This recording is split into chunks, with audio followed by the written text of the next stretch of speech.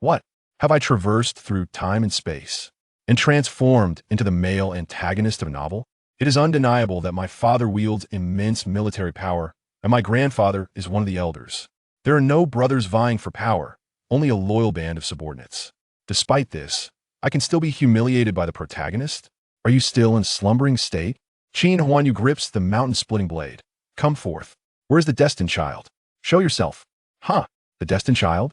I am precisely the one who shall confront you, the so-called destined child. Chapter 1. I have inexplicably become the antagonist, a wealthy second-generation heir. In the depths of the shadowy night, several off-road vehicles lie concealed in darkness, racing along a secluded path. A torrential downpour descends, battering against the car windows with a resounding thud. At the edge of the night sky, a flash of lightning suddenly illuminates the scene. Boom! A deafening thunderclap erupts. Qin Huanyu sits in the back seat, his gaze vacant as he stares out the window. Beside him, a muscular man occupies the passenger seat, his face adorned with a thick beard, dressed in a sharply tailored suit, and sporting a pair of sunglasses. At this moment, the burly man sets down his phone and slightly tilts his head. Young master, the bodyguards of Miss Ling have been dealt with. As he speaks, he hands over a tablet. Qin Huanyu instinctively accepts it. A video is playing on the screen. In it, several men, similarly clad in suits, are tightly bound and lying on the ground, struggling incessantly. Two sharp blades pierce through their shoulder blades. The individual filming seems to have toyed with them for quite some time, but ultimately loses patience. With a swift motion, he slashes across the throats of the bound men. Splatter. Blood sprays across the ground. With their hands and feet restrained, they can only helplessly writhe on the ground, resembling dying dogs. Desperate gasps escape their lips, their wide eyes filled with helplessness and terror, fixated on the lens, capturing their demise. Qin Huanyu feels a shiver run down his spine. His right hand trembles uncontrollably as he hastily closes the tablet and tosses it aside. Inside, he feels a profound discomfort, akin to a dog being struck. He recalls that just a moment ago, he was nestled in bed, engrossed in a novel. Suddenly, thunder crashes from the heavens. When he regains his senses, he finds himself in this vehicle. He has traversed time. And furthermore, how could he possibly end up in the very novel he was reading? The name Qin Huanyu is one he knows better than anyone else. He is unmistakably the ultimate antagonist in the story, endowed with an extraordinarily formidable background. The vast Qin family has been passed down through 3 generations with only one heir. His father commands military authority, while his mother is the legitimate daughter of the Zhao family, cherished by the venerable Zhao elder and her 2 uncles. Among the 4 great families of the capital, Zhao, Qian, Sun, and Li, the Zhao family stands in the highest esteem. Moreover, his grandfather is one of the elders of the entire Qin clan. With such an expansive background, what fate awaits Qin Huanyu? His father perishes on the battlefield. His grandfather is impeached. The Zhao family fares better, merely facing ruin and scattering abroad. And all of this is the doing of the male protagonist in the novel. In the original text, the destined child is named Lu Chun. According to the author's rather pedestrian portrayal, he is somewhat unattractive. However, he possesses the aura of a protagonist. In a small mountain village, he befriended a mysterious sage, acquiring immensely powerful skills. Upon arriving in the city, various intelligent yet naive heroines flock to him. The antagonists appear to have their intellect diminished to the negative. Instead of annihilating him before he gains power, they resort to absurdity, akin to the tale of the Calabash brothers rescuing their grandfather, each one stepping forth to offer themselves. As time progresses, Lu Chun ultimately evolves into a formidable boss, amassing enough strength to even topple the Qin family. Contemplating this, a hint of melancholy washes over Qin Huanyu's face. When he previously indulged in the novel, he found it utterly captivating. Yet, he never anticipated that the drama would unfold in his own life. Now, he has become the male antagonist, and the character within the story, who faces destruction and death abroad, is none other than himself. His sole advantage at present lies in his omniscient understanding of a narrative, possessing knowledge of all future plot developments. He has perused that novel repeatedly, more than a dozen times, delving into the identities, backgrounds, and even the peculiarities of each female protagonist. No one comprehends it better than he does. Observing the current circumstances around him, the original leading lady of the story, the princess of the Jiangshang Ling family, Ling Qinxue, has already been abducted by him. His purpose for this journey is to orchestrate her fate. However, the original host, Qin Huanyu, was somewhat lacking in finesse. Ling Qianxue merely submitted to a moment of soft persuasion, presenting a facade of tearful despair, and, astonishingly, was released just like that. It was also due to this abduction incident that Ling Qianxue's father, Ling Zhong, summoned Lu Chun into the Ling family. To put it plainly, had it not been for him, Lu Chun might not have arrived in Jiangxing so swiftly, and the plot would not have unfolded as it did. Qin Huanyu, who is undeniably a top-tier prince, has been rendered a fool under the quill of that incompetent author. As a prominent young master, he insists on transforming into a sycophant. Subsequently, when confronted with Lu Chun, he engages in various mindless antics, attempting to play the role of a cunning fox. Yet each time, he is met with a humiliating rebuttal from Lu Chun. This is merely the tip of the iceberg. After being publicly humiliated, he shamelessly pursues Ling Qianxue. My friend, do you not comprehend the true worth of a prince? How could he possibly be appended by such a rustic simpleton? Once you reveal your identity, the entirety of Jiangxing shall tremble in fear. Must you personally handle a mere Lu Chun? Since his return from the mountains, Lu Chun has proclaimed himself a paragon of both medicine and martial prowess, standing proud amidst the heavens.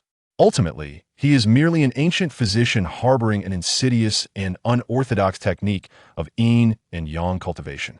This explains why, within the original narrative, Lu Chun incessantly accumulates female companions. These women enable him to slowly develop his power.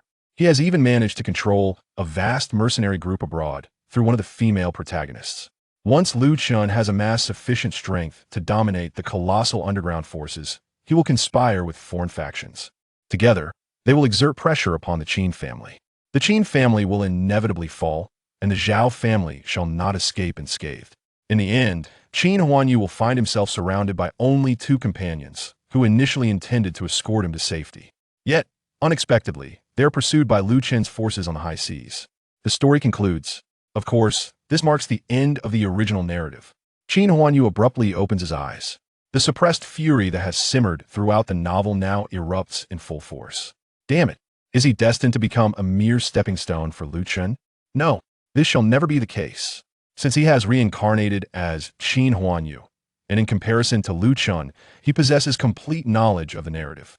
If he cannot vanquish Lu Chun, he can only blame his own foolishness. It is no wonder he is destined to be toyed with. What is it but the fate of the Chosen One? He has traversed into this world. Who can truly claim to be the Chosen One? Moreover, the plot has yet to fully unfold. He still has ample time to prepare. Even without a system, he can undoubtedly manipulate Lu Chun with finesse. At this moment, the aura surrounding Qin Huanyu sharpens once more. He picks up the tablet again, reopening the video. Though his hand still trembles slightly, his gaze is resolutely steadfast. Chapter 2. The Self-Cultivation of a Villain. Lazy, Qin Huanyu suddenly called out. The burly man in the passenger seat was, indeed, the bodyguard who had accompanied him until the very end in the original narrative. He returned the tablet to Lazy. Delete the video. Understood, young master. Suddenly, Lazy's eyes widened. Disbelief etched across his face. He had initially assumed that the young master wanted him to distribute the video. To whom? Naturally, to Ling Qianxue's parents. In the original story, Qin Huanyu had acted in precisely this manner. Upon witnessing the video, Ling Qianxue's father, Ling Zhong, turned ashen. He promptly reported the incident to the Jiangxing Police Department. Alas, Lazy had already taken care of everything. Upon learning that it was the young lady from the Ling family who was involved, the authorities immediately shirked responsibility. Their words conveyed a singular message. This matter is beyond our jurisdiction. Following this, Ling's father sought assistance from an old friend to extricate Lu Chun from the depths of the mountains. True to the young master's usual character, even if he did not intend to show the video to the Ling family, he would not easily delete it. There might be future uses for it.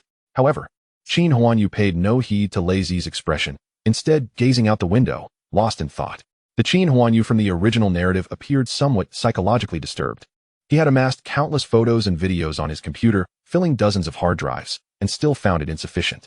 Of course, the villain's intelligence had also diminished at this moment. Who, in their right mind, would meticulously document every misdeed they committed? It was as if one were a young girl scribbling in a diary. Moreover, Qin Huanyu seemed to be excessively arrogant, leaving everything in plain sight. When Lu Chun eventually encountered the subsequent plot, he would come across the international hacker Heroine, who would obtain all of this information. If the Qin family were powerful enough, Releasing such evidence might affect Qin Huanyu, yet they would ultimately find a way to suppress it. However, in the end, after the Qin family's elders stepped down and Qin Jin fell in battle, the Zhao family alone could not withstand such immense pressure. These pieces of evidence would become one of the straws that broke Qin Huanyu's back. Once today's events concluded, he would undoubtedly ensure that everything was thoroughly cleaned up upon his return. Anyone who had come into contact with those matters would be disposed of by Lei Zi if possible. In this world, the most effective secret keepers are the deceased. No one could predict when that hacker would strike. At that moment, Lei Zi, seated in front, snapped back to reality. The young master's orders were such that even if it meant confronting death, he would lead the charge. He reached out, clicked on the video, and deleted it entirely. He also informed the other team to eliminate all backups of the video. Suddenly, a peculiar sound echoed in Qin Huanyu's mind. Ding. Detected that the host has deleted the video, slightly altering the plot's trajectory. Acquired 800 villain points. A system? He had assumed that upon becoming a villain, he would no longer awaken any systems. To his surprise, a glimmer of hope resurfaced. Ahem. More or less that sentiment. A strange light flickered in Qin Huanyu's eyes. Even without the system, he was confident in his understanding of the plot, ensuring that he could manipulate Lu Qin thoroughly. Now that the system had awakened, it was merely an added bonus. He once again examined the system in his mind and gleaned some insights. It turned out that this system had actually existed from the beginning. It merely required a catalyst to awaken fully. In the original narrative, the video was sent to the Ling family to intimidate them, ultimately propelling the plot forward. But now, with the video completely eradicated, the system began to activate due to the altered storyline. This indicated that as long as Qin Huanyu endeavored to modify the plot in the ensuing events, he would earn rewards and villain points. These points could be exchanged for various items in the marketplace. How intriguing. Qin Huanyu gently closed his eyes. Moreover, this system offered daily functions akin to check-ins, yielding an array of rewards. He had initially contemplated sending someone into the mountains to eliminate Lu Qin before his arrival. However, now that the system had emerged, that notion was swiftly suppressed. The original plot revolved entirely around Lu Qin. If Lu Qin were to perish, it was likely that subsequent events would be forcibly rewritten, shattering his aspirations of accruing villain points. Furthermore, Lu Qin had a mysterious master. Even in the original narrative, the occurrences involving him were rather sparse. Sending few people might prove ineffective, while sending many could arouse suspicion. It would be wiser to bide his time and accumulate villain points for himself. Simultaneously, while the plot had yet to unfold, he could prepare in advance. At the very least, he could harvest a wave of villain points from the soon-to-meet Ling Qianxue. Young master, everything has been cleared up. Young master, we have arrived. Lei Zi's voice rang out once more. In the back seat, Qin Huanyu opened his eyes, gazing at the dilapidated factory outside. At this moment, his life would be rewritten. The group sequentially exited the vehicle. Accompanied by several bodyguards, Qin Huanyu approached the factory's entrance. 3 individuals approached him, bowing deeply before him. Young Master Qin, you have arrived. The individuals have already been brought in accordance with your instructions and are currently restrained inside. Qin Huanyu regarded them. These 3 were not his subordinates. They were merely individuals Lei Zi had hastily recruited to abduct Ling Qianxue. In the original narrative, these 3 would later engage in human trafficking, ultimately being exposed by Lu Qin, which caused him considerable trouble. Qin Huanyu's gaze flickered. He smiled at the 3 men. Thank you for your efforts. You may leave now. The 3 burly men wore ingratiating smiles as they bowed once more. Lei Zi stood nearby, observing the smile on Qin Huanyu's face, and thought to himself, today, the young master seems somewhat peculiar. In the past, he would have dismissed these individuals entirely. Given their status, they didn't even possess the right to converse with him. Why is the young master treating them with such kindness? Could it be that he's in a good mood because of Miss Ling? In the next moment, as the 3 figures began to distance themselves, the smile on Qin Huanyu's face vanished swiftly, replaced by a cold smirk. He narrowed his eyes. Lei Zi, take care of those 3. I do not wish for today's events to become known to more people. Lei Zi's expression suddenly froze, and he nodded silently. Qin Huanyu knew he was not a good person. However, he was not a scoundrel, at least not in relation to those human traffickers. They were hardly deserving of the title of human beings. Moreover, the existence of these 3 would only bring him trouble. The nature of mankind is inherently malicious, merely ensnared within a cage. However, with his identity, he no longer required that confinement to bind himself. As a villain, one must possess the awareness befitting of such a role. Whether he was regarded as good or evil was of no concern to him. Let others judge. You handle it yourself, and do it cleanly, Qin Huanyu stated with a chilling tone before stepping into the factory. Chapter 3, a performance lacking brilliance. Ding. A slight alteration in the plot detected. Villain points gained. 1,500. As he ventured deeper into the factory, the system chimed with its notification. Not too shabby. This was nearly double the villain points he had received from the recently deleted video. However, upon glancing at the system's exchange shop, he found only useless snacks like sunflower seeds, peanuts, and bottled water. The cheapest item, a micro-invisible camera, required at least 500 villain points. He had barely accumulated over 2,000 points thus far. It was imperative to diligently earn more villain points. As for the three individuals from earlier, Qin Huanyu dismissed them from his thoughts entirely. They were mere inconsequential supporting characters, unworthy of his attention. The true prize within the factory lay with that individual, who represented a significant opportunity for amassing villain points. Bang! A resounding crash echoed through the room, followed by a furious outburst. What do you intend to do by bringing me here? How much do you want? Just name a figure. The Ling family can undoubtedly meet your demands. Undoubtedly. She was the formidable female protagonist of a novel. In the face of this dire situation, she exhibited a commendable composure. A smile crept across Qin Huanyu's face.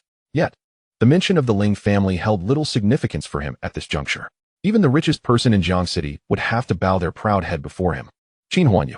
Nonetheless, while he may not regard them highly, for Lu Chun, the Ling family was his starting point for ascendance. To seize control of the Ling family, the key lay with Ling Qinxue. Moreover, from his memories, Ling Qinxue, as the leading lady, was indeed a striking beauty. She certainly could not be allowed to fall into someone else's hands. He suppressed the smile on his face as he and Lei Zi entered the room. What greeted them was a lavish bed positioned at the center of the room.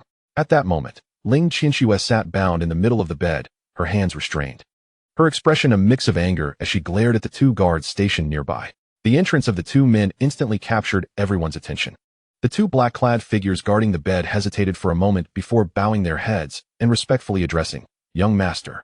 Qin Huanyu nodded in acknowledgement. He was unsure of the exact number of individuals in his protective entourage, but he knew that they had all been personally selected by his mother. In the Kyoto war zone, leveraging the identity of the marshal's wife, she had meticulously filtered out the elite soldiers. Lei Zi, as the squad leader, commanded them all. Although in Xia country, Qin Huanyu's status was supreme, there would inevitably be those who failed to recognize their good fortune and would dare to act against him. The original body had no means of self-defense. Thus, the size of this bodyguard team had unintentionally grown rather large. This should be quite reasonable, right? Thank you for your hard work. Qin Huanyu wore a gentle smile as he nodded at the two men. You may leave now. This month's bonus will be an additional 100,000 for each of you. The previous image of the original owner had nearly collapsed beyond repair. Even those on his side had been subjected to relentless scolding, and anyone who displeased him risked being cast into the river. Such a high-pressure environment would inevitably lead to discontent brewing within. Seizing the opportunity before the plot truly commenced, he aimed to mend his image during this period. As the saying goes, to repel external threats, one must first stabilize internal affairs. At the very least, he sought to eliminate all destabilizing elements around him. This would afford him more time to prepare delightful surprises for the forthcoming Lu Chun.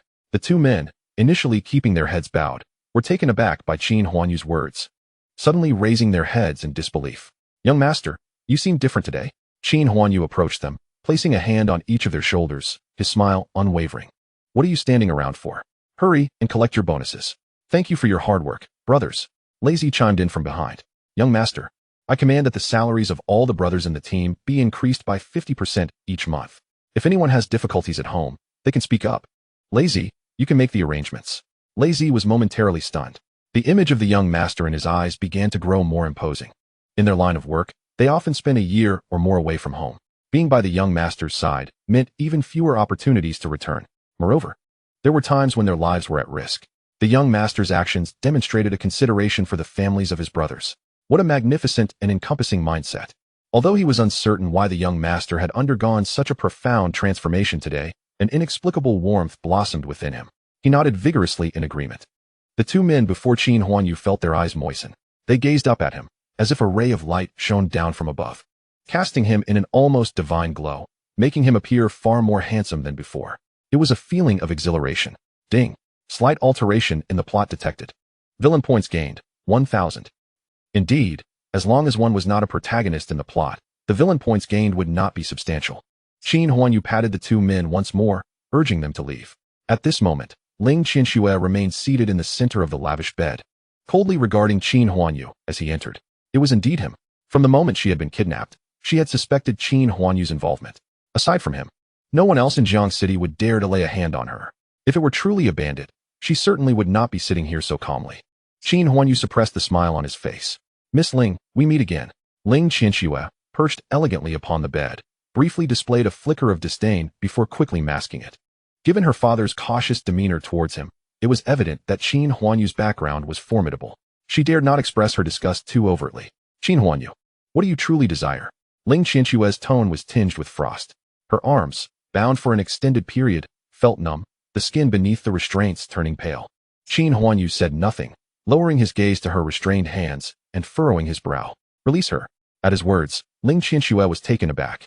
Yet, Lei Zi stepped forward, gripping the knot binding her hands.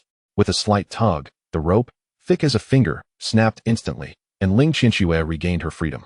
She raised her gaze to Qin Huanyu, noticing his eyes lingering on her wrists. Was there a glimmer of sympathy and regret? As Qin Huanyu reached out, Ling Qianxue instinctively recoiled, ignoring the discomfort in her arms, retreating hastily. Observing this, Qin Huanyu's movements came to a halt once more. A hint of resignation graced his face as he smiled. Forget it, whatever I say now, you wouldn't believe me anyway. Qin Huanyu shook his head. You should head back. I've arranged for someone at the entrance to ensure your safe return to the Ling family. At that moment, Ling Qianxue leaned against the wall, her expression frozen in astonishment. Let her leave? Without doing anything, he simply let her go? What did he mean by saying he wouldn't believe her? Was there something more to this matter? A myriad of thoughts flashed through Ling Qianxue's mind. Yet, Qin Huanyu did not allow her to ponder for long. With a slight frown, he remarked, today's events were entirely a misunderstanding, so do not overthink it. I will clarify everything with the Ling family when I have the chance. With that, he gestured to Lei Zi, and the two turned to exit the room. In the open doorway, Ling Qianxue sat dazed on the bed, her gaze vacant as she stared in the direction of Qin Huanyu's departure, her thoughts swirling in her mind. Meanwhile, Qin Huanyu, gradually moving farther away, cast a glance back, the corners of his mouth curling in disdain. The performance he just delivered should be enough to merit at least a Golden Horse Award. After all, he was still quite young. Those who pride themselves on their cleverness often overanalyze the words of others. Regardless of Ling Qianxue's musings, he would incur no loss. Even if he did not succeed, Lu Chun would still arrive in Jiangqing. It was merely the normal unfolding of the plot. Let him come. Chapter 4. I am destined to confront the child of fate. Once back in the car, Qin Huanyu glanced once more at the factory exit. Ling Qianxue had yet to appear. She was likely still mulling over his words. He instructed Lei Zi to keep a vehicle here and arranged for a subordinate to wait, providing additional instructions. Once all tasks were complete, the convoy set off again toward Jiangqing. Throughout the journey, Lei Zi seemed hesitant to speak, but ultimately refrained. Just yesterday, the young master had been fervently intent on courting Ling Qianxue, even going so far as to have Lei Zi scout the city lord's domain to ensure that all police stations in Jiangqing were secured, to prevent the Ling family from discovering and disrupting his plans. Yet today, with the opportunity laid before him, the young master had chosen to abandon it without a trace of reluctance. Lei Zi found it hard to comprehend.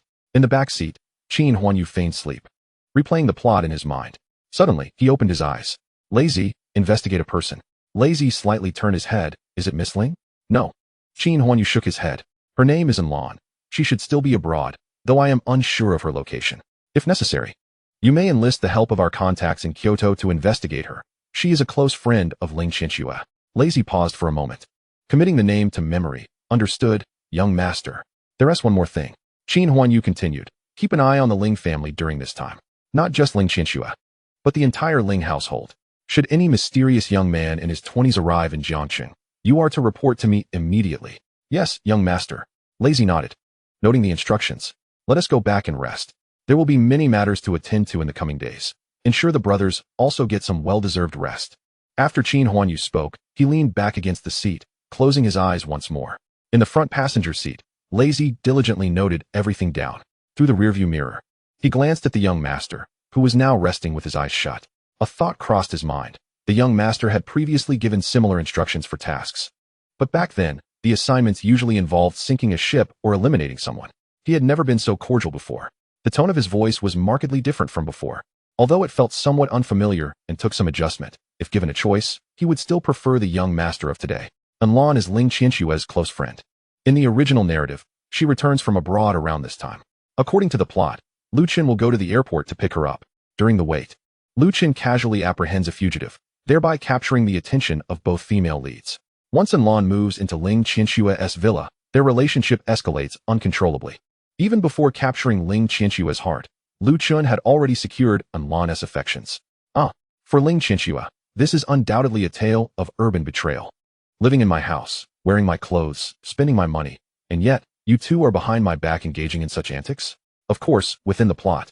Ling Qianxue remains oblivious to their secret until later, when it is revealed, by which time Lu Chun has already amassed considerable power. However, unbeknownst to all, Anlan's background is not inferior to that of the Ling family. In fact, in certain respects, her lineage rivals that of the Qin family. Anlan's brother, An, is one of the 7 leaders of the world's premier mercenary group, possessing immense power.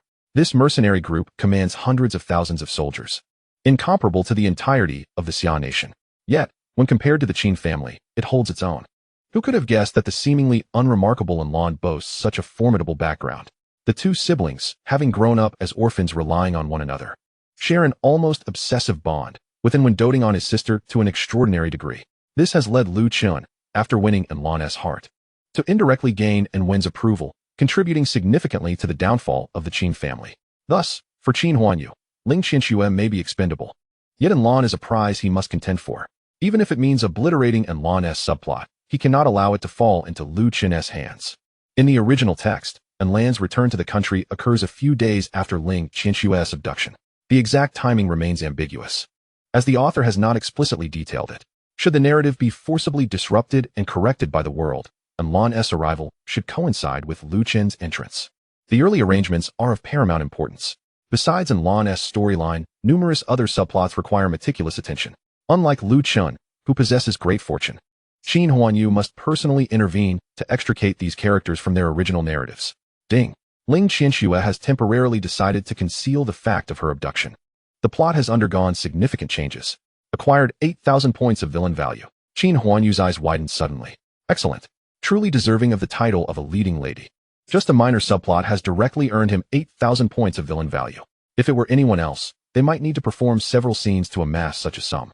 At this moment, the convoy had gradually entered the city, the traffic increasing steadily.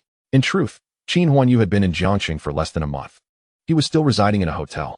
Meanwhile, Lei Zi and the others had purchased several small houses for the team to reside in, occasionally executing a few tasks. Yet, Qin Huanyu had initially believed he would not be staying long in Jiangxing. Little did he know that he would be ensnared by Ling Qianxue, binding him to this city. Ultimately, it was due to Ling Qianxue that the final outcome transpired. Beep, beep. Soon, the group returned to the hotel. The imposing, jet-black vehicle was splattered with mud and grime. Yet, the hotel doorman did not dare to be negligent. This esteemed guest had been residing in their establishment for nearly a month, having secured the entire luxurious presidential suite on the top floor. This convoy was indeed the transportation of that distinguished individual. Qin Huanyu paid no heed to others, and under Lei Zi's escort, made his way directly to the penthouse. As the elevator doors opened, he beheld a realm that was entirely his.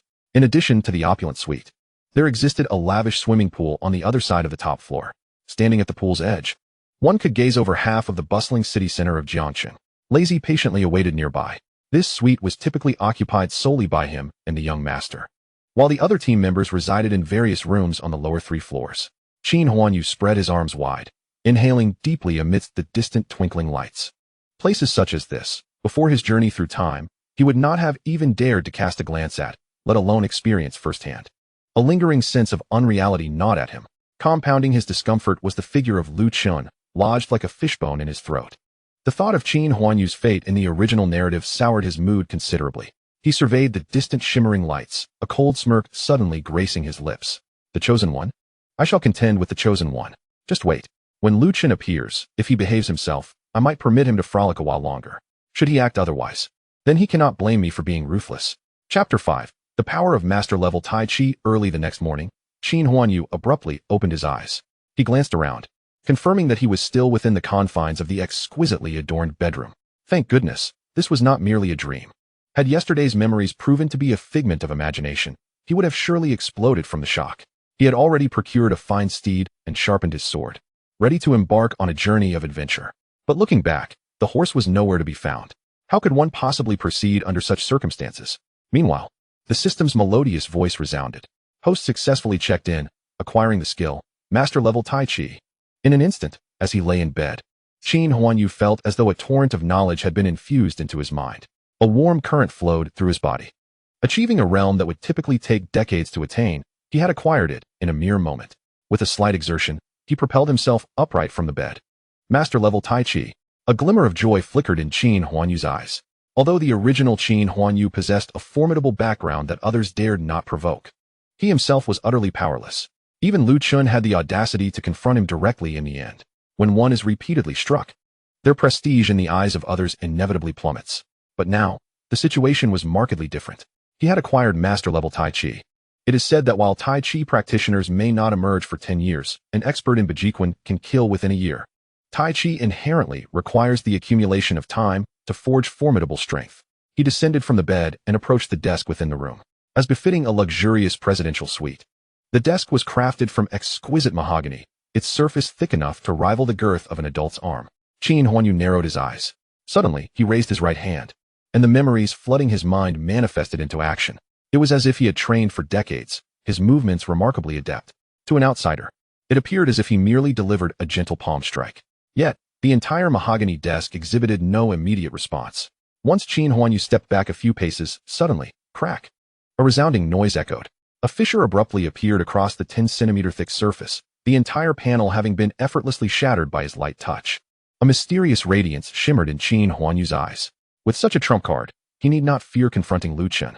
Tai Chi emphasizes defense and counterattack, allowing the weak to triumph over the strong. Even in Lazy's absence, standing alone against Lu Chun would not place him at a disadvantage. Naturally, he had no intention of revealing this secret. Stealthily advancing, nurturing his strength gradually, was the path to victory. Those who boast openly tend to meet their demise within mere chapters of the narrative. Moreover, given his status, it was hardly fitting for him to engage in a one-on-one brawl with Lu Chun. With so many bodyguards at his side, it would be a waste not to utilize them. Knock, knock, knock. A series of urgent knocks rang out. Young master, are you all right? I just heard a loud noise. Lazy's voice came through, tinged with concern. Qin Huanyu retracted his aura, surveying the room. Aside from the damaged desk, there were no visible anomalies. He approached the door and opened it. Lazy rushed in, his expression suddenly halting as he fixed his gaze upon the mahogany desk. At that moment, the surface bore a glaring palm imprint, and the entire top had cracked, a fissure extending from the imprint and nearly causing the desk to collapse entirely. Young master, the desk, it's broken. Shall I summon someone to replace it? Qin Huanyu's expression remained unchanged as he replied coolly. Lazy's face bore a hint of hesitation. He could certainly see that the desk was damaged. However, the crucial question remained. How had it been broken? It appeared as if someone had struck it with great force. Never mind, as long as the young master was unharmed. The rest was inconsequential. Lazy nodded, then continued. By the way, young master, Sister Mu is waiting outside. Shall I invite her in? Sister Mu? Qin Huanyu paused for a moment, and the plot unfolded once more in his mind. It was Mu Qiushuang. In the original narrative, Mu Qiushuang served as Qin Huanyu's personal steward, managing his company and attending to his daily life. She had only recently arrived in Jiangxing from Kyoto, marking the beginning of the ensuing storyline. Moreover, Mu Qiushuang would accompany Qin Huanyu until the very end, only departing for Lu Chun after the news of Qin Huanyu's demise reached her. However, Qin Huanyu understood that Mu Qiushuang had never truly betrayed him. Her allegiance to Lu Chun was solely to seek vengeance on his behalf. Yet, as the male protagonist, Lu Chun was shrouded in the protective aura of the author. Ultimately discovering her intentions, it was said that he sent her abroad to a remote and desolate tribe in North Africa. The fate of a vulnerable woman dispatched to such a place was almost too grim to contemplate. Bang! Qin Huanyu suddenly slammed his hand on the desk. The already precarious desk could no longer bear the strain, shattering into several pieces that fell to the ground. Lazy, standing by, felt his heart racing. Phew! Qin Huanyu shifted his tone, suppressing the murderous intent that lingered within him. Concurrently, he felt an increase in compassion and pity for Mu Qiushuang. Although the narrative had yet to unfold, he had already silently noted this debt in his heart. Qin Huanyu waved his hand and instructed, bring her in first. Then prepare the car. We shall be leaving shortly. Understood, young master. Lazy exhaled in relief and hastily exited. A short while later, the elevator outside the suite reopened. Lazy emerged, followed by a tall girl. Standing at nearly 2 meters, Lazy was a striking figure, while the girl, barefoot, managed to reach his shoulders.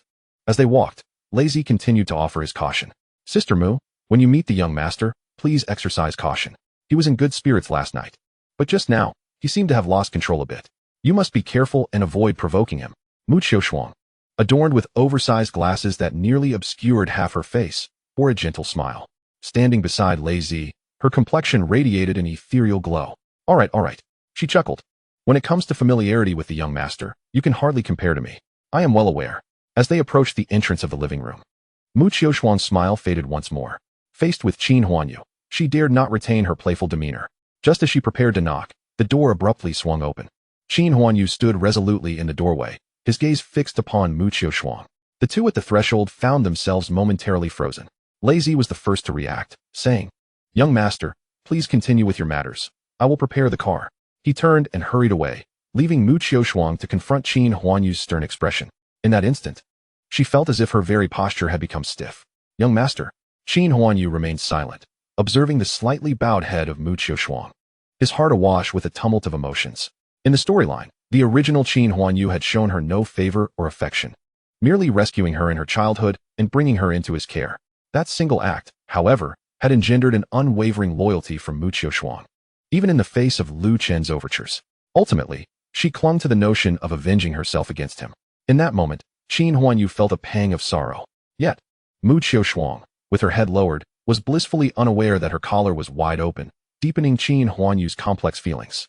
He genuinely felt for her, but alas, she had grown far too voluptuous. Qin Huanyu swallowed hard. "Come in."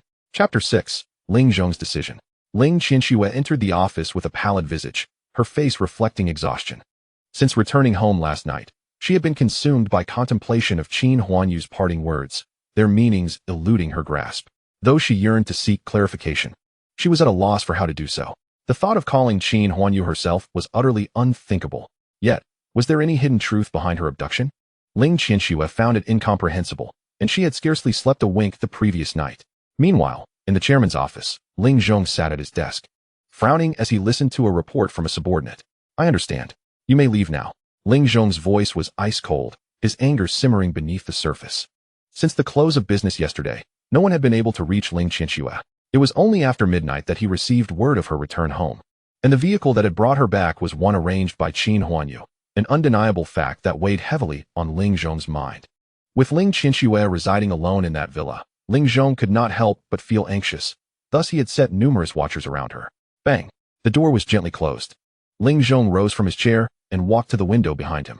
He had founded the Qianxue Heroine brand, specializing in women's cosmetics, even naming the company after Ling Qianxue herself, a testament to her irreplaceable status in his heart. Yet that Qin Huanyu dared to act in such a manner. Ling Zhong gazed out at the bustling Jiancheng, his right fist clenched tightly as waves of fury surged within him. Returning to his desk, he opened the right-hand drawer and retrieved an old-fashioned mobile phone. The contact list contained only a single entry, labeled Old Friend. He dialed directly. "Hello, it's me, Ling Zhong. Didn't you previously mention that your disciple was invincible?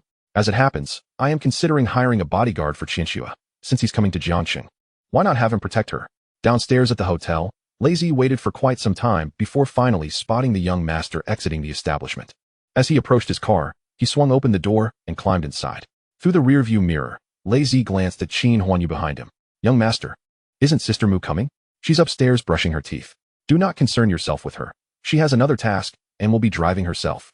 Qin Huanyu snapped, his countenance brightening with a luster of vitality. He felt invigorated, his mood markedly improved. "Ding. Congratulations, host, for acquiring 1314 points of villain value. What does this number signify? Is the system playing tricks on me?" Lei Zi dared not inquire further and hastily started the vehicle, gradually departing from the hotel. "Oh, Lei Zi." From the back seat, Qin Huanyu concealed his tumultuous emotions and suddenly asked, "Have you made any progress on those individuals I asked you to investigate yesterday?"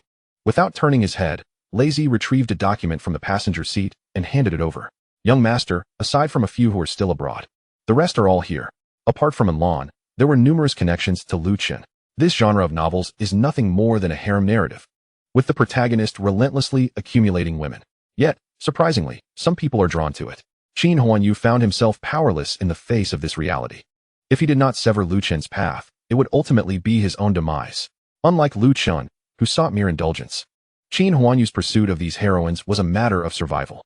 In truth, he had always considered himself a devoted and pure-hearted individual, adhering to the ideal of lifelong commitment. Alas, for the sake of his life, he had no choice but to become a philanderer. Sigh. As Lei Zi drove, he stole a glance in the rearview mirror, noting that Qin Huanyu's lips were stretched into a grin that nearly reached his ears, prompting him to quickly avert his gaze. Opening the document, he perused its contents. Upon returning the previous night, Qin Huanyu had searched his memories and compiled a list of the heroines who had appeared earlier, handing it to Lei Zi to investigate using the resources of the Qin family. With the exception of a few individuals abroad, all others were detailed in the document. Thanks to the Qin family's methods, every bit of information regarding these individuals had been thoroughly uncovered. With a snap, he closed the document and tossed it back to the front. Keep this file safe. Do not let anyone else see it. Understood, young master. Lei Zi responded affirmatively. Half an hour later, he parked the car slowly in front of a hot pot restaurant. Today, Qin Huanyu had only brought Lei Zi along, leaving the other team members at the hotel to await their return. At first glance, this appeared to be an ordinary hot pot establishment. However, beneath the surface, it was indeed a hot pot restaurant, but its proprietor was anything but ordinary. This was one of the fortuitous encounters that the protagonist, Lu Chun, would experience once the plot commenced. Of course, Lei Zi was entirely oblivious to this. As they stepped out of the car, and Lei Zi noticed the young master fixated on the entrance, he felt a twinge of confusion. Even if the young master craved hot pot, this was hardly the right venue. The establishment appeared exceedingly dilapidated, with discarded tables and chairs strewn about, and the walls were marred with grime. Outside the hot pot restaurant, a few burly men stood, their clothes stained, squatting and chatting while smoking. After a moment's observation, Qin Huanyu strode towards the entrance, with Lei Zi closely trailing behind him. The group of men quickly became aware of the approaching duo. Their 5 or 6 pairs of eyes fixated on them, the smiles fading from their faces, replaced by a vigilant demeanor. Though their physiques were already quite robust, they seemed somewhat undernourished in comparison to Lei Zi. Particularly, the young man at the forefront exuded an unusually powerful aura, one they had only witnessed emanating from their own leader. Standing at the doorway, peering inside, they found the interior dimly lit, devoid of illumination. The burly men discarded their cigarettes and converged towards them, blocking Qin Huanyu's view of the interior. Lei Zi moved up alongside him, his expression growing noticeably somber. "Gentlemen, do you have business with us?" One of the hulking men inquired coldly, fixing his gaze on the pair. Qin Huanyu averted his gaze, turning to face those obstructing him, a smile suddenly gracing his features. "What is this? No business being conducted? I merely wish to enjoy a hot pot. Am I not permitted to enter?" The man who had spoken earlier maintained a stoic expression. "Apologies, brother, but we are not open for business today. You might want to inquire at that establishment over there." He gestured towards another hot pot restaurant in the distance. Qin Huanyu chuckled derisively. In the later chapters of the original narrative, Lu Chen wielded control over half of the underground forces in the Xia Kingdom. The supporting character who aided him in commanding these individuals was nestled within this hot pot restaurant. Of course, that individual was still merely a minor player in Jiangxing at this moment. His purpose for coming here was to recruit this person into his fold before the plot unfolded. Whether or not he would allow events to transpire as per the original storyline was a matter for later, entirely dependent on his whims. Initially, he had been in a jovial mood, considering a bit of playful banter, but upon reflection, he remembered his role as the antagonist. An antagonist must embody the essence of villainy. Qin Huanyu reached out, lightly tapping the face of the man blocking him twice. His tone grew darker. "Be good. Before I lose my temper, summon Su Qingwei to meet me." Chapter 7. You don't think he could take on 20 men single-handedly, do you? With a swift kick, Lei Zi struck the last of the burly men on the forearm, twisting it at an agonizing angle. A piercing scream echoed through the otherwise tranquil street. The surrounding shopkeepers, evidently aware of the hot pot restaurant's true nature, dared not linger as the confrontation ensued, hastily closing their doors. In less than a minute, all 6 men lay groaning on the ground, with 2 unfortunate souls lying in a corner, their eyes eerily glazed over, silent. Exhaling a plume of smoke, Qin Huanyu remained seated inside the restaurant. Lei Zi returned. "Young master, the situation has been resolved. What shall we do next?" These men, despite their imposing physiques, were rather inconsequential. With Lei Zi's prowess, he could easily dispatch 3 or 4 of them, even if they were part of the bodyguard team. These hulking figures were merely a trifling nuisance. Qin Huanyu gestured for him to sit. Although the skirmish had been brief, the cries of the injured had surely alerted those in the back, who were now preparing for a confrontation. As anticipated, before he could finish his cigarette, a horde of burly men rushed out from the kitchen. Each donned black vests, their muscular forms exposed. Lei Zi had barely settled when he sprang to his feet again, positioning himself in front of Qin Huanyu. "What is going on? Hey Zi, are you alright? Who are these 2? Attack!" Shouts rang out. The crowd surrounded their table, each face a mask of seething anger. Faced with such a multitude, Lei Zi felt a twinge of apprehension. He was not afraid, but rather concerned that if a true brawl erupted, his fists might inadvertently harm the young master. Tension coursed through him as he held his ground, reluctant to strike first. Yet, Qin Huanyu remained calm, finishing his last puff of smoke. He tossed the cigarette butt to the ground, crushing it underfoot, and slowly rose, surveying the encircling throng with an expression of indifference. I said, "Summon Su Qingwei to meet me. Where is he?" His serene demeanor caused a ripple of uncertainty among the gathered crowd. Just then, footsteps echoed from beyond. A figure clad in a floral shirt parted the throng, donning sunglasses as he entered. Appearing to be in his 20s, his hair dyed a striking blonde, he approached the table and seated himself without ceremony. Upon seeing this individual, Qin Huanyu's eyes gleamed with recognition. This was indeed the one. In the original story, he was one of Lu Qin's greatest allies, destined to dominate the underworld of the Xia kingdom. His appearance matched the description in the novel to the letter. At merely 25 or 26, he commanded hundreds of subordinates, reflecting his formidable capability. As the crowd encircled him, upon noticing him take his seat, they instantly straightened, bowing respectfully and exclaiming in unison, "Greetings, 13th Master." The 13th Master, however, paid no heed to Qin Huanyu and instead extracted a cigarette, striking a match with a snap. "So, you wish to meet me?" His voice was icy as he removed his sunglasses, his gaze piercing into Qin Huanyu. Before Qin Huanyu could respond, the 13th Master glanced at the moaning figures on the ground, a glint of malice flickering in his eyes. "Regardless of the circumstances, you have injured my men. We must discuss this matter." Qin Huanyu regarded him quietly before breaking into a light chuckle, shaking his head. He too took a seat, producing a cigarette and lighting it. He casually placed the cigarette case on the table, facing the 13th Master across from him. In all his years, Qin Huanyu had never encountered anyone who dared to speak to him in such a manner. Their gazes intertwined in the air. The 13th Master furrowed his brow, surveying the surrounding crowd. "What are you all standing around for? Enjoying the show?" The crowd jolted at his shout, exchanging glances before quickly regaining their composure. They raised their clubs and surged forward together. At this moment, Qin Huanyu's expression remained unchanged. His gaze was serene as it settled upon 13th Master.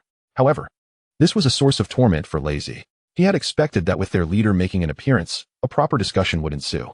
To his dismay, a disagreement arose, and they were poised to engage in combat once again. Fortunately, the crowd gathered around, consciously avoiding Qin Huanyu's vicinity. Lazy found himself encircled by nearly 20 men. Enduring their assault, Lazy, Qin Huanyu suddenly spoke. "Wrap it up quickly. The noise is giving me a headache." Upon hearing his words, a sardonic smile flared on 13th Master's face. He cast a disdainful glance at Lazy, who was besieged by the throng, and remarked, "Little brother, it seems you are a tad overconfident. Do you truly believe that he alone can take on more than 20 of us?" Suddenly, 13th Master's subsequent words were stifled. His gaze fell upon the unassuming cigarette case resting on the table before Qin Huanyu. The case appeared exceedingly ordinary, entirely white with no markings. A common observer would assume it to be counterfeit. Yet, 13th Master was different. Having followed Boss Luo for many years, he had established some connections within the upper echelons of Jiangxing. He had only encountered such a cigarette case once throughout the years. That solitary instance was on the table of the city lord of Jiangxing, an exact replica of this one. In an instant, it felt as though a bucket of ice water had been poured over him. 13th Master was left momentarily stunned. Noticing his fixation, Qin Huanyu reached for the cigarette case and tossed it toward him. "Care for a smoke?" Awakening from his stupor, 13th Master hastily caught the case, placing it cautiously on the table. Amidst the crowd, cries of anguish echoed. Lazy, clad in a dark green shirt, bore visible sweat stains on his back, though they were not too pronounced. Yet, of the 20 robust men, only a scant few remained standing. Lazy's right hand was firmly gripping the nape of one assailant. Finally warmed up, Lazy's body began to heat up as well. Seizing the man's arm, he applied pressure to the joint with swift force. A sharp crack resonated through the air. 13th Master's body jolted violently.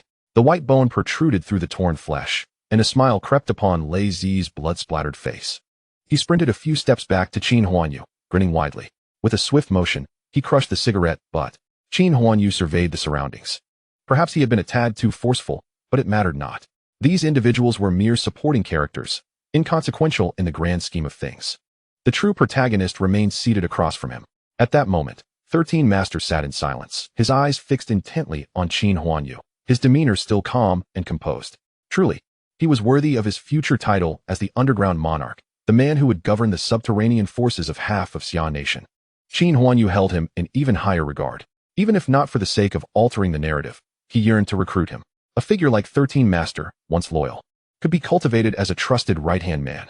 With the resources of the Qin family at his disposal, Wouldn't his path be brighter than following Lu Qin? Chapter 8. The villain's value soars at this very moment. 13 Master sat in his chair, his back drenched in cold sweat. He gazed at Qin Huanyu, a flicker of fear flashing in his eyes, his lips trembling slightly. Who exactly are you? Qin Huanyu chuckled softly. Allow me to introduce myself. My name is Qin Huanyu. Noting 13 Master's frown, he continued, You may not recognize me, but that is of little concern. You have undoubtedly heard of Qin Jin. He is my father.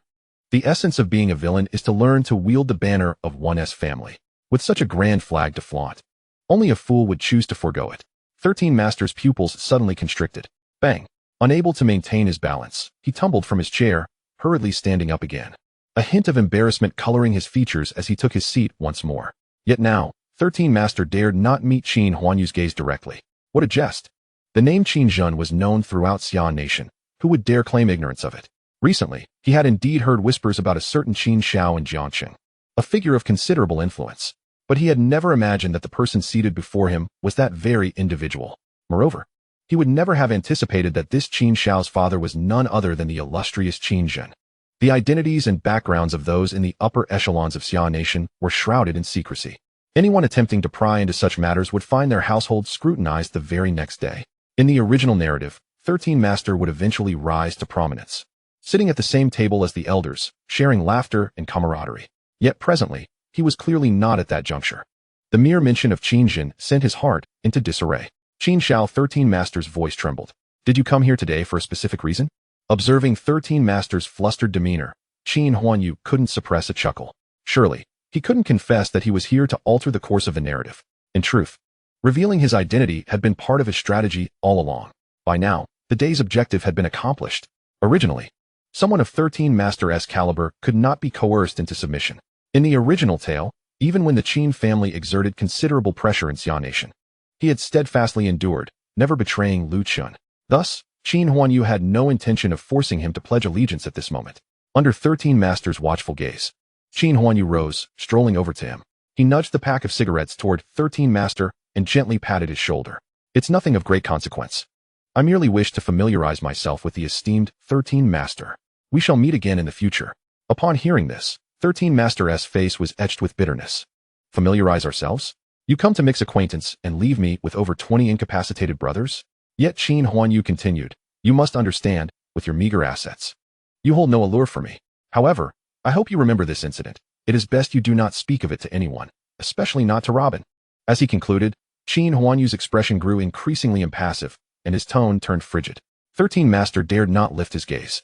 Merely hearing that tone was enough to conjure an image of Qin Shao's ruthless expression. He could only nod cautiously. Ding. The plot has been altered. 13 Master has gained prior knowledge of the host's identity. Acquired villain points, 1,200. It appeared that 13 Master was indeed one of the more significant characters in the original narrative, merely by establishing a semblance of acquaintance. Qin Huanyu had managed to amass over 1,000 villain points. Yet for Qin Huanyu at this moment, such a sum had become trivial. He had spent half the night clearing evidence, barely managing to tidy up most of it. A small portion remained entangled within the Qin family in Kyoto, which he would have to return to clear away later. This, in turn, bestowed upon him over 200,000 villain points. Yet, he chose not to utilize them, opting instead to reserve them for unforeseen circumstances in the future. Meanwhile, Mu Qiushuang was seated in the conference room of the Guan Group, accompanied by a small team of 7 or 8 individuals. Before her sat another female protagonist, Guan Yun. In various urban novels, mediocre authors often fabricate coincidences. Much like the case of Guan Yun, who coincidentally resides in the same upscale community as the heroine, Ling Qianxue. The villas of the two are not too distant from one another. By chance, Guan Yun became acquainted with Lu Qin, just as the Guan Group found itself on the brink of crisis, teetering on the edge of bankruptcy. It was Lu Qin who intervened, injecting capital into the Guan Group, thereby resurrecting it from the abyss of insolvency. Subsequently, he collaborated with Ling Qianxue's company, sparking a period of vigorous growth. However, only Qin Huanyu was privy to the fact that the funds Lu Qin invested in the Guan Group were, in fact, derived from the woman. How could such an unattractive, straightforward man, living off others, become the chosen one, while his own opulent diamond-rich second-generation status went unnoticed? After all, the author possessed an intellect that plummeted to unfathomable depths. Much like the protagonists in their narratives. Returning to the Guan Group, Guan Yun, at the age of 26, had initially been on the verge of marriage, until the unexpected death of her father. The stock price of Guan Group plummeted, leading her fiancé to tear up their engagement, seeking to draft a new agreement. For Guan Yun to marry, she would have to offer the entire Guan Group as a dowry. However, following her father's demise, the stock price began to fluctuate dramatically, descending to freezing lows within a mere fortnight. In the original narrative, the acquisition proposal was also put forth by Guan Yun's fiancé to coerce her. But that was not meant to happen until Lu Chen arrived in Jiangqing. At this moment, Mu Qiushuang donned a well-tailored women's suit that perfectly accentuated her figure, especially her long legs, encased in sheer black stockings that shimmered enticingly. A warm smile graced her face, yet Guan Yun's brow was furrowed in concern. The young master had summoned her with a clear directive to compel Guan Yun to sell the Guan Group, but merely as a threat, not for an actual acquisition. The offer from their Qin Group was to be set beyond Guan Yun's capacity to accept. The young master had already disclosed the price to her. As these details were explicitly stated in the novel, in the spirit of convenience, Qin Huanyu had directly communicated the offer to her. As Mu Qiushuang recalled the morning's events in the young master's room, her complexion flushed, and she quickly averted her gaze. Regaining her composure, she turned to Guan Yun and inquired, "Ms. Guan, what have you decided?" Guan Yun's previously tense expression softened as she lifted her gaze to meet Mu Qiushuang's eyes. After a brief pause, a professional smile adorned her face. "Ms. Mu, the Guan Group is indeed facing a minor crisis. In principle, I do not oppose your company's acquisition. However, the offer from the Qin Group is simply too low. Therefore, I regret to inform you that I must decline." Seeing this, Mu Qiushuang remained unperturbed. Recalling that the young master had mentioned it was not yet time for an acquisition, her visit was also intended to establish familiarity. As everyone rose from their seats, Mu Qiushuang extended her hand for a brief handshake with Guan Yun. "In that case, we shall not impose further, and we take our leave." Chapter 9. A visit to the Ling family enterprise. The car windows were tinted with one-way anti-peep film. Qin Huanyu and Lei Zi sat quietly inside the vehicle, observing numerous ambulances departing from the hot pot restaurant, and noticing the hurried exit of the 13th master. Lei Zi's expression darkened. "Young master, it seems he is about to spill the beans. Should I go in?" He gestured with his hand as though slicing something. Yet, a faint smile appeared on Qin Huanyu's face. He had anticipated that, given the 13th master's character, he would never yield to threats. Having warned him not to speak to Robin before his departure, he would inevitably seek out Robin. This outcome was well within his expectations. Robin, the 13th master's superior, was the ruler of the underground forces in Jiangqing. On the surface, he appeared as the owner of the Global Business Association, but behind the scenes, he controlled a significant portion of Jiangqing, with 12 loyal subordinates at his command. The 13th master, Su Qingwei, was the youngest among them. After an incident within the business association, Robin abandoned the 13th master and fled, only to be fortuitously saved by Lu Chen. Since then, the 13th master had carved out his own niche in Jiangqing. Without needing to elaborate further, Qin Huanyu quietly chuckled to himself as he withdrew his gaze from the 13th master's somewhat anxious silhouette. There was no need to concern himself. It sufficed to have someone keep an eye on him. Lei Zi was puzzled but refrained from voicing his thoughts. Recently, the young master seemed to have undergone a transformation. Previously, he acted without regard for consequences, always cleaning up his own messes. However, in recent days, the young master's actions had left Lei Zi somewhat bewildered. It was as if he were a strategist orchestrating a grand game. Perhaps the young master was aiming for a significant play. Lei Zi chuckled inwardly. Suddenly, a notification chimed from his phone, disrupting his thoughts. He retrieved his phone, and, upon glancing at it, his expression shifted dramatically. He quickly turned to look at the young master, who was resting with his eyes closed in the back seat. "Young master, something has happened." Qin Huanyu abruptly opened his eyes. Lei Zi continued, "The matter you previously instructed the brothers to monitor has yielded results. 2 hours ago, Ling Qianxue's father, Ling Zhong, made a mysterious phone call that aligns perfectly with what you said. We traced it back, but were unable to discern the content of the call. We only located the destination." Qin Huanyu narrowed his eyes. "The Tibetan mountainous region?" Lei Zi nodded silently. Upon receiving confirmation, a glimmer of excitement flashed in Qin Huanyu's eyes. Indeed, the narrative was being automatically restored. Although Ling Qianxue had not disclosed her kidnapping, Ling Zhong had made a call. The plot had officially commenced. In the original story, Lu Chen was training in the Tibetan mountains under his enigmatic master. After receiving the notification, he would arrive in Jiangqing the following day. In the past few days, Qin Huanyu had been tirelessly laying the groundwork, yet time remained somewhat tight. Initially, he felt a pang of anxiety, but he soon regained his composure. He had indeed overthought the situation, demonizing Lu Chen excessively. What if he were the chosen one? He, too, was a traverser, well aware of the plot's trajectory. coupled with the system's assistants, who could ultimately emerge victorious, remained uncertain. Moreover, in the original narrative, Qin Huanyu was portrayed as somewhat dim-witted. Had he been a tad more astute, he would not have been manipulated so easily. Even if Lu Qin arrived in Jiangqing, there was no need for alarm. However, at this moment, Qin Huanyu's thoughts were not merely focused on self-defense. He aspired to turn the tables and toy with Lu Qin. When Lu Qin arrived and found Jiangqing teeming with adversaries, every endeavor he wished to undertake would be thwarted in advance. How delightful that scene would be.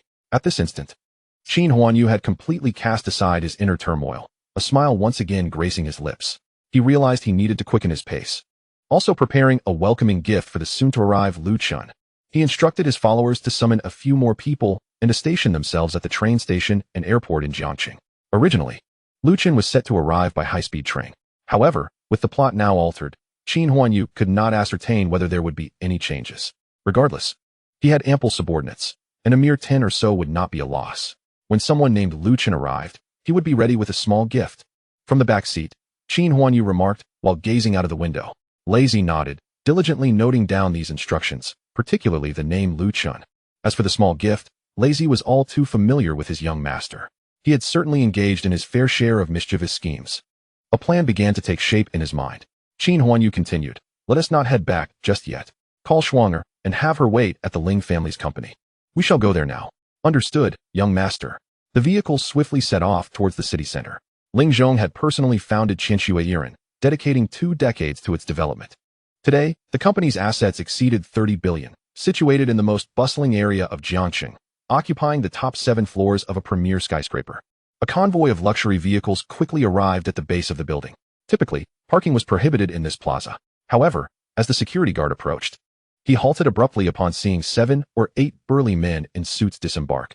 Shortly thereafter, Qin Huanyu stepped out of the car, with Lazy holding an umbrella to shield him from the scorching sun. Wow, how handsome. This is what a top-tier rich heir looks like. Look at those cars. They must be custom versions. Money can't even begin to quantify them. And he's not just wealthy. He's also incredibly good-looking. Hey, look at me. What is so impressive? He just got a bit of money. It's not like he earned it. Exactly. That face was probably sculpted in some foreign country just to entice you brainless women. At the base of the skyscraper, 14 bodyguards lined up in 2 rows behind Qin Huanyu, while Lazy respectfully held the umbrella beside him as they entered the building. As soon as they stepped inside, young master, the ever-enthusiastic Mu Qiushuang rushed toward Qin Huanyu, her eyes sparkling with admiration. She hurried over in her high heels and almost collided into his embrace, her alluring long legs slightly raised, perfectly proportioned in both length and shape. "Were you anxious?" Qin Huanyu ruffled her hair, completely unfazed by the gazes of onlookers as he made his way directly into the elevator. On the top floor of the skyscraper, in the chairman's office, there was a rapid knock at the door. Before Ling Zhong could finish the word "come in," the secretary rushed in, her face flushed. "Chairman, Mr. Qin is at the company entrance, saying he has come to visit." "What?" Ling Zhong frowned, momentarily bewildered by the secretary's hurried tone. Once she repeated herself, he suddenly realized that it was Qin Huanyu. His expression darkened instantly, a wave of anger surging within him. "Let's go see." Chapter 10, Shattering Her Pride. "Hello, Mr. Qin. Do you have an appointment with Mr. Ling?" The receptionist inquired, her face flushed. She felt a twinge of fear, unable to meet Qin Huanyu's gaze. Typically, when young Master Qin visited the company, he would stride in without regard for any barriers. Those who dared obstruct him would find themselves at the mercy of his bodyguards. Yet today, he was quietly waiting at the entrance. Although young Master Qin could be intimidating, one could not deny his striking good looks. If only he had a kinder disposition, he would surpass even the most glamorous stars on television by 100-fold, nay, 1,000-fold. Watching the receptionist blush like a tomato, Qin Huanyu wore a gentle smile. "I do not have an appointment. Would you be so kind, dear young lady, as to notify me?" "Huh." The receptionist momentarily froze. Taken aback, when had young Master Qin become so polite? And he even referred to her as a dear young lady. For a moment, she was left speechless, her mind blank. In the office, Ling Qinshui rested her chin on her hands, her eyelids fluttering. Her thoughts were consumed by the words Qin Huanyu had spoken the previous night at the factory. Knock, knock, knock. The secretary entered, her expression peculiar as she spoke. "Ms. Ling, young Master Qin is outside, requesting to see you." The drowsy Ling Qinshui snapped to attention upon hearing that name. She shot her head up and frowned at her secretary. "What did you just say? Who wishes to see me?" A few minutes later, the secretary hurriedly returned to the front desk, standing in front of Qin Huanyu. "Young master, Ms. Ling is waiting for you in her office." All right. Qin Huanyu nodded, casually removing his watch and handing it to her. I know you've been taking care of Qin over the years. I don't have much to offer. So please accept this watch as a token of our meeting. As he spoke, he patted her shoulder. The secretary, a young woman in her 20s, stood there in a daze as she received the watch. In the next moment, she froze, having seen her fair share of luxury items while working alongside Ling Qianxue. The watch he gifted her was a custom piece from Graf, only two in existence worldwide. One of them now rested in her palm. Meanwhile, Qin Huanyu had already led Shuang'er and the others past her and deeper into the office. As he gazed at the familiar yet foreign decor, a profound smile graced Qin Huanyu's face. He had never considered the possibility of Ling Qianxue rejecting him. Thus, on his way here, he had, for the first time, utilized his villain points, expending a substantial 200,000 points to exchange for the title of Innate Sage. According to the system's explanation, by donning this title, the owner's charisma would be infinitely enhanced. Charisma, in essence, is somewhat illusory. If someone harbors extreme dislike for you, even if you have won 40 world championships or donated billions to charity, they would still launch scathing attacks against you online. However, for bystanders or those with mild aversion, simply wearing the title could significantly elevate the owner's favorability in their eyes, even elevating them to the status of a saint in their perception. Upon learning of this object, Qin Huanyu did not hesitate. He immediately took it. As he made his way to the office, he adorned himself with it. There was no particular sensation accompanying this act. However, at that moment, Mu Qiushuang, who was linked to his right arm, felt a sudden tremor coursing through her body. Instinctively, she glanced at the young master beside her. In her bright, pristine eyes, countless tiny pink hearts seemed to materialize and flutter forth. Young master. Qin Huanyu merely hummed softly. Yet, he observed Mu Qiushuang's body grow weak, nearly collapsing to the ground. Fortunately, his reflexes were swift. He reached out and caught her slender waist, helping her regain her balance. A flurry of thoughts raced through his mind. Surely, this couldn't be something illicit. Given Mu Qiushuang's reaction, one might assume she would leap upon him right there, rendering him utterly ensnared. What if he wore this out? The girls on the street would surely lose their minds over him. Ding. The title of Innate Sage merely enhances the host's demeanor, possessing no aphrodisiac properties. Individuals with varying levels of affection towards the host will exhibit differing reactions. Understood. Understood. Qin Huanyu embraced Mu Qiushuang's delicate waist and proceeded towards Ling Qianxue's office, simultaneously expressing his impatience to the system. It appeared that Mu Qiushuang's admiration for him had reached unprecedented heights, prompting such a profound reaction to the title. For others, the effect would likely be considerably diminished. The short distance took them several minutes to traverse. Stand straight, Qin Huanyu commanded. Although Mu Qiushuang was consumed by love, she dared not defy the young master and strained to maintain her posture. Knock, knock, knock. Qin Huanyu raised his hand and tapped on the door. Qianxue, come in. The pair entered. Ling Qianxue sat at her desk, head down. Upon hearing the commotion, she slowly lifted her gaze. A fleeting moment of daze crossed her expression. They had only been apart for one night, yet today Qin Huanyu appeared vastly transformed. A gentle smile graced his lips, banishing the previously shadowed demeanor, leaving him exuding an air of cultured elegance. At this moment, he truly resembled a scion of a noble family. However, upon catching sight of Mu Qiushuang, particularly as they settled onto the sofa, with Mu Qiushuang leaning against Qin Huanyu, Ling Qianxue's brow furrowed once more, her gaze revealing a hint of coldness. She rose and took a seat on the opposite sofa. If you have something to say, just say it. She spoke icily, her eyes fixed on his right arm, which was draped around a woman, one whose beauty rivaled her own. Moreover, due to her lack of rest the previous night, Ling Qianxue found herself distinctly overshadowed by Mu Qiushuang at that moment. Only a small tea table separated them. Noticing Ling Qianxue's glances, Qin Huanyu silently chuckled.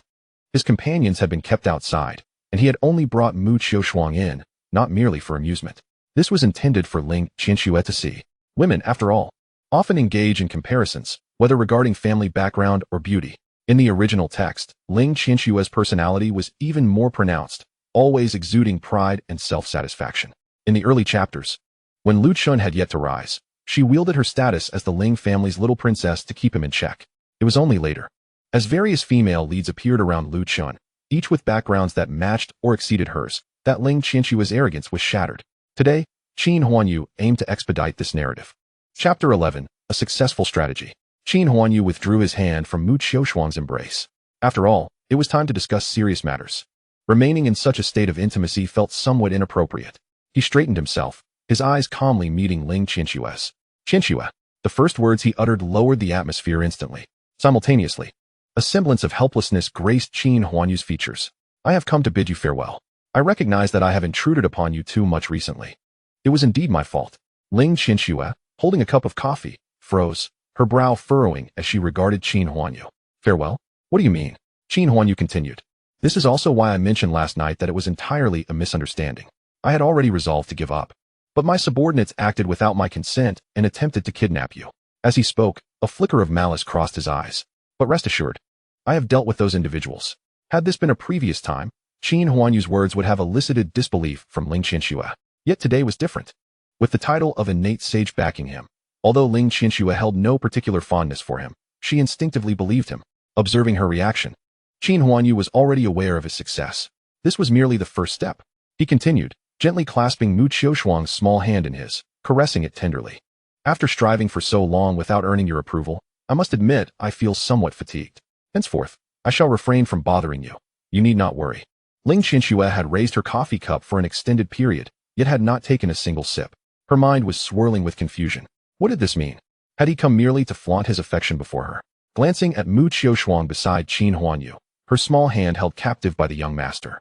And with the influence of the sage title, Mu Qiushuang's complexion was flushed with a rosy hue. Even with only light makeup, she appeared utterly enchanting. Not only Qin Huanyu, but even Ling Qianxue herself felt a pang of envy. For someone as proud as she, usually exalted by all, it was unprecedented to feel overshadowed by another woman. Moreover, how dared Qin Huanyu? Had he not always harbored feelings for her? Though anger simmered within her, Ling Qianxue maintained a composed facade. Her gaze flickered momentarily before she withdrew it from Mu Qiushuang and turned to Qin Huanyu. Congratulations, young Master Qin. She attempted to take another sip of coffee, but her throat felt constricted. With a forceful slam, she placed the cup on the tea table. Ding! Ling Qianxue harbors jealousy towards Mu Qiushuang, significantly altering the plot. Congratulations, host, for acquiring 12,000 points of villain value. Ah, truly, she is the grand heroine. Instantly, the title of sage had earned back 1/20th of its worth. Despite Ling Qianxue's outward calmness, she could not deceive the system's keen perception. Qin Huanyu chuckled inwardly. Though he was merely acting, Mu Qiushuang's current state was too radiant. The glimmering emotion in her eyes was genuine, far from feigned. Meanwhile, Ling Qianxue's attention was predominantly captivated by Mu Qiushuang. This collaboration is simply impeccable. With the performance reaching this point, the primary objective of today has been accomplished to a great extent. What remains are merely the concluding tasks. Alas, Qin Huanyu sighed. Though filled with melancholy, I must still express my gratitude. He rose to his feet and slightly bowed to the downcast Ling Qianxue. Qianxue, do you know? Qin Huanyu's tone suddenly took on a rather obscure quality. One's memories are akin to a city. Time erodes all structures, turning towering edifices and roads into mere sand. If one does not move forward, one shall be buried beneath the sands. Therefore, before he could finish, he noticed Ling Qianxue's pupils constrict, her body tensing instantaneously. With the aura of a sage surrounding Qin Huanyu, coupled with those unsettling words of affection, who could withstand such a force? Do not utter another word, Ling Qianxue exclaimed, covering her ears, unwilling to hear more. Her screams startled those outside the office. Bang! A resounding crash echoed. Moments later, a dozen figures rushed in from outside. The foremost among them was none other than Ling Qianxue's father, Ling Zhong. The moment Qin Huanyu entered her office, Ling Zhong had received word and hastened over with several security personnel. He was prepared to storm in at the slightest indication of unrest. Qianxue, are you unharmed? Ling Zhong bellowed. Instantly, the gazes of the three in the office converged upon him. Wang Defa. Fortunately, he had completed the necessary lines, or else, should they have barged in mid-sentence, his old face would be utterly disgraced. Qin Huanyu's expression darkened as he took a seat on the sofa. Observing Ling Zhong rushing in to embrace Ling Qianxue while glaring menacingly at him. What have you done, Qin Huanyu? Do not think for a moment that I fear you. If you dare to bully Qianxue again, even at the cost of the company, I shall ensure you suffer. Ling Zhong raged, his voice filled with desperation. Only then did Lei Zi and the bodyguards charge in. Faced with these professional bodyguards, Ling Zhong's security team appeared woefully inadequate. Lei Zi's expression soured as he prepared to give the order to engage. Yet, Qin Huanyu suddenly raised a hand, gesturing for them to withdraw, as he stood alongside Shuanger. Regardless of the circumstances, the performance must be completed. As for Ling Zhong, there would be ample time to deal with him later. Before the grand heroine, Ling Qianxue, he must maintain a demeanor of courtesy. Always remember, he is the antagonist, not a mere street thug, resorting to violence and threats. He is destined to be nothing more than a stepping stone for the protagonist. Uncle Ling. He forced a smile, greeting Ling Zhong. Then, turning his gaze towards Ling Qianxue, he sighed softly. Qianxue, I wish you all the best in the future. With that, disregarding the bewildered stares of those present, he turned and departed. The bodyguards quickly restored order, parting the crowd to create a path for him. Meanwhile, Ling Zhong continued to furrow his brow, watching Qin Huanyu's retreating figure. His eyes filled with malice. It was evident that he was the type of individual unaffected by the title of sage. His disdain for Qin Huanyu had reached a profound level. Yet, none of this concerned Qin Huanyu. As the group descended the elevator to the ground floor, they returned to their vehicles in staggered groups. Only then did the sorrowful expression on his face vanish entirely. Ding! Congratulations, host, on successfully altering Ling Qianxue's perception. Reward, 20,000 points of villain value. Success. The moment the term altered appeared in the system notification, it indicated that his plan for the day had been fully realized. He did not aspire for Ling Qianxue to fall madly in love with him immediately. However, at the very least, he could not allow her to harbor a persistent aversion towards him. This tactic could be termed a strategic retreat. Of course, should one wish to label it as a feigned capture, that too would suffice. After all, prior to his transmigration, he had read numerous romantic novels. And this strategy was all too familiar. Especially with a woman like Ling Qianxue, the kinder one is to her, the more indifferent she becomes. To win over this prominent heroine from the original work, one must employ distinctly different methods. Drive. Qin Huanyu felt elated at this moment. Today, they shall go purchase a house. Chapter 12. Even house hunting brings encounters with the original heroine. The majority of the future plot will unfold in Jiangqing. It would not do to remain in a hotel indefinitely. A grand procession of vehicles made their way to Jiangqing's most exclusive villa district. Coincidentally, Ling Qianxue's villa was also situated here. However, Qin Huanyu's choice of location was not motivated by a desire to pursue Ling Qianxue again, but rather by other calculations. After all, many pivotal events would transpire here. Accompanied by Lei Zi and Shuanger, he entered the sales office. As their convoy arrived, it caught the attention of those within, and several individuals were already waiting. The moment Qin Huanyu stepped inside, 3 or 4 sales ladies approached him eagerly. Good day, sir. Are you interested in purchasing a property? This is the prime location in Jiangqing, with immense potential for future appreciation. You will find it to be an exceptional value.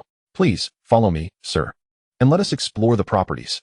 The saleswomen, though not particularly young, were perceptive and quickly recognized that Qin Huanyu was the main player among the trio. Consequently, they surrounded him, enthusiastically providing information while stealing glances at the vehicles parked outside. Qin Huanyu smiled, not rebuffing their warmth. This development comprised both villa and residential sections, and his intent was clearly aimed at the villas. Upon hearing his preferences, the sales ladies' expressions brightened even further. Please wait a moment, sir. We will fetch the brochures for you. They hurried inside to retrieve the materials. At this moment, Mu Qiushuang spoke up. Young master, with your esteemed status, is there truly a need for selection? She declared loudly. There is no need for selection. I have reviewed your introduction previously. You have a total of 29 villas, correct? Just take us directly to villa number 1. The sales ladies, upon hearing this, nearly beamed with delight. This is a big fish. Not even bothering to review the floor plans and opting to reserve it directly indicates that they are definitely not short on funds. One of them, sporting a radiant smile, replied, Miss, I regret to inform you that villa number 1 is not available for sale. Would you prefer to consider other options? Not for sale. Shuanger frowned slightly, casting a glance at Qin Huanyu. It was then that he recalled the original narrative indeed stated such. As the plot progressed, the number of heroines around Lu Qin increased, and Ling Qianxue's villa became insufficient. He had wished to acquire villa number 1 at that time, but was unable to secure it. Subsequently, the narrative offered little elaboration on that villa. It was likely overlooked due to an abundance of plot holes. He held no particular requirements regarding accommodations and was about to speak. Suddenly, a flash of insight illuminated his mind. Wait, there was still a segment of the plot he had nearly overlooked. In the original narrative, there exists another female protagonist who, according to the progression of the story, has only just graduated. At that time, Qin Huanyu had shown her a modicum of interest. Following the timeline, she should be here working to earn some money. He lifted his gaze, scanning the hall, when a vibrant figure of a girl standing at a distance suddenly captured his attention. It is evident that, in the original work, any character who qualifies as a female lead possesses a beauty that is at least on par with Ling Qianxue. If one were to assign scores, she would undoubtedly exceed a score of 90. Observing the crowd, apart from Shuanger, she is the only girl who meets such a standard. Xia Lingxian. She is a senior at Jiangqing University. As the heroine of an urban fantasy narrative, the author has bestowed upon her the title of a rare investment and business prodigy. Of course, these accolades come only after the narrative unfolds. At present, her status is merely that of an ordinary real estate salesperson, given Xie Lingshuan's academic prowess. She could have easily pursued studies abroad, thereby transforming her life. Yet, 3 months prior, her beloved mother was diagnosed with liver cancer in the hospital. Although it was only in the intermediate stage and could be managed with medication, Xie Lingshuan's family circumstances were far from favorable. Her mother had raised her with great hardship, and her health had already deteriorated significantly. Coupled with the liver cancer, her condition was worsening. Being a dutiful daughter, Xie Lingxian had to forego the opportunity to study abroad to care for her mother. With her capabilities, securing a position in a Fortune 500 company would have been effortless. It is perplexing what the author was thinking, as he has placed her in the role of a real estate agent. Although the commissions may be higher, she had only recently graduated from school. In terms of cunning and strategy, how could she possibly compete with the seasoned veterans in the field? While they were selling properties in luxury villa districts, she found herself assigned to the residential area. Although inquiries might be more frequent there, the commission from selling a single villa could easily surpass what she would earn from 3 years of selling houses. Ultimately, it was due to Lu Qin's inadvertent display of medical skills that he fortuitously managed to save her mother, leading to his discovery. In the original narrative, Xie Lingshuan's loyalty to Lu Qin is commendable. Not only does she manage all his enterprises, but she also turns a blind eye to his infidelities. How could Qin Huanyu possibly allow such a remarkable girl to slip through his fingers? Although the Qin and Zhao families possess vast enterprises, Qin Huanyu finds himself devoid of anyone nearby who possesses a commercial acumen. He is precisely in need of someone like her. Even if he does not harbor plans for a business venture in the future, having her around would be a delightful sight. It is not merely her beauty that captivates him. He simply wishes to shield her from the misfortunes brought on by Lu Qin. This is who I am, the naturally virtuous Qin Huanyu. Shuanger, you may decide for yourself. I have no preferences regarding the housing number. Lazy, you follow Shuang. And the rest of you wait here. I shall take a leisurely stroll nearby. No one is to follow me. Qin Huanyu commanded, dismissing the crowd as he made his way toward the model of the central residential area. This truly is the finest property in Jiangxing. Apart from the villa district, the planning of the residential area is exceedingly reasonable. However, the prices are not something an average person could bear. Sir, as Qin Huanyu was examining the details meticulously, a soft voice interrupted his thoughts. Finally, she has arrived. He turned, a gentle smile instantly gracing his face. The girl wore a name tag that boldly displayed 3 characters, Xie Lingxian. Approaching her, he observed that her beauty was hardly inferior to Ling Qinshu's. Moreover, she had just graduated, and her expression still bore traces of youthful innocence. Xie Lingshuan's face flushed slightly.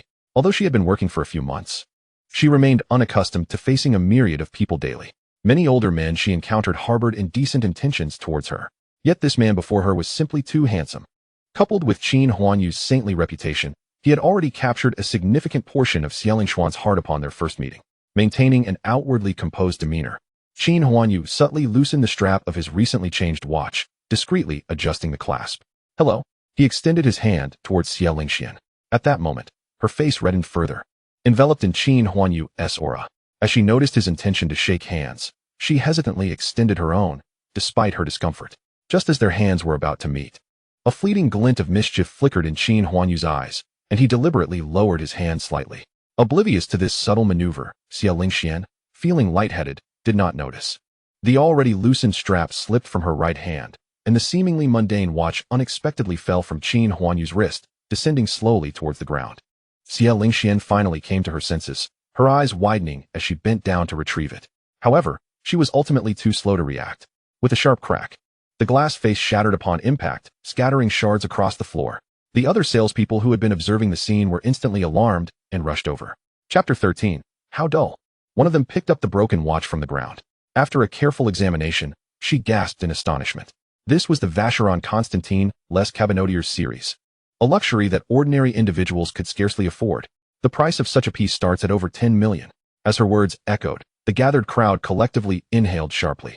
Meanwhile, Xie Lingxian, the unfortunate protagonist, turned pale. In her dazed state, she had merely assumed she had misjudged the situation, entirely unaware of Qin Huanyu's slight gesture. This unforeseen turn of events had even taken Qin Huanyu by surprise. He had merely intended to let her bear a slight burden of responsibility to instill a sense of guilt, yet the outcome seemed to surpass his expectations. Upon hearing the woman's remarks, Mu Qiushuang scoffed dismissively. Indeed, The watch belonged to the Les Cabinotiers series. The only distinction was that this particular timepiece was a genuine handcrafted model, having just arrived from Geneva last month. If one were to assess its true value, it would far exceed 10 million. Qin Huanyu remained silent. The older saleswomen suddenly turned their gazes towards Xie Lingxian. Lingxian, what on earth are you doing? How could you be so careless? This is entirely your fault. You must compensate the client. Our company cannot bear the loss. Exactly. I've been uncomfortable with Xie Lingxian for quite some time. All she does is seduce clients with her looks, yet she lacks any real capability. What can be done? She's just young. Rumor has it that she's been with over a dozen men, yet she hasn't sold a single property. With each word spoken, Xie Lingxian's complexion grew increasingly pale. Her mind was consumed by the staggering figure of over 10 million. Meanwhile, her mother's condition continued to deteriorate, requiring thousands of dollars in medication each month just to maintain a semblance of stability. If she were to bear millions in debt, perhaps only death would grant her the freedom she seeks. The commotion here soon attracted a throng of onlookers, all drawn toward the scene. Qin Huanyu glanced outside, and then turned to issue a command. Lazy, clear the area. Yes, young master, he replied hurriedly before departing. Over a dozen bodyguards entered, escorting the bystanders out of the building.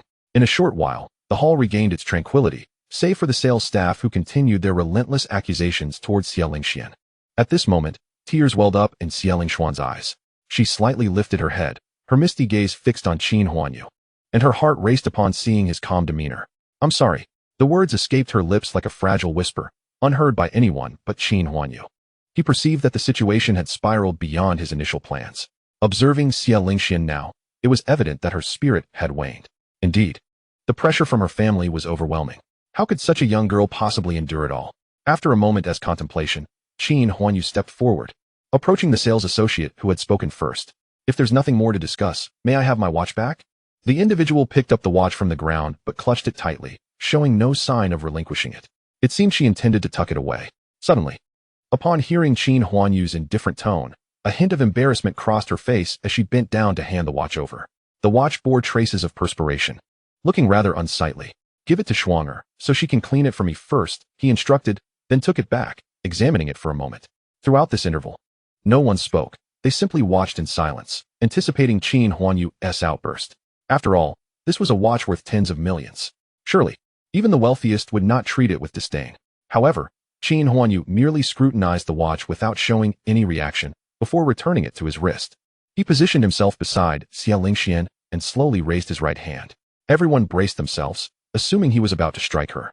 Even Xie Lingxian instinctively closed her eyes, preparing to receive the impending slap. Unexpectedly, a warm hand gently rested on her head. There, I never claimed it was your fault, Qin Huanyu said, a tender smile returning to his face. I simply failed to secure it properly, and it fell on its own. This is not your fault, and I shall not hold it against you. Silence enveloped the room. Xie Lingxian's body stiffened as she gradually lifted her head. Her eyes were bloodshot, and her complexion was pallid. Qin Huanyu's heart ached as he pinched her cheek, his tone imbued with affection. It's all right, there's no need to be upset. It's just a watch. Nothing is more important than you. The gravity of his words struck Xie Lingxian deeply, resonating within her heart. Simultaneously, it reverberated in the minds of the onlookers. Mu Qiushuang concealed her astonishment, casting a complex glance at Xie Lingxian, sighing in resignation. Only Lazy appeared to have anticipated the entire sequence of events, his eyes reflecting a single thought. As expected. Ding. Congratulations, host. The plot has deviated significantly. Settlement will occur after the side story concludes. Qin Huanyu paused, realizing that his unintentional actions had triggered a small glitch in the system. Nonetheless, one must admit, his previous display was nothing short of impeccable. Were he in Xie Lingxian's position, he too would find himself enamored. However, the system reiterated that he must wait for the completion of Xie Lingxian's side story before any settlement could be made. He would have to focus on winning her over in the meantime. The only challenge lay in the arrival of Lu Chun, who was due to reach Jiangxing tomorrow. A glimmer of determination flickered in Qin Huanyu's eyes. Meanwhile, the other sales associates were left bewildered. How audacious. That watch was worth over 10 million. Even if it were gold, the equivalent amount would fill a large box. To simply discard it? Some contemplated cautioning him, but were halted by the icy glare from Qin Huanyu, rendering them motionless. He had come solely to purchase a villa and bore no fondness for these individuals, especially since they had nearly driven Xie Lingxian to the brink of despair. If they caused her to break down, what enjoyment would he derive? Lazy, please escort these irrelevant individuals out as well. Schwanger, Summon the manager here and give him 10 minutes to appear, Qin Huanyu coldly commanded. Then, leaning closer to Xie Lingxian, he asked, Your name is Xie Lingxian, correct? May I call you Xianxian? Xie Lingshuan's mind was truly in a whirl. Qin Huanyu gently wiped away her tears, each motion tender and cautious, as though he were handling a rare treasure, fearful that even a slight pressure might damage it. She instinctively nodded. Qin Huanyu sighed, enveloping her in his embrace. From an angle unseen by others, a mischievous smile crept onto his lips. How delightful. Chapter 14. Embracing a Great Tree. Before long, the sales office manager, drenched in sweat, stood before Qin Huanyu, bowing repeatedly in apology. His gaze flickered towards Xie Lingxian, revealing an odd expression. Yet, Qin Huanyu offered him no warmth, replying coldly. You needn't say more. Those individuals displeased me, and you know what to do. Understood. Understood. The manager stammered. However, I hold Xianxian in high regard. All my sales today will be credited to her. Let it be calculated at the highest commission rate. Young Master Qin, I shall comply with your wishes without hesitation. The manager's face was plastered with a sycophantic smile. Though he was out of breath, he dared not display any sign of displeasure. This was the illustrious young Master Qin. And despite being merely a small manager, he had heard tales of him from the big boss. Even the formidable Ling family could do little against him, let alone someone as insignificant as himself. But how had Xie Lingxian managed to align herself with young Master Qin? The manager dared not inquire or speculate maliciously. By the way, Shuanger, which villa are we purchasing and at what price? Mu Qiushuang glanced at her tablet. Young Master, it's Villa 17. Situated in a decent location with a satisfactory layout. The total price for cash purchase is 1.7 billion. No need. No need. The manager interjected abruptly. For young Master Qin, of course, there will be the greatest discount. If paying in full, it will only be 1.5 billion. And we will even provide a full set of furniture and exquisite decoration free of charge. Qin Huanyu's expression darkened as he cast a sharp glance at the manager, instilling a chill throughout his being. 1.5 billion it is, but Xuanchuan's commission will be based on 1.7 billion. He then turned his gaze toward another housing development. Also, procure one standard apartment for me. 3 bedrooms and a living room will suffice. I have use for it. Certainly, young master. Mu Qiushuang nodded, diligently taking note. The villa was acquired with such ease, while ordinary houses seemed like mere drizzles in comparison. After concluding all these matters, she waved the manager away, allowing Shuang to proceed with the contract arrangements.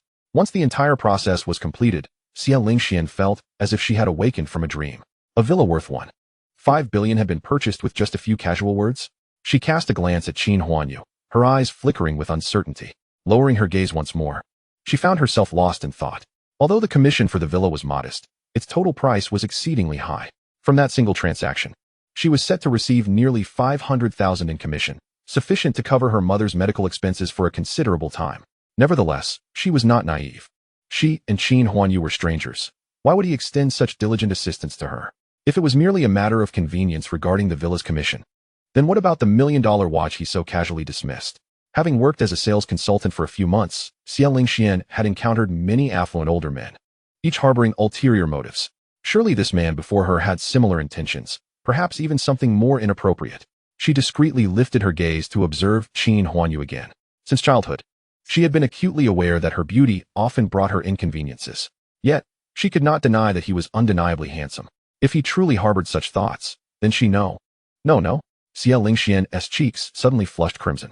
She hastily shook her head, casting aside those embarrassing thoughts. Suddenly, a familiar aura enveloped her once more. She looked up abruptly, finding herself entranced by Qin Huanyu's excessively perfect visage. Xianxian? Xie Lingxian snapped back to reality, her face awash with a rosy hue. Qin Huanyu, seemingly oblivious to her fluster, spoke. I have already spoken to the manager. From now on, you will receive special care while working here. As for the watch, there's no need to dwell on it. It's of no consequence. TSK. He had to remind her, ensuring she felt a lingering sense of guilt. What a genuinely benevolent person I am. Xie Lingxian obediently nodded, By the way, if you feel tired today, it's perfectly fine to head home early and rest. Qin Huanyu added, Where do you live? I can give you a ride home afterwards. Suddenly, she realized what he was suggesting. No, it's all right. I can go back by myself later. She cautiously glanced at him, her eyes filled with wariness. Though it was their first meeting, he was treating her with such kindness. Undoubtedly, he had ulterior motives. Yet, Xie Lingxian dared not speak to Qin Huanyu as she would with others. Despite his insistence that she need not concern herself about the watch, who could predict whether he might later retract his generosity? Should she find herself burdened with $1 million in debt, compounded by her mother's illness, it would likely lead her to despair. Qin Huanyu chuckled softly, not pressing the matter further. After all, they had just met. Moving too quickly might frighten the young girl. After offering a few more words of encouragement, he departed in his car with Shuang, and the others. At the entrance of the sales office, Xia Lingxian stood quietly, watching the convoy disappear around the corner. Suddenly, the manager's voice broke the silence. Lingxian, it seems you've latched onto a mighty tree this time. Xia Lingxian turned to face the manager, who wore an inscrutable expression, akin to a smile tinged with envy. Were he a woman, he might have dashed towards young Master Qin without hesitation. Alas, a few extra inches of flesh had hindered such pursuits. Feeling somewhat more at ease, Xia Lingxian shook her head. Manager, I truly did not know him before today. This is our first encounter. It's not significant. The manager shook his head, his tone filled with a tinge of regret. He placed a reassuring hand on her shoulder. Work hard. This position will surely be yours in the future. With a sigh, he turned and walked away, leaving Xia Lingxian standing there, frowning. Her expression a mixture of complexity. Although the villa was ready for immediate occupancy, it required some tidying up, and Shuang wished to redecorate. To truly settle in, they would need a few more days. Qin Huanyu, however, remained unhurried. In the back seat, Mu Qiushuang leaned gently against Qin Huanyu, her eyes dreamy as she gazed at him. By the way, young master, do you have any plans for the other house you purchased? Expensive items carry their weight in significance. The single-story area of the villa exceeded 300 square meters, with 3 stories plus the top-level attic. The total area surpassed 1,000 square meters. It could comfortably accommodate 20 to 30 people. Qin Huanyu smiled, turning his gaze to the window. If memory served him correctly, the house where Xia Lingxian and her mother resided was soon to face demolition, wasn't he it? In the original narrative, Lu Chun had helped her evade the harassment of the demolition team upon arriving in Jiangxing. It was after this that their paths began to intertwine. Given that Xia Lingxian was now within his grasp, he certainly intended to intervene in the demolition subplot. As for that house, it was prepared specifically for Xia Lingxian and her mother. To address Xia Lingxian, the dutiful daughter, her greatest vulnerability lay in her ailing mother. With a thorough understanding of the storyline, Qin Huanyu pondered, it is still insufficient. Further preparations are necessary. Chapter 15. The Golden Scales are not mere pond dwellers. Upon returning to the hotel, everyone busied themselves. Even Mu Qiushuang was hastily contacting the renovation team to make further improvements to the villa. This endeavor would require the involvement of individuals from the Qin family. After all, it was the residence of the esteemed young master, and the security measures needed to be impeccable. All visible and hidden lines of defense must be established within the villa area, along with the appointment of dedicated personnel to manage the villa's property. In contrast, Qin Huanyu found himself idle, reclining on the living room sofa, staring blankly at the ceiling. The sound of hurried footsteps drew nearer. Lei Zi, looking flustered, approached carrying a silver briefcase. This briefcase was exclusive to the Qin family. Without the correct password, even TNT would struggle to breach it. Master, Qin Huanyu withdrew his gaze, rising to regard the approaching Lei Zi. His eyes quickly fell on the case in Lei Zi's right hand, a glimmer of excitement flashing in his eyes. Have you gathered everything? Lei Zi nodded. It's all in here. After hearing the young master's request, the madam had urged the family members to expedite the process. There were absolutely no omissions. Qin Huanyu felt a surge of joy and instructed him to place the briefcase on the table before him. He entered a 9-digit password. With a soft click, he opened the case. Inside lay a stack of documents and several black hard drives. The contents of the case contained various misdeeds committed by the original owner throughout his life. Even the incident at the age of 9, when he deliberately pushed other children from the 3rd floor of the courtyard, was included. With the Qin family's influence, it had taken 2 days to gather all the necessary information. As for the surviving witnesses, there was little that could be done. Qin Huanyu gazed at the mound of documents within the box, gradually releasing a sigh of relief. The matter of backups, his frugal mother should have resolved long ago on his behalf. There was no need to ponder such trivialities. The only task at hand was to obliterate all of them. Lei Zi had already retrieved a small metal bucket from the corner. Qin Huanyu reached for the topmost document, which detailed an incident from when he was 16, where he, enamored with a classmate, had ambushed her with a group of over a dozen peers, confronting her in front of everyone. As he recalled, veins throbbed on his forehead. Were it not for his reincarnation as this very individual, he would have wished to slap himself senseless. Without hesitation, he discarded the document directly into the bucket. Lei Zi was fully aware of everything contained within that box. Observing the increasingly somber expression on his young master's face, he stood quietly by, hesitant to utter a word. Ding. Congratulations, host. for eliminating a potential threat, earning 600 villain points. Ding. Congratulations, host, for eliminating a potential threat, earning 1,000 villain points. The system notifications rang incessantly. Although each increment of villain points was modest, the cumulative total proved substantial. Once Qin Huanyu had tossed the final hard drive into the bucket to incinerate it, the system notifications gradually subsided. A cursory glance revealed that the obliteration of these items had augmented his villain points by over 300,000, a greater sum than his previous disposal. This starkly illustrated the countless malevolent deeds committed by Qin Huanyu in the original narrative. However, the Qin family was powerless to intervene. After all, he was their sole heir. Even if Qin Jin contemplated eliminating the original host's grandfather would undoubtedly intervene first, extinguishing Qin Jin instead. Thus, the indulgence of the Qin family only deepened the darkness within Qin Huanyu's heart. As the flames dwindled, Qin Huanyu's grim demeanor softened considerably. His destruction of these incriminating materials served not only to alter the storyline and amass villain points, but also to sever all ties with the original Qin Huanyu. Though he occupied the role of a villain, he aspired to embody a dignified and honorable one. Any sordid acts of deceit and betrayal would only tarnish his image. Once the last hard drive turned to ash, Qin Huanyu sighed. Lazy. After a prolonged silence, Lazy promptly responded, "Young master, do you have any instructions? Please ensure that those matters that can be investigated or compensated for are addressed," he said, his gaze fixed intently on the half-filled bucket of ash. Lazy paused for a moment, quickly grasping his intent. Although he didn't fully comprehend his young master's reasoning, he recognized it as an act of atonement and nodded vigorously in agreement. "By the way, have the arrangements at the station been finalized for tomorrow?" "Yes, young master. Everything is in order. We are merely awaiting the arrival of the individual." "Very well," Qin Huanyu acknowledged, closing his eyes and gesturing for him to retreat. Lazy bowed once more before slowly exiting the room, muttering softly to himself. Just moments before, the young master had been engulfed in guilt. Why then did he cling so fervently to that person? But he dared not probe further into that thought. Regardless of the young master's directives, he would adhere to them without question. 20 kilometers from Jiangcheng, a green train was steadily approaching the Jiangcheng station. Inside a standard hard-seat carriage, a young man with sun-kissed skin and traces of hardship etched on his face quietly gazed out at the vibrant Jiangcheng skyline. He was none other than Lu Chun, the fated son of destiny from the novel. Just the previous morning, he had been accompanying his master deep into the Tibetan region to capture the legendary divine beast. Unexpectedly, his master received a phone call that instructed him to rush to Jiangcheng. The journey had involved both planes and high-speed trains, with the only stipulation from his master being that he must complete this final leg of the journey aboard the primitive green train. Although uncertain of the rationale, Lu Chun complied without question. To him, his master was not merely a mentor but rather a paternal figure. Since he could remember, he had traversed the world with his master, having once torn apart a brown bear in Siberia and even parachuted into a vast foreign land, leading a mercenary squad to global renown. It was only 3 months ago, after ascending to the 3rd level of his 9 Sons Heart Sutra, that his master declared he could no longer impart any further teachings, urging him to seek opportunities in a major city.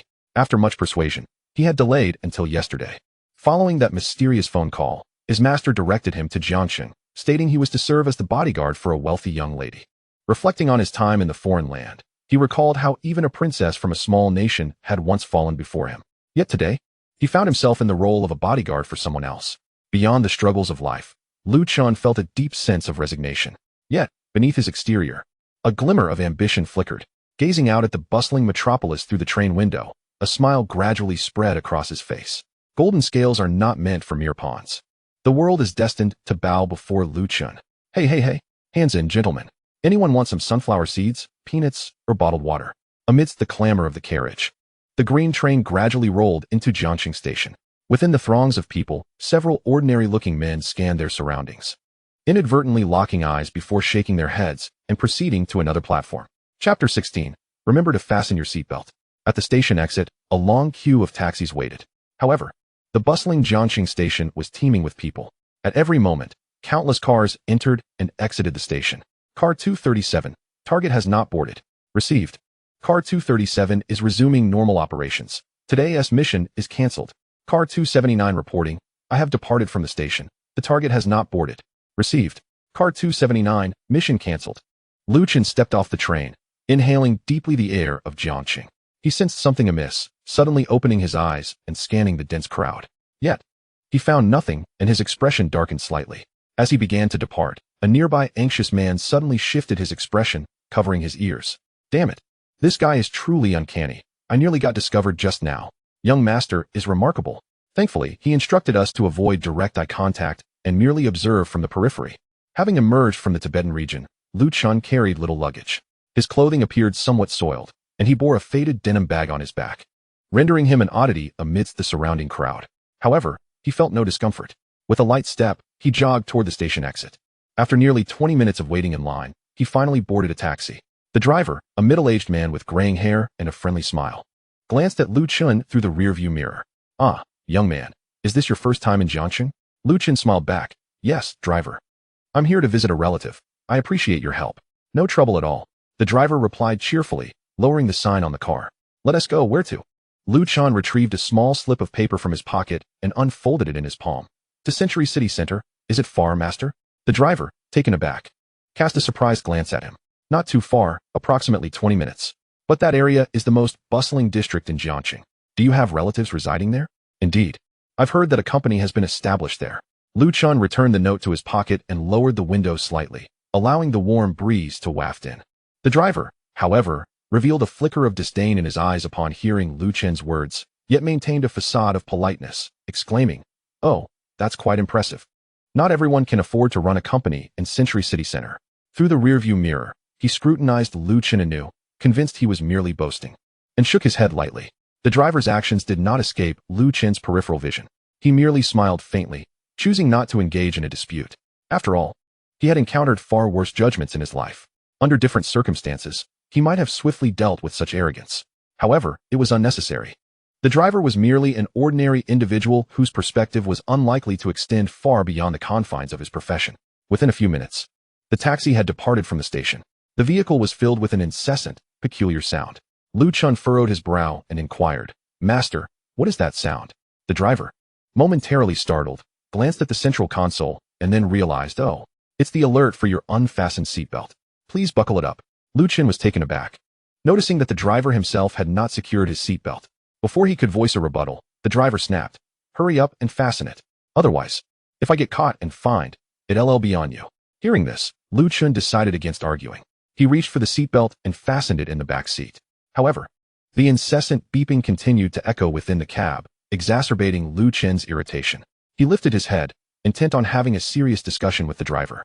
Suddenly, from the opposite side of the intersection, a semi-trailer truck swayed erratically, as if intoxicated. The truck barreled toward the taxi at an alarming speed. Lu Chun's eyes widened, sensing an impending disaster.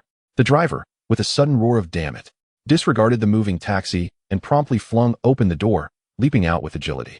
A moment of silence enveloped the interior of the vehicle as the driver rolled several times on the road, coming to a halting stop. His arms and face bore multiple abrasions. Meanwhile, Lu Chun remained trapped inside the cab, his mind blank. Had he been able to utilize the third level of his Juyang Heart Sutra, he would have already leapt from the vehicle. Yet, in that critical moment, the wretched seatbelt had inexplicably jammed. A standard seatbelt can withstand immense force, let alone this meticulously crafted one. Coupled with the driver's swift exit, Lu Chun was left in a state of bewilderment. Overwhelmed by the multiple shocks, he resembled a frantically flailing chick in the back seat. On the central console lay a minuscule hidden camera. In a heartbeat, the out-of-control semi-truck drew closer to the taxi.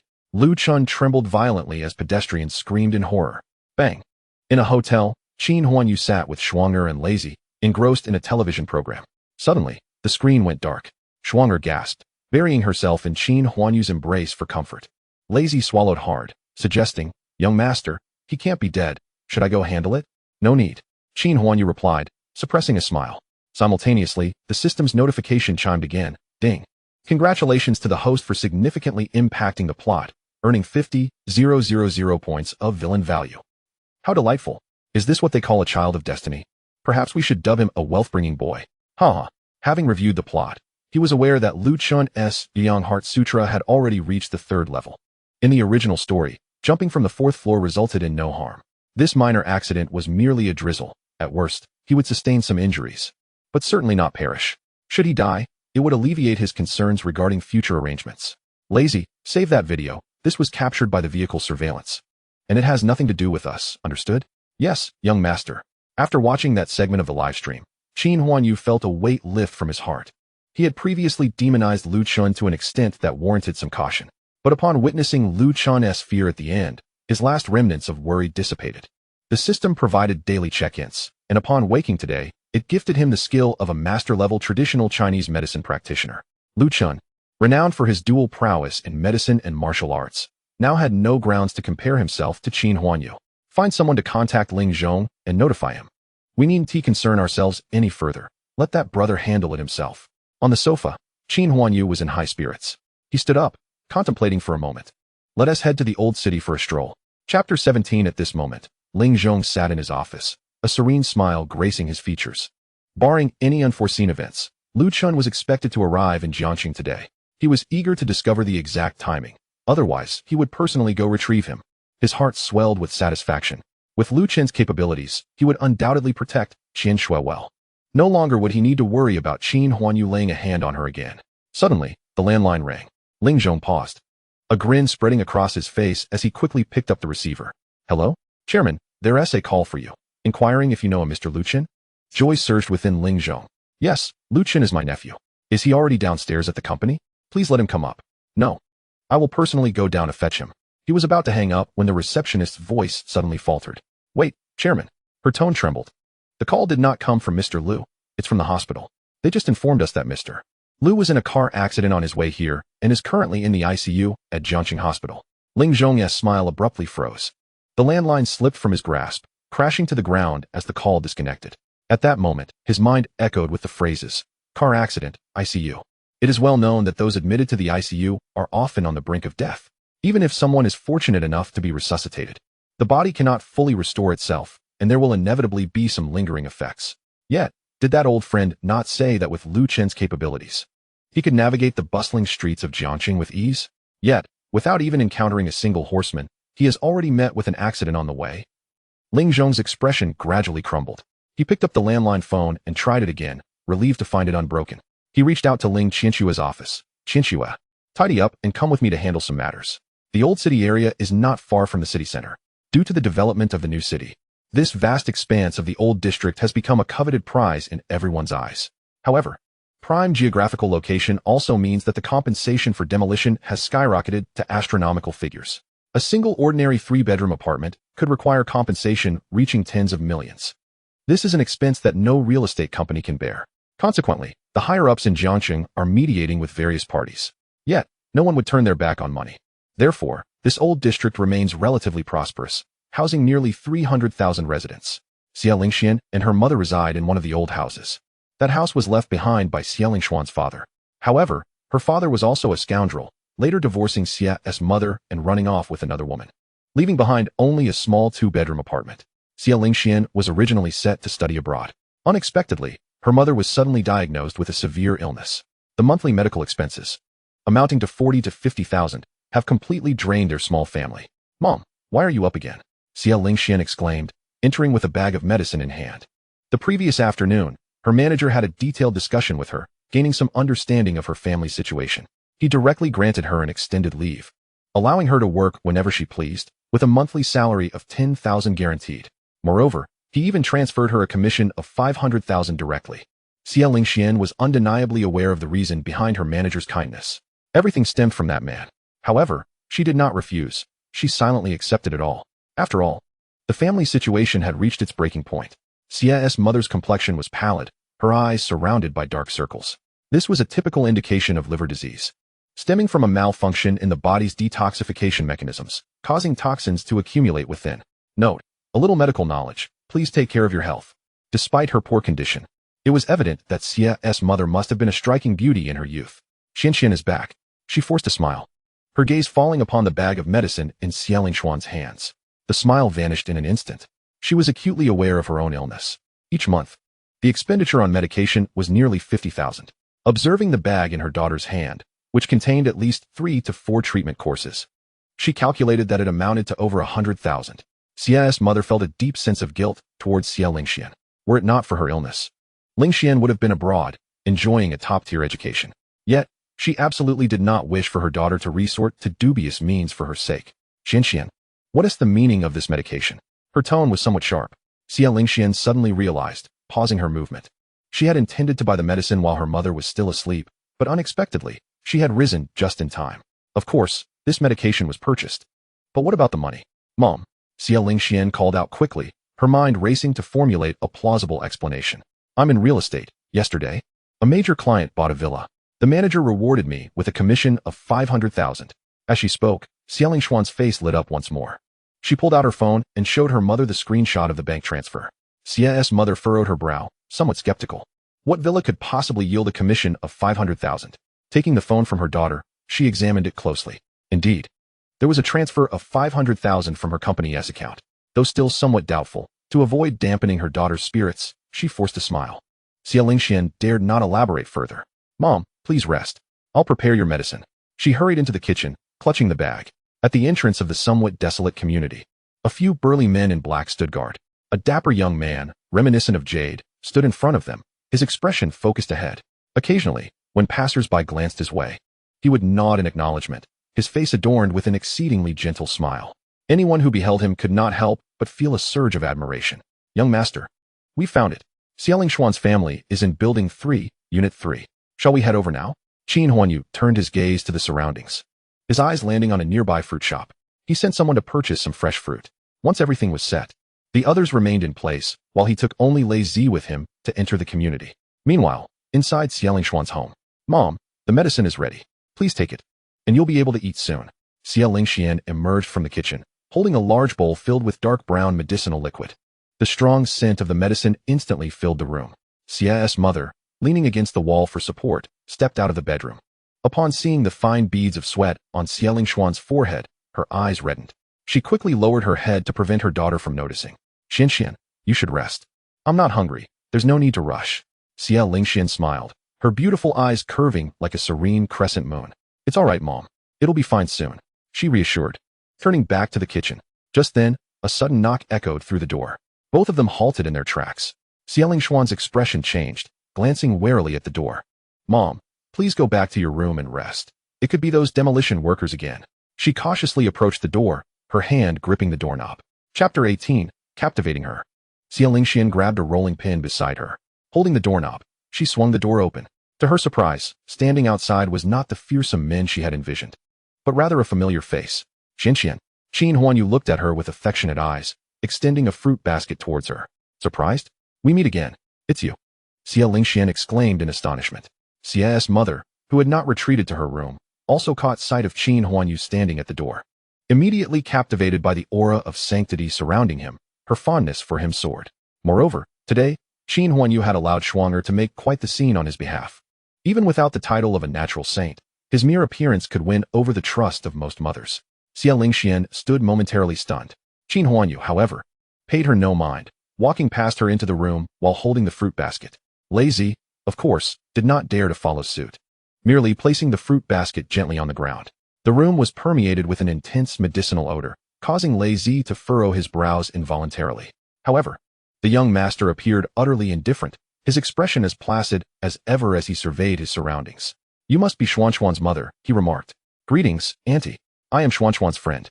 Qin Huanyu. You may call me Xiaoyu or Xiaoqin. Very well.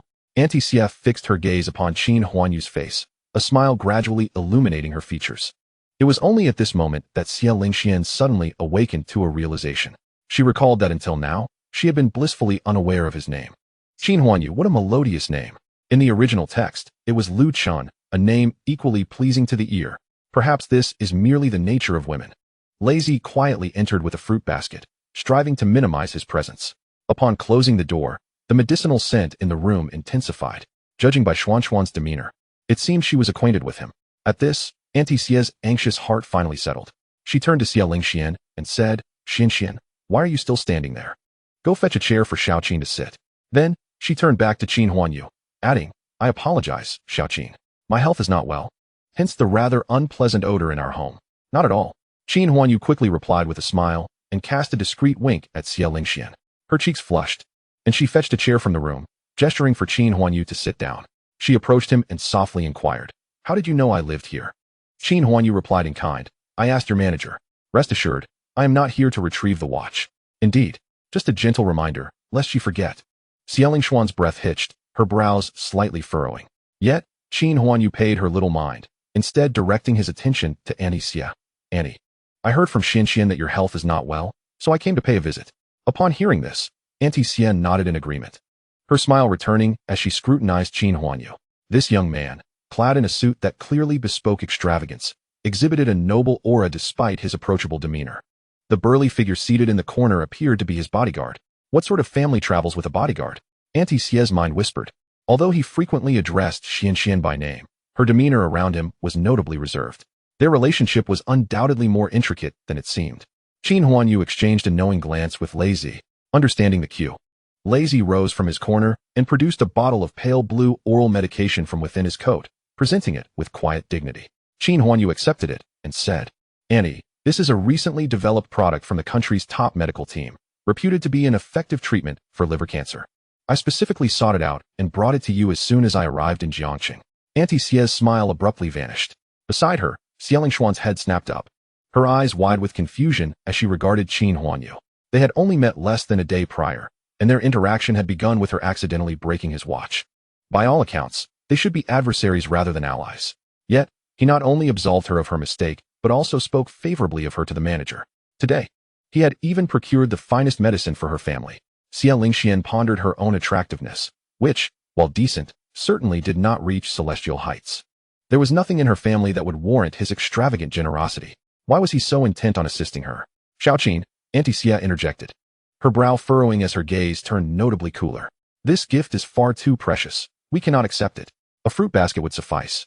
But this premium medication could cost a fortune. Observing the interaction between Qin Huanyu and Xia Lingxian, Auntie Xia suddenly found herself plagued by unsettling thoughts. She gently declined the offer. However, Qin Huanyu had never reclaimed a gift once given. Ignoring Auntie Xia's objections, he stood up from his chair and turned to Xia Lingxian. By the way, I have also contacted several experts in liver health. Should you require anything, feel free to call me. He glanced back at Auntie Xia, adding, Auntie, I have other matters to attend to, so I shall not intrude any longer. With a nod to Lei Zi, he opened the door and strode out of the room. Behind him, Auntie Xia called out urgently, Xiaoqin, Xiaoqin, we truly cannot accept this medicine. Xian quickly chased after him. Xia Lingxian nodded, clutching the medication as she rushed to the door. Yet, Qin Huanyu had not departed. He awaited her at the threshold. Upon seeing him, her steps faltered, her cheeks flushed from exertion. A warmth surged in Qin Huanyu's heart as he stepped forward, planting a gentle kiss on her cheek. At that moment, Xia Lingshuan's mind went blank, her body tensing as she forgot to step away. Qin Huanyu chuckled softly, ruffling her hair before retrieving a business card from Lei Zi and placing it in her hand. Be good. For Auntie's sake, make sure to take the medication later. This is my business card. Should you need anything, do not hesitate to call me. Only after their figures vanished did Xia Lingxian snap back to reality, her hand brushing her still warm cheek. Her face instantly burned crimson as she turned and dashed back into the house. At the entrance of the ICU at Jiangqing First Hospital, Ling Zhong's eyes were bloodshot as he paced anxiously. Ling Qianxue wore an expression of helplessness. During their journey, she had learned that her father had secured a bodyguard for her without her consent, a personal bodyguard, no less. Despite her vehement objections, she could not sway Ling Zhong's insistence. He had even suggested that Lu Qin reside in her villa. How could that be? A country bumpkin from who knows where cohabiting with her, and one who had sustained severe injuries. If he moved in, would he be protecting her, or would she be responsible for tending to his needs? After much resistance, Ling Zhong conceded slightly, purchasing a separate house next to Ling Qianxue's villa for Lu Qin to reside in instead. Now, the two had been waiting outside the hospital room for a full 5 hours. Suddenly, the overhead lights extinguished. Ling Zhong's expression hardened, and he hurried forward. A few doctors emerged, slowly removing their masks. You are the family of Lu Qin, correct? Yes. Yes. Ling Zhong exclaimed urgently. How is Lu Qin doing? The doctors exchanged glances, their expressions grave as they sighed softly. Ling Zhong's face fell, a shadow of despair crossing his features. Doctor, please, just tell me straight. I can handle it. His voice trembled as he clenched his fists tightly.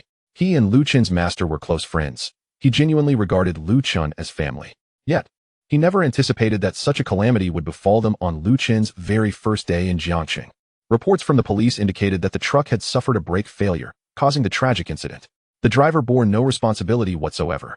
As for the taxi driver, the police reviewed the surveillance footage, and the driver kindly reminded Lu Qin to fasten his seatbelt while driving. One could argue that it was due to his unsolicited advice that the incident transpired.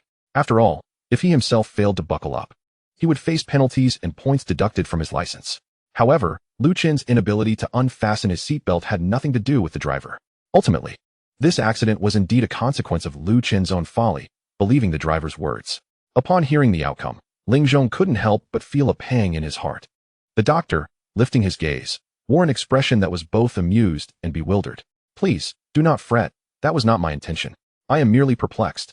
Ordinarily, those who had been struck down by semi-trailers were sent directly to the morgue. Yet, Lu Chun. Ling Zhong's eyes sparkled once more. What about Lu Chun? The doctor frowned and shook his head, stating, although he has sustained a fracture in his left calf, the rest of his body remains unscathed. As he spoke, he retrieved an X-ray from the nurse's hand.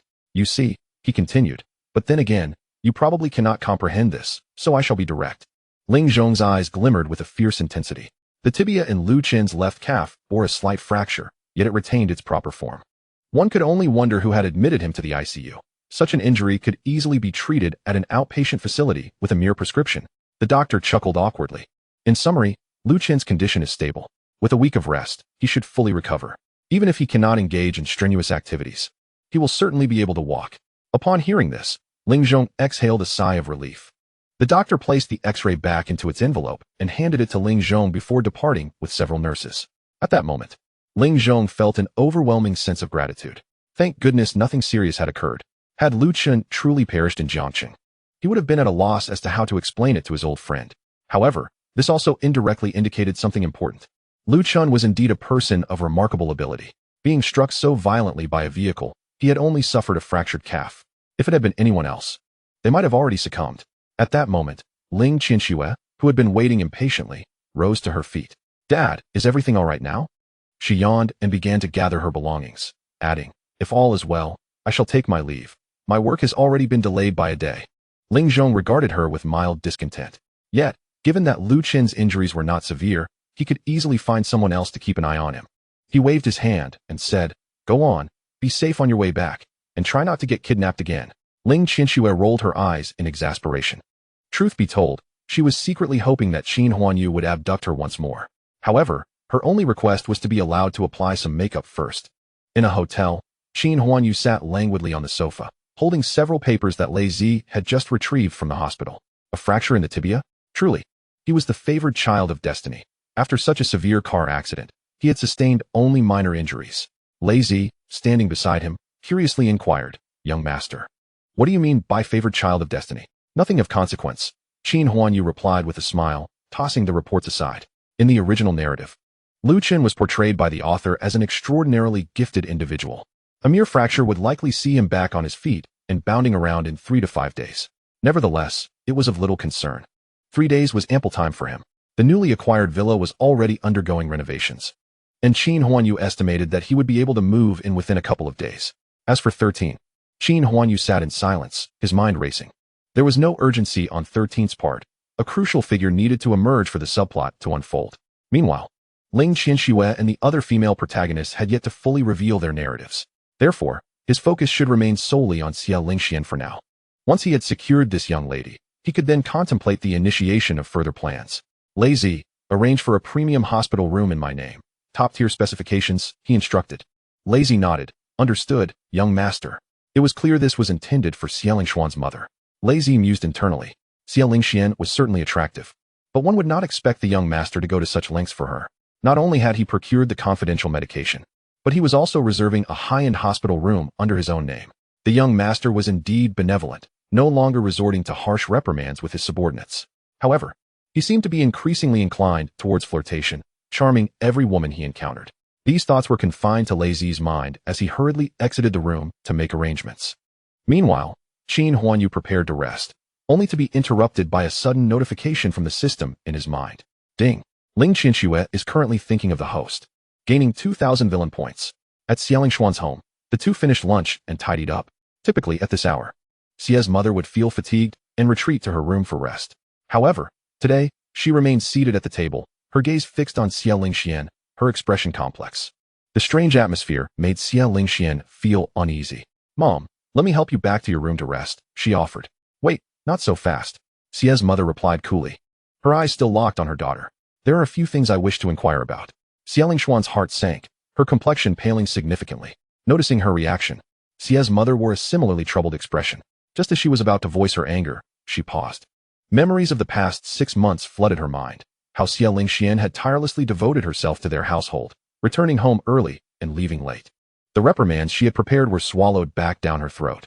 Xia Lingxian kept her head bowed in silence, uncertain of how to explain her acquaintance with Qin Huanyu. It had all been mere coincidence. Furthermore, she could not clarify why Qin Huanyu treated her with such kindness, particularly the gentle kiss he had bestowed upon her before parting.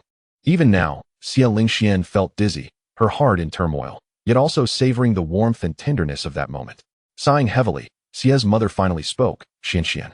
Xia Lingxian lifted her gaze to meet her mother's, her eyes clearer now. Some matters are not strictly right or wrong. They merely pertain to your own feelings. Xia's mother reached out her left hand, gently brushing Xia Lingxuan's cheek. Whatever you choose to pursue, your mother will support you. Mom. Xia Lingxian was somewhat bewildered. Yet, seeing the light in her mother's eyes, she nodded, albeit with a vague understanding. Tender sentiments began quietly to take root in her heart. Chapter 20. Life is a play, entirely dependent on performance. For the next 2 days, Qin Huanyu remained at the hotel. As for pursuing a girl, one need not have witnessed a pig run to know how to handle it. Sometimes, it was necessary to give her a few days of space. Otherwise, she might think of him as a mere sycophant, thus diminishing his own stature. Meanwhile, Ling Qianxue frequently accrued villain points in the range of 1 or 2,000. Occasionally, as Qin Huanyu drifted off to sleep, he would hear the system notifications echoing in his mind. He could not fathom why Ling Qianxue would think of him at 2 or 3 o'clock in the dead of night. What could she possibly be doing? He did not quite understand and dared not inquire. In contrast, Xia Lingxian remained utterly serene. The system had stated that they must wait until the complete strategy was achieved before calculating the villain points together. It seemed he needed to intensify his efforts. The protagonist, Lu Chun, still lay in the hospital. Over the past few days, his heart had darkened considerably. For the majority of his 20-plus years, Lu Chun had spent his life abroad. After finally arriving in a big city, he had fallen victim to those insignificant creatures. No wonder people abroad referred to Xia country as a garbage nation. Lu Chun's gaze turned cold. They all deserved to die? Once he was discharged, he would locate that driver and give him a taste of torment. Just as he was lost in thought, footsteps echoed from outside. Knock, knock, knock. Lu Chun, are you awake?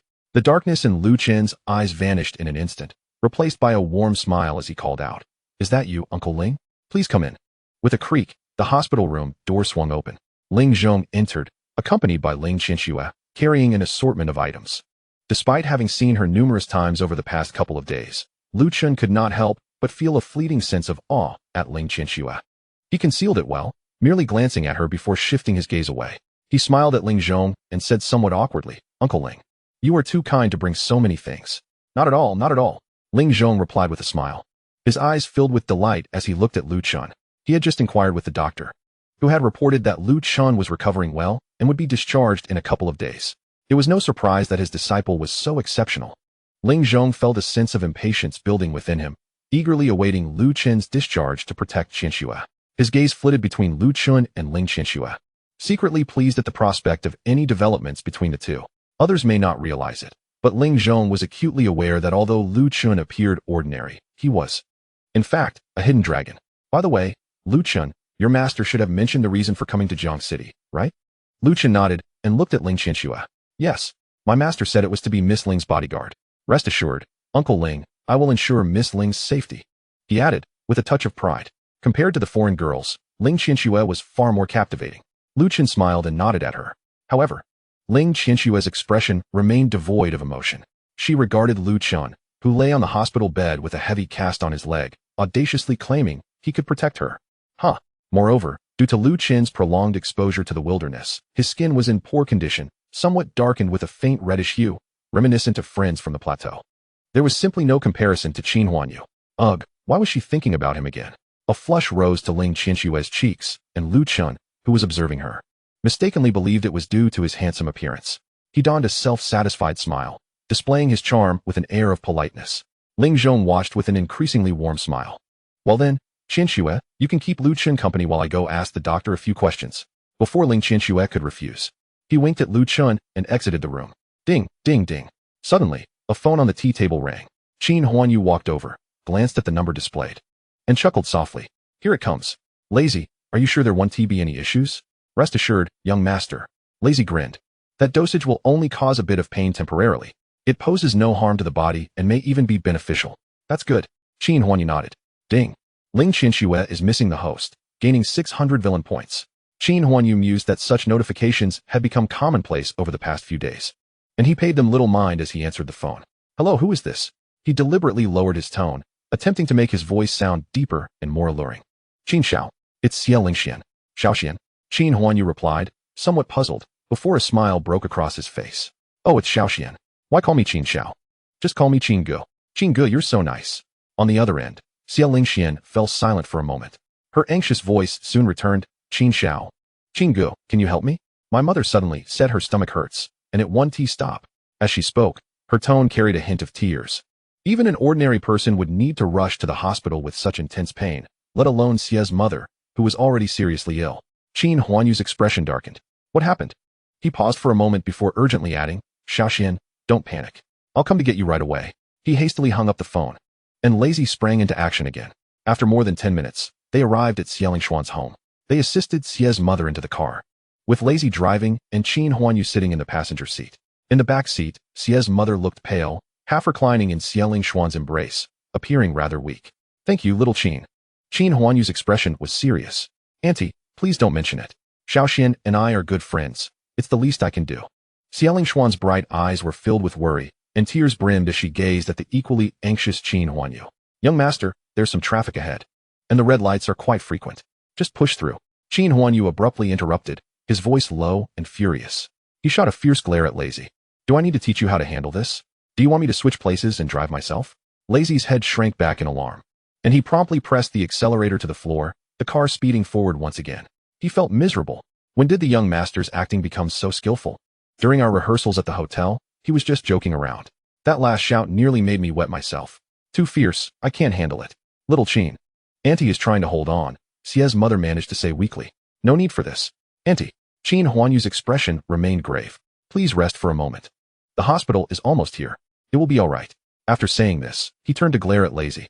Meanwhile, in the back seat, Xie Lingxian gently rubbed her mother's abdomen with her small hand, her bright, glistening eyes continuously darting towards Qin Huanyu. Chapter 21. A request for an audience. A group of doctors, having long been prepared, took Xie's mother from Xie Lingxian. Rest assured, young Master Qin, we will do our utmost. With a clap, the emergency room door swung shut. Xie Lingxian waited outside, tears streaming down her cheeks as muffled sobs escaped her lips. Lazy wore a strange expression as he leaned closer to Qin Huanyu. In a tone that was subtle yet audible to all, he said, Young master, I shall take a trip to the police station. I expect to return a bit later today. Qin Huanyu, with an expression devoid of emotion, cast a glance in his direction.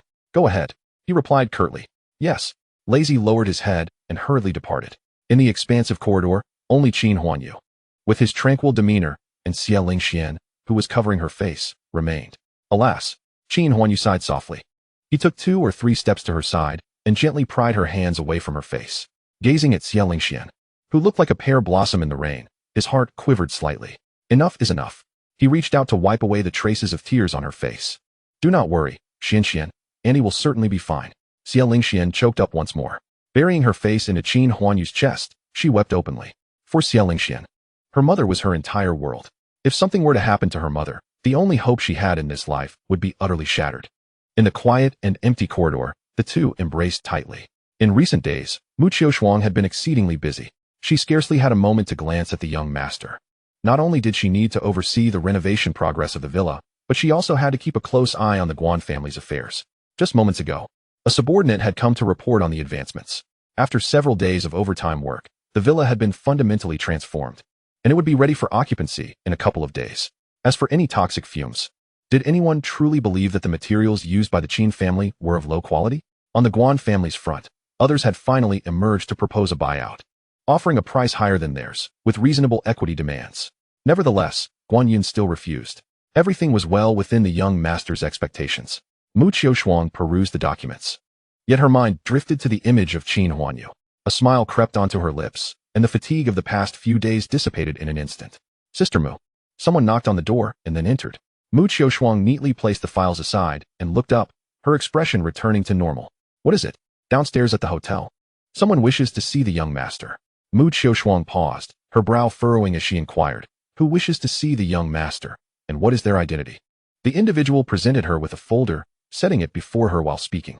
We have investigated. The person in question is named Robin, the owner of the Jiangxing World Chamber of Commerce. This chamber essentially controls all the bathing and massage parlors in Jiangxing, making it a significant underground power. Robin? Mu Qiushuang pondered for a moment. She suddenly recalled that the young master had mentioned this name before. However, he was currently not at the hotel and had taken Lazy with him. Even she was unaware of his whereabouts. After mulling it over for a while, she nodded at the individual. Please bring him up and find a place for him to wait.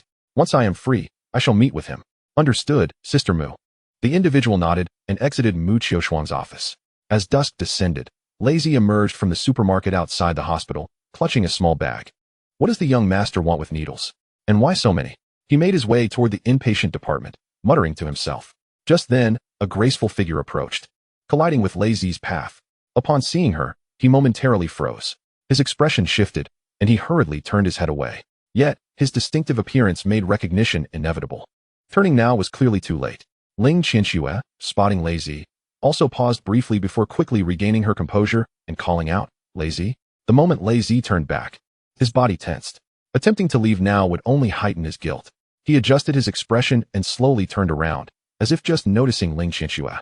Miss Ling, what brings you to the hospital? Are you feeling unwell? He exclaimed, feigning ignorance. He was well aware of the reason for her presence. He had overlooked the fact that Lu Chun was also a patient in this hospital. Ling Qianxue opened her mouth to explain but hesitated, suppressing her words. Lazy was the most trusted subordinate of Qin Huanyu. If she confessed that she was here to see a man, it would likely reach Qin Huanyu's ears in an instant. No, she couldn't say that. Ling Qianxue's mind raced, and she finally said, I merely have a slight cold. So I came to pick up some medicine. As she spoke, she quickly diverted the subject, asking Lazy, what are you doing in the hospital? Is it because Qin Huanyu is ill? Ding. Congratulations, host. You have gained 1,000 points of villain value. Qin Huanyu, cradling Xie Lingxian, continued speaking without interruption. He had grown accustomed to it. Ling Qianxue was truly uncanny, more effective than a power bank, able to generate villain value for him at any moment. Lazy scratched his head. No, I just came to handle some matters, Miss Ling. I have some things to attend to, so I won't disturb you. After saying this, Lazy bowed slightly to Ling Qianxue and, without waiting for her to respond, hurriedly jogged toward the inpatient department. At this moment, Xia's mother had been wheeled out from the operating room. The dosage had been minimal, posing no substantial harm. The doctor merely conducted a brief examination before pushing her out. Xia's mother looked considerably pale, although it had not caused much injury. The pain she felt was undeniably real. Qin Huanyu retrieved the previously arranged hospital room for her, despite Xia's mother's persistent refusals. Even Xie Lingxian urged her to accept it today. Observing her daughter's attitude, Xia's mother ceased to resist and settled into the room. Rest assured, Auntie. The esteemed doctors I contacted from Kyoto are on their way. They are the most experienced with your condition, Qin Huanyu said with a smile, firmly holding Xie Lingshuan's small hand. Xia's mother reclined on the hospital bed, her gaze falling on their clasped hands. She felt a mix of gratitude and faint worry for Xie Lingxian. With a simple smile, she said, Little Qin, I am troubling you once more today? Merely a trivial matter. Qin Huanyu replied courteously. Now, Auntie, please rest. Xianxian and I will go speak with the doctor. Taking Xie Lingshuan's hand, they walked toward the door of the hospital room. Though it was just a hospital room, it had been lavishly arranged with 3 bedrooms and a living area. Standing at the entrance, they spoke without a hint of sound emanating from within. Qin Huanyu affectionately ruffled her hair. Xianxian, I have already coordinated with the head of oncology here. You only need to gather some information. I will remain here with Auntie. You need not worry. Xie Lingxian nodded. She felt somewhat subdued today, silently following Qin Huanyu as he made all the arrangements. Releasing her hand, they proceeded toward the office at the end of the corridor. After taking a few steps, Xie Lingxian suddenly halted. She turned around to look at Qin Huanyu, who stood still, her gaze complex. Young Master Qin. Qin Huanyu met her eyes, and his smile gradually faded. After a prolonged pause, Xie Lingxian suddenly broke into a smile. Brother Qin, thank you. Before she could finish her sentence, a rosy blush crept across her cheeks. She turned and dashed away, her footsteps noticeably lighter. Chapter 22. One should not. At the very least, Qin Huanyu was momentarily taken aback. Watching Xie Lingshuan's retreating figure, he couldn't help but chuckle softly. Ding. Host, please continue to strive forward. What a clever ruse. Qin Huanyu inwardly cursed, preparing to return to his room and enhance Xia's mother's favorability. Just then, a shadowy figure silently appeared behind him. Young master. With a swift motion, Qin Huanyu turned around to find a slightly breathless Lazy. What is wrong with you? Can't you walk without making a sound? He spat out angrily before Lazy could speak. Lazy felt a surge of grievance. Was it his fault for not wanting to disturb the young master while he was charming a lady? He extended his hand to present a package of silver needles to Qin Huanyu. In the original narrative, it wasn't until Lu Qin arrived that Xia's mother began to regain her health. Prior to that, Xia Lingxian had remained deeply concerned for her well-being. Even when Lu Qin offered her an irresistible goodwill, Xia Lingxian resolutely declined. Thus, Qin Huanyu speculated that to complete this subplot, the key lay with Xia's mother. He had no intention of waiting for the renowned national physicians any longer. After all, he had previously signed in and obtained the mastery of a grand physician. Compared to Lu Qin, he should not be far behind. Lazy, guard the door. Do not let anyone disturb me until I emerge, Qin Huanyu instructed before opening the door to enter. Yet, he was suddenly halted by Lazy's voice. Young master. I just ran into Miss Ling downstairs. And she saw me. Qin Huanyu paused. It's nothing. Ignore her. He stepped into the room. Xia's mother was leaning against the headboard, her face lighting up with a smile as she was about to greet him when Qin Huanyu swiftly struck her on the right side of her neck. Her head tilted, and she instantly lost consciousness. With his mastery in Tai Chi, Qin Huanyu knew he could approach Xia's mother without her noticing. His actions were calculated. If the plot unfolded as he envisioned, it would be ideal, even if it didn't. Revealing his strength in front of Xia's mother was a risk he was prepared to take. After all, she could only inform Xia Lingxian. And as long as he could manage Xia Lingxian, revealing his prowess would be inconsequential. Most importantly, the original plot scheme by Lu Qin would be intercepted by him. Perhaps he could even gain some villain points in the process. Moreover, Qin Huanyu had no intention of disclosing this matter to a third party. Even Lei Zi and the others remained unaware. These were his trump cards. Just in case the storyline involving Lu Qin deviated, he would still have the opportunity to counterattack. Approaching the window, Qin Huanyu unfurled the package of silver needles. He took a deep breath. This was his first endeavor. It was wise to proceed with caution. At that moment, his eyes sparkled as if countless lights were dancing within. In his gaze, Xia's mother lay peacefully asleep, her body illuminated by intricate golden light. Her veins were laid bare, revealing the pathways within. With a deft flick of his fingers, a needle as fine as a hair soared into the air, perfectly grasped by him. He dipped it into alcohol for a brief moment before pinpointing a specific acupoint on Xia's mother's body and deftly inserting the needle 2 inches deep. Without pausing, one silver needle after another soared towards the sleeping figure of Xia's mother. 10 minutes later, sweat dripped from Qin Huanyu's brow onto the floor. He carefully covered her with a blanket, ensuring all the needles were tidily collected. Xia's mother's liver cancer had already reached the intermediate stage. Relying solely on his mastery of acupuncture, he could not completely control it. He could only manage to maintain it in its initial state. However, Qin Huanyu had never intended to cure her immediately. To grind through the quest all at once would be of little benefit. A gradual approach was far more prudent. Exiting the room, he handed the silver needles to Lei Zi, instructing him to find a place to dispose of them properly. Observing the young master drenched in sweat, Lei Zi began to harbor some unsettling suspicions. He lifted his head, casting a furtive glance at the dim room before scrutinizing Qin Huanyu with a complex expression. Young master, is this really necessary? What? Qin Huanyu, lacking the energy to engage, thought to himself that merely flicking a couple of needles felt more exhausting than a night of 13 encounters. Right now, he could only find a place to sit. Otherwise, he would have preferred to collapse on the ground for a good sleep. If you can't hold back, you could find Sister Mu or Miss Ling. At worst, just like before, the brothers would certainly handle it beautifully without anyone noticing. Lei Zi shook his head sorrowfully. Or even Miss Xia would suffice. There really is no need for this. One should not. At the very least, one should not. Slap. Qin Huanyu's trembling right hand delivered a sharp smack to the back of Lei Zi's head. Speak sensibly. All right, young master. Lei Zi's expression turned serious. Sister Mu just called. Someone is at the hotel seeking an audience with you. They've been waiting all afternoon, inquiring when we would return. Someone wants to see me? Who? Qin Huanyu glanced at the time. It had already been 7 or 8 hours since they set out to rescue Xia's mother. Yet, Xia Lingxian had still not returned. As for the director, Lei Zi had personally spoken to him, so there was no possibility of any melodramatic twists requiring him to rescue her. Given the state of the young lady, it seemed this subplot had stabilized. Moving forward, he would have the opportunity to pursue other matters. After pondering for a moment, Qin Huanyu assisted Lei Zi in rising. You find 2 people to stay at the hospital and keep a close watch. Ensure nothing goes awry. Lei Zi nodded, making all necessary arrangements. Supporting the exhausted Qin Huanyu, he walked toward the parking lot. Young master, do you need any medicine? You know, the kind that makes men great and women scream? Are you trying to get yourself killed? All right, "Young master, watch your step." Helping Qin Huanyu into the car, Lazy returned to the driver's seat and drove away from the hospital. As the taillights disappeared into the distance, a shadowy figure emerged from the dark corner, Ling Qianxue. At that moment, her mind was consumed with the image of the pale Qin Huanyu being assisted into the car by Lazy. Under the urging of Ling Zhong, Ling Qianxue, wearing a worried expression, returned to the hospital room. Lost in thought, she nearly collided with a hurried girl at the entrance. The two managed to avoid a collision, exchanging glances. "Excuse me. I'm sorry." They shared a smile, a fleeting moment of connection. Xia Lingxian hurriedly departed, while Ling Qianxue pushed open the hospital room door and stepped inside. Chapter 23. Do you know who I am? In the sitting room of the suite, a middle-aged man clad in a tailored suit occupied the sofa. Before him lay several cups of tea, their temperatures chillingly cold. The man's expression was grim, his gaze imbued with a frigid anger. He was Robin, the formidable figure who commanded the underworld of Jiangcheng, and simultaneously, the leader of the 13 Lords.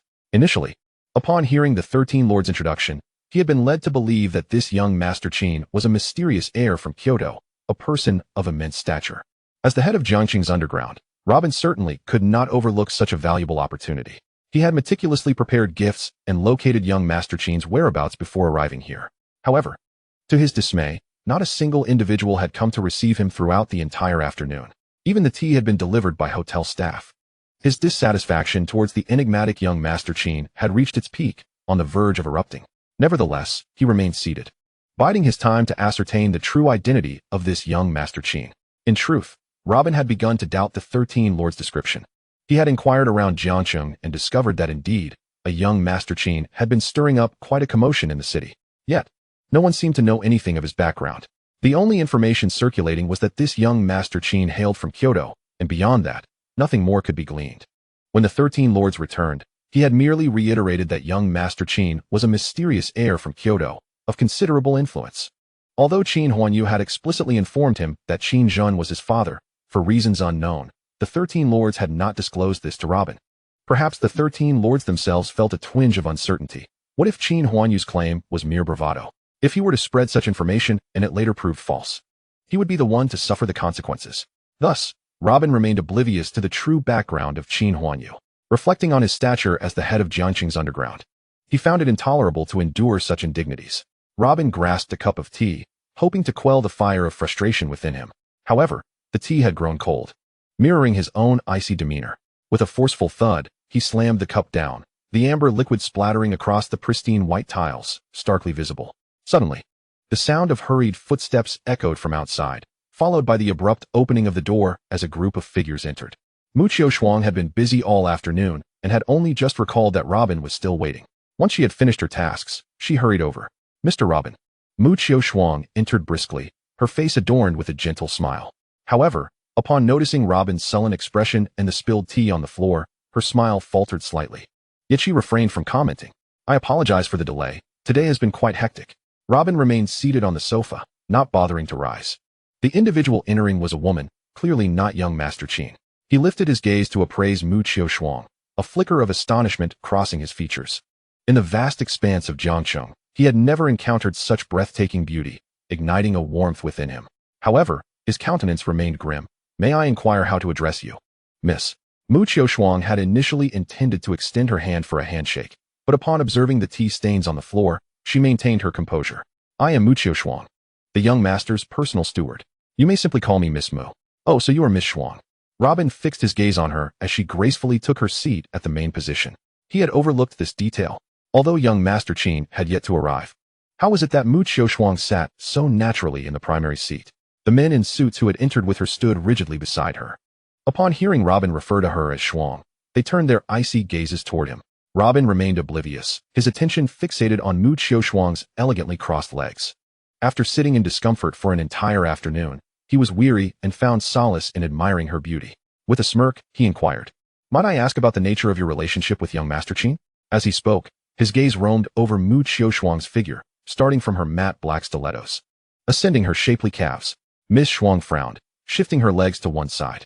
Her eyes, now laden with visible ire, regarded Robin with disdain. Robin sensed her anger, yet he remained unyielding. What young master? What mysterious heir from Kyoto? As long as his father isn't an elder, what can he possibly do to me here in Jiangcheng? He had come to forge a beneficial connection, not to be subjected to indignities. With this thought, Robin suddenly rose from his seat and approached Mu Qiushuang. The burly men standing beside her began to close in as well. Robin raised his hand, pausing momentarily as he surveyed the group, a scornful smile gracing his lips. Miss Shuang, are you aware of who I, Robin, am? Mu Qiushuang remained seated, her expression unchanged as she gazed at him with calm composure. Robin's hand hovered merely 20 centimeters from her face, yet she displayed no sign of trepidation, her demeanor steadfast. She understood that, should he make a move toward her, his hand would be swiftly incapacitated before it could reach her. Mr. Robin, are you the owner of the Global Chamber of Commerce? No. Robin chuckled coldly yet again. What I mean to say is, with a single phone call, I could ensure that none of you ever leave this hotel for the rest of your lives. However, if Miss Shuang is willing to accompany me. His words were abruptly interrupted as the door swung open once more. Excuse me, may I ask something? Lazy assisted Qin Huanyu as they slowly entered from outside. Are you including me in that everyone you just mentioned? Qin Huanyu appeared pale and frail, looking utterly exhausted. Young master, Shuang exclaimed, quickly rising from the sofa. She rushed over to support him, guiding him to the sofa where they both sat down. Qin Huanyu exhaled a heavy sigh of relief. He had acquired the skills of a master-level traditional Chinese physician and had also obtained a tome of acupuncture techniques. The methods he had administered to Madame Xia were drawn from one of those esteemed chapters. Initially, he had merely intended to experiment, but he had not anticipated the considerable toll it would exact on him. His master-level prowess had nearly caused him to collapse. Thankfully, he had returned safely, gently embracing Shuang. He relished her warmth, his body feeling somewhat rejuvenated. Robin, is it? He said, lifting his gaze to meet Robin's. At that moment, realization dawned on Robin. You are the mysterious young Master Qin? He scrutinized the young man slumped on the sofa, noting his feeble appearance, devoid of any semblance of a distinguished air. His pale and weak demeanor bore more resemblance to that of a pampered rich heir suffering from exhaustion. It must be said that the title of sage bestowed upon Qin Huanyu indeed adds a considerable air of sophistication to his demeanor. For a moment, even Robin found himself pondering this notion. Qin Huanyu chuckled and shook his head. Originally, Robin was meant to play a somewhat pivotal role in the ensuing narrative. Furthermore, to summon the 13th, he would need Robin to initiate the plot. However, at the moment he stepped through the door and heard Robin's words, he felt that all avenues for his survival had been irrevocably severed. All of his subordinates were acutely aware that within Qin Huanyu's faction, Mu Qiushuang held a status second only to the young master himself. Even Lazy occasionally found himself dutifully adhering to her commands. How dare Robin attempt to flirt with Sister Mu? And he even expected her to accompany him. Damn him. At that moment, Qin Huanyu suddenly inquired, Did 13 not mention anything to you upon his return? What does that imply? Robin was taken aback, furrowing his brow in response.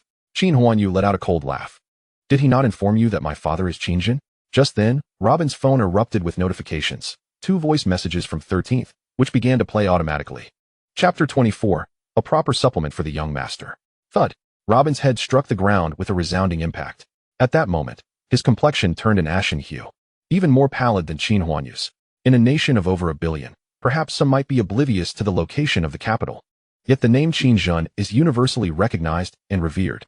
2 decades ago, during a conflict between the Summer Nation and a small monkey-rearing nation on the southern border, Qin Jun was merely a captain. Leading a contingent of 30, he audaciously stormed the capital and returned with the head of the provocateur general. After being condemned by various nations, he ascended the ranks with remarkable speed. 13 years ago, he led 10,000 soldiers to suppress the entire Triangle region. 10 years ago, 3 years ago, during a time of peace, Qin Jun could be regarded as the only general to ascend the ranks through military accomplishments. Initially, when Qin Huanyu spoke, Robin may have harbored doubts. After all, the name Qin Jin bore immense weight, and anyone with the surname Qin would wish to forge a connection with him. However, news from 13 eventually confirmed suspicions. After 2 days of investigation, he had unearthed some clues. This enigmatic young Master Qin might indeed be the son of Qin Jun. What plunged Robin into despair was the revelation that not only was Qin Jun his father, but his grandfather was also named Qin Jinhua, a venerable elder in the current Summer Nation. And Qin Huanyu was the legitimate heir of the illustrious Qin family in the capital, destined to inherit power. The mere weight of such identities was enough to crush Robin. Not to mention that all these illustrious titles were now affixed to the young man before him. Observing Robin, who was persistently bowing his head in supplication, Qin Huanyu remained unperturbed. He turned to Lei Zi and informed the family to refrain from any unnecessary actions. Understood. Young master. Lei Zi nodded in agreement. The intricacies of the Qin family were not something to be trifled with. Moreover, Considering the actions of Qin Zhen on the international stage in recent years, should Qin Huanyu's identity be exposed, the Jiangxing would undoubtedly become a veritable cauldron of chaos.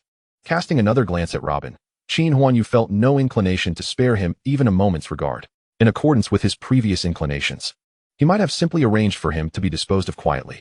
However, circumstances had changed, and such actions were no longer appropriate. After much contemplation, Qin Huanyu resolved to hold back. Meanwhile, the increasingly frantic Robin continued to bow, each motion growing heavier with despair. What was his own identity? Merely a figure of intimidation in Jiangcheng, too timid to provoke even the slightest ire of the city's lord, let alone the colossal entity that was the Qin family. If given the chance to start anew, he would gladly relinquish his position as a leader, preferring to avoid falling into the clutches of young Master Qin. Sometimes, living could be far more agonizing than death itself. Enough. At last, Qin Huanyu spoke in a measured tone. Robin's actions abruptly ceased, his body trembling lightly. The skin on his forehead cracked from the relentless impact, crimson blood oozing down his face, mingling with the tawny tea on the floor in a grotesque tableau. At this juncture, his plans were nearly complete. The villa was ready for occupation. While Robin's fate was of little concern, there remained a task he needed to fulfill. Today, I shall pretend you never set foot here, and I have never laid eyes on you, Qin Huanyu declared, tightening his embrace around Shuang'er. I hear you are the president of the Global Business Association. Prepare for the upcoming banquet. I'll return to assess your performance. Robin, momentarily stunned, had bowed repeatedly on the floor, perhaps 100 times within those few minutes. His mind was now a haze. After some time, he finally responded, "Thank you, young Master Qin. Thank you." He continued to kneel. Before he could react further, Lazy swiftly grasped him and pulled him to his feet. Qin Huanyu glanced at his phone, noting the time. 5 days from now will be an auspicious day. You shall manage accordingly. As he spoke, a distinct weariness surfaced upon his countenance. Shuang'er extended her small hand to gently massage his temples. Meanwhile, Robin was dragged away by Lei Zi and his companions, escorted out of the hotel. Once everyone had departed, Lei Zi said, "Young master, there is another matter to mention. Today, Longting Group submitted a proposal for acquisition to the Guan family, but it was rejected by Guan Yun." Leaning against Shuang'er, Qin Huanyu slowly opened his eyes, gazing at the ceiling above. After a moment of contemplation, he finally replied, "I understand. You may visit again tomorrow. Stick to the terms we discussed. Do not yield on price, but feel free to offer her some incentives on certain clauses." Shuang'er nodded, jotting down the instructions. She was about to say more, but Qin Huanyu furrowed his brow and pushed himself off the sofa. "Never mind. We shall address any matters tomorrow. Shuang'er, come in. It is time for us to rest." Buzz. Shuang'er's face flushed crimson. Outside the room, Lei Zi sighed softly. "Hey, you come here. Head to the Qin family and fetch some medicine. Make sure to properly nourish the young master." In the hospital room, Ling Zhong wore an obsequious smile. "Qinxue, the company is not busy these days. Why not stay at the hospital and keep little Qin company?" Ling Qinxue frowned, glancing at Lu Chun on the hospital bed. At that moment, her thoughts were occupied with concern for Qin Huanyu's health. As for Lu Chun, she was indifferent. "No, Dad, I still have several documents to review. I'll head back now." Without waiting for Ling Zhong to respond, she left the room, leaving behind an awkward Ling Zhong and a somewhat sullen Lu Chun. Seeing Ling Zhong turn away, Lu Chun quickly donned a bitter smile. "Little Chun, it's fine. No worries, Ling uncle," Lu Chun comforted, albeit with a tinge of disappointment. "You should head back early. I can manage here alone." Cough, cough.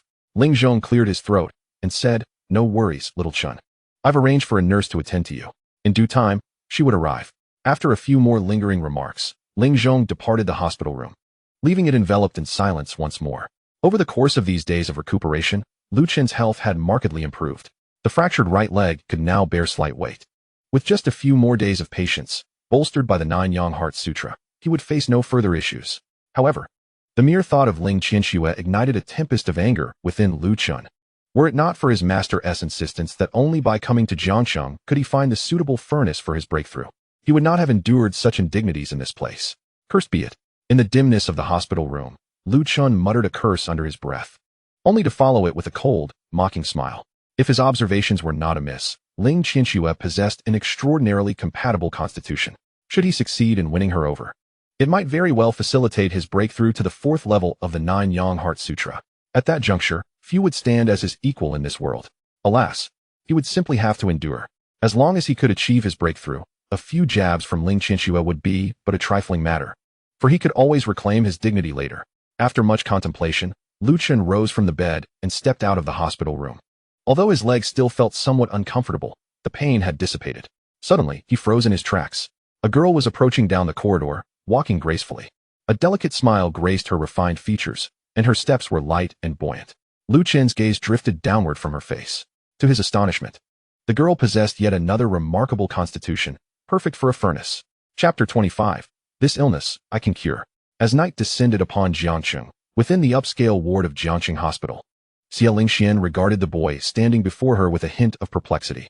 He appeared somewhat awkward, a faint blush coloring his cheeks, and his demeanor was rather clumsy. Moments ago, she had intended to call her brother Qin, only to discover her phone was out of battery. She had gone downstairs to borrow a power bank, and upon her return, he had called out to her. However, those who resided in such establishments were either affluent or of noble birth. Thus, despite his disheveled appearance, Xia Lingxian remained cautious in her assessment. Miss Xia, Lu Qin scratched his head, a sheepish grin adorning his face. He contemplated that this young lady was likely another rich heir, akin to Ling Qianxue. After all, Ling Zhong had previously mentioned that the cost of a room here could exceed 10,000 yuan per day. Without substantial means, one could hardly afford such accommodations. This haughty young lady would undoubtedly not be easy to deal with. Yet, Xia Lingxian seemed remarkably different from Ling Qianxue. Why are you still here so late? Is someone in your family unwell? In the original tale, their encounter did not occur within the confines of a hospital. Lu Chun had emerged from the train station, not heading towards the city center, but rather being led to a dilapidated area, where he fortuitously crossed paths with a demolition crew. It was in that moment that their acquaintance was formed. However, under the influence of Qin Huanyu, they now met within the hospital. Xia Lingxian maintained a gentle smile. Hello. You must be Lu Chun. Is there something you need? It is thus, Lu Chun responded with a light chuckle. Miss Xia, I have traveled extensively with my master and have some confidence in my medical skills. I was hoping to see if there is any way I could be of assistance to you. At this moment, although the cast on his leg had been removed, it was still encased in thick bandages, and he was clad in a blue and white striped hospital gown, wearing a confident smile. Xia Lingxuan's expression suddenly stiffened as she scrutinized him from head to toe. Though she retained her smile, it was tinged with an air of incredulity. He can't possibly be someone who escaped from the psychiatric ward, can he? Coming up and claiming he can heal? Glancing around the empty corridor, Xia Lingxian hesitated to voice her thoughts, fearing to provoke him, for she had no avenue of escape should he react poorly. Noticing the awkwardness etched on her face, Lu Chun realized his words had been somewhat abrupt. Yet, he could hardly contain his excitement at encountering two furnaces in a single day. He stifled his smile, his expression shifting to one of earnest seriousness. He scrutinized Xia Lingxian from top to bottom. This peculiar behavior set her heart racing, and she was poised to discreetly contact the authorities when Lu Chun abruptly spoke. Miss Xia, if I am not mistaken, your sleep patterns have not been very favorable lately. Have they? Xia Lingxian, who had been about to move, halted abruptly. The illness afflicting her mother weighed heavily on her heart. Indeed, she had not enjoyed a good night's sleep in several months. Moreover, Lu Chun continued, aside from that, your mental state has been poor, which has led to the cessation of your menstrual cycle for quite some time now, hasn't he it? At this, Xia Lingxian's face flushed crimson. She shot an indignant glare at Lu Chun, her demeanor growing icy as she prepared to turn and leave. Behind her, Lu Chun seemed to sense something. Wait a moment. Miss Xia. He stepped forward, furrowing his brow as he took a deep breath. The medications you possess, your family must be dealing with cancer, specifically liver cancer. Am I correct? Given that you remain here at this hour, it must be your mother's condition? At that moment, Xia Lingxian froze in place. She longed to walk away, to disregard this strange individual. Yet, every word he spoke resonated with uncanny accuracy. Slowly, she turned back, her expression remaining composed, though the flicker of emotion in her eyes could not be concealed. Did you investigate this? Who are you? Lu Chun chuckled lightly. Miss Xia, I can assure you that just half an hour ago, I didn't even know who you were. It appears I have deduced correctly, haven't I? Xia Lingxian remained silent, her gaze complex as it lingered on Lu Chun. Qin Ge had assisted her so greatly. If she were to bring in another person to help midway, would he think poorly of her? Yet, this man seemed to possess genuine skills. What if he could indeed cure her mother's ailment? Indeed, you can treat liver cancer? At her words, Lu Chin's confident smile reemerged. As long as the patient is not on the brink of death, I am confident I can pull them back from the brink of the underworld. The corridor fell into a profound silence. Xia Lingxuan's eyes flickered as she regarded Lu Chin coldly. After what felt like an eternity, she finally spoke again. Then come with me. She led Lu Chun back toward the hospital room. Observing Xia Lingxuan's graceful figure, Lu Chun felt a surge of determination. What could be of greater significance than saving a parent's life? Suddenly, he turned his gaze toward the depths of the corridor. a disdainful sneer escaping his lips as he followed Xie Lingxian into the room. Not long after, Qin Huanyu, who had just settled back down, was once again summoned. Lazy stood at the foot of the bed, feigning ignorance of the high mound beneath the covers. He recounted the events at the hospital in full. Qin Huanyu squinted sleepily, stifling a yawn. You're saying that Lu Chun went to find Xie Lingxian and intends to help treat her mother? Lazy nodded. Young master, should I go to the hospital now and deal with him? Not necessary. Qin Huanyu replied, his impatience evident. You roused me for such trivial matters? Are you aware of the considerable toll that I have endured today? A modicum of civic responsibility would be appreciated. After such exhaustive hours at the hospital, I must still reserve some energy for Schwanger, who has to return to work tomorrow. As for the matter of Lu Chun treating Madame Xie, I learned from Lei Zi that Lu Chun was already prepared when he discovered they resided on the same floor. He could have easily rendered Madame Xie unconscious without her noticing, yet he insisted on allowing her to witness who had incapacitated her. What could be his motive? It is merely to ensure she understands who is clandestinely orchestrating events while Xie Lingxian is absent. When she ultimately realizes that her ailment has inexplicably improved, so much so that even medical science cannot elucidate it, she will undoubtedly ponder who has performed such a benevolent act. Qin Huanyu stifled a yawn, closing his eyes and engaging in half-slumbering conversation with Lazy. It appears that our companion in the hospital has already been exposed. Indeed, he mentioned that Lu Chen glanced towards his concealed corner before entering the ward, accompanied by a derisive sneer. Damn it! Both Qin Huanyu and Lei Zi simultaneously cursed under their breath. Contemplating further, Qin Huanyu commanded, summon him back and enlist 2 more individuals. Lei Zi nodded. What about Miss Xie? No need to concern ourselves with her. Qin Huanyu waved his hand dismissively, signaling him to depart. Just as Lei Zi was about to shut the door, Qin Huanyu recalled something. Oh, and schedule a comprehensive examination for Xuan's mother tomorrow. Understood, young master. Chapter 26, Madame Xie's Existential Doubts. That evening, not long after, Lu Chen exited Madame Xie's ward. Qin Huanyu's strike had been quite severe. Even now, she remained unconscious. Witnessing Lu Chen's extraordinary acupuncture skills, Xie Lingxian began to harbor some belief in his ability to cure her mother. However, as Lu Chen emerged, he wore an expression of perplexity. Although he was indeed a charlatan, he possessed remarkable medical and martial prowess. It was evident that Madame Xie's cancer cells had been entirely suppressed and were progressing towards recovery. Under such circumstances, she ought to simply rest and would soon regain her health. Yet, he chose not to vocalize this. Using a set of ancient needles he always carried, he further treated Madame Xie before returning to his own ward. It matters not. As long as Madame Xie recovers and Xie Lingxian recognizes it as his doing, that is sufficient. After all, no one else will be aware. The following dawn, Madame Xie's eyes fluttered open. A sudden tremor coursed through her body, and instinctively, she raised her hands. Glancing around, she found no trace of Qin Huanyu's imposing figure. Instead, only Xie Lingxian lay sleeping on a small bed nearby. A flicker of confusion crossed Madame Xie's eyes. She distinctly sensed a newfound lightness in her body, and the pain in her abdomen had significantly diminished. In her hazy consciousness, she recalled that Qin Huanyu had entered with an array of silver needles the day prior. Could it be? Madame Xie's eyes widened in sudden realization, her mind racing with an incredible hypothesis. Yet, she refrained from waking Xie Lingxian, lying quietly in bed, staring blankly at the ceiling above. By morning, the hospital arranged for Madame Xie to undergo an examination, and Lu Chen sought out Xie Lingxian once more. Shortly thereafter, the examination report was delivered to Xie Lingxian. The results revealed that the cancer cells within Madame Xie's body had been entirely controlled, and her recovery was progressing rapidly. Within a little over a week, she could return to normal health. Upon receiving this news, Xie Lingxian was momentarily stunned. Her eyes instantly brimmed with tears as she plunged into her mother's embrace, weeping. For 3 long months since her mother's illness, their household had been shrouded in despair. She could not recall when it began, but her encounter with Qin Huanyu had shifted the course of their fate, as if orchestrated by the hand of a novelist, leading to a breathtaking reversal of fortune. Just yesterday, she had crossed paths with Lu Chun in the corridor. Finally, the skies had cleared. Xie Lingxian sobbed uncontrollably, taking some time to gather herself. At that moment, Lu Chen stood in Madame Xie's ward, a hint of satisfaction gracing his lips.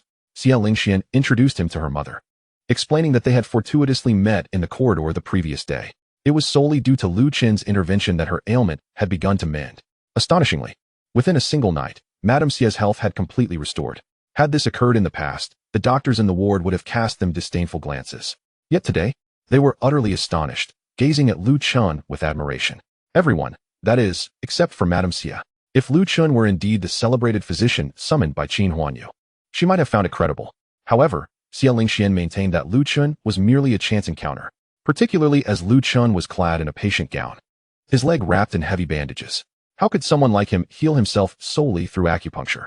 After their examination, the doctors corroborated Xie Lingxian's claims. Madame Xie's body bore numerous tiny needle marks, unmistakably the result of acupuncture. Though Madame Xie wore a smile, her mind lingered on the last glimpse of Qin Huanyu from the previous night. Ding!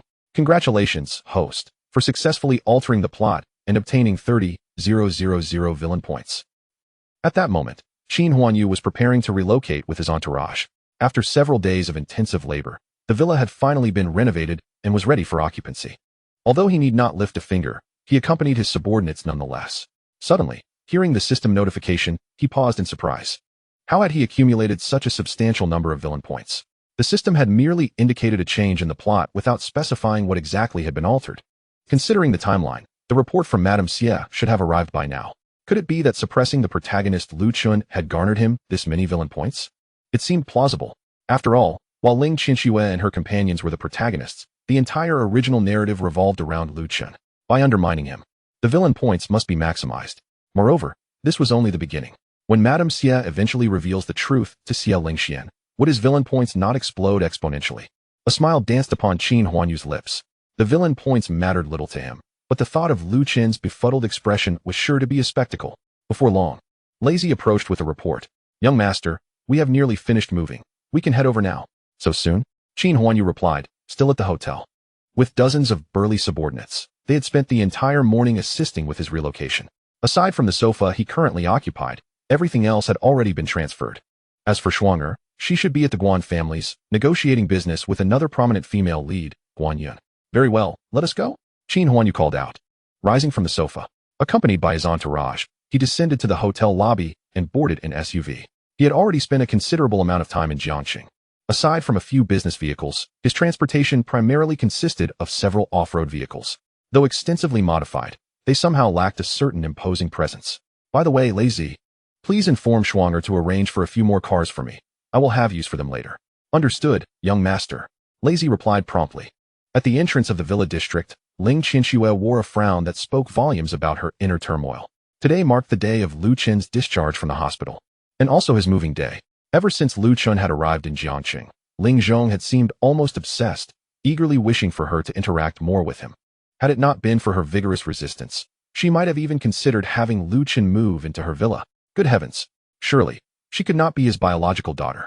After all, she was the cherished daughter of the Ling family, yet had never even had a boyfriend, and here she was contemplating cohabitation with someone else? Were it not for Ling Qianxue's unwavering insistence, coupled with Lan's authority, perhaps Ling Zhong would have stubbornly forced Lu Chun to move in. In fact, to ensure Lu Chun had a place to stay, Ling Zhong had even spent her own money to purchase a villa, all for his comfort. A villa, mind you, that cost upwards of 100 million. Moreover, she had specifically instructed Ling Qianxue to await Lu Chen's arrival to welcome him into his new home. Lan, please hurry back. I truly cannot endure this any longer. Ling Qianxue stood outside, gazing down the road in the distance. Suddenly, a long procession of vehicles appeared, slowly making its way towards the villa district. Ling Qianxue took a glance, and, upon seeing so many cars, immediately dismissed the notion that they belonged to Lu Chun. Just as she was about to retract her gaze, her eyes widened in shock. Wait, isn't that the convoy of Qin Huanyu? What is he doing here? Chapter 27. Is there anything else? Lazy, let the others enter first. There's no need to wait for us. At the gate, Qin Huanyu's vehicle came to a gradual halt. The rear window was lowered slowly. Qin Huanyu's expression was serene, yet a hint of melancholy lingered in his eyes as he regarded Ling Qianxue, who stood not far away. Qianxue, it's been a long time. His calm demeanor elicited a sense of familiarity, yet to Ling Qianxue's ears, it sounded jarringly abrasive. Previously, he would have beamed with joy upon seeing her, but now, he appeared so composed. Was it truly possible for a man to so completely relinquish his affections for a woman? A storm of emotions surged within Ling Qianxue as she struggled to maintain her composure. Facing the unruffled Qin Huanyu, she retorted coolly, Qin Huanyu, long time no see. What brings you here? Ding. Congratulations, host. You have acquired 1,000 villain points. Qin Huanyu chuckled inwardly. Meanwhile, Ling Qianxue raised the corners of her mouth, adopting a lighter tone imbued with mirth. Could it be that you came here specifically because you knew I lived here? Qin Huanyu's internal thoughts were, she certainly did not exhibit this demeanor when the original owner pursued her. She was either filled with disdain or would hurl insults, even declaring that she would rather marry a beggar than choose Qin Huanyu. Women. Now, she dares to speak such words, attempting to provoke me. He merely smiled faintly on the surface. No, I simply purchased a villa and moved here. Please continue with your business. I shall go inside to organize my things. The window was raised once more.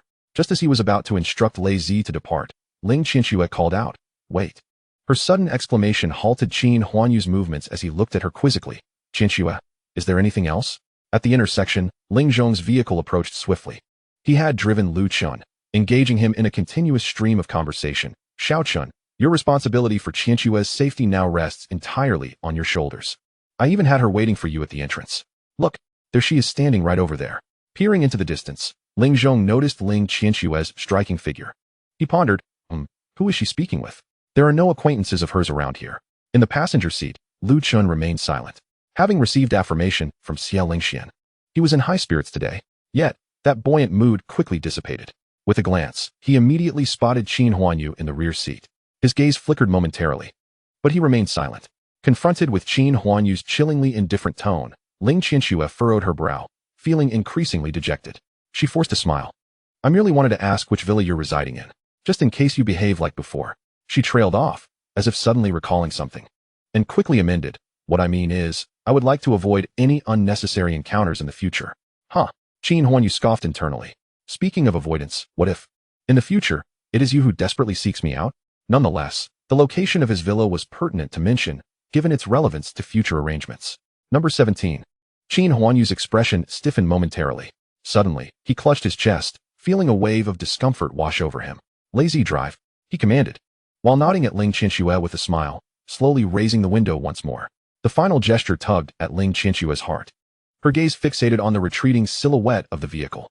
This confirmed her earlier observation of him being assisted from the hospital. What had truly transpired with him? Based on Qin Huanyu's prior demeanor, he would never act so decisively unless something was gravely amiss. Could it be that he had been afflicted with a terminal illness and wished to shield her from the truth? In that moment, Ling Qianxue's mind raced with countless thoughts.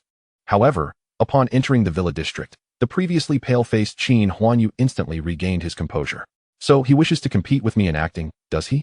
Ling Qianxue was oblivious to his thoughts, yet her own were vividly expressed through the continuous notifications from the system. "Qianxue," Ling Zhong called softly, rousing Ling Qianxue from her reverie. She spotted Lu Chun leaning out from the passenger seat, waving at her in greeting. For reasons unbeknownst to her, a flicker of disdain arose within her, especially as her mind was consumed by visions of Qin Huanyu's frail state. "Qianxue, come on, let us get in together," Ling Zhong urged, gesturing for Lu Chun to take a seat in the rear. He then smiled at Ling Qianxue. "You can chat with Xiao Chun. He will be residing in Villa 12, which is conveniently next door to yours." Ling Qianxue's villa was located at number 11, a considerable distance from Qin Huanyu's number 17. Watching Lu Chun vacate the passenger seat only to occupy the rear, Ling Qianxue's expression soured. She strode directly to the passenger seat, fixing her gaze straight ahead, refusing to look aside. "Ling Zhong, Lu Chun, Uncle Ling, so you're suggesting I disembark to make room for your daughter?" At the hospital, Xiamu had been in an unusual state since waking up that morning. While conversing with Xia Lingxian, she often fell into deep thought, seemingly lost in contemplation.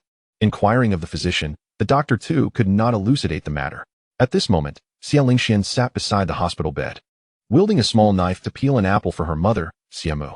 This scene seemed to epitomize the quintessential image of patience in a hospital. "Mom."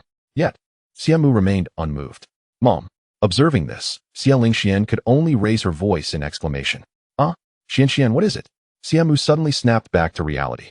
Upon witnessing her mother's peculiar demeanor, a wave of concern washed over her. "Mom, what is wrong with you today? You seem a bit off. If anything is amiss, you must tell me at once." Lying on the bed, Xiamu paused for a moment, then nodded with a smile. She lowered her head once more in contemplation. Just as Xia Lingxian assumed her mother had once again drifted off, Xiamu suddenly lifted her head and, with a smile, inquired, "Xianxian, what are your thoughts on that Lu Chun?" "Lu Chun," Xia Lingxian responded, somewhat perplexed. "I haven't given it much thought. He saved you, and I believe he is quite commendable. Once you regain your health, I will earn some money to properly repay him." Xia Lingxian declared with a smile. "Mom, what is wrong?" Hearing her daughter's reply, Xiamu merely shook her head with a smile, choosing not to elaborate. A lull fell between them as Xia Lingxian continued to peel the apple, her thoughts wandering beyond the window. She was acutely aware of her own abilities and harbored no desire to remain merely a real estate salesperson. Although she was unfamiliar with Qin Huanyu's background, it was evident that Qin Gu was no ordinary individual. Once her mother's health improved, she intended to inquire about Qin Gu and offer her assistance at his company. After accumulating sufficient funds, she would repay Lu Chun. As for herself, merely the thought of Qin Huanyu's visage made her cheeks flush and her eyes drift into a daze. On the hospital bed, Xia Mu suddenly frowned. Observing Xia Lingshuan's expression, it was clear that she was in a state of youthful infatuation. A twinge of anxiety gripped her heart, compelling her to sit upright. Qianqian. Xia Mu's tone grew unexpectedly grave. After much contemplation, she resolved to reveal the truth to her daughter. Have you ever considered that the person who may heal me might not be Lu Chun? Xia Lingxian was taken aback, gazing at her mother's serious expression. That cannot be. Last night, Lu Chun performed the treatment right before my eyes. Who else could it possibly be? Chapter 28, The Elder by the Lake. Xia Mu hesitated for a long while. She grasped her daughter's hand. Qianqian, there is something I have pondered for a while, and I must share it with you. As she spoke, Xia Mu steadied herself against the bed's edge to sit up. Witnessing her mother's solemn expression, Xia Lingxian felt a pang of apprehension. Mom, please, take your time. She glanced at the apple in her hand, poised to set it down and assist her mother. Qianqian, actually, the one who treated me last night might have been Xiaoqin. With a sudden thud, the apple slipped from Xia Lingxian's grasp, crashing to the floor. She froze, slowly turning to look at her mother. Then, she burst into laughter. Mom, what are you saying? Qin Gu, with his esteemed status, how could he possess such skills? As she spoke, she bent down to retrieve the fallen apple. Yet Xia Mu remained silent, simply watching her daughter intently. Once Xia Lingxian stood again, holding the bruised apple. She tossed it into the trash bin. Turning back to her mother, their eyes met. From the gaze of her mother, she discerned that Xia Mu was not jesting. Having relied on one another for many years, Xia Lingxian understood her mother's character exceedingly well. Suddenly, the words echoed in her mind once more. Mom. Xia Lingxian called softly. Xia Mu shook her head, her brow slightly furrowed. Last night, when you went to find the director, Xiaoqin walked back into the ward. Xia Mu recounted everything she had observed before being rendered unconscious, including the silver needle that Qin Huanyu had held upon entering. At that moment, Xia Lingxian recalled that she had intended to awaken her mother but had been unable to rouse her. Initially, she thought her mother was simply in a deep slumber. Little did she know that it was Qin Huanyu who had knocked her out. The implications of her mother's revelations were overwhelming. Even after 5 minutes had elapsed, Xia Lingshuan's mind still buzzed with disbelief. What manner of identity did Qin Gu possess to be so enigmatic? Not only did he have a background that could intimidate, but he also wielded formidable medical skills. Merely by employing acupuncture techniques, he had restored her mother's health overnight, despite her being in the advanced stages of liver cancer. Although recuperation was still necessary, medical tests indicated that her mother's condition had begun to improve. As for Lu Chun from last night, he had now faded from her thoughts, merely an accidental encounter with a stranger. Conversely, it was Qin Gu who had intervened, and her mother had witnessed it firsthand. When it came to whom she should trust, Xia Lingxian found her decision almost effortless. Qianqian. Xia Mu regarded her thoughtfully, then continued. This matter is for you to keep to yourself. Do not speak of it outside. Xiaoqin likely rendered me unconscious to prevent me from witnessing what he did. Xia Lingxian nodded, silently committing this to memory. In the following 2 days, Qin Huanyu remained at the villa, directing Shuang to pursue the acquisition of the Guan family's business, further pressuring Guan Yun. Simultaneously, he instructed Lazy to reach out to Longting Group. The Longting Group in Jiangsheng was the very family that had allied with the Guan family during Guan Yun's father's lifetime. The heir of the group was known as Teng Tianxia. Due to Guan Yun's connections, this Teng heir would eventually intersect with Lu Chun as well. Of course, he was destined to be the target of humiliation. The news of Mu Qiushuang representing the Qin family in the acquisition of the Guan family had reached Longting Group, and they were eager to meet with Shuang to discuss matters. However, Qin Huanyu showed no interest in them and did not engage further. During these days, his subordinates frequently reported that Miss Ling was often seen strolling past the villa, feigning nonchalance. Upon hearing this, Qin Huanyu would chuckle softly. Though the two villas were not far apart, there was still a distance of over 100 meters. How fortuitous that Ling Qianxue would casually wander this way. Sometimes, she would pass by as many as 7 or 8 times within a span of 3 to 5 minutes. Was this what one called a leisurely walk? Nevertheless, Qin Huanyu chose to remain indifferent, instructing his men to ignore Ling Qianxue. Different approaches were warranted for different heroines. In the original narrative, to put it bluntly, Ling Xinxue was merely a quintessential green tea, a white lotus. Should one treat her with kindness, she would respond with disdain. Individuals of such temperament required a period of deliberate neglect. Now, the time was ripe. Qin Huanyu felt his plans were nearly set. He awaited the emergence of an opportunity. At 6 o'clock in the morning, the sky was just beginning to brighten. Qin Huanyu and Lei Zi, both impeccably dressed, stepped out of the villa. Since yesterday, Qin Huanyu had invited Lei Zi to join him for a morning jog within the villa community. After acquiring the mastery of Tai Chi, his physique had undergone significant transformation. Even when compared to Lei Zi, he held his own remarkably well. The purpose of this morning exercise was not merely for physical fitness, but was intended for a certain individual pivotal to the unfolding narrative. As one of the most prestigious villa districts in Jiangqing, the residents here were either extraordinarily wealthy or held high social status. The number of those willing to rise early for exercise was exceedingly scarce. For 2 consecutive days, Qin Huanyu had not encountered anyone. Today marked the 3rd day. The pair jogged around the villa area, gradually approaching an artificial lake situated at the center. Despite being man-made, the lake was vast, occupying nearly half of the district's area, with several small islands dotting its center. Amidst the faint mist, Lei Zi suddenly exclaimed, "Young master, look." Qin Huanyu turned to the clearing by the lake and spotted an elderly man clad in loose pajamas, standing still in an unusual posture.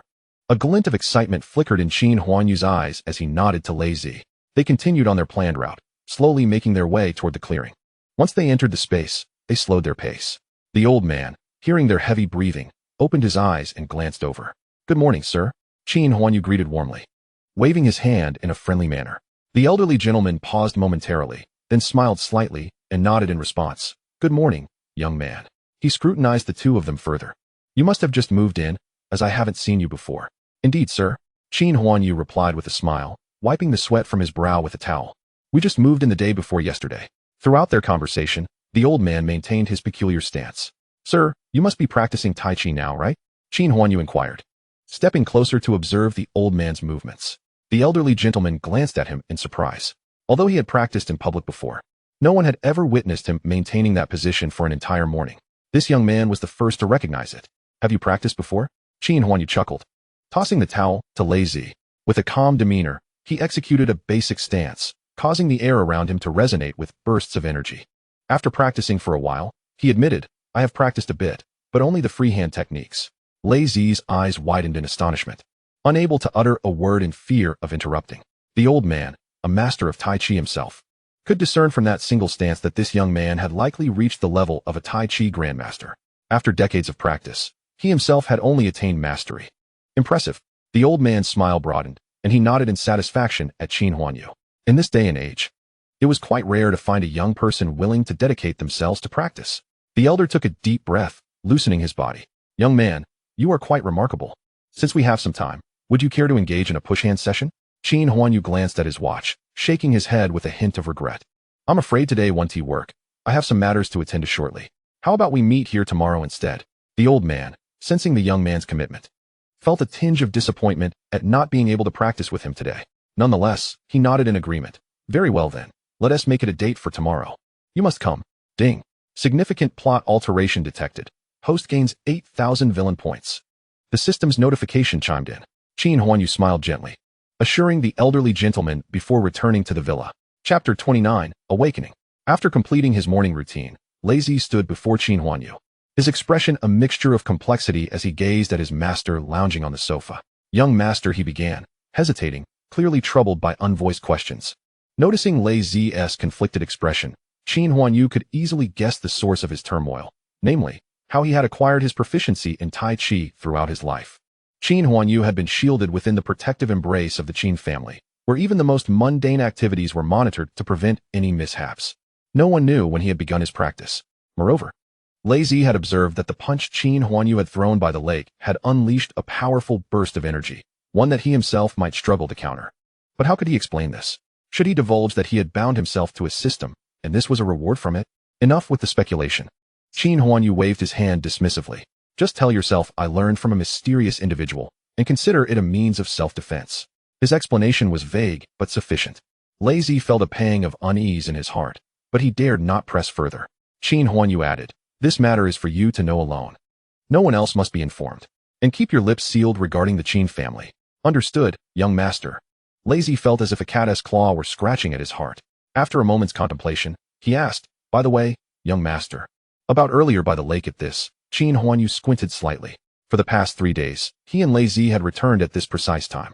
His mention of having matters to attend to had merely been an excuse to avoid encountering Lu Chun. If all went as expected, Lu Chun should have also arrived at the lake by now. In the original narrative, Lu Chun had developed a morning jogging habit after moving into the villa, and Qin Huanyu was simply mimicking his routine, albeit with a slight adjustment in timing to meet the elderly gentleman. As for the old man, his name was Shun Hongda, but his true identity was that of the father of Jiangqing's city lord and a retired magnate in the eastern region. Prominent figures, such as the provincial leaders of Jiang, who, and one had once been his students. Shun Hongda's resume was extraordinarily impressive in the eastern part of Xia country, and establishing a connection with him was no simple feat in the original story. Lu Chun had fortuitously saved his life, earning both Shun Hongda's approval and the city lord's favor, with Shun's backing on the white side and the support of the 13th master on the black side. Lu Chun had been able to rise in Jiangqing, making both individuals indispensable to his ascent. As for the 13th master, Qin Huanyu had already made arrangements. Thus, his primary focus now rested on Shun Hongda. Given the Qin family's status, Qin Huanyu did not place immense value on the Shun family's influence. However, the prospect of irritating Lu Chun was certainly appealing. Not only could he gain villain points, but he could also see fate's chosen one face setbacks. The very thought was exhilarating. Qin Huanyu chuckled, shaking his head lightly, and did not elaborate further to Lazy. Instead, he simply remarked, "In the next couple of days, look into Shun Tian." Shun Tian? Lazy paused momentarily before quickly piecing it together. The city lord of Jiangqing? Young master, are you implying? Before he could finish his sentence, Qin Huanyu waved his hand. "Go on, just make the arrangements. By the way, Madame Xia has already been discharged from the hospital."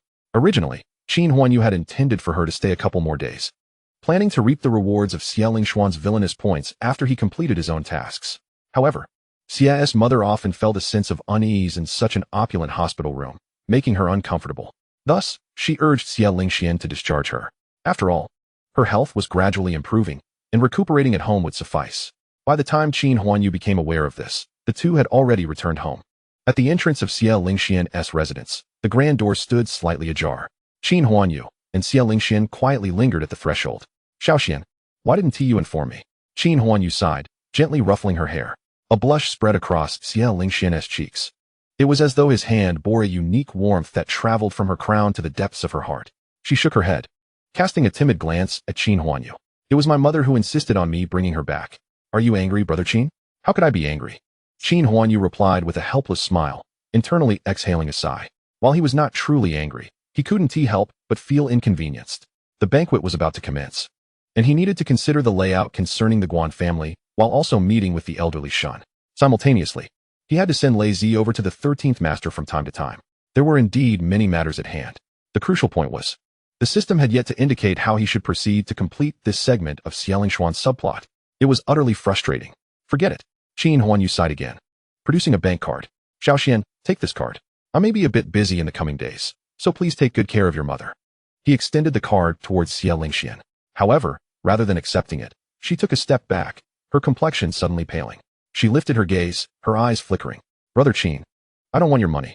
Witnessing her reaction, Qin Huanyu halted his movement. A myriad of thoughts raced through his mind. Perhaps it was the identity and background of the original character that had caused him to feel somewhat untethered.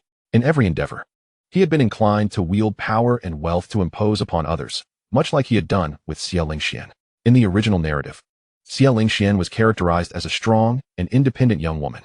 Although she was often alongside Lu Chun, all of his ventures were orchestrated by her. Unlike other female leads who possessed somewhat superficial traits, Xia Lingxian did not. For Qin Huanyu, perhaps due to his understanding of the plot, everything he undertook unfolded with remarkable ease. In a fleeting moment, he found himself bearing some resemblance to the original character. The pallor of Xia Lingxian's face struck a chord within him. What am I truly doing? My objective is not to accumulate women nor to irritate the protagonist Lu Chun. It is to survive, to extricate myself from the original storyline. Even if he were to use his status and wealth to win over Xia Lingxian, potentially earning a substantial amount of villainous points, would this relationship truly be solid? Brother Qin. Noticing that Qin Huanyu's complexion had also paled slightly, Xia Lingxian called out softly, feeling a twinge of guilt. She hesitated, contemplating whether to accept the card to avoid upsetting him. This whisper stirred Qin Huanyu from his reverie. He became suddenly aware that he still held the card aloft, while Xia Lingxian slowly raised her hand. No, I am my own person. I am not the original foolish Qin Huanyu. Realizing this, Qin Huanyu instinctively withdrew his hand slightly, allowing a smile to return to his face as he grasped Xia Lingxian's hand, pulling her into his embrace. Xiaoxian, thank you. Chapter 30. The permanent skill of indomitable inebriation. Enveloped in Qin Huanyu's embrace, the scent of him filled Xia Lingxian's senses, rendering her head once again fuzzy, her cheeks adorned with an alluring blush. Qin Huanyu glanced at the prepared bank card in his hand, which contained a full 3 million. Yet, at this moment, even if it held 300 billion, it would pale in comparison to the worth of Xia Lingxian in his arms. You keep this for now. He once more pressed it into Xia Lingxian's hand, then lowered his gaze to her. Xiaoxian, you need not pursue real estate sales anymore. At this moment, Xia Lingxian stiffened, her gaze drawn to the card in her hand, feeling somewhat disheartened. From now on, you shall come work at my company. Xia Lingxian's body suddenly tensed. She looked up sharply, meeting Qin Huanyu's warm gaze fixed upon her, her complexion deepening in hue. She had initially contemplated assisting her brother once her mother's health improved, never expecting that he would propose it first. In the future, you will be the CEO of the Qin Group, overseeing all company affairs. In all matters concerning the company, your authority shall surpass even mine. Xiaoxian, do you have confidence in this? He understood the entirety of the plot and was most aware of Xia Lingshuan's capabilities. His so-called Qin Group was merely an empty shell at present. Although it was financially robust, it lacked any real projects. For her, this opportunity would allow her to showcase her talents. Upon hearing Qin Huanyu's words, Xia Lingxian momentarily froze, a flicker of panic crossing her eyes. However, gazing into her brother's steadfast and trusting eyes, she hesitated only for a moment before nodding resolutely, especially at his declaration that her authority would surpass his. It struck a tender chord within Xia Lingxian's heart. Brother Qin, rest assured, I will strive diligently to ensure the name of the Qin Group stands tall at the pinnacle of the world. Bar, located in the heart of Jiang City, is said to be owned by a stunningly beautiful woman, though few have had the privilege of witnessing her in person. Others may be unaware, but Guanyin knows all too well. As a frequent patron of the bar, she has developed a friendship with the owner over time. Despite their age difference, it has not hindered their bond of sisterhood. Since her father's untimely passing, the Guan family has been in dire straits. Stock prices have plummeted, accompanied by various internal and external troubles. Her uncle seeks to seize control of the Guan family, and recently, two major corporations have approached with intentions to acquire the Guan Group. Historically, the Guan Group specialized in real estate, yet due to the drastic decline in stock prices, many project funding chains are on the brink of collapse. Fortunately, her father foresaw the future, holding a substantial number of prime properties, some situated in the city center and valued at billions. However, these assets alone cannot save the Guan family, which is already riddled with wounds. Feeling troubled, Guanyin sought solace in the bar, seeking a drink alone. At 27 years of age, the relentless passage of time has not left a mark upon her. Instead, it has imbued her with a more refined charm. Dressed in ultra-short hot pants paired with a casual shirt, she radiated youthful vitality. In the mere 20 minutes since she settled into her exclusive booth, 3 groups of people have approached to strike up conversations, yet Guanyin harbored no interest, coldly dismissing them with a wave of her hand. The bartenders in the bar were all familiar with her and came to her aid. As the liquor flowed, Guanyun's gaze began to grow increasingly hazy. The air was filled with the cacophony of heavy metal music. In the booth, she lifted her head to glance around. The nearby booths had been deliberately reserved by the owner for individuals of high status and influence. Typically, few were granted the privilege to sit here. However, today, a man had suddenly appeared beside her booth, seated alone like herself. A plethora of foreign spirits lay before him on the table, his suit casually draped beside him. He wore only a white shirt, the top 2 buttons undone, revealing a glimpse of his well-defined muscles through the gap. Although she recognized some of the regulars who typically occupied the surrounding seats, this man was a stranger to her. Sensing her gaze, he turned slightly, looking in her direction. A hint of stubble adorned his face, suggesting he had not groomed himself in days, while his eyes bore the weight of countless experiences. The man offered a wry smile, raising his glass in a subtle toast before downing its contents. A pale yellow liquid trickled from the corner of his mouth, seeping into the collar of his shirt and staining the once pristine fabric with a muted hue. Guanyun was momentarily taken aback, initially thinking he might be trying to strike up a conversation. Just as a flicker of annoyance crossed her mind, she noticed he had turned away, engrossed in his own drinking.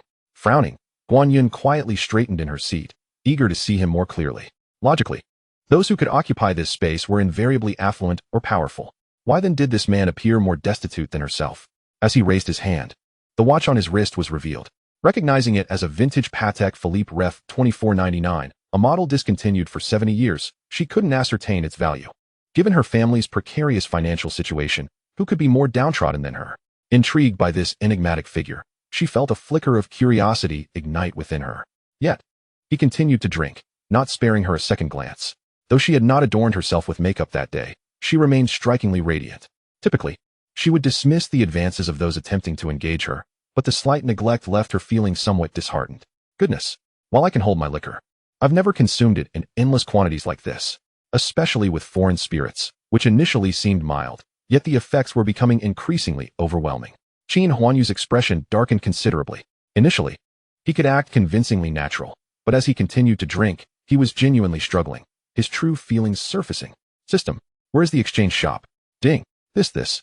I want to exchange for the skill of being impervious to intoxication. The permanent ability to drink without becoming inebriated costs a staggering 50,000 villain points. How many charming ladies must he flirt with to accumulate that amount? Yet, he had no choice. If he didn't trade now, he might very well collapse right there. No, he had to endure. As he relinquished 50,000 villain points, a warm surge coursed through his body. Just moments ago, his brain and stomach had been in turmoil. But this warmth rejuvenated him, restoring normalcy. Even the discomfort in his abdomen dissipated. Satisfied, Qin Huanyu nodded approvingly. This skill was indeed worthwhile. Surpassing the typical portrayals in novels where protagonists remain unaffected by alcohol, his ability eradicated the alcohol altogether, leaving no trace within him, not even the need for a restroom. Now restored to his usual self, Qin Huanyu feigned dizziness, swaying his head slightly. He had already consumed nearly 5 or 6 bottles of spirits. Seizing the opportunity, he glanced sideways at Guan Yun, noticing her gaze still wandering in his direction, causing him to chuckle inwardly. Ding. Detected the female lead Guan Yun's curiosity towards the host, earning 300 villain points. A mere drizzle. What a beggar's tactic. Just then, the entrance of the bar swung open once more. Lu Chen entered, his expression dark and stormy. That wretched Ling Qianxue had the audacity to insult him, branding him a country bumpkin and mocking him, while he was conquering the world. She had barely matured. So what if he had mistakenly wandered into the wrong villa? How dare she strike him? A faint flush lingered on one side of his face. For the sake of his future plans, he had to suppress his anger and seek solace in this renowned bar. Taking a deep breath, Lu Chun inhaled the opulent atmosphere that filled his nostrils, alleviating his gloomy mood considerably. Chapter 31, A Disturbance at the Bar. Amidst the vibrant lights and intoxicating ambience, Lu Chen scanned the venue. Suddenly, his gaze halted, fixating on Guan Yun, who was seated alone in her booth. Her silhouette, accentuated by her posture, ignited a fire within him, a primal urge yearning to break free. Exquisite. Observing Guan Yun, his eyes gleamed with desire. She appeared to be slightly older than Ling Qianxue, but it was precisely such a woman who held greater allure. A cold smirk danced upon Lu Chen's lips as he strode towards her. Meanwhile, in the booth, Qin Huanyu set down his glass, removing the earpiece from his ear and discarding it on the ground, crushing it underfoot. Suddenly, he swayed and pretended to stumble toward Guan Yun.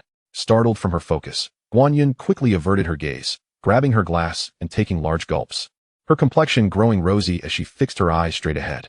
Noticing her reaction, Qin Huanyu remained unfazed, retrieving his suit jacket from where it hung. It was time to prepare for his departure. If Lazy's watch was still functioning, he lifted his hand to check the time. 321. He silently counted down in his mind. Just then, a cacophony erupted from the entrance as a loud crash echoed through the room. A bottle had been forcefully smashed. The heavy music could not drown out the sound. Those closest quickly realized something was amiss and began to rush toward the exit. Soon, the crowd that had once packed the dance floor erupted into screams, fleeing in panic.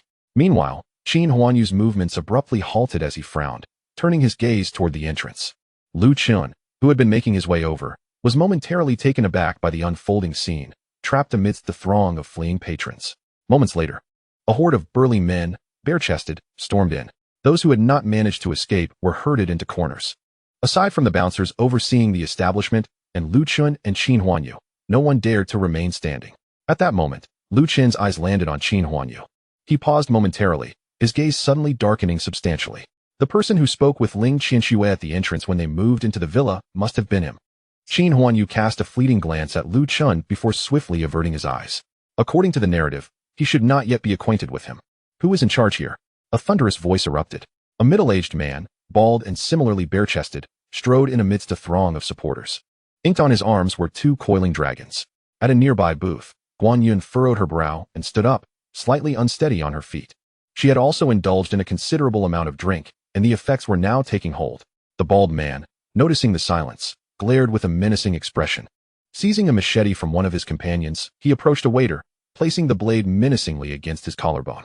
I ask you, who is in charge here? Originally, this segment existed within the confines of the source material. However, in the novel, it was supposed to feature the 13th Master leading the charge. Under Qin Huanyu's orchestration, Lazy personally sought out Robin, requesting him to dispatch others to the club to stir trouble. The bald brute was none other than Robin's subordinate, known as 7th Master on the streets. Only Robin was privy to these machinations. Even the bald 7th Master remained oblivious to the fact that his presence here was merely to enact a performance, with Qin Huanyu as the principal actor. The waiter, with the blade pressed against him, trembled uncontrollably. Our boss is hardly ever here. She must be at home. Damn it, 7th Master barked, applying pressure such that the sharp edge of the blade sliced into the man's shoulder, leaving a deep gash that traversed his chest. The force was meticulously controlled, resulting in a profusion of blood without any internal organs spilling forth, merely a horrific laceration. Screams erupted throughout the bar. Silence, 7th Master roared, casting a cold glare at the surrounding crowd. He had brought over 40 men today. If he failed to secure something, he would have to answer to Robin upon his return. Suddenly, his attention fell upon 3 individuals who remained standing.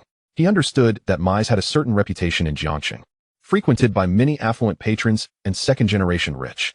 Yet, there was not a shred of trepidation in his heart. Such individuals might cower before authority. But when it came to these wealthy heirs, the hierarchy could be uncertain. The calm demeanor of the trio only served to incite more ire within 7th Master. Damn it. He gestured to a dozen of his men. Go, bring those 3 to me.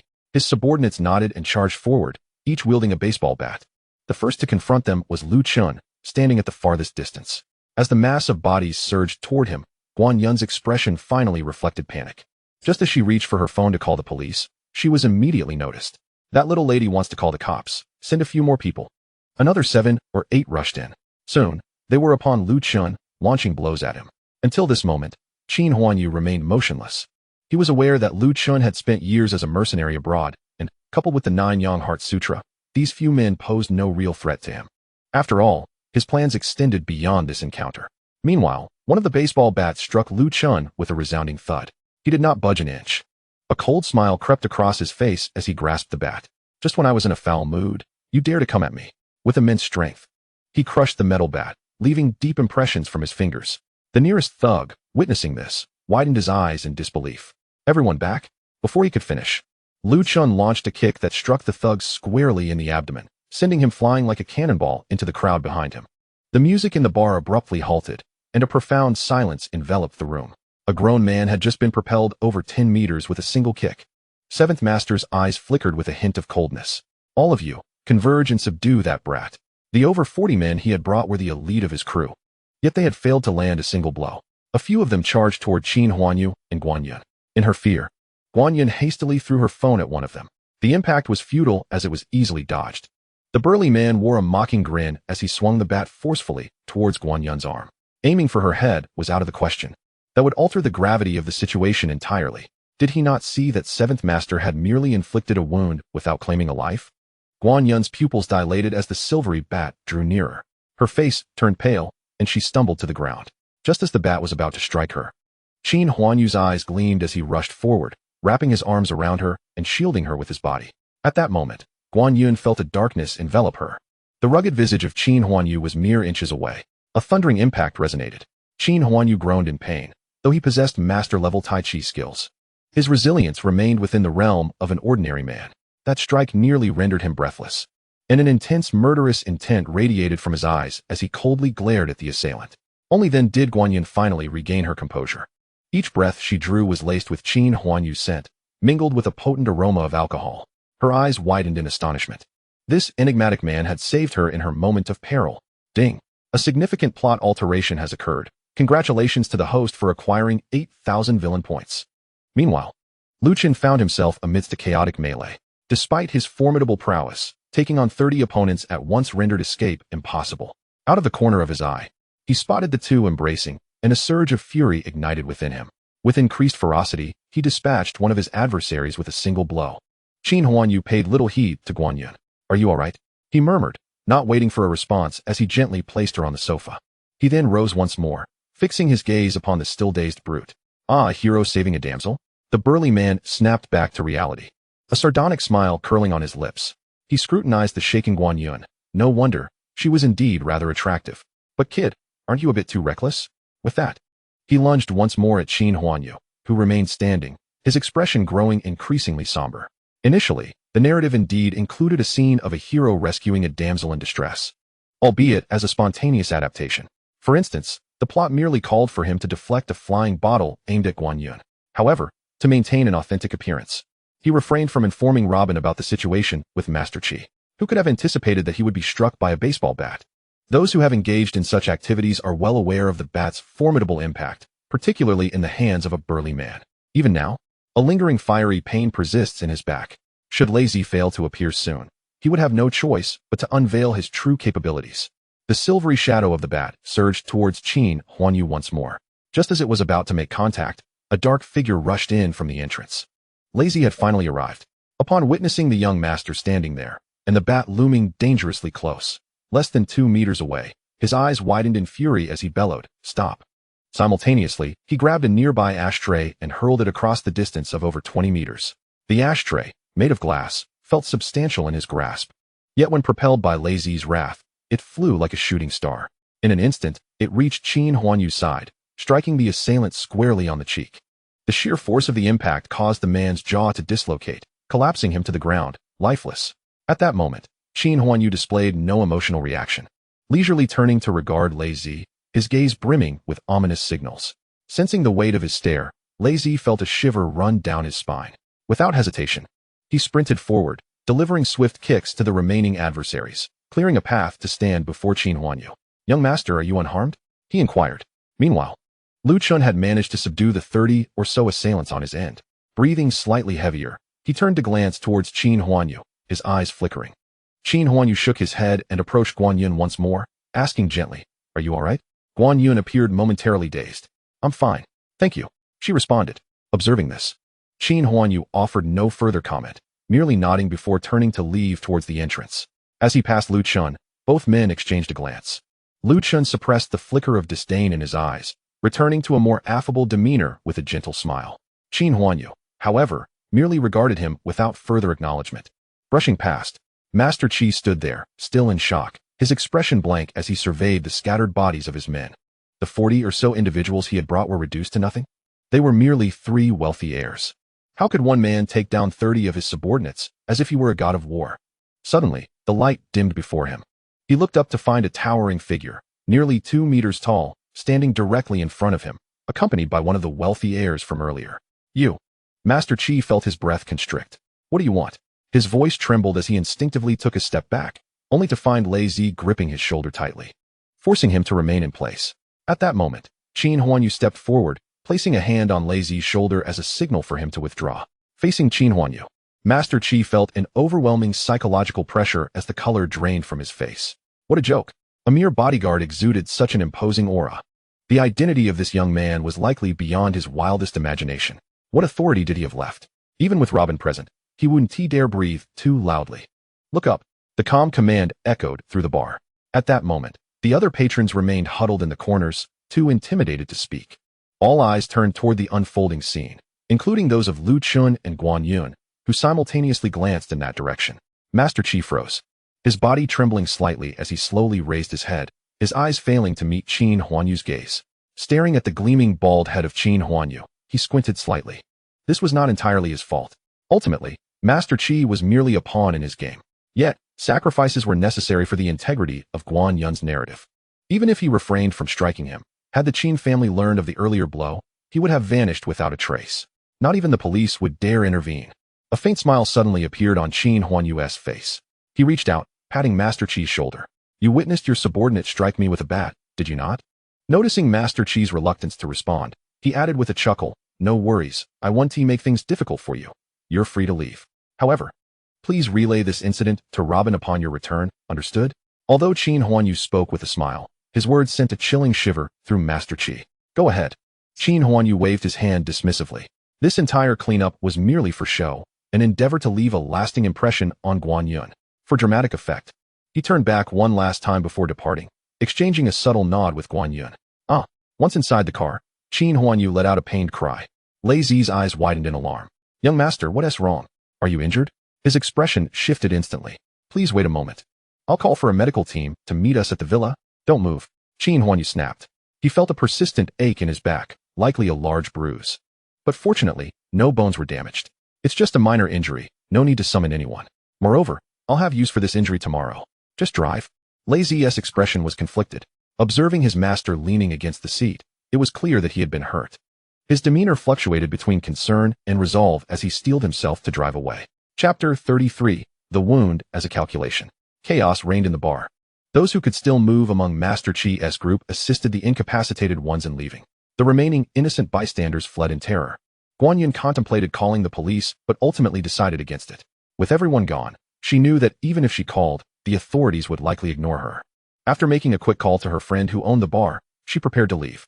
Just then, Lu Chen approached her. Hello, miss, he said. A few drops of blood staining his face, yet he offered a friendly smile. Guan Yun paused, frowning as she looked up at him. Recognizing him as the one who had thwarted the 30-odd burly men, she allowed a smile to break through. Hello. Her tone was somewhat neutral. Although Lu Chen's impressive feat of taking on 30 men was astonishing at that moment, Guan Yun's thoughts were consumed by the image of Qin Huanyu standing protectively before her. Noticing the coldness in her tone, Lu Chen's smile faltered slightly. He maintained his facade. I hope today's events didn't frighten you too much. If you ever find yourself out drinking alone, please be cautious.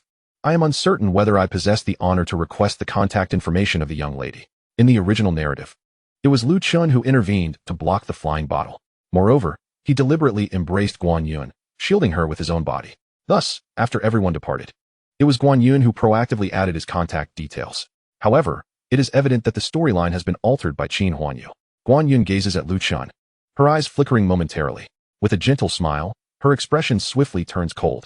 I'm sorry, but that's not possible. Is there anything else you require? I must take my leave. With that, without waiting for Lu Chen to utter another word, she deftly sidesteps him and strides out of the mice bar. Lu Chen remains rooted to the spot, his gaze fixated on the increasingly distant silhouette of Guan Yun. A peculiar emotion flickers in his eyes, tinged with a somber hue.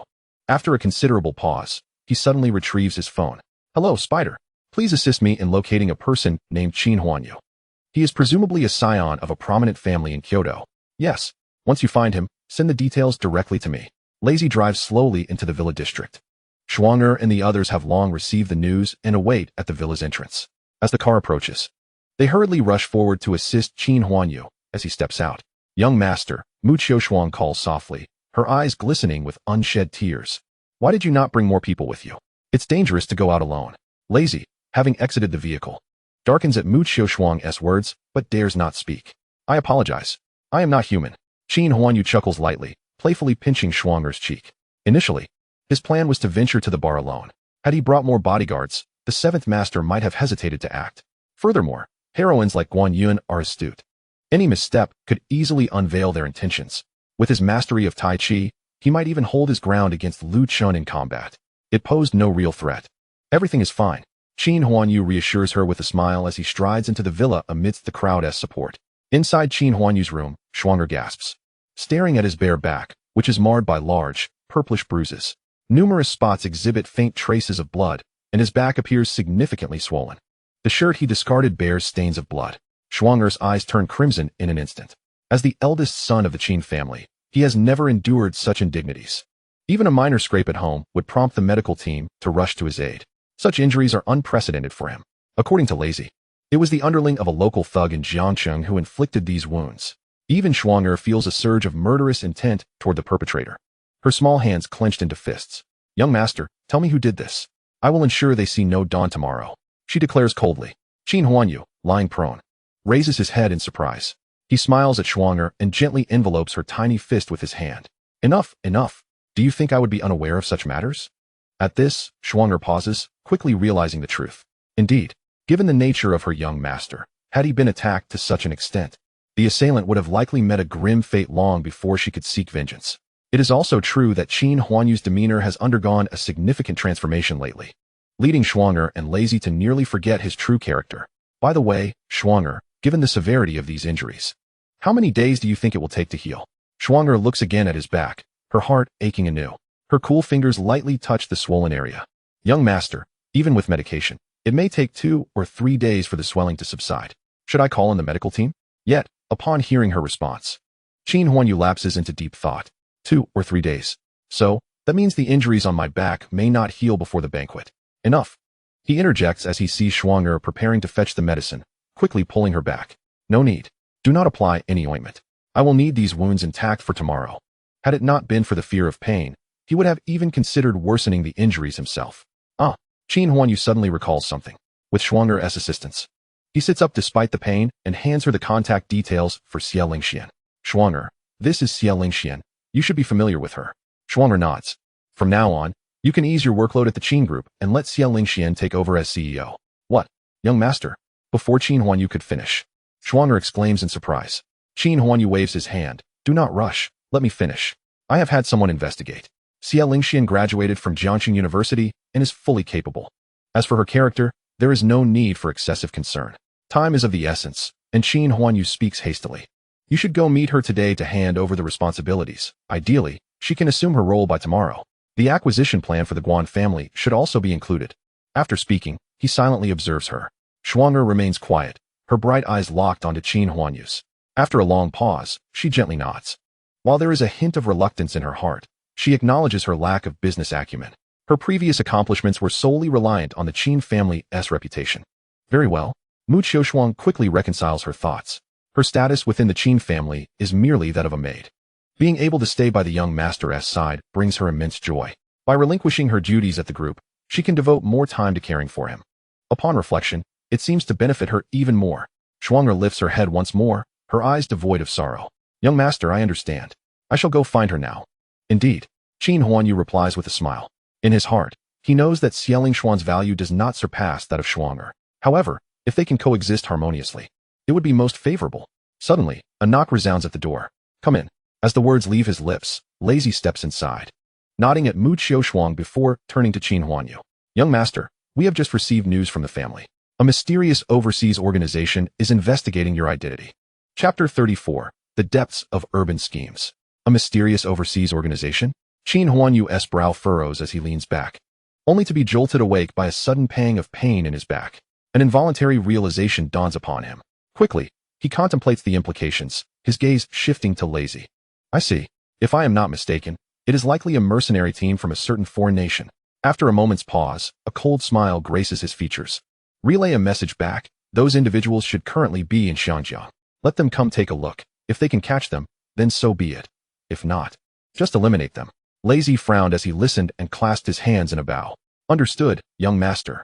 However, regarding that group of individuals, Qin Huanyu carefully recalled. There are a total of 7 people.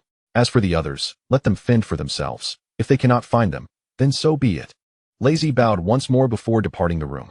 The following morning, due to an injury on his back, Qin Huanyu could only sleep on his stomach. Nevertheless, it was not too much of a concern. After all, he preferred resting his head on Shuang'er's soft little belly rather than on a pillow. This, however, made things uncomfortable for Mu Qiushuang, who had to endure a rather restless night. Yet, as long as the young master was content, she felt joy in her heart. Last night, Shuang'er had hurriedly arrived at Xia Lingxian's residence to explain her purpose. Being a business prodigy, Xia Lingxian swiftly completed the handover in just a matter of hours. Furthermore, Shuang'er had followed Qin Huanyu's instructions and handed her a key, the key to the house he had purchased in the residential area. He had intended to give it to Xia Lingxian long ago, but lacked a suitable excuse. Now, under the pretense of convenience and communication, he had arranged for her to live with Xia's mother. In the original narrative, Xia Lingxian's family would encounter a forced demolition plot, which Qin Huanyu found to be overly troublesome. He preferred to have them move in to avoid any further complications. In the villa, Qin Huanyu and Lei Zi were fully dressed. Young master, given your back injury, shall we skip training today? Lei Zi said with a worried expression. However, Qin Huanyu remained undeterred, grinning through his teeth as he stretched. He shot Lei Zi a glance. Foolish. Do you truly believe I rise so early every day merely for morning runs? Lei Zi paused, a figure flashing in his mind. Young master, are you referring to that elder Shin? The elder Shin he mentioned was the elderly gentleman they had encountered by the lake during their training yesterday. Lei Zi had done some research and uncovered certain details, stirring a sense of awe within him. Although elder Shin's status paled in comparison to the Qin family, within the confines of Jiangxing, He was undoubtedly of a regal caliber. Even the provincial governor would respectfully refer to him as teacher. Given the young master's stature, it was only fitting to show a modicum of politeness towards elder Shun, especially since he might have worked alongside the elder Qin long ago. Qin Huanyu feared no one, not even Qin Zhen. Yet, in the presence of the elder, he was as meek as a kitten. They jogged towards the lakeside, and due to Qin Huanyu's injury, their pace was notably slower today. Compared to yesterday, they arrived a full 10 minutes late. By the time they reached the lake, Elder Shun had been standing there for quite a while, maintaining an unusual posture. Elder Shun, before they even arrived, Qin Huanyu called out in advance. Elder Shun slowly opened his eyes, spotting the two approaching figures. Qin Huanyu had tasked Lei Zi with investigating Elder Shun's identity, and naturally, there would be individuals looking into Qin Huanyu's background as well. Once this information came to light, it would be quite the revelation. Even Shun Hongda found his heart racing, astonished that this seemingly ordinary young man possessed such a vast network behind him. Yet, from their brief exchange yesterday, he could discern that Qin Huanyu neither displayed the arrogance typical of a rich heir nor lacked respect and politeness. Not to mention the way he had effortlessly refrained from using excessive force in their previous encounter, unlike those so-called second-generation officials, who were often nothing but disappointments. This young master of the Qin family was worthy of the title crown prince. "Xiao Qin, you've arrived," Elder Shun called out, using his surname directly. Qin Huanyu was not taken aback and quickly approached Elder Shun. "Old Shun, I'm here. Laughter erupted between them as Elder Shun, undeterred by the informal address, chuckled heartily. Elder Shun glanced at Lei Zi following closely behind before shifting his focus back to Qin Huanyu. "I know you are busy, so I shan't waste time. Shall we begin?" Qin Huanyu was of the same mind. He first spent 1,000 villain points to temporarily suppress the pain in his back for 1 hour. "Old Shun, please." The two distanced themselves, standing about 5 meters apart. They clasped their fists and bowed slightly before swiftly closing the gap, placing their hands against one another's in a form of mutual restraint. This practice, known as pushing hands, might appear to be playful to the untrained eye, but the intricacies were lost on those who were not familiar with it, much like Lei Zi, who stood by observing. To him, it seemed as though the young master and Elder Shun were merely engaged in a whimsical dance of sorts. However, Elder Shun was increasingly astonished. In his earlier years, he had neglected his martial practice due to a busy work schedule. Yet, after retirement, he had devoted himself to it for over 20 years, reaching a master level in Tai Chi. 20 minutes had passed, and what seemed like a simple push from him could have easily shattered a boulder. Yet, the young master of the Qin family appeared to handle it with remarkable ease. As time ticked by, the force between them grew stronger. At that moment, Lei Zi cleared his throat unexpectedly. Qin Huanyu suddenly felt his face flush. Elder Shun, caught off guard, noticed the sudden decrease in force from Qin Huanyu. With a swift motion, Qin Huanyu's body was propelled backward like a ragdoll from Elder Shun's grasp. "Young master," Lei Zi exclaimed, rushing to catch Qin Huanyu's falling form. It was only then that Elder Shun realized something was amiss. Despite Qin Huanyu's earlier strength, he suddenly seemed to have lost his vigor. At that moment, Qin Huanyu lay unconscious in Lei Zi's arms. Lei Zi, alarmed, looked up at Elder Shun. His anger barely contained. "Elder Shun, I must take the young master back to check on him." With that, he hurriedly carried Qin Huanyu back towards the villa. Elder Shun remained in his stance, momentarily dazed by the lake's edge. Just then, a figure jogging along the path, Lu Chun, approached. Having witnessed the entire scene with a puzzled expression, observing Elder Shun's grim demeanor and the retreating figures of Qin Huanyu and Lei Zi, Lu Chun narrowed his eyes. "Put me down. The timing should be just right. Rest assured, young master, I am timing it perfectly and will only cough when the moment is right. I guarantee he will see it." "Very well, that is acceptable." Chapter 35. Surprises are always saved for the end. At noon, the villa was bustling, with 3 chefs dispatched directly from the Qin family. Not only could they prepare a variety of exquisite dishes, but their security was also beyond reproach. Ordinarily, given Qin Huanyu's status, he would dine alone. However, with over 20 dishes each time, it truly feels like a waste, and I cannot finish them all myself. So, I decided to have Schwanger accompany me for the meal. He had thought to invite Lei Zi as well, to join us at the table. Yet Lei Zi resolutely declined, choosing instead to dine with his subordinates in the side hall. A messenger was sent to report to Old Shun, assuring him that there was nothing to worry about. The main concern was that he might directly apologize to the Qin family, which could disrupt his own plans. Upon returning to the villa, he instructed Lei Zi to deliver the good news to Old Shun. Old Shun, not pondering much, believed that based on his understanding of Qin Huanyu's capabilities, such an incident should not have occurred. He dismissed it as a minor interlude and chose to overlook it.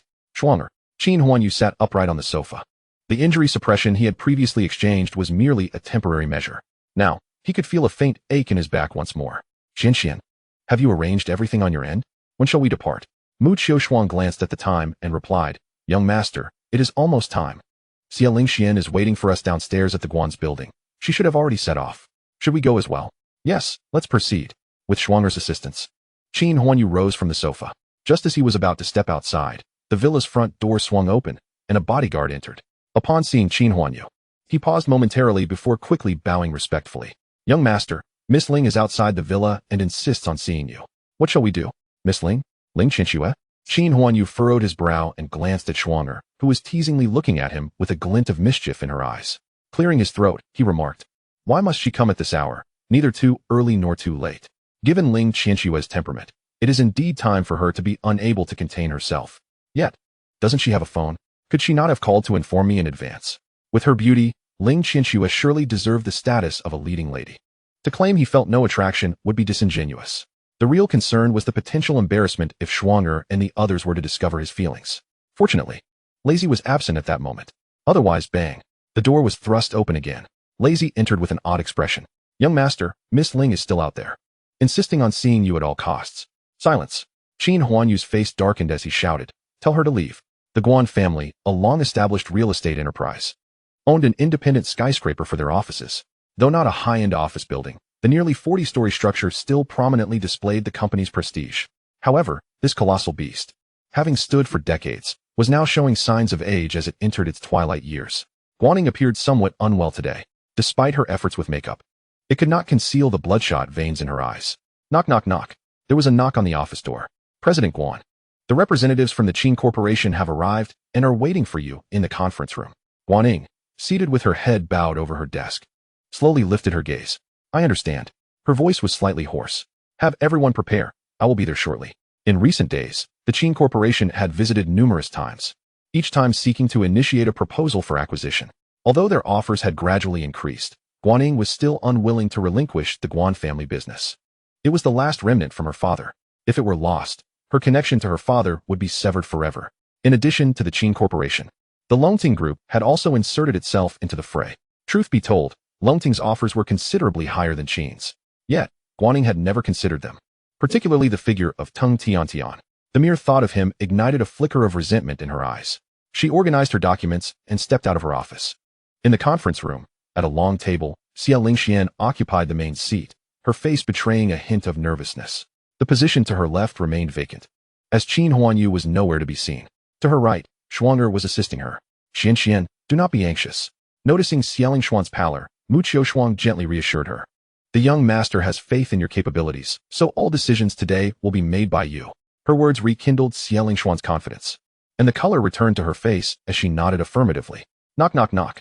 After a series of knocks, Guaning composed herself and entered without hesitation, followed by over 10 suited secretaries and 2 recorders. She surveyed the room before taking her seat at the main position. Upon raising her head, she suddenly frowned. Mu, what is the meaning of this? Mu Qiushuang smiled and nodded, gesturing towards Xia Lingxian. President Guan, allow me to introduce Miss Xia Lingxian, who is also the CEO of our Qin Corporation. In that moment, Xia Lingxian felt her earlier tension dissipate. Just as described in the original narrative, once work commenced, her demeanor transformed dramatically. She stood, her expression slightly cooler, and extended her hand to shake with Guaning. Hello, President Guan. Today, I will be leading the acquisition proposal on behalf of the Qin Corporation. Guaning offered a polite smile, nodding without speaking. Her gaze drifted to the empty seat beside Xia Lingxian. Shuanger interjected once more, President Guan, we have met many times, yet you have always turned me away. Therefore, the young master of the Qin Corporation will personally negotiate with you today. The young master? Guan Ying's heart raced. Was this the enigmatic Qin Shao? The man whose registered capital alone had cost a staggering 100 billion? Whether he was a fool with too much money or intentionally flaunting his wealth, she could not tell. She nodded and resumed her seat, signaling to a few nearby secretaries before turning back to Xia Lingxian. Miss Xia appears rather youthful. It seems you have achieved much at such a young age. However, the Guan family has never agreed to any acquisition. This is something you might want to discuss with President Mu. Before she could finish her sentence, Xia Lingxian smiled slightly. There is no need to rush, President Guan. Perhaps you should first review our proposal before making a decision. As she spoke, she picked up the documents beside her and handed them to Guaning. Guaning squinted. discerning that unlike Mu Qiushuang, this Miss Xie seemed more decisive and assertive in her dealings. She herself preferred a more measured approach and found engaging with such individuals to be somewhat uncomfortable, as it often led to a disadvantageous position. After a prolonged pause, she slowly extended her hand to accept the document. At that moment, Qin Huanyu and Lazy finally strolled into the Guan Corporation's building, observing the somewhat desolate lobby. Qin Huanyu's mind wandered back to the fragile image of Guan Ying from the previous night at the bar. A wicked smile crept across his lips. Surprises, after all, are best saved for the grand finale. Chapter 36. What a coincidence. What did you say? Qin Huanyu has left? How come I didn't see him? At the villa's entrance, Ling Qianxue gazed inside with a face full of grievance and reluctance. The grand door stood wide open, revealing two burly men in suits within, both of whom felt a twinge of helplessness. During the initial renovations, several secret passages had been added, which of course, Miss Ling would never discover. Although the young master's original words were to instruct Miss Ling to leave, to convey that message directly would be utterly foolish. Brother Lei could discern the young master's intentions, as could Sister Mu and all the other brothers. It was merely a matter of keeping Miss Ling dangling. They were acutely aware that Miss Ling had been finding various ways to traverse the villa these past few days, solely to catch a glimpse of the young master. One must admit, the young master's mastery of psychological manipulation had reached an extraordinary level. Ling Qianxue felt a sense of discontent. After so many days without seeing Qin Huanyu, an emptiness lingered in her heart. In the past, he would visit the Ling Corporation daily, always arriving with grand bouquets of flowers. How had everything suddenly changed? Particularly during this time, Ling Zhong had been subtly hinting at her to grow closer to Lu Chun. It wasn't he that Ling Qianxue held him in disdain. Rather, her heart was now completely occupied by other matters. I have been standing here all along and haven't seen him leave. You must be deceiving me. Qin Huanyu, Ling Qianxue called out loudly. The two bodyguards exchanged awkward glances, their expressions a mix of embarrassment. Although the distance between the villas was not particularly far, Miss Ling's voice could certainly be heard by others. They felt it inappropriate to stop her, yet they were at a loss for how to intervene. Just as they were caught in their dilemma, another figure suddenly came into view. Not far away, Lu Chen approached with a dark expression, the echoes of Ling Qianxue's call resonating in his ears. He swiftly arrived at the villa, casting a cold glance at the two bodyguards, one of whom he recognized from a previous encounter at the station. The bodyguards' faces paled in an instant as they exchanged fearful looks, yet stood their ground. Qianxue. Ling Qianxue turned to see Lu Chun's silhouette, her brows knitting tighter. What are you doing here? This is none of your business. Qianxue, address me by my full name. Lu Chen shouted back, his tone laced with indifference and calm. Huh. Lu Chen took a deep breath, his gaze drifting towards Qin Huanyu's villa, growing ever colder. Just wait. Once the spider obtains your identity information, I will surely make you regret it. But at this moment, other matters demanded his attention. With Ling Qianxue's spirit seemingly drawn away by Qin Huanyu, Lu Chen felt an urgent need to act. Otherwise, the opportunity he sought might slip away. Ling Qianxue, he bellowed, his demeanor turning serious. Look at yourself. Do you still resemble the eldest daughter of the Ling family? Your uncle raised you not to be standing at someone else's doorstep, begging, and even kneeling. Think about it. If your uncle knew, how heartbroken he would be. Given Ling Qianxue's character, she might have remained somewhat rational at the mention of Ling Zhong. Yet, Lu Chen had clearly miscalculated. Ling Zhong's indulgence had long spoiled Ling Qianxue, and such admonishments only ignited her inner fury, causing her to rebel even more. Sometimes, even Ling Zhong found it difficult to rein her in. Suddenly, Ling Qianxue halted all movement. She slowly turned to face Lu Chen, her eyes sparkling with defiance. When had Lu Chen dared to speak to her in such a manner? Wasn't he her bodyguard? Moreover, her father's attitude towards him seemed rather peculiar. Instantly, a myriad of speculations swirled in her mind. With an icy stare, she regarded Lu Chen, saying nothing as she turned and walked away. In the conference room of the Guan group, two factions sat facing each other, the atmosphere momentarily heavy with silence. Guan Yun had thoroughly reviewed the Qin group's proposal. To be frank, the terms within were already quite accommodating given the Guan group's current predicament. With an influx of capital, the Guan group might be able to revive itself. However, the sole demand from the Qin group was control. Consequently, whether the future Guan group would still bear the Guan name would no longer be within her purview. Thus, while Guan Yun did not oppose the Qin group, she was determined to reject this acquisition. Just as she prepared to voice her thoughts, a knock sounded at the conference room door once more. A radiant smile suddenly illuminated Mu Qiu's face. She stood, glancing at Guan Yun. Please, don't be hasty. Perhaps the terms can still be revised. Our President Qin should have arrived. With that, she hurried to the door, opening the frosted glass entrance. Qin Huanyu and Lei Zi entered sequentially. The moment Guan Yun laid eyes on that figure, it felt as though a multitude of thunderclaps struck her heart. Boom. Her mind instantly turned to mush. How could it be him? Dressed impeccably in his suit, his expression still held a hint of sorrow, combined with his finely chiseled features. Guan Yun's thoughts flashed back to the previous night at the bar. As Qin Huanyu stepped into the conference room, his attention momentarily drifted away from Guan Yun. It was not until he sat down that he glanced up, only to be met with a look of astonishment from her. Their gazes intertwined midair, and everyone else around them seemed to vanish. They remained in that dazed state for nearly 10 seconds. A faint, rueful smile appeared on Qin Huanyu's face. President Guan. What a coincidence. Guan Yun suddenly snapped back to reality, her eyes widening as she fixated on Qin Huanyu's face. As he settled into his seat, she was about to lean closer. Hiss. Qin Huanyu inhaled sharply, the pain striking him deeply. He had refrained from treating his back injury in anticipation of this moment, hoping to achieve a performance of unparalleled finesse. To Guan Yun, this scene was heart-wrenching. That was a solid baseball bat. President Qin had not hesitated to shield her with his own body. The resounding impact echoed in her ears. Just a gentle lean and his face paled noticeably. The injury must indeed be severe. Hello, President Qin. Guan Yun felt her eyes welling up, lowering her gaze to avoid meeting his. The other attendees in the conference room, witnessing the silence between the two, were equally hesitant to speak. Among them, Xia Lingxian appeared particularly bewildered, her gaze flitting back and forth between Qin Huanyu and Guan Yun. As if realizing something, her complexion turned pale before quickly returning to normal. President Qin, how is your health? Qin Huanyu turned his head and gently ruffled her hair. I'm fine, Xian. Please, continue your discussion. If it becomes too difficult, that's all right as well. He then ignored Guan Yun.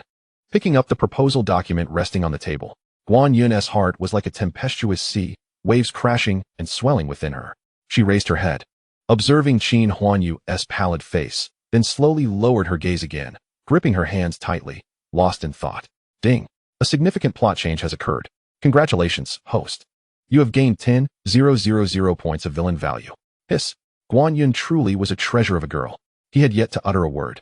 Yet he had already orchestrated such a grand surprise.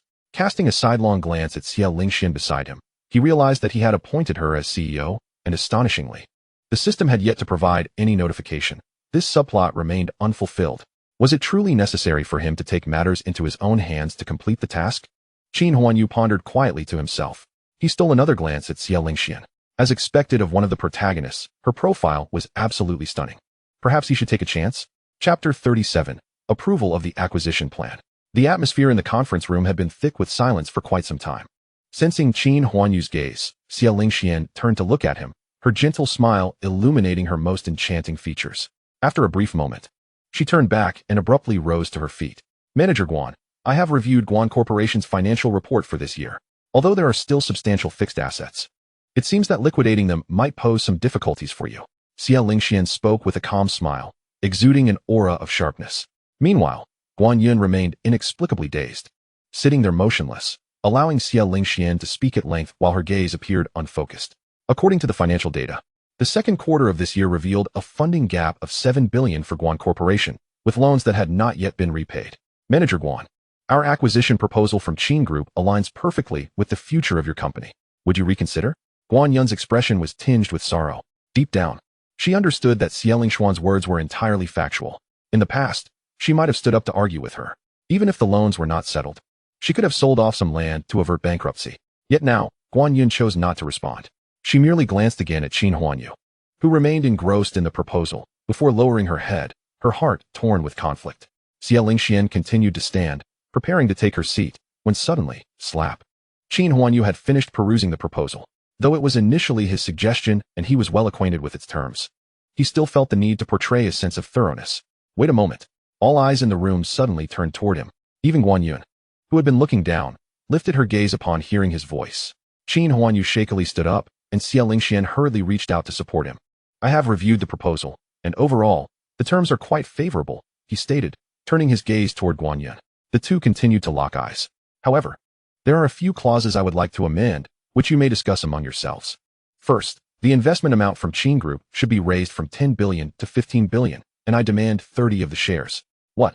Just the first clause caused everyone to widen their eyes in shock, especially Guan Yun's secretaries, who looked as though they had seen a ghost, whispering among themselves. Meanwhile, Guan Yun's expression finally shifted. She gazed at Qin Huanyu, who was confidently articulating his points, her eyes slightly dazed. Yet, Qin Huanyu was not finished. Second, Qin Group shall possess the right of first refusal on all properties, storefronts, and land owned by Guan Corporation, with rent or prices maintained at their current levels. Third, Guan Corporation shall remain independent, with Qin Group's shares entitling us only to dividends, without any voting rights. Hiss. The sound of gasps filled the conference room. Mu Qiu and Xia Lingxian both stared wide-eyed. At that moment, Shuang'er sat in a state of bewilderment. This segment of the script had not been rehearsed with her beforehand, leaving her unsure of how to respond. Meanwhile, Xia Lingxuan's brow furrowed. The three terms proposed by Qin Gij would greatly benefit Guan Corporation, especially the third one. The ongoing negotiations had stalled primarily because Guan Yun was unwilling to relinquish control of her company to anyone else. This third clause, however, would entirely forfeit that control. Not only would she be required to invest money, but in times of difficulty, they would not even need to heed her concerns. Qin Gij, in a moment of urgency. Xia Lingxian inadvertently let slip her address for him. At that instant, no one seemed to notice this detail. Qin Huanyu suddenly raised his hand, causing a twinge of pain in his back, prompting him to grimace. I stated that I am merely making suggestions. The specifics are for you to deliberate. Nonetheless, everyone understood that Qin Group was merely a plaything in Qin Huanyu's hands. How it would be executed was simply a matter of following orders. Except for Xia Lingxian. She alone possessed the authority to reject Qin Huanyu's terms.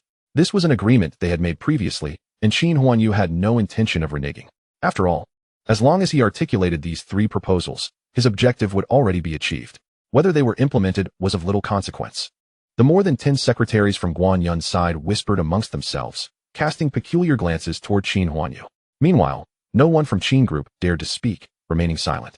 Only Shuang'er and Xia Lingxian appeared hesitant to voice their thoughts, although Xia Lingxian wished to refuse. She had clearly sensed the mixed emotions in Guan Yun's gaze directed at Qin Gij. She recognized that a person like Qin Huanyu would never conform to the norms of ordinary individuals. The notion of only smoking the finest tobacco or loving one person for a lifetime was nothing but nonsense. Thus, Xia Lingxian paid little heed to it. She merely contemplated whether their relationship was indeed as she suspected. Perhaps it would be best to let it be. As long as Qin Gij was happy. Even if Qin Group suffered a slight loss, it would matter not. The silence stretched on for what felt like an eternity. With Xia Lingxuan's assistance, Qin Huanyu settled back into his seat. However, a sudden jolt of panic gripped him. Wait, why was there no rebuttal? Logically speaking, given Xia Lingxuan's astuteness, she would certainly not agree to these proposals. Yet her current demeanor, with her head bowed in contemplation, suggested she had no objections. Although Qin Huanyu had a bit of wealth, it was not something that came easily. If these terms were enacted, the financial loss would exceed 20 billion. 20 billion. Converted into gold, that would amount to 50 tons. Maintaining an outwardly calm facade, Qin Huanyu subtly turned his head to glance at Shuang'er, only to find her lost in thought as well, failing to voice any opposition. Then he looked at Lei Zi, whose expression shifted, quickly pretending not to notice. Young master, is this polite? I am merely a bodyguard. Do you expect me to speak in a business meeting? Just as Qin Huanyu wrestled with inner turmoil, Guan Yun lifted her head, her expression settling back into calmness as she regarded Qin Huanyu. I agree. Boom. Qin Huanyu felt as if he might explode.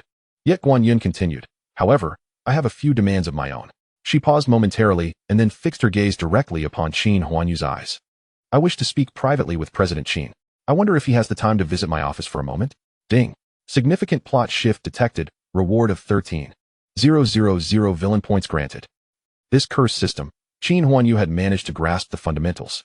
The narrative associated with Lu Chun yields the most villain points. Following closely are the subplots involving each female lead. Moreover, the closer one is in proximity, the greater the villain points accumulated, until a negative distance is achieved. And regarding Guan Yun, those 13,000 villain points. Oh, Qin Huanyu feigned clarity in his gaze. It is indeed an honor, President Guan. As Lei Zi approached to assist him, Guan Yun preemptively stood, stating, I will converse privately with President Qin. I shall assist him myself. You all may rest here for the time being. With that, she flashed a courteous smile at Qin Huanyu and guided him outside. Chapter 38 President Guan, it hurts. It hurts, it hurts. The highest floor of the building is an exclusive domain belonging to Guan Yun. Apart from her secretary, few are permitted to ascend. Today, however, the leaders of the Qin Group and the Guan Group were engaged in a confidential discussion within her office. Even the secretaries had been dispatched downstairs. In the conference room, everyone exchanged bewildered glances. As Guan Yun's secretary glanced at her phone, seemingly receiving some directive, she stated, Mr. Xia, Mr. Mu, let us draft the contract. We will adhere to your previous terms. President Guan has already consented, so we may proceed directly with the contract. Only then did Xia Lingxian and Mu Qiushuang return to their senses. They exchanged glances towards the direction the two had departed and nodded. Very well. Let us draft the contract first. At this moment, within the office, indeed, in the original narrative, Guan Yun had consumed too much at the bar and, feeling troubled, chanced upon Lu Chen's formidable presence. Consequently, the two locked eyes. They had barely known each other for half an hour. Reflecting on this, she now appeared somewhat reserved. However, Qin Huanyu understood that deep down, Guan Yun remained rather traditional. In the face of Tung Tiantian's harassment, she had consistently remained aloof. Perhaps he had exerted himself too vigorously earlier. Even without alcohol, he had likely stirred her imagination. Alas, such is the allure of my charm. Did one not notice the resentful woman lingering at the villa district, waiting for him daily? Nevertheless, it was worth it. Ding. Acquired 30,000 villain points. A delightful surprise enveloped him. Before Qin Huanyu could fully revel in his excitement, he suddenly felt a warm, damp sensation on his face. He abruptly opened his eyes to find tears streaming from Guan Yun's eyes. What is the matter? Guan Yun gently shook her head, her gaze clouded. President Qin. Call me Qin Huanyu. Guan Yun fell silent for a moment. Qin Huanyu, do you believe I am a woman of loose morals? Qin Huanyu recognized that she had endured immense emotional turmoil recently. The decline of the Guan group aside, the unexpected passing of her father had inflicted profound anguish upon her heart. Moreover, as one of Jiangxing's elite second-generation wealthy individuals, maintaining her virtue for 27 years could hardly label her as promiscuous. In the real world, she would have been besieged by suitors long ago. Absolutely not. His tone was resolute. Yet, mere words were insufficient. Qin Huanyu continued. Prior to the acquisition, I had familiarized myself with the circumstances surrounding your father's demise. And I am truly sorry. In truth, Guan Yun's father did not pass away by accident, but was rather a victim of foul play. However, Qin Huanyu resolved not to disclose this information now. It would only dampen the mood. I know you have always been strong and kind. Thus, my suggestions were not intended for any ulterior motive. I simply wished to illuminate your path amidst the darkness. As he spoke, he leaned in gently, brushing away the tears from Guan Yun's face with a tender kiss. I genuinely do not comprehend what you were attempting to convey moments ago. However, I am not like that. Once you place your trust in me, I shall always stand before you, shielding you from all tempests. Is that not merely a cliché? Just a sprinkle of water. At this juncture, tears welled again in Guan Yun's large eyes, cascading down in heavy droplets with each blink. Ding. Congratulations, host. You have gained 35,000 villain points. Half an hour later, Guan Yun's emotions finally stabilized. Given such a brief period, it was unfortunate they could not engage in other activities. However, her emotional upheaval today was overwhelming. Observing her tear-streaked visage, Qin Huanyu, despite his intentions, felt hesitant to act. Now, at last, she had regained her composure. Qin Huanyu. Guan Yun resembled a little kitten. Perhaps you should abandon the acquisition of the Guan group. I could simply declare bankruptcy. The shortcomings of the Guan group are too vast to rectify. Your Qin group's acquisition would undoubtedly invite numerous complications. Qin Huanyu chuckled softly, choosing silence in response. Complications? What complications could possibly arise? The vast deficiencies within the Guan group stemmed entirely from Guan Yun's uncle's actions. Furthermore, even if the Guan group faced hundreds of billions in unpayable loans, would that truly concern him? The Qin family need not intervene. His mere presence would suffice to mitigate the impact of 100 billion in loans. It is quite all right. He offered comforting words. I have my own plans. Simply follow my guidance. Chapter 39, Unexpected Drowning. The contract finalized, all matters prepared. Upon their return to the conference room, they were met with the peculiar gazes of the gathered attendees, who scrutinized them intently. Guan Yun, possessing a naturally delicate disposition, felt her cheeks flush. Yet, Qin Huanyu remained unaffected, striding boldly into the room and taking a seat beside Xian. Guan Yun suddenly recalled, having neglected earlier to consider that Qin Huanyu bore injuries. Guan Yun's breath caught as she feigned nonchalance. How is your back injury? Swish. The gazes of Xia Lingxian, Mu Qiushuang, and Lazy instantly converged upon them. Cough, cough. Qin Huanyu smiled, winking at her. Rest assured, it shall heal in a couple of days. At this, Guan Yun nodded in acknowledgement. Seeing the leaders of both groups in accord, the subordinates naturally voiced no dissent. Guan Yun held over 70 of the Guan group's shares and commanded more than 90 of the voting rights. For a merger of this nature, a shareholders' meeting was entirely unnecessary. Soon, the contract was signed, leaving the remaining tasks to be entrusted to Xian and Shuang Er. At that moment, in Ling Qianxue's household, Ling Zhong glared at Ling Qianxue with palpable fury. Qianxue, do you have any idea what you were doing? Was it truly necessary to quarrel with Xiao Chun over such trivial matters? Moreover, he was not entirely incorrect. Lu Qin stood behind Ling Zhong, his expression laden with embarrassment. Uncle Ling, please do not be angry. Qianxue may have acted out of momentary confusion. Do not defend her. Ling Zhong's voice thundered as he turned to Ling Qianxue. Are you oblivious to what that Qin Huanyu truly is? How could you run to his doorstep, wailing to see him? Ling Qianxue, has your mind become muddled? Observing their back and forth, Ling Qianxue remained seated on the sofa, her expression betraying no discernible change. Father, she softly called. Didn't you previously mention that Lu Chun is your distant nephew? Why have I never heard you speak of him before? This query abruptly interrupted Ling Zhong's train of thought. Lu Chun, being the disciple of an old friend, could indeed be considered a sort of nephew. However, the identity of that old friend was not something he could disclose. Thus, Ling Zhong had fabricated a tale, merely claiming him to be a distant relative. Ordinarily, Qianxue would not have paid such matters much heed. Yet, the sudden mention of this topic caught him off guard. He's just a cousin from the old home. It's nothing for you to be concerned about. Stop trying to change the subject. Ling Zhong was about to continue when Ling Qianxue interjected again. By the way, does mother know? Ling Furin was Ling Zhong's original spouse. The two had emerged from a humble mountain village to carve out their endeavors in Jiangqing together. Logically, if Lu Chun were indeed a relative from their hometown, Ling Furin would certainly be aware. However, therein lay the conundrum. Lu Chun was not, in fact, related. For a moment, Ling Zhong stood in silence, perplexed by Ling Qianxue's sudden curiosity. Had she perhaps uncovered something? If he were to confirm it, she would undoubtedly seek validation from Furin, thus amplifying the misunderstanding. Meanwhile, Lu Chen's mind raced as he searched for an impeccable excuse. Yet, observing their demeanor, he noted that Ling Qianxue's gaze had grown increasingly frigid. In her heart, she had already drawn conclusions regarding their relationship.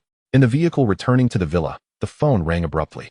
Lei Zi, who was driving, picked up the phone with one hand. Young master, it's a call from Robin. Hand it over. Qin Huanyu replied as he took the phone. What is it? On the other end, Robin's voice trembled slightly. Young master Qin, I just wanted to inform you that the banquet is ready. Where would you prefer to hold it? In the original narrative, this banquet serves as a pivotal turning point. At that time, Qin Huanyu, incensed by Lu Chen's arrival and the news of his lodging in Ling Qianxue's villa, resorted to further aggression against her. Ultimately, Lu Chen discovered this. And it was during this banquet that Lu Chen's relationship with Guan Yun flourished, leading to introductions to various influential figures in Jiangqing. If memory serves, another prominent young master from Kyoto also came to establish contact with Lu Chen. Let us hold it at Longhu Manor. That location is quite splendid.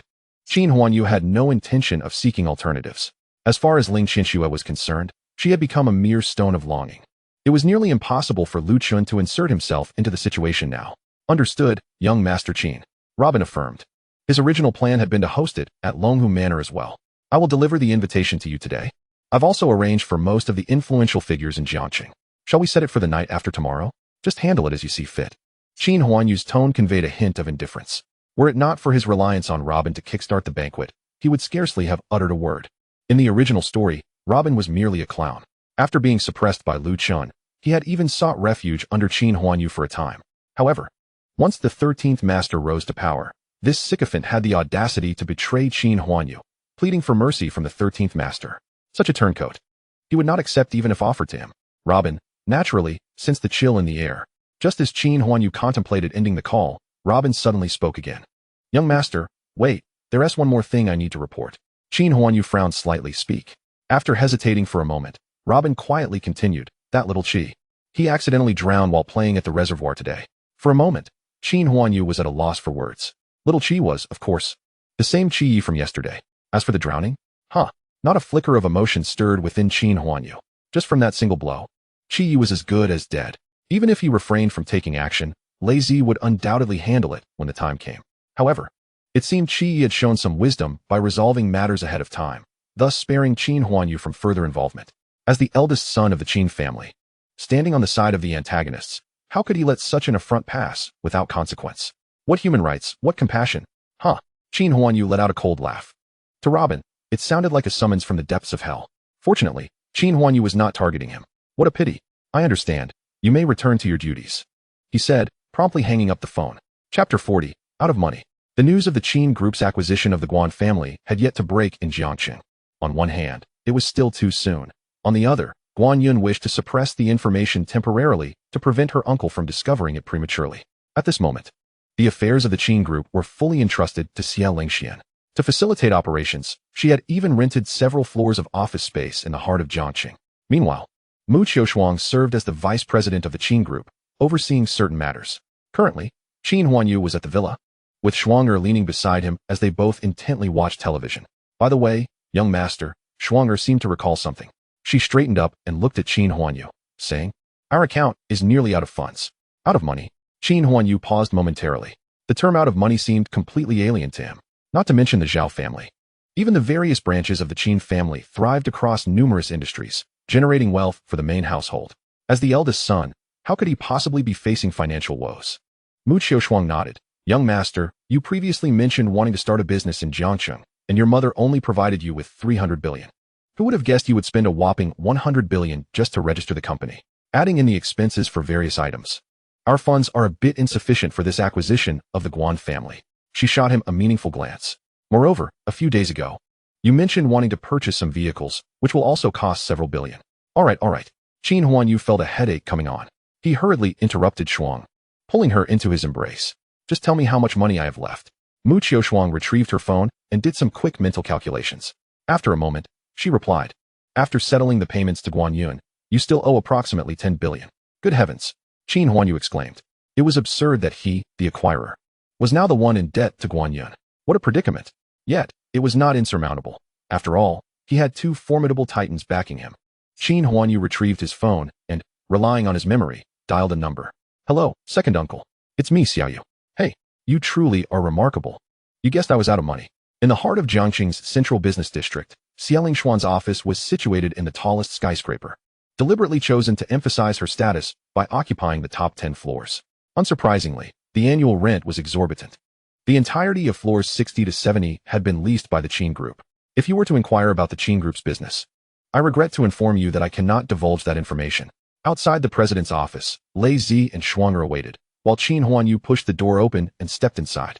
At that moment, Xia Lingxian was engrossed in her computer, sporting a large pair of silver-rimmed glasses. Compared to her previous style, she exuded an air of an urban sophisticate.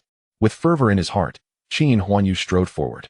It was only when he reached her side that Xia Lingxian became aware of his presence. She abruptly looked up, preparing to frown in annoyance, but upon seeing the smile on Qin Huanyu's face, she instantly recognized him, "Brother Qin." As the words escaped her lips, she realized something was amiss. "Mr. Qin, what brings you here today?"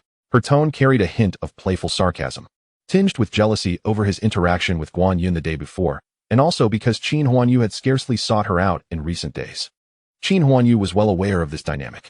He approached her, pulling Xia Lingxian up from her chair and taking her place in the boss's chair, inviting her to sit upon his lap. Fortunately, the office was devoid of any other occupants, and Xia Lingxian was too lazy to resist.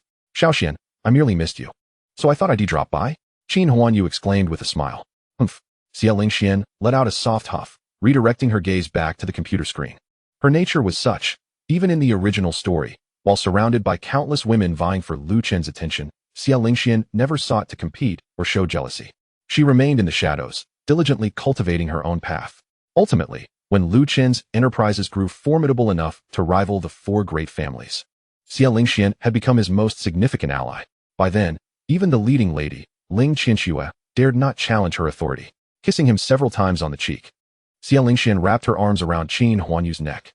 All right, Brother Qin, I need to work now. I truly have no time to play with you. Perhaps you could ask Shuanger to keep you company. Be good." With that, she extricated herself from his embrace, pulled him up, and pushed him towards the door, returning to her desk. Soon, she had locked him out. Qin Huanyu emerged from his reverie. In the lounge area, everyone's eyes converged on him. "Young master, silence," Qin Huanyu commanded softly. In such an awkward moment, it was best if no one acknowledged it. "I understand that Xia Lingxian is a career-oriented woman, but I never imagined her ambition could be so intense.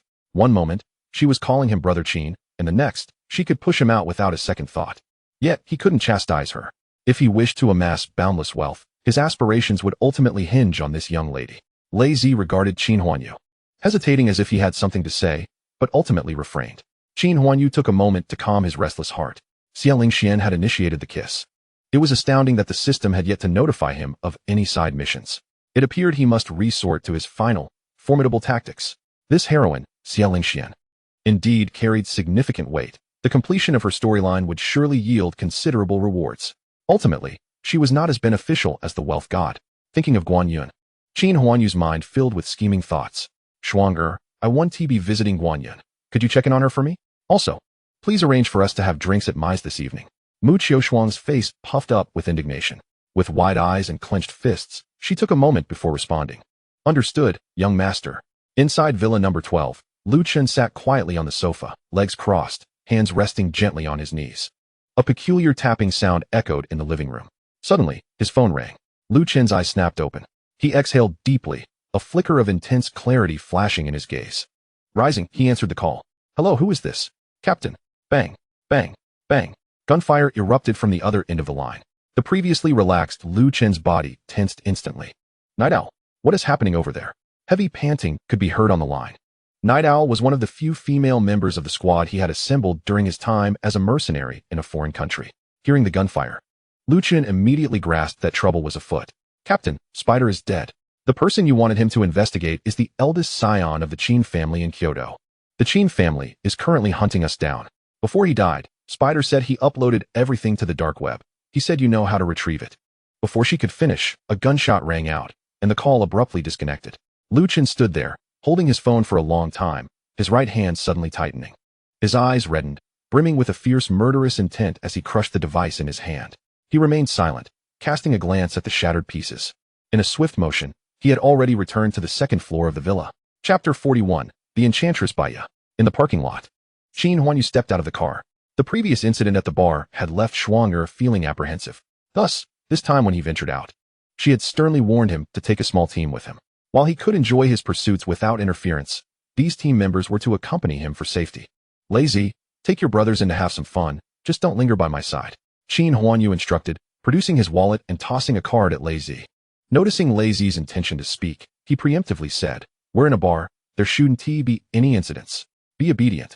If you feel like inviting a few more, do so, just try not to disturb me. With that, he turned and strode directly into the bar. Lazy and the others, not daring to hesitate, grabbed the card and hurriedly followed him inside. After 2 days of intensive repairs, the broken furniture in the bar had been mostly cleared away. Moreover, thanks to Robin's influence, the earlier chaos had not stirred any significant commotion in Jiangxing. Everything appeared normal. Others may have been unaware, but Qin Huanyu was acutely aware that the bar's enigmatic owner was, in fact, a stunning beauty and a close friend of Guanyun. Even in the original narrative, she had intricate ties with both Lu Chun and others. The reason for inviting Guanyun for drinks today was partly due to this consideration, regardless of how mysterious the owner might be, lurking in the shadows. A couple of days ago, through Guanyun's narration, she should have a clear understanding of her identity and power. In the realm of such business, who wouldn't desire the backing of a formidable figure? Although at present, Qin Huanyu harbors no other intentions, it is certainly beneficial to familiarize oneself in advance. Moreover, given Guanyun's extraordinary affinity for attracting fortune, merely a kiss could yield a staggering 30,000 points of villainous value. Due to the events of the previous days, the bar today, while still receiving patrons, appeared considerably more desolate. Qin Huanyu advanced, searching for Guanyun and her companions amidst the dim lighting. Suddenly, a resounding voice pierced the air. Qin Huanyu, over here. The music was not overly loud, and the crowd inside turned their gazes toward the source of the call. There stood Guanyun, adorned in a short white dress that accentuated her nearly flawless silhouette. The hem of her dress bore a pleated design, shifting colors under the vibrant lights. The crowd collectively gasped in awe, but the spectacle was far from over. Beside Guanyun stood another striking woman, her hair softly curled and casually cascading over her shoulders. At that moment, not only the onlookers, but even Qin Huanyu himself, found his eyes widening in astonishment. Could this enchanting woman be the protagonist renowned as the seductress from the original tale? Qin Huanyu's pupils quivered. Without hesitation, he raised his hand to greet them, swiftly making his way toward Guanyun amidst the envious and jealous stares of the crowd. Meanwhile, Lazy and his team dispersed, encircling the booth. This booth, situated within the bar, was inaccessible to outsiders, regardless of their wealth. Xiaoyan.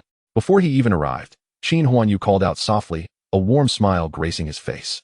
Upon hearing her name, Guanyun felt a flutter in her heart, quickly revealing a hint of shyness. Yet, the darkness concealed her reaction. Although he called out to her, Qin Huanyu's gaze remained fixed on the seductive woman. Simultaneously, that captivating woman regarded Qin Huanyu with equal intensity. Their eyes met. And despite Qin Huanyu believing his composure was commendable, he could not quell the tremor in his heart when faced with those bewitching eyes. The seductive woman, as if perceiving something, covered her mouth and let out a soft laugh. This laughter also drew Guanyun's attention. She promptly looked up to introduce, "This is Baiya, my close friend." With a playful wink at Qin Huanyu, she added, "This charming bar is owned by her." Turning to Baiya, she continued, "Sister Baiya, this is Qin. I know. You've mentioned him countless times today." Baiya responded with a gentle smile, extending her right hand towards Qin Huanyu. "Greetings, young Master Qin." Upon hearing this dulcet greeting, Qin Huanyu narrowed his eyes, shaking her hand lightly. Without lingering, he released her grip and motioned for Guanyun to join him on the booth sofa. He was well versed in the storyline, fully aware of Baiya's intricate background. In the original narrative, she was described in complex terms, with but 2 words standing out: seductress. If this woman lacked cunning, how could she single-handedly establish such a grand bar in Jiangxing? This was her livelihood. Though he found her initial appearance striking, he was not easily deceived. Moreover, few were privy to the fact, possibly even Guanyun was unaware, that Baiya had a daughter. This secret was uncovered by Lu Chun in the original tale. Of course, this biological connection was merely a matter of bloodline. Contemplating this, Qin Huanyu squinted, stealing another glance at Baiya, whose alluring eyes were still fixed on him. He chuckled inwardly. Baiya, seated beside them, noticed that since Qin Huanyu's arrival, Guanyun had hardly spoken a word to her. Furthermore, even Qin Huanyu rarely cast a glance in her direction. A twinge of frustration welled within her. Typically, she was the center of attention whenever she entered a room. Now, however, it seemed as though her charm had waned. While Guanyun was not lacking in allure, it felt as though she fell short in comparison. Yet, aside from a few fleeting glances upon his arrival, Qin Huanyu had not shown any further interest in her. It felt as if this was a 3-person film. But Baiya's name barely registered.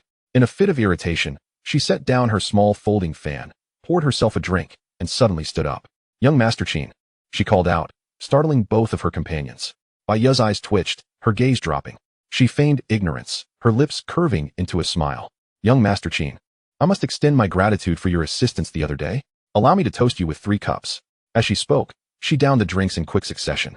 Qin Huanyu remained composed, accepting the system rewards with a smile while observing Baiya. The pale yellow liquid flowed smoothly. However, this ploy held no effect on Qin Huanyu. Such a cliched tactic was one he had just employed in front of Guanyun days prior. He chuckled lightly. "My apologies." Baiya set down her glass, smiling sweetly as she reached for a few tissues. Though her tolerance for alcohol was commendable, after 3 drinks, a flush of color adorned her cheeks. Guanyun watched with concern. "Sister Baiya, you needn't go to such lengths. Qin Huanyu is one of us."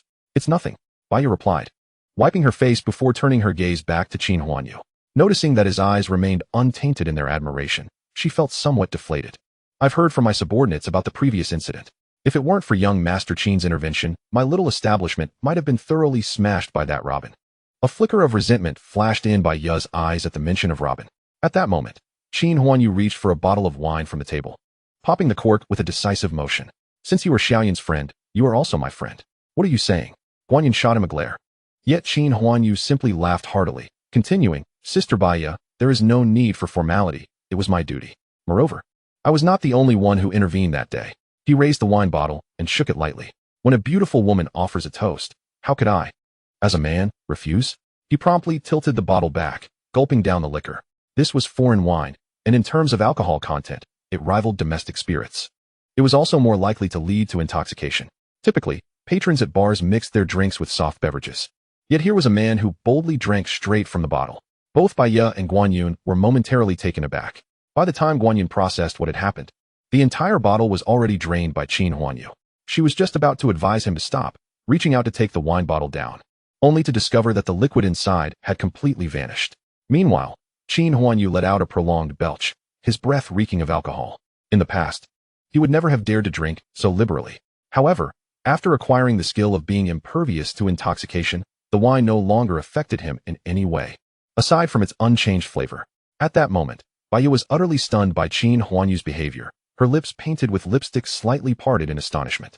After a long pause, her surprise dissipated. "Young Master Qin is impressive," she exclaimed softly, her eyes sparkling with admiration. In a distant booth, Lei Zi and several teammates were also observing the situation. "When did the young master become so formidable?" one asked, Should we prepare some medicine just in case he passes out? That would be quite awkward. Don't meddle. The young master knows what he's doing. Outside the bar, Lu Chen's expression darkened as he approached slowly. He had received and destroyed all the information transmitted by Spider. Furthermore, news from his team had also arrived. Spider had fallen, while Viper and Eagle were severely injured and captured by the Qin family. The remaining team members had scattered and fled. He had 9 elite members, and to lose 1/3 of them in Xiangjiang was an unexpected blow. Lu Chen's heart was filled with murderous intent, yet he dared not act recklessly in front of Qin Huanyu. Perhaps abroad, his mercenary group of nearly 10,000 would instill fear in Xia country, but within its borders, he remained merely an insignificant ant.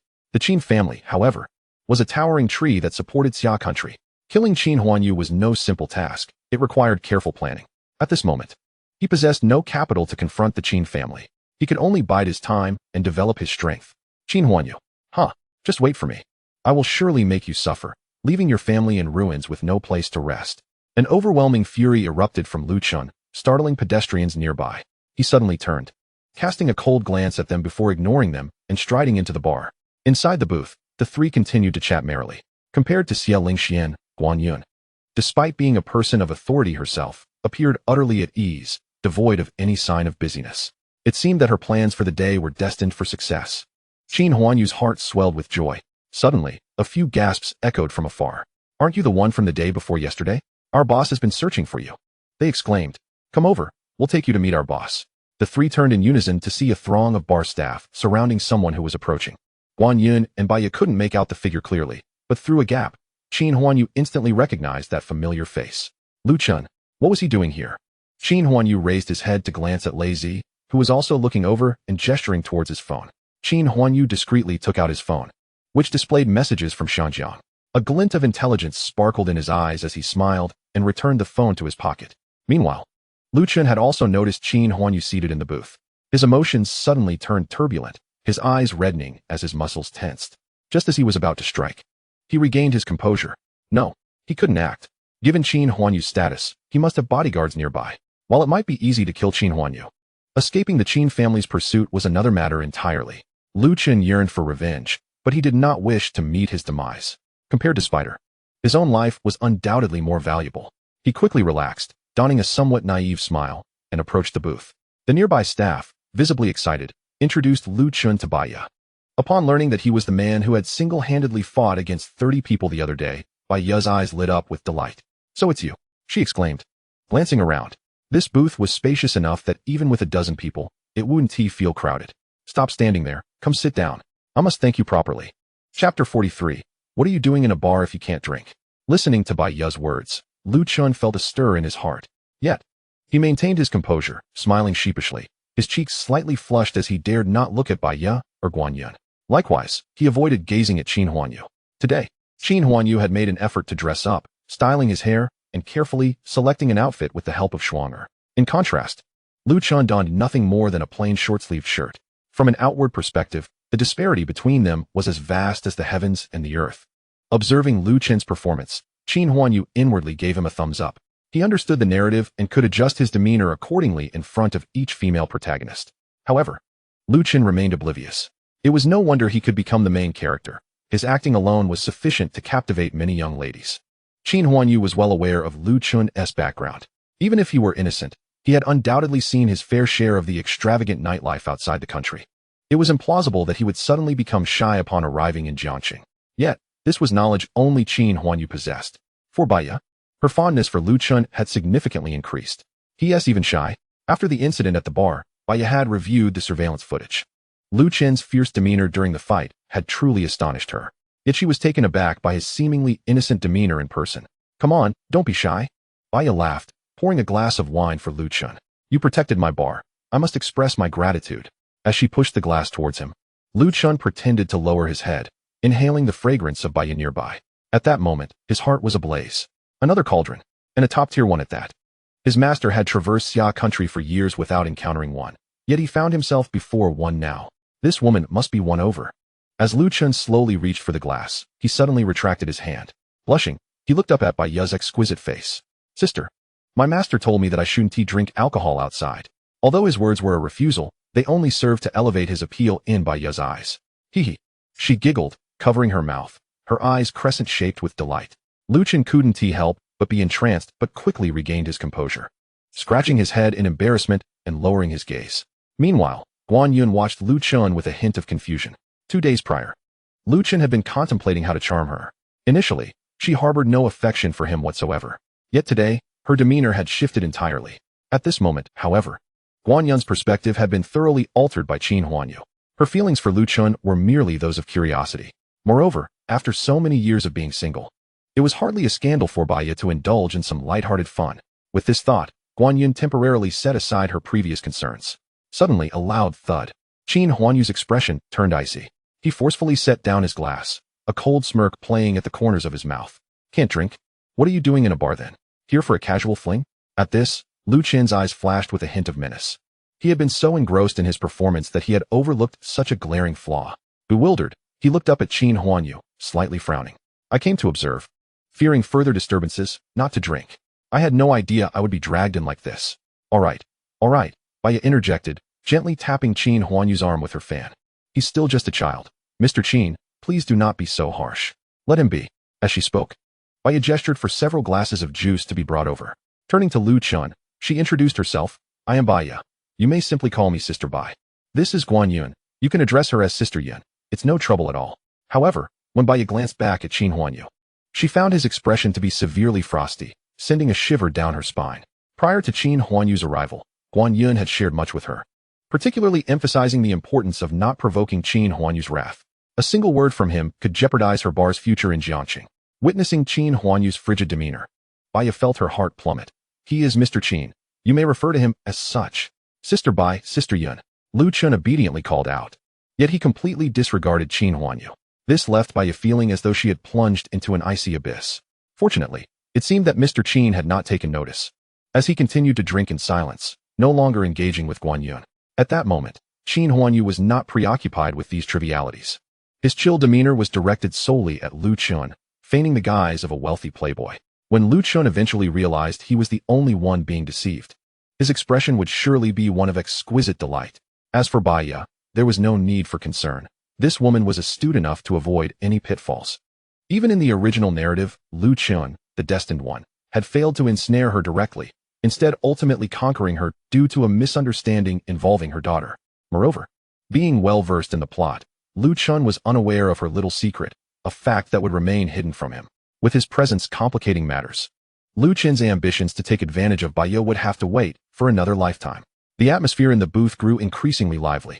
Sitting beside Qin Huanyu, Guan Yun, oblivious to the dim light affecting his expression, remained unaware. However, Baiya, seated to the side, was filled with unease, engaging in light conversation with the two men. Lu Chen, too, focused his attention on Qin Huanyu, reveling in his displeasure. Although Guan Yun was not exactly a rare gem, her beauty was enough to overshadow nearly all other women. If only she could provoke Qin Huanyu's ire. With this thought, Lu Chen smirked maliciously and turned to Guan Yun. Sister Yun, it was indeed my fault for asking for your contact information last time. I was merely concerned for your safety should you encounter any danger in the future. Guan Yun's expression suddenly changed. Qin Huanyu froze, quickly realizing Lu Chen's intentions to provoke him. Shouldn't it be time for me to respond to this? With that thought, Qin Huanyu abruptly halted, slamming his glass onto the table, his face darkening. Just as Guan Yun turned to observe his increasingly somber expression, Lu Chen continued, Sister Yun, I must thank you for your encouragement and comfort afterward. Both Guan Yun and Baiya felt a wave of discomfort. Yet Lu Chen maintained a somewhat guileless smile, leading them to assume he was simply unaware of the implications of his words, completely oblivious to the fact that he was delivering them with deliberate intent. Sister Yun, silence. Guan Yun suddenly snapped. When she gazed at Lu Chen again, all traces of her previous smile had vanished. Lu Chen, bewildered, quickly fell silent. He glanced at Guan Yun, then at the frigid Qin Huanyu. Feeling an inexplicable thrill, the booth descended into a sudden silence. Chapter 44. Mr. Qin, are you considering investing? The raucous music persisted. Yet within the confines of the booth, the four of them sat in quietude. Qin Huanyu's gaze flickered, coldly fixed on the elevated stage ahead. The other three remained silent, each lost in their own thoughts. At that moment, Baiya broke the silence, a realization dawning upon her. Guan Yun, did you receive that invitation to the banquet? Guan Yun, feeling a surge of anxiety, kept a watchful eye on Qin Huanyu's expression. Noting his icy demeanor, she reasoned that he was not truly angry. As Baya redirected the conversation, she exhaled a sigh of relief. The banquet? Oh, are you referring to the one from Robin? Yes, I received it, she exclaimed, her eyes suddenly widening. The very individuals who had come to vandalize her bar 2 days ago were indeed Robin's people. Was Baya implying she had also received an invitation? Sister Bai, did you also receive it? Baya nodded, her gaze darkening as she spoke in a low tone. Yes, he sent me one as well. What does Robin mean by this? Huanyu frowned, letting out a scoff. They've already sent people to cause trouble here. And yet he still invites you to his banquet. Meanwhile, Lu Qin sat in silence, glancing at Baya before shifting his gaze towards Huanyu, narrowing his eyes. Robin hosted this event annually, inviting the city's elite. Who could fathom his intentions? Baya scoffed. I suppose this year, he considers me part of the elite as well. As the orchestrator of this banquet, Qin Huanyu remained quietly seated, refraining from participating in the discussion. His mind was preoccupied with other matters. In the original narrative, Baya had also been unexpectedly invited to the banquet this year. He had merely mentioned it in passing. In the storyline, Lu Chun had been her male companion at that time, yet at this juncture, he and Ling Qinxue were not nearly as acquainted. In fact, their paths had crossed at the bar when he had saved Guanyin once. Contact was established with Baya, coinciding with the commencement of Robin's banquet. Given Lu Qin's ulterior motives, he readily accepted Baya's invitation. Qin Huanyu, taken aback, did not foresee Baya's sudden mention of the matter. The narrative he had meticulously altered was now reverting to its original course. If he were to hazard a guess, Baya's next utterance would be, by the way, Guanyin, I heard that the banquet requires one to bring a male and female companion. What am I to do? Noticing the atmosphere had eased, Baya's smile returned. She turned to Qin Huanyu, suggesting, why not lend me Qin Xiao for a while? It would be an opportune moment to discuss investment matters with him. At her words, Qin Huanyu abruptly turned, his gaze descending upon Baya, who leaned against the sofa. What investment? Is it a verb or a noun? Regrettably, her alluring figure was entirely concealed by her dress, leaving little to the imagination. As a woman who had borne children, her physical development hardly needed elaboration. At 35 or 36, she maintained such exquisite upkeep. Qin Huanyu's heart ignited with desire. Damn it! Guanyin shot her a sidelong glance, lightly swatting her. Yet, a hint of melancholy graced her countenance as she reattached herself to Qin Huanyu's arm. Our Qin Xiao, if he didn't have to share himself, would scarcely have time for me. Ahem. Qin Huanyu awkwardly rubbed his nose, observing the flicker of confusion in Baya's eyes. He explained, I have a company to attend to, and I'll likely need to accompany others. Before he could finish, Guanyin gently shook his hand. Don't worry. They won't take anything from you. Besides, with the news still under wraps, it's not suitable for us to appear together. Baya's eyes shimmered with further confusion. Meanwhile, Lu Qin's gaze flitted among the group before finally resting on Guanyin, his mind echoing her earlier mention of the news being concealed. Alas, Baya sighed softly. Having lost her husband for over a decade, she had tirelessly built her current enterprise, renowned throughout Jiangxing. Yet, she harbored a genuine desire to attend the banquet. Her company, Mize, sought expansion, and without a platform, it would face significant hurdles. However, should she casually select a male companion, it could tarnish her future reputation with untold blemishes. As her thoughts whirled in uncertainty, Lu Qin suddenly interjected, Sister Bai, what do you think of me? His eyes sparkled with determination. Ling Qinxue would undoubtedly receive an invitation as well. However, given her current circumstances, she would be fortunate not to be a target herself, let alone consider him as a companion for the banquet. Having just heard them mention that nearly all the elite of Jiangxing would attend the banquet, he realized that to establish his own influence, he needed a formidable ally. Perhaps the first move to topple the Qin family awaited him at that very banquet. At Lu Qin's words, Baya momentarily froze, quickly regaining her composure as she realized he was referring to the banquet. With an awkward chuckle, she prepared to decline his offer, only to have her thoughts pivot rapidly. Indeed, Lu Qin before her was an exceptional candidate. Not only was he immensely capable, but no one would perceive him as merely her kept man. Baya's standards were not so diminished. At the very least, he should be a man of Qin Xiao's caliber. Yet, it seemed Qin Xiao might not desire to indulge her. As the refusal lingered on her lips, Baya's eyes sparkled with delight. Of course you can. Guanyun's brow furrowed in disapproval. Since earlier, her opinion of Lu Qin had plummeted. Just as she was about to voice her concerns to Baya, the two had already begun animated discussions. With a resigned sigh, she turned to Qin Huanyu, only to find him observing the pair with shifting eyes. Indeed, the narrative was being automatically corrected. Ultimately, Baya's male companion for the banquet remained Lu Qin. After several rounds of drinks, although the group had not indulged excessively, the two women had consumed a fair amount of wine prior to Lu Qin's arrival. As the effects of the alcohol set in, their cheeks flushed and their heads began to swirl. Qin Huanyu felt a surge of excitement. The outcome of the evening hinged on Guan Yun's performance. He raised his hand, hoisting Guan Yun onto his shoulder. Turning back, he noticed Lu Chen's gaze fixed intently on Bai Ye, his eyes sparkling with anticipation.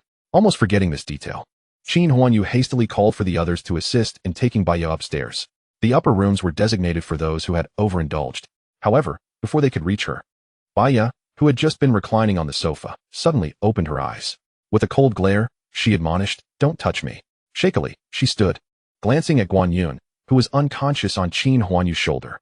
With an apologetic smile, she staggered over, taking Guan Yun from him, while assuring Qin Xiao, "I'm so sorry.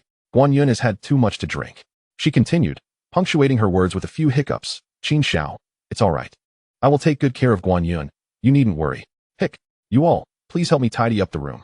As she spoke, Bai Ye's eyes slowly began to close again, and she and Guan Yun wobbled away, until they disappeared from view. Qin Huanyu remained frozen in place. "Wait, when did I ever say I needed you to take care of Guan Yun? What a ruckus." Chapter 45, All Flights Grounded. Bang! A figure collided heavily with him. Qin Huanyu frowned, instinctively wanting to evade. Yet, his thoughts raced faster, forcing him to regain control of his body. "Oh dear, Qin Xiao, I sincerely apologize. I truly didn't TC you." Lu Chen chuckled, observing the slightly unsteady Qin Huanyu. In his peripheral vision, Lei Zi and over 10 bodyguards had already risen, rushing toward them. A hint of mockery returned to Lu Chen's face. "Qin Xiao, we'll see each other tomorrow." He waved his hand and darted out of the bar. Only after Lu Chen's figure vanished did Lei Zi and his men reach Qin Huanyu. "Young master, are you all right?" Lei Zi exclaimed, his face aflame with fury. "You lot. Chase after him and bring him back." "Not necessary." Before they could move, Qin Huanyu interjected. Previously pale, he now appeared entirely unfazed, standing tall and gazing in the direction Lu Chun had vanished. "Huh, childish antics. I stopped playing such games back in elementary school. How juvenile." Qin Huanyu scoffed. "Let us go, we're returning. Have someone follow Lu Chun, Ling Zhong, Robin, and those people." As he spoke, he seemed to recall something. "Oh, and keep an eye on the old man Shen. Report back with any findings." "Yes, young master." At this moment, at the California airport in Lighthouse Country, it was the dead of night. A girl, thoroughly bundled up, alighted from a taxi, her attire besmirched with dust. "How dare that wretched old man confine me?" she huffed. "Humph. After circling around the Lighthouse Nation, surely there must be a way out, right? Haha. But alas, the flight does not depart for another 10 hours. I must find a place to hide," she exclaimed in exasperation. "Damn it, that detestable old man." Huffed. As dawn broke over Jiang City, Qin Huanyu and Lei Zi had maintained their commendable habit of morning runs. They had adjusted their schedule to avoid overlapping with Lu Chen's. Regrettably, after so many days, they had yet to encounter Old Shen. Qin Huanyu remained unfazed. The unfolding of Old Shen's narrative was not something to rush. It would unravel in due course. His aim was to become familiar with Old Shen before Lu Chen could. The rest was merely a matter of waiting for the plot to commence. Upon returning to the villa, he enjoyed a tranquil breakfast. Suddenly, Lei Zi approached with news. "Young master, we have results on the person you asked us to investigate." Qin Huanyu turned to him. "Which one?" "The esteemed Miss Enlon. We've discovered that her flight will be departing from the Lighthouse Nation in 3 hours. 3 hours? At that pace, she will arrive in the Summer Nation by tomorrow morning," Qin Huanyu mused. However, his schedule was quite packed, with an important banquet that evening, leaving him uncertain about when it would conclude. He furrowed his brow. In the original narrative, Enlon had significantly aided Lu Chun, and her brother played a crucial role in the eventual decline of the Qin family.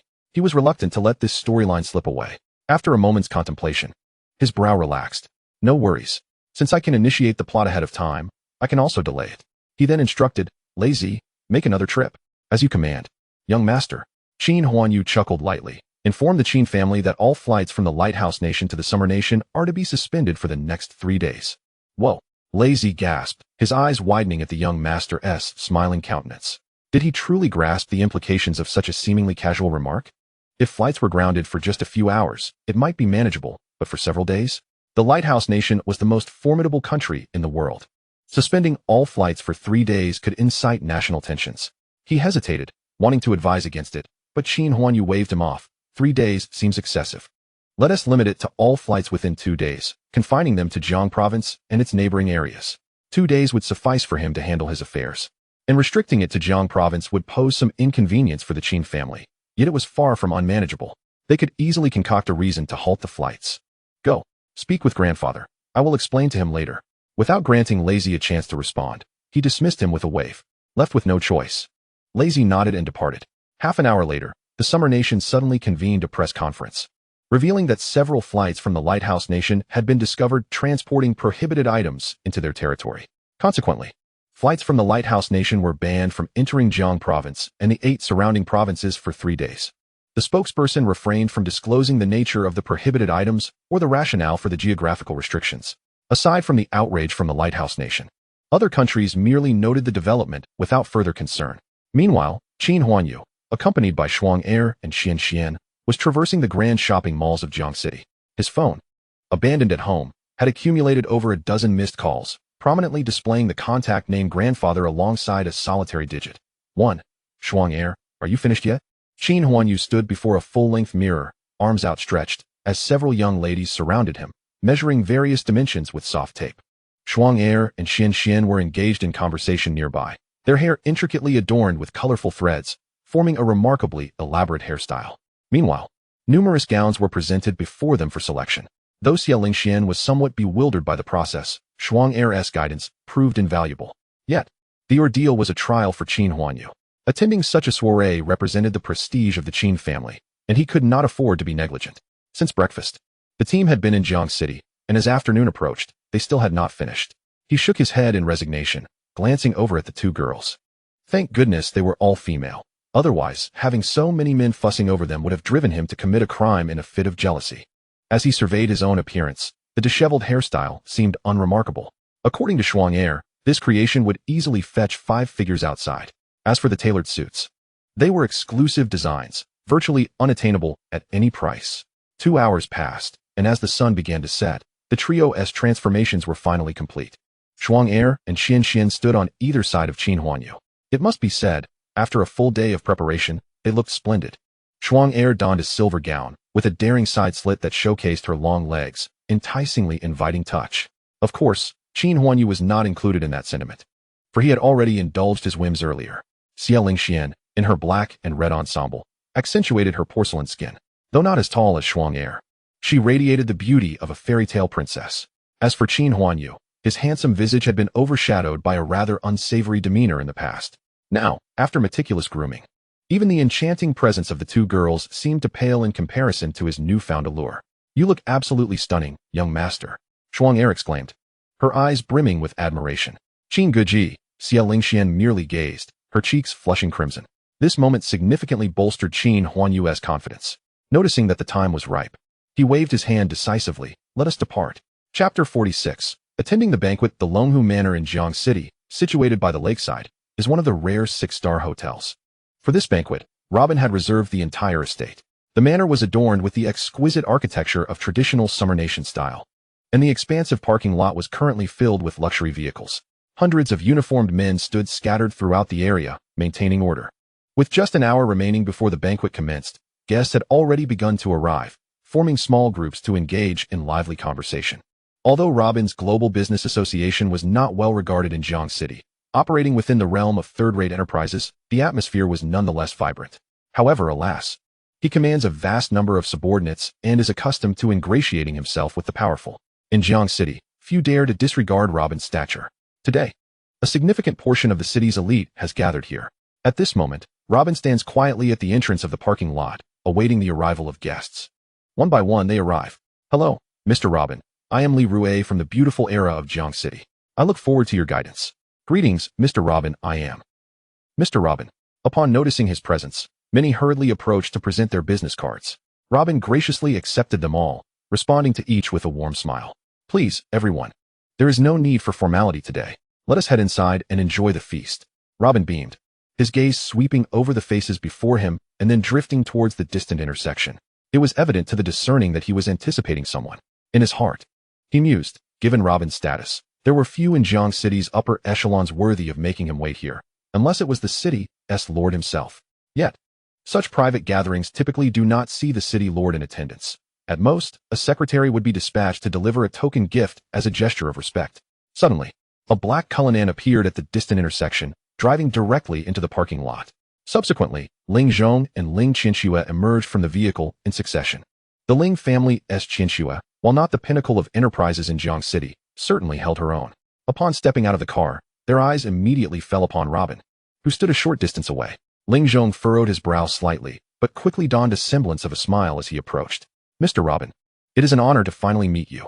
Despite his personal disdain for Robin, he felt obliged to observe the customary niceties. Given that he had received an invitation to the soiree, Robin responded to the others with mere nods, yet upon seeing Ling Zhong step out of the car, the previously nonchalant expression on his face brightened with apparent excitement, and he quickly approached. Mr. Ling, he exclaimed softly, shaking Ling Zhong's hand before turning his attention to the enchanting figure of Ling Qianxue standing nearby. Initially, Ling Qianxue had no intention of attending such a gathering, but upon hearing Ling Zhong mention that all the significant figures in Jiang City would be present, her curiosity was piqued. She rose early, preparing herself meticulously before their departure. Even Robin, who had encountered countless beauties, found himself momentarily captivated, his eyes widening as he surveyed Ling Qianxue from head to toe. Soon, he realized his impropriety and hastily diverted his gaze, unwilling to indulge further. He recalled Qin Xiao's instruction to pay special attention to Ling Zhong upon his arrival, presumably due to this woman. Thankfully, he had encountered many social situations. Had he lingered a moment longer, he feared for his own safety should Qin Xiao discover his lapse. Robin exchanged pleasantries with Ling Zhong, while the parking lot remained populated with numerous guests. Observing Robin's unusually warm demeanor, the crowd's attention gravitated towards Ling Zhong. Who is this person? Is Robin waiting for him? I recognize him. He is Ling Zhong, head of a cosmetics company with assets exceeding 200 billion, I believe. Only 200 billion? Surely, he does not warrant such deference from Robin. The crowd whispered among themselves. Ling Zhong too felt a pang of confusion. He had had no prior interactions with Robin, yet today, Robin treated him as if they were longtime acquaintances, exhibiting an enthusiasm that bordered on excessive. Mr. Ling, your future is indeed promising, Robin remarked with a smile. With Qin Xiao's support, you may very well carve out a place for yourself in Jiang City. Qin Xiao? Ling Zhong echoed with a smile, yet soon recognized the implications, his expression abruptly stiffening as he cast a furtive glance at his daughter. At that moment, Ling Qianxue, having overheard Robin's words, shifted her attention towards him, her demeanor now adorned with a hint of sweetness. Ling Zhong's expression darkened. Turning back, he maintained a facade of cheerfulness, albeit one tinged with frostiness. Mr. Robin, you may have misunderstood. I have no association with that Qin Xiao. Before he could finish, another vehicle appeared at the winding road's end. This one glimmered a striking silver. Though the light was dim, the car's brilliant sheen stood out vividly along the mountain path. Robin's earpiece crackled with reports, and his expression shifted instantly. He turned to Ling Zhong, saying, Mr. Ling, please excuse me. I must attend to the guests. With that, he hurried back, summoning over 30 suited men to encircle the area, effectively isolating the onlookers. Soon, the car rolled into the parking lot. With a soft click, the door swung open. Lei Zi was the first to alight, hastily moving to the back door, bowing to open it. Qin Huanyu, accompanied by Shuang and Xin Xian, stepped out. It appeared that only these four had come to the banquet, yet their team of bodyguards had already infiltrated the estate, dispersed throughout its confines. The crowd, now cordoned off by Robin's men, could only observe from a distance. Whispers arose once more among the spectators. This must be the individual Robin was truly awaiting. He looks so young. I've never heard of such a family in Jiang City. Putting aside everything else, the aura emanating from this young man surpasses everyone present. Those who had previously encountered him felt a flicker of recognition. However, they only knew that Qin Huanyu hailed from the capital. The rest remained a mystery. Among all present, only Robin truly understood his identity. Qin Huanyu surveyed the crowd, noting their collective gaze was fixed upon him, prompting a frown. His initial intention had been to avoid drawing attention so soon. Being thrust into the limelight would jeopardize many of his plans, especially with Lu Chen potentially catching wind of his movements. Qin Xiao, Robin called, hastening towards him. Qin Huanyu's countenance darkened further. Silence, he barked, fixing his glare upon Robin as he approached. Why are there so many people standing around? Was this your arrangement? Though it was merely an inquiry, his tone was laced with icy severity. Robin instinctively trembled at the reprimand, raising his gaze to meet Qin Huanyu's brooding eyes. Realizing the gravity of the situation, he swiftly instructed his men to disperse the crowd before turning back to Qin Huanyu. Qin Xiao, I intended to welcome you here. I had no idea that these people would gather upon seeing me standing here. My apologies, Qin Xiao. Qin Huanyu's brow furrowed deeply as he scrutinized Robin, his gaze wavering. Just as he was about to speak, a voice suddenly called out from the side. Qin Huanyu. In the midst of Ling Zhong's furious glare, Ling Qianxue approached, her face illuminated with a radiant smile, skipping towards them. Chapter 47. Congratulations. Under the security's direction, The parking lot soon housed only a handful of individuals. As Qin Huanyu turned, he caught sight of Ling Qianxue making her way towards him, and the dark cloud over his face vanished in an instant. Before Ling Qianxue, he would need to display an Oscar-worthy performance once again. Having kept her at a distance for so long, the time had finally come to engage. One could not be overly critical. After all, if one mismanaged the situation, it could lead to complications. Qianxue, it has been a while. Qin Huanyu greeted with a smile. However, his expression soon shifted to one of concern as he observed her hesitance to speak. Ling Qianxue approached him, preparing to articulate her thoughts, when her gaze suddenly fell upon the two women standing beside Qin Huanyu. The remainder of her words were instantly stifled. Her brows furrowed tightly, her mind a whirlwind of confusion. She felt an inexplicable anger rising within her, a sensation akin to a weight pressing heavily on her chest. Behind her, Ling Zhong hurried over, seizing Ling Qianxue's hand while casting a fierce glare at Qin Huanyu. Qin Huanyu, what are your intentions? He demanded. Qin Huanyu turned to Ling Zhong, nodding in acknowledgement with a smile, as if exchanging pleasantries. In the original narrative, Ling Zhong's character was quite different. Perhaps the alterations in the plot had resulted in this stark deviation from the novel's portrayal. Consequently, he was not in a rush regarding this particular subplot involving Ling Qianxue. To win her over, he first needed to deal with Ling Zhong, her biological father. Targeting Ling Zhong without jeopardizing Ling Qianxue's feelings for him would prove to be a formidable challenge. Qin Huanyu's mind was already formulating a plan, though he had yet to execute it. Robin stood nearby, hesitant to speak, yet filled with curiosity. It was clear that Qin Xiao had instructed him to keep a close watch on Ling Zhong, yet now the two seemed to harbor animosity. He dared not inquire further. But one thing was certain. Ling Qianxue was undeniably the object of Qin Xiao's affection. Henceforth, he resolved to keep his distance from her. Amidst Ling Zhong's furious accusations, Qin Huanyu remained unfazed, treating him as though he were invisible. By the way, Qianxue, where's Lu Chun? I haven't seen him around, Qin Huanyu suddenly inquired. This question struck a chord deep within Ling Qianxue. Lu Chun? How could he possibly know of Lu Chun? She looked up at her father and then back at Ling Zhong, who was still gripping her hand, as if recalling something important. With a sudden burst of resolve, she broke free from his grasp. But before she could respond, Qin Huanyu continued, I hear he is currently living with you. Congratulations. With that, Qin Huanyu's reflexes were swift. System, how many villain points are required to exchange for supreme acting skills? Ding. To exchange for supreme acting skills, 1,000,000 villain points are required. 1,000,000. That's outrageous. He muttered in disbelief. Then I'll settle for a temporary exchange. That should suffice. Based on the duration, exchanging for a day's worth of supreme acting skills would only cost 5,000 villain points. Although not inexpensive, it was merely a trifling amount to him at this juncture. Ling Qianxue's body stiffened. Her eyes betrayed a hint of panic as she glanced towards Qin Huanyu, ready to explain. Yet, she found him smiling softly at her, his expression concealing a multitude of emotions. Gazing into his eyes, she felt an ache rise within her heart. It was as though they brimmed with unshed tears, ready to spill forth at any moment. Before Ling Qianxue could utter a word, Ling Zhong stepped forward, placing himself squarely between them. He too had noticed Qin Huanyu's expression and felt a surge of triumph. Qin Huanyu, I advise you to refrain from deluding yourself. Qianxue and Lu Chun have already received my approval. You will have no opportunities remaining.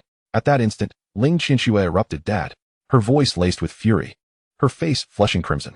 In her desperation, she disregarded Ling Zhong's status as her father, particularly after witnessing Qin Huanyu's earlier expression, which had etched itself deeply into her mind.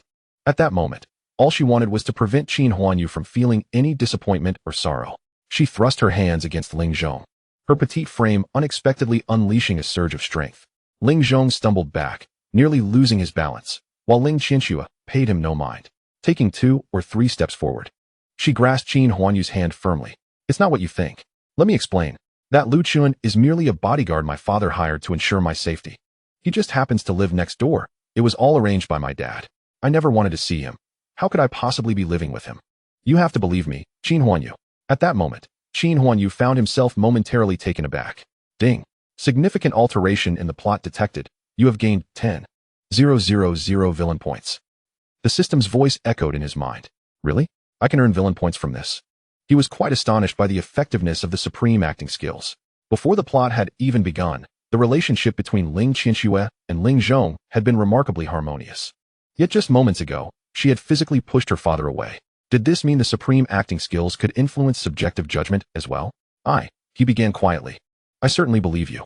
At the same time, he reached out to gently brush his fingers against Ling Qianxue's flushed cheek. Meanwhile, Ling Zhong had finally regained his footing. The force of Ling Qianxue's push had nearly shattered his heart. Ling Zhong stood there, dumbfounded, his gaze fixed on Ling Qianxue for an extended period. Just then, a chilling voice pierced the air. "Miss Ling, your earlier words have wounded me deeply." Everyone turned abruptly, aside from Qin Huanyu.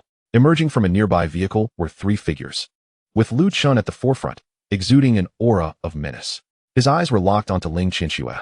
Qin Huanyu couldn't help but smirk inwardly. He had sensed Lu Chen's arrival moments prior. This was precisely why he had guided Ling Qianxue to voice those sentiments. Hearing Lu Chen's voice jolted Ling Zhong back to reality. Despite his sorrow, Ling Qianxue was still his daughter. He rushed over to clarify, "Xiao Chun, please don't misunderstand." Qianxue was simply confused. He also cast a significant glance at Ling Qianxue. Behind Lu Chun, Bai Ye and Guan Yun approached, their gazes firmly fixed on Qin Huanyu. Upon witnessing the throng of women surrounding him, Bai Ye comprehended why Guan Yun had mentioned the previous day that he was too busy. Having so many women around him truly tested his ability to manage multiple relationships. "Qin Xiao," they greeted in unison. Qin Huanyu nodded with a smile, waving Guan Yun over to join him. However, Bai Ye appeared lost in her thoughts, standing firmly behind him. Even though Xie Ling Xian was indifferent, her expression was increasingly peculiar. "Uncle Ling," Lu Chen spoke in a low voice, turning to face Qin Huanyu, who was still smiling at him. His anger flared even more intensely. "I understand that this is not Miss Ling's intention. Rest assured, I shall not overthink it. However, regarding today's banquet, I arrived here with a friend and may not be able to accompany you any longer." As he spoke, Lu Chen shot a provocative glance at Qin Huanyu. Yet his gaze abruptly halted. "Wait a moment. Why are Guan Yun and Bai Ye standing behind Qin Huanyu? Did you not invite me here? Is this how you choose to abandon me? Is this your sense of decorum?" Chapter 48. Do not worry, I have always stood by your side. The parking lot occasionally saw newcomers arriving. Observing the gathered crowd, many wished to join in the revelry. However, they were promptly intercepted by Lei Zi, who, with an awkward smile, sent them on their way. The crowd remained silent, particularly Lu Chun, whose expression was one of extreme displeasure.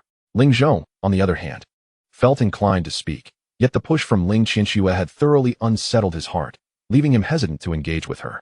Among those present, the one most at ease was undoubtedly Qin Huanyu.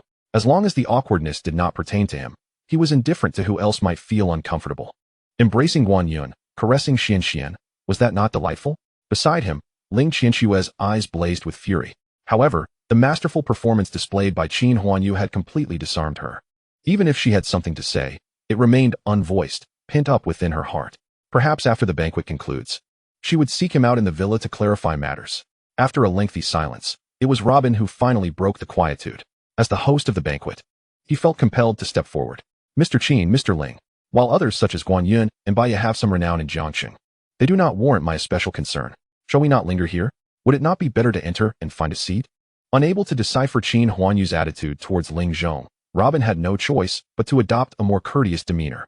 "I have already arranged the seating. Mr. Qin and Mr. Ling will sit at the main table. What do you think?" He cast a nervous glance towards Qin Huanyu. Qin Huanyu furrowed his brow slightly, but relaxed almost immediately. "No need, just find me a place to sit. Any table will suffice." Sitting at the main table was out of the question. The banquet today attracted the majority of Jiangxing's elite. Should Robin inadvertently reveal his identity, his fate would be inconsequential. There was no way he could eliminate all those individuals. In the coming days, it was likely those dignitaries would become a source of exasperation. As for Lu Chun, he was of no concern. Qin Huanyu had never intended to conceal his identity in front of him, aware that in the original narrative, Lu Chun wielded considerable influence abroad, and a simple inquiry could lead to the Qin family. Moreover, he was already aware of it. Upon hearing Qin Huanyu's words, Robin comprehended the implication. It seemed that Mr. Qin wished to keep his identity concealed. He recalled the 13th master. Had he forewarned him that Qin Huanyu was the heir of the prominent Qin family in the capital, he would not have found himself in such a precarious situation. A glimmer of insight flashed in Robin's eyes. Considering Qin Huanyu's current efforts to remain incognito, he could not help but speculate whether the 13th master had conspired with him from the start. "Very well, Mr. Qin," he replied with feigned respect. "Allow me to proceed inside and make arrangements. You may enter shortly, and someone will guide you." With a slight bow, Robin turned and made his way towards the banquet hall. In the parking lot, Lu Chen's expression radiated malice. He restrained himself with great effort. "I must not act impulsively. I have already lost face today." Yet no matter how infuriated he felt, he had to hold back. This was not the right moment to confront Qin Huanyu. Just wait. Lu Qin's gaze drifted over the individuals beside Qin Huanyu. Soon, he would reclaim those women, one by one, and then he would relish in his revenge. As the crowd entered the banquet hall, they found themselves in the grandest hall of the estate. It was already filled with guests, with each large table accommodating 7 or 8 individuals, creating a somewhat boisterous atmosphere. Qin Huanyu and his companions walked in without drawing much attention, save for a few who marveled at the beauty of the women accompanying him. Guided by several burly men, they settled at a somewhat secluded round table. Phew! Qin Huanyu exhaled in relief. Throughout their passage, he had been accumulating rewards from the system. The push from Ling Qianxue had significantly altered the narrative between her and Ling Zhong. And then, with Lu Qin's arrival, he found himself reaping substantial benefits from the day. The expenditure of 5,000 villain points had been well worth it. When he finally regained his focus, he noticed something amiss. "Oh, what are you two doing here?" Qin Huanyu inquired, casting a puzzled glance at Ling Zhong and Lu Chun. Turning his gaze, he realized that Ling Qianxue was also seated at his table, likely due to his earlier inattentiveness. When asked by the women, he had absent-mindedly agreed. Seeing Lu Chun and Ling Zhong's faces darken, he concealed a smirk and remarked, "Well then, sitting together is not a problem." Just as Lu Chun was about to speak, he saw Qin Huanyu turn away, disregarding him. Clenching his right fist tightly, he felt a surge of frustration. At that moment, a hand unexpectedly reached over, gently resting on his clenched fist. Lu Chun was taken aback. Turning, he found it was Ling Zhong. "Don't worry, Xiao Chun, I am always on your side." Lu Chun's expression stiffened. Observing Ling Zhong's warm smile, he discreetly withdrew his hand. Casting a glance at the others at the table, he rose and departed. Qin Huanyu wrapped his left arm around Xian while his right hand rested on Guan Yun's slender waist. Noticing Lu Qin's retreating figure, he turned to Lei Zi and gave him a subtle nod. The banquet continued unabated. Lu Chun felt a pang of frustration, deciding to wash his face to refresh himself. He feared that if he continued to gaze upon Qin Huanyu's face, he might truly lose control. As he approached a corner, 2 burly men in suits suddenly emerged. Judging by their attire, they were likely subordinates of Robin. The two were in such haste that they failed to notice Lu Chun. Bang! The 3 collided head-on. Using his considerable strength, Lu Chun quickly regained his balance, while the 2 men were knocked to the ground. "Damn it!" One of them cursed as they scrambled to their feet, glaring at Lu Chun. "Are you blind? Can't you watch where you're going?" Lu Chun, being of shorter stature, had to look up slightly to meet their gaze. Frowning, he replied coolly, "I had already stopped. It seems you were the ones who collided with me. How dare you talk back, you little bastard." One of them shouted angrily, swinging a fist toward Lu Chun. Lu Chun's expression turned icy, his body tensing instantly. His mood was already foul, and now these 2 had the audacity to provoke him. Just as he prepared to retaliate, he noticed the other man hastily reaching out to restrain his companion's arm. He gazed at Lu Chun with a hint of caution in his eyes. "Never mind. He probably is just a bodyguard of some big boss. It's best not to stir trouble. Boss Luo is still waiting, and if we mess up the plan, neither of us can afford the consequences." Upon hearing this, the man who had struck earlier withdrew his fist, still simmering with indignation as he shot a fierce glare at Lu Chun. Simultaneously, he extended his hand and gave Lu Chun's shoulder 2 firm pats, warning, "You better remember this. Don't let me see you here again." Just as Lu Chun was preparing to seize him, the man had already retracted his hand. He disregarded Lu Chun and continued walking away into the distance. Wasn't it said that young Master Qin had connections everywhere? Why would the boss still want to deal with him? How would I know? What connections? Here in Jiangcheng, it's still our business association that calls the shots. That's true. I'm just feeling a bit anxious. The 2 lowered their voices, gradually fading away. Suddenly, Lu Chun halted in his tracks. His gaze fixated on the 2 figures vanishing around the corner, a glint of sharpness flickering in his eyes. Chapter 49. The legs beneath the table. The banquet continued unabated. A few individuals approached, attempting to engage in casual conversation, but were met with Lei Zi's cold demeanor and left in a huff. Xia Lingxian clutched Qin Huanyu's hand. "Brother Qin," she said, glancing around at the bustling crowd with a slight frown, "there are too many people here. I don't like it. When are we going back?" Qin Huanyu smiled and gently patted her back. "Xian, you are destined to take charge of the entire Qin family enterprise. Events like this will only become more frequent. You must acclimatize yourself to them." Upon hearing this, Xia Lingxian felt a twinge of disappointment and nodded. Under normal circumstances, Qin Huanyu could leave at any moment. But today was different. He needed to wait until the banquet concluded. In the original narrative, it was at this very banquet that Robin found himself pursued by others. Ultimately, in a bid for survival, he abandoned 13 and fled. Initially, 13 had held him in high regard, but after this incident, a rift began to form between them. particularly after 13 was saved by Lu Chun and returned to Jiangqing. Although he rejoined Robin's ranks, by then, Robin no longer trusted him. No one believed that someone could survive an assault from nearly 100 people. He assumed 13 had defected to another side. This banquet indeed served as a pivotal turning point in the original story. At that time, Qin Huanyu learned of Lu Chun residing in Ling Qinshua's villa. In a fit of rage, he contemplated resorting to violence once more. However, this time, under Lu Chun's protection, he naturally failed to achieve his aims. Not only did this incident drive Ling Qinshua's affections toward Lu Chun, but it also resulted in a significant blow to Qin Huanyu's reputation when Lu Chun exposed the matter. Subsequently, he was summoned back by the Qin family. Upon returning to Jiangqing, Qin Huanyu's behavior became notably more restrained. Yet, this newfound restraint granted Lu Chun a crucial opportunity to breathe. At the round table, Qin Huanyu withdrew from his thoughts and lifted his gaze to scan the area. Robin had not appeared, nor had Lu Chun.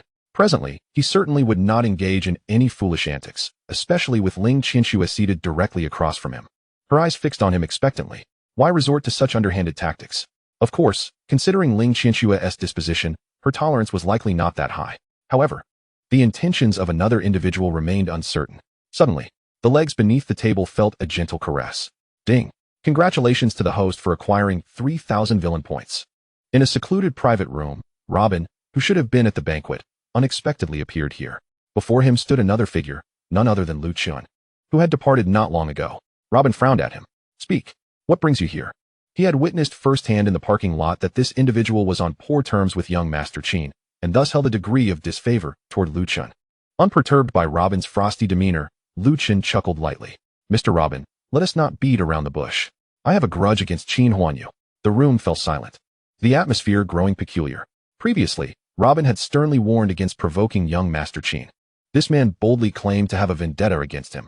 Was he not fearful of being tossed into the lake to feed the fish? All eyes shifted back to Robin, whose gaze turned icy, yet he revealed nothing. With a cold smile, he remarked, I can see it clearly. You wish for me to bind you and present you to young Master Qin? Lu Chun narrowed his eyes. From the earlier exchange near the restroom, he had formed certain suspicions. Yet Robin was astute. He had not gleaned anything at all. Mr. Robin, I am already aware of your plans regarding Qin Huanyu, so there is no need for further pretense. I can join forces with you to deal with him. As he spoke, Lu Chun took a step forward. The others in the room suddenly stood up, eyeing him warily. However, Lu Chun remained unfazed, merely reaching out to grasp the marble table before him. With a slight exertion of his right hand, the solid marble surface was instantly crushed into powder, leaving no trace of injury on his hand. Robin sat on the sofa, maintaining an outward calm, yet internally perplexed. My plans. What plans? How is it that I am unaware of them myself? Nonetheless, he recognized that this individual possessed considerable ability. He understood that the marble table was genuine. There was no possibility of deception, if he could be of use.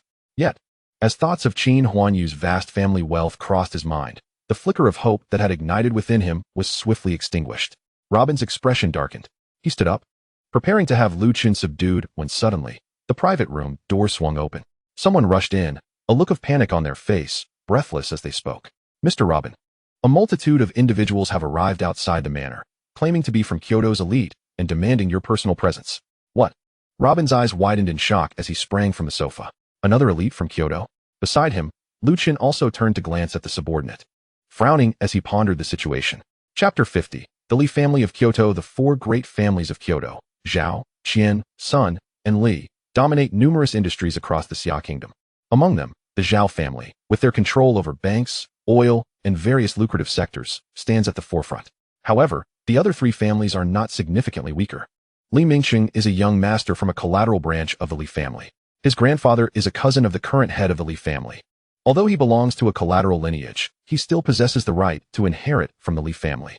The Li family's enterprises are widespread throughout the Xia kingdom, and their descendants often travel extensively, akin to inspections, across various regions. Today, Li Mingxing happened to arrive in Jiangqing. Robin's banquet invited nearly 90% of the local elite, and naturally, Li Mingxing had heard of it and made his way here. At this moment, he had been invited into the manor by Robin. They were still in the same private room as before, but this time, only Li Mingxing sat alone on the sofa.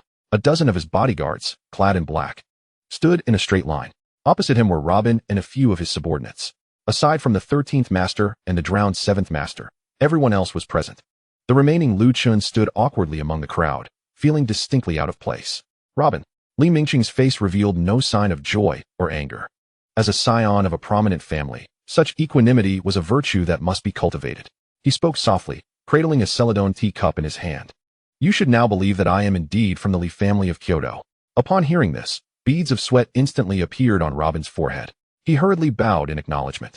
I have always believed in young Master Li. To be honest, he had initially been skeptical. However, upon witnessing two vice-mayors of Jiangxing standing behind Li Mingqing, both exuding obsequiousness, he dared not maintain his disbelief any longer.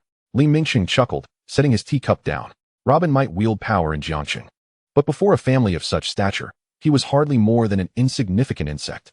The Zhao, Qin, Sun, and Li clans, while primarily engaged in commerce and not politics, had transcended the mere status of a business family through their unparalleled success in their respective domains. Although Li Mingqing was merely a distant scion, the vice-mayor of Jiangxing still had to bow before him. I have come today just to take a casual look, so you need not be overly nervous. Besides, I happen to have a lucrative investment project that aligns perfectly with your banquet, which could also elevate their standing. Robin's heart raced. For a family like the Lees, this was no ordinary investment project.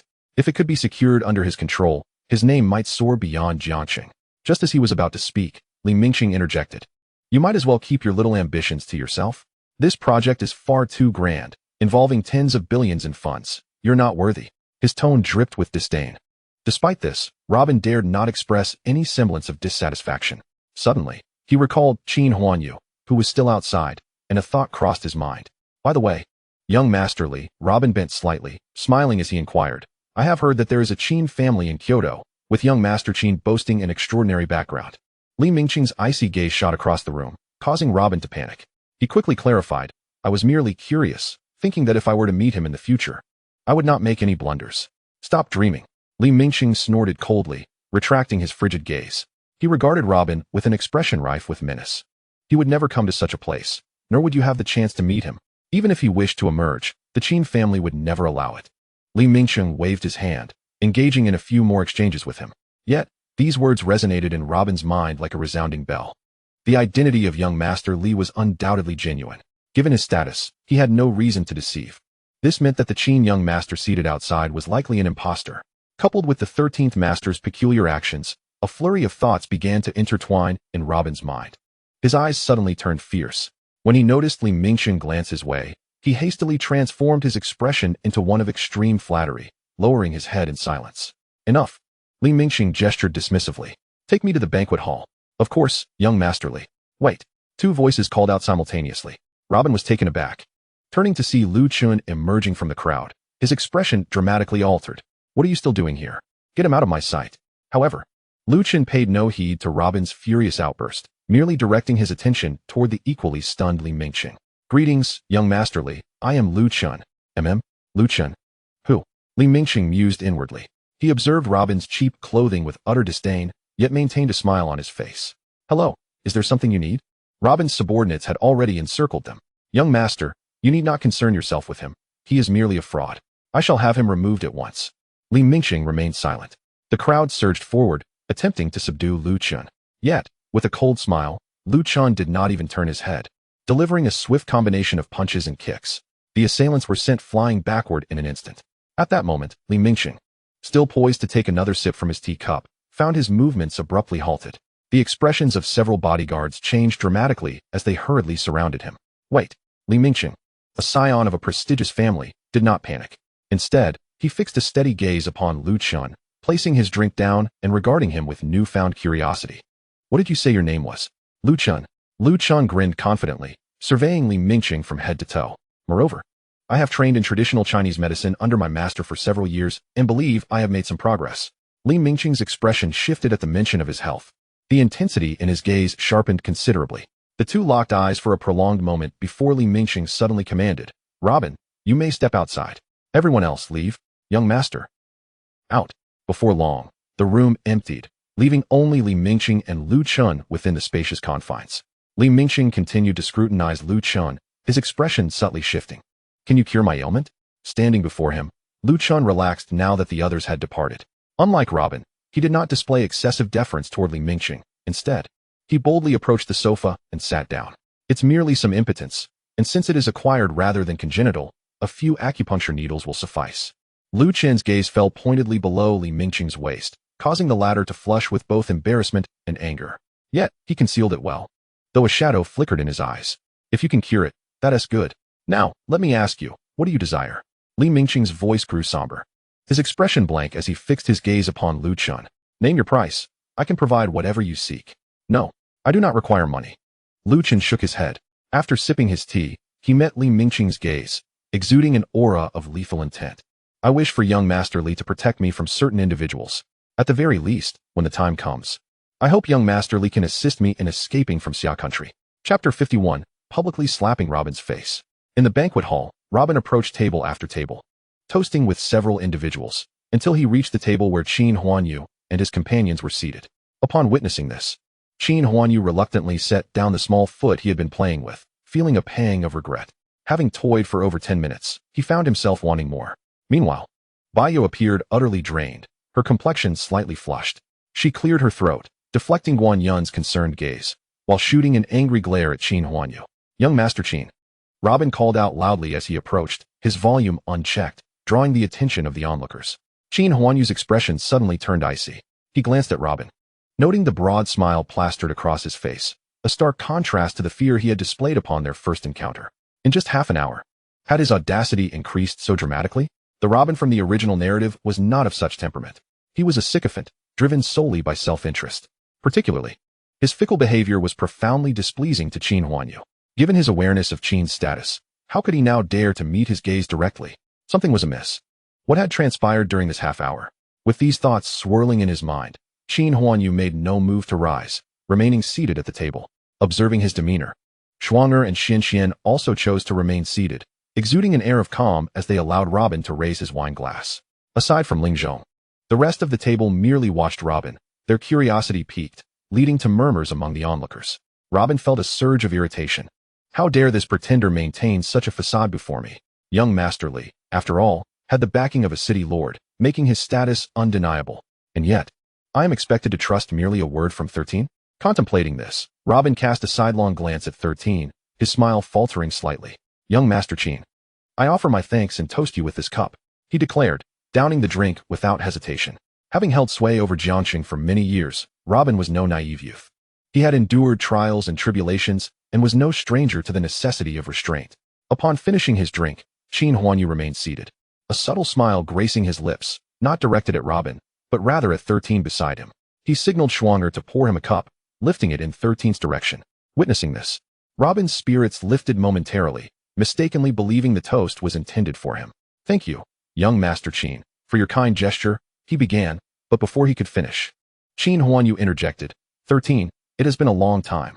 I mentioned before that we would meet again. With that, he downed his drink. Robin's expression froze instantly. He glanced at 13, who appeared momentarily dazed. A disdainful smirk crept onto Robin's face as his contempt for 13 deepened. Clearly, he was the one in charge. Yet the toast was directed at 13, disregarding him entirely? What an audacious youth. Humph. Robin scoffed lightly. In that case, 13, you may remain here and enjoy a few drinks with young Master Qin. With a flick of his sleeve, he led the others away. Even after his departure, 13 remained in a state of shock. Qin Huanyu's actions had effectively delivered a resounding slap to Robin's face, executed through 13's own hand. What could be done? Robin was his superior, while young Master Qin's background was far more formidable. He could not afford to provoke either. With a forced smile, he poured himself a drink and addressed Qin Huanyu. You are too kind, young Master Qin. He gulped it down.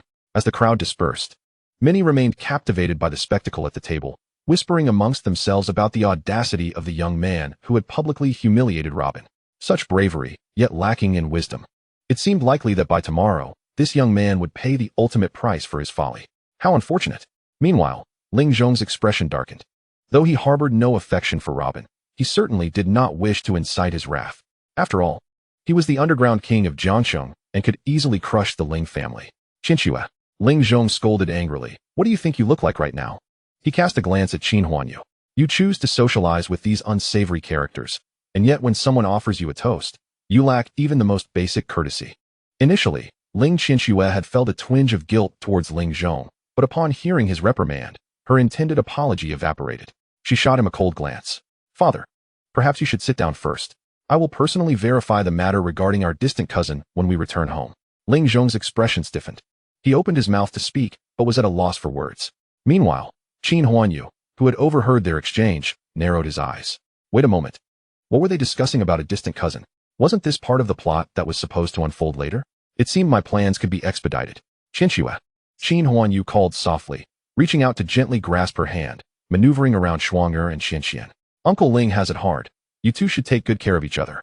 Suddenly grasped, Ling Qinshue's body stiffened. She wanted to pull away but feared it would lead Qin Huanyu to misconstrue her feelings. Her cheeks flushed as she lowered her head, softly murmuring in response. Seeing this scene, Ling Zhong's face flushed crimson. Just as he prepared to speak, Ling Qinshu unexpectedly raised her head, offering him an emotionless glance that silenced all his words. In that moment, several small hands emerged from nowhere, pinching the tender flesh at Qin Huanyu's waist with surprising force. Qin Huanyu let out a chuckle. You were once a good person, yet now you play the heartbreaker for the nation. Before long, Lu Qin arrived from a distance, returning to his seat with a calm demeanor. Upon noticing Ling Qinshue's hand ensnared in Qin Huanyu's grasp, his expression twitched violently before quickly regaining composure. Ding! Congratulations, host. You have gained 10,000 villain points. Qin Huanyu let out a derisive laugh. How amusing. With such a mindset, you dare to play the protagonist? Just wait until I orchestrate a little more chaos. You might find yourself bleeding to death. Ling Zhong, seated beside him, noticed Lu Qin's changing expression. Xiaochun, do not overthink this. It is not as you imagine. He attempted to reach out to comfort him, but Lu Qin quickly withdrew his hand, forcing a smile. Uncle Ling, I am fine. I have let go of it. Simultaneously, he shot a sinister glance at Qin Huanyu. Robin may be unaware of your true nature, but I am not. However, it matters not. Although the Li family may not rival the Qin family, they should have no trouble ensuring my safe departure from Xia country. Once Robin makes his move, I will act amidst the chaos. Let us see how you meet your demise then. Lu Qin's gaze darkened as he coldly regarded Qin Huanyu. At that moment, Lei Zi, who had been absent from the table, returned unexpectedly. Young master, everything is ready, he announced, presenting a phone with utmost respect. Placing it before Qin Huanyu. With a smile, Qin Huanyu accepted the device. Ling Zhong and Lu Chun exchanged curious glances as they observed the unfolding events. Previously, when setting up the trap for Lu Chun, a hidden camera had been discreetly attached to him. Produced by the system, it was of the highest quality. Not only was it blatantly obvious, but the clarity of the footage was exceptional.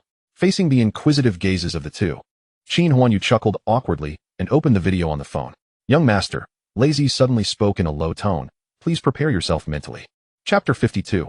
Is it the butterfly effect or something else? The audio from the video remained muted, while Qin Huanyu wore a miniature earpiece in his right ear. With the phone slightly tilted, Qin Huanyu ensured that Lu Chun and the others could observe him watching a video, yet he remained oblivious to its content. Merely 3 minutes had elapsed when the figure of Li Mingqing suddenly materialized on the screen.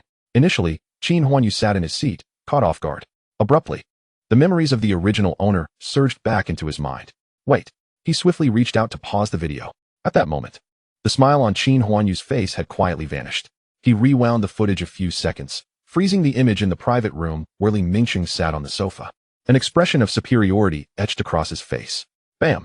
The phone unexpectedly slipped from his grasp, drawing the immediate attention of everyone around. Qin Huanyu's expression darkened. Young master, what is the matter? Lu Chun inquired, a hint of secret delight blossoming within him, although he was unaware of the unfolding events. Qin Huanyu's demeanor suggested something troublesome had arisen. In response to the curious gazes, Qin Huanyu forced a smile and shook his head. Beside him, Lazy also wore a puzzled expression. His intention in cautioning the young master was merely to alert him to the presence of acquaintances in the video. Although Li Mingqing belonged to the esteemed Li family, his status bore no comparison to that of the young master. Not to mention, the Li family and the Qin family were not even in the same league. Yet, the young master's reaction seemed rather peculiar. Unbeknownst to anyone, Qin Huanyu's heart was tumultuous. Li Mingqing, how could it be him? The memories of the original owner certainly included the presence of Li Mingqing. Yet he was not supposed to appear at this juncture. In the original narrative, by the time Li Mingqing made his entrance, Qin Huanyu had already fallen completely under Lu Qin's manipulation. At that time, the Qin family had begun to show signs of decline. Qin Zhen was tormented by the encroaching foreign powers, while Qin Jinhua was equally beset by troubles. In the storyline, Li Mingqing's appearance was solely to forge a connection between Lu Chun and the Li family. As the Qin family was besieged from all sides, they ultimately succumbed to the overwhelming tide of forces. But how could Li Mingqing possibly show up in Jiangxing at this moment? Qin Huanyu closed his eyes, furrowing his brow tightly. Indeed, Just moments ago, the plot involving Ling Zhong and Ling Qianxue seemed to have been advanced as well, and these elements, which he had clearly not encountered, felt as though an unseen hand was propelling the narrative. Could it be that his transmigration had triggered a butterfly effect? System. He silently called out in his mind. However, the system offered no response. Although he was bound to a system, its level of autonomy was exceedingly high. Without any tasks, it exerted no compulsion upon him. Its only drawback was its utter silence, akin to that of a lifeless entity, devoid of communication. Yet, Qin Huanyu refused to relent. System. Why does the current narrative diverge from the previous one? ZZZ.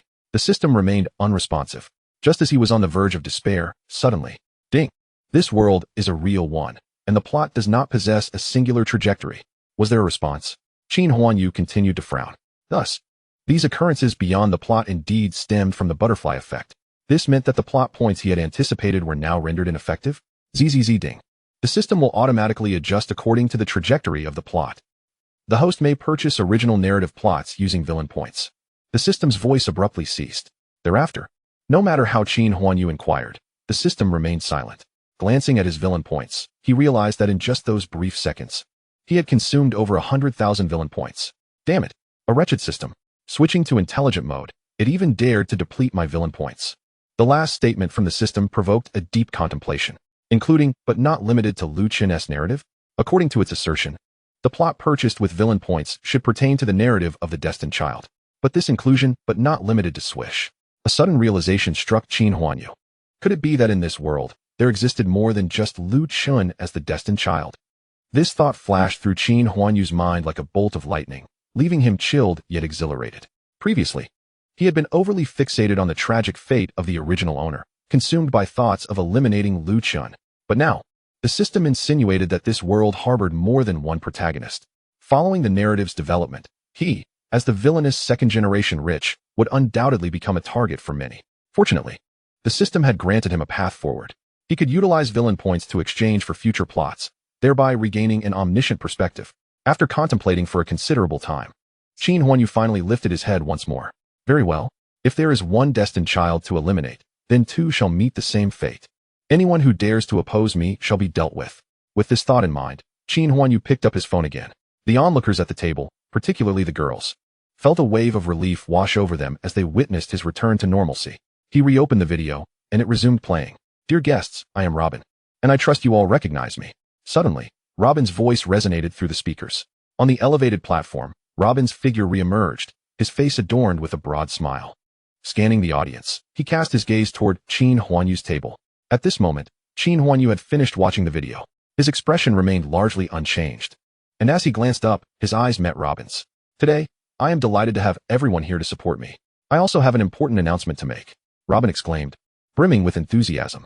Today, we have a distinguished guest in attendance, and I would like to formally introduce him. As he spoke, the lights in the banquet hall dimmed. A spotlight suddenly illuminated the entrance on one side of the hall. Friends from Jiangxing, let us extend the warmest applause to welcome Master Li Mingxing from the esteemed Li family of Kyoto. The audience erupted into applause. As the sound of clapping filled the hall, Li Mingxing's figure appeared at the entrance, clad in a silver-gray suit, a subtle smile gracing his face. As he gradually walked in under the spotlight, the crowd was initially taken aback. Master Li Mingxing? The name felt somewhat unfamiliar, as if it had never been heard before. Yet, the words Li family of Kyoto resonated in everyone's minds like the resounding beat of a drum. Boom. What? The heir of the Li family of Kyoto. Among the hundreds present, it was likely that the combined worth of all attendees paled in comparison to even a fraction of the Li family's wealth. The status of the Li family's heir was simply beyond their reach. To think that he would grace this event with his presence. The applause swelled, echoing throughout the banquet hall as Li Mingxing ascended the stage, taking his place at the center. Robin instinctively stepped back a few paces, simultaneously passing the microphone into Li Mingxing's hands. In response to the enthusiastic crowd below, Li Mingxing offered a faint smile, gradually extending his arms to bask in the glory of the moment. Hello everyone, I am Li Mingxing. As his voice resonated, the applause grew even more fervent. Chapter 53, 800 billion orders. The sound of clapping thundered, echoing throughout the hall. It wasn't until Li Mingxing raised his hand, gesturing for silence, that the crowd gradually quieted down. Yet their faces remained flushed with excitement, their eyes fervently fixed on the stage. I believe my identity requires no further introduction, Li Mingxing said with a gentle smile, his gaze sweeping over the audience. Even if some were still puzzled, their companions would hastily remind them that he was the young master of the Li family from Kyoto. The power of the Li family was such that a mere flick of their wrist could lead to 100,000 casualties, perhaps an exaggeration. Yet many present would likely face ruin. The collective reaction of the crowd brought a sense of satisfaction to Li Mingqing.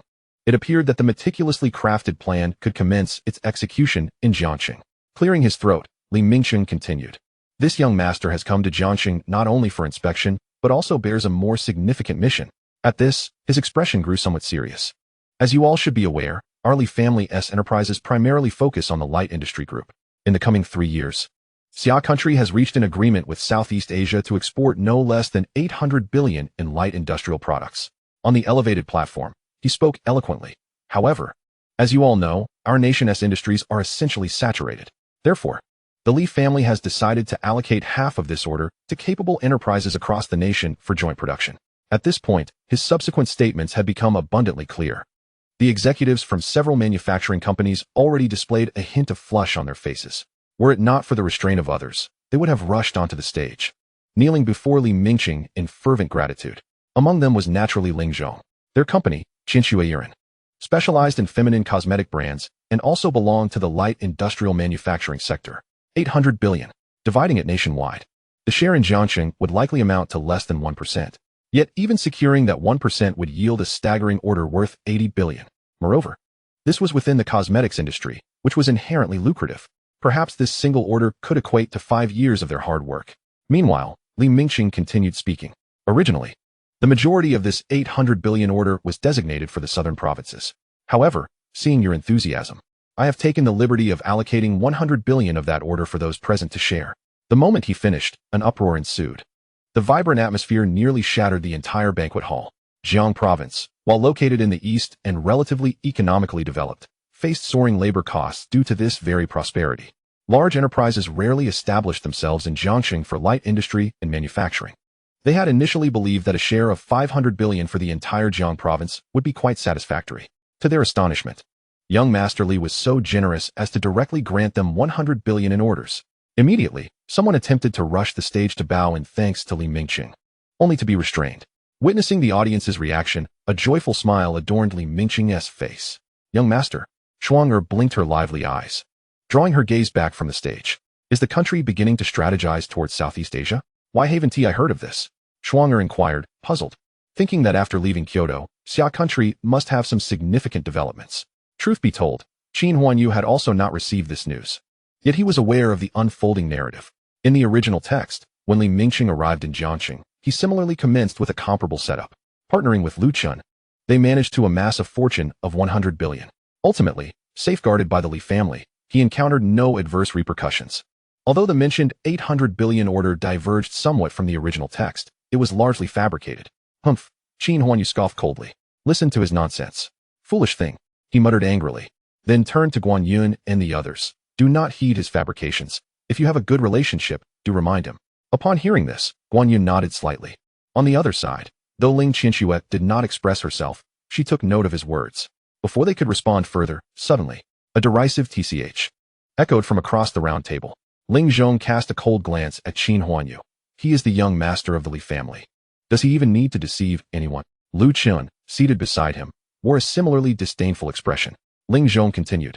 Some people claim to be the young masters of Kyoto, yet when Li Xiao appears, they cower in the corner, too afraid to show their faces. The gazes of the table's occupants converged on Ling Zhong. Except for Ling Qianxue, whose face darkened, the others, including the ridiculed Qin Huanyu, maintained their composure. Uncle Ling is right, Qin Huanyu remarked with a faint smile, adding, it's mainly because I lack the funds to invest, resulting in a bit of envy. Just know that in your heart. Ling Zhong rebuked, growing increasingly irate. As he observed Li Xiao descending the stage, escorted by several individuals, he felt a twinge of anxiety. What a waste of time. He barked, signaling Lu Chun to rise as well, and then turned to Ling Qianxue, furrowing his brow as he asked, Qianxue, I intend to speak with Li Xiao about business. Would you care to join me? It would be an excellent opportunity to present yourself before the true young master of Kyoto. Ling Qianxue instinctively wanted to decline. However, upon reflection, given her father's current mindset, if she were to go alone, the company might very well be handed over to others, and she would be left counting others' money. The words that almost left her lips were swallowed, and she slowly stood up, addressing Qin Huanyu. Qin Huanyu, I shall go take a look first. I worry he might be deceived by others. Qin Huanyu smiled, his tone gentle. Rest assured, I am well aware. Subsequently, as he watched the three depart together, a broader smile graced Qin Huanyu's face. Shuang prepare a shell company and expedite the acquisition of Heroine's shares. In the same private room as before, Robin stood before Li Mingqing with a slightly obsequious smile. Young master, I also have several enterprises under my name. Might it be possible for you to allocate a portion of that 100 billion order to me? As he spoke, he gestured to a subordinate beside him. The individual understood and clapped his hands. The door to the private room swung open, revealing more than 10 young ladies, each bearing a hint of youthful innocence and a rosy blush on their cheeks. Li Mingqing cast a brief glance before redirecting his gaze. Although he was a collateral branch of the family, he could still be referred to as a young master. Having grown weary of such superficiality, he nonetheless wore a renewed smile. Mr. Luo desires a share? Of course, that can be arranged. Chapter 54, The Sale of Shares. In the side hall, dozens of executives from Jiangxing gathered, their faces alight with fervor. Most of their enterprises were linked to the manufacturing sector, all eager to partake in the lucrative offerings. However, Li Xiao did not make an appearance himself. Instead, he dispatched a few individuals to record the demands of the attendees. Approximately 40 people were present, with a total of 100 billion in orders to be divided, resulting in an average allocation of over 20 billion per person. Naturally, some received more while others received less. Yet, the Li family had a stipulation: to participate, one must submit a deposit in advance to prevent any damage to the Li family's reputation should they fail to deliver when the orders were due. This deposit amounted to 1/10 of the order value. In the past, they had always been the ones collecting deposits and had never encountered such a regulation before. However, given the stature of the Li family, no one dared to voice any objections. Within a mere 15 minutes, Li Mingqing had amassed 100 billion in deposits. With the funds secured, the attendees wore smiles, continually praising Li Xiao's generosity. By the time Ling Zhong arrived at the side hall, the orders had already been devoured, leaving not a penny behind. His expression was extremely grim. It was all Qin Huanyu's fault. If it weren't for him, he would have arrived sooner and perhaps secured an order. At that moment, Lu Chen suddenly spoke up. Uncle Ling. Ling Zhong turned to him, his expression still somewhat sour. Meanwhile, Lu Chen smiled faintly, leaning closer to Ling Zhong and whispering, I have connections with Li Xiao. I can take you over to meet him. What? Ling Zhong gasped. The remaining attendees, still present, turned to look at him, drawn by his exclamation. Ling Zhong snapped back to reality and quickly composed his astonishment. Lu Chen, are you serious? Uncle Ling, I just spoke with Li Xiao backstage. You'll see for yourself if you come along. Lu Chen replied. Initially, Ling Zhong had thought that the exorbitant orders had slipped through his fingers forever. Unexpectedly, Lu Chen had offered him a glimmer of hope. What are we waiting for? Let's go? A smile blossomed anew on Ling Zhong's face. He cast a glance at the crowd, suppressing his excitement, and urged Lu Chen to lead the way. Following closely behind was Ling Qianxue, her expression inscrutable, watching Lu Chen's retreating figure with a slight furrow in her brow. Inside the private room, Robin pushed the door open. Ever since Li Mingqing had promised him an order, Robin had practically treated him like a revered elder, waiting outside the room for any instructions. Li Xiao. Lu Chen has arrived. Li Mingqing lifted his head from the sofa. He needed to accomplish more, but it would depend on how Lu Chen would treat him. Let him in directly, no need for formalities. Robin nodded. However, he has brought someone with him, Ling Zhong and his daughter, Ling Qianxue from Jiangxing. They seem to have some connection with Lu Chen. Li Mingqing paused for a moment before chuckling. No matter, let them all in. Understood, Li Xiao. Robin bowed again and exited the private room. Before long, the door swung open once more as Lu Chen entered, accompanied by the visibly excited Ling Zhong. Before he could steady himself, Ling Zhong rushed toward Li Mingqing, his face flushed, exclaiming, Hello, Li Xiao, simultaneously extending his hand. The sudden outburst startled Li Mingqing, causing his heart to race momentarily and instinctively take a step back. His complexion twitched, but he quickly regained his composure. Ling Zhong, is it? Hello? Suddenly, Li Mingqing's eyes widened as he glanced at the striking figure of Ling Qianxue, who entered alongside Ling Zhong. Today, Ling Qianxue, eager to meet Qin Huanyu, had adorned herself beautifully. Her delicate and elegant makeup accentuated her features exquisitely. As the leading lady, her beauty was already captivating enough. Dressed in a meticulously chosen gown, she appeared as if she had stepped out of a painting, radiating an ethereal charm. Naturally, she could not be compared to Shuang. Yet for Li Mingqing, even in the capital, encountering such a beauty was a rarity. He had just heard from Robin that she was Ling Zhong's daughter. His predatory gaze fixated on Ling Qianxue. The most displeased was, of course, Lu Chen. Li Xiao, he said with a stiff tone, stepping forward to stand in front of Li Mingqing. Uncle Ling has some enterprises in Jiangqing. He came to inquire if there are any remaining orders that could be allocated to him. The sight of Li Mingqing's attention diverted from the beautiful visage irritated him. He was about to unleash a torrent of complaints when he recognized Lu Chun and forced himself to restrain his anger, merely frowning. He turned back to Ling Zhong, once again donning a confident smile. "Ah, it's Uncle Ling. My apologies for the oversight." "Not at all," Ling Zhong replied, flustered. After all, Li Xiao was of the Li family, and it was impossible for him to be disrespectful. If he could indeed take a liking to Qin Huanyu, it might serve as a fortuitous turn of events. At least that fraud, Qin Huanyu, would no longer hold any sway. Meanwhile, Li Mingqing, having regained his composure, turned his attention back to Lu Chun. For the sake of treatment, he had revealed a bit about his plans to secure funds to Lu Chun. And now he had brought his uncle along? He noticed a flicker of movement in Lu Chun's gaze. At this moment, Ling Zhong was entirely focused on Li Mingqing, oblivious to Lu Chun's presence behind him.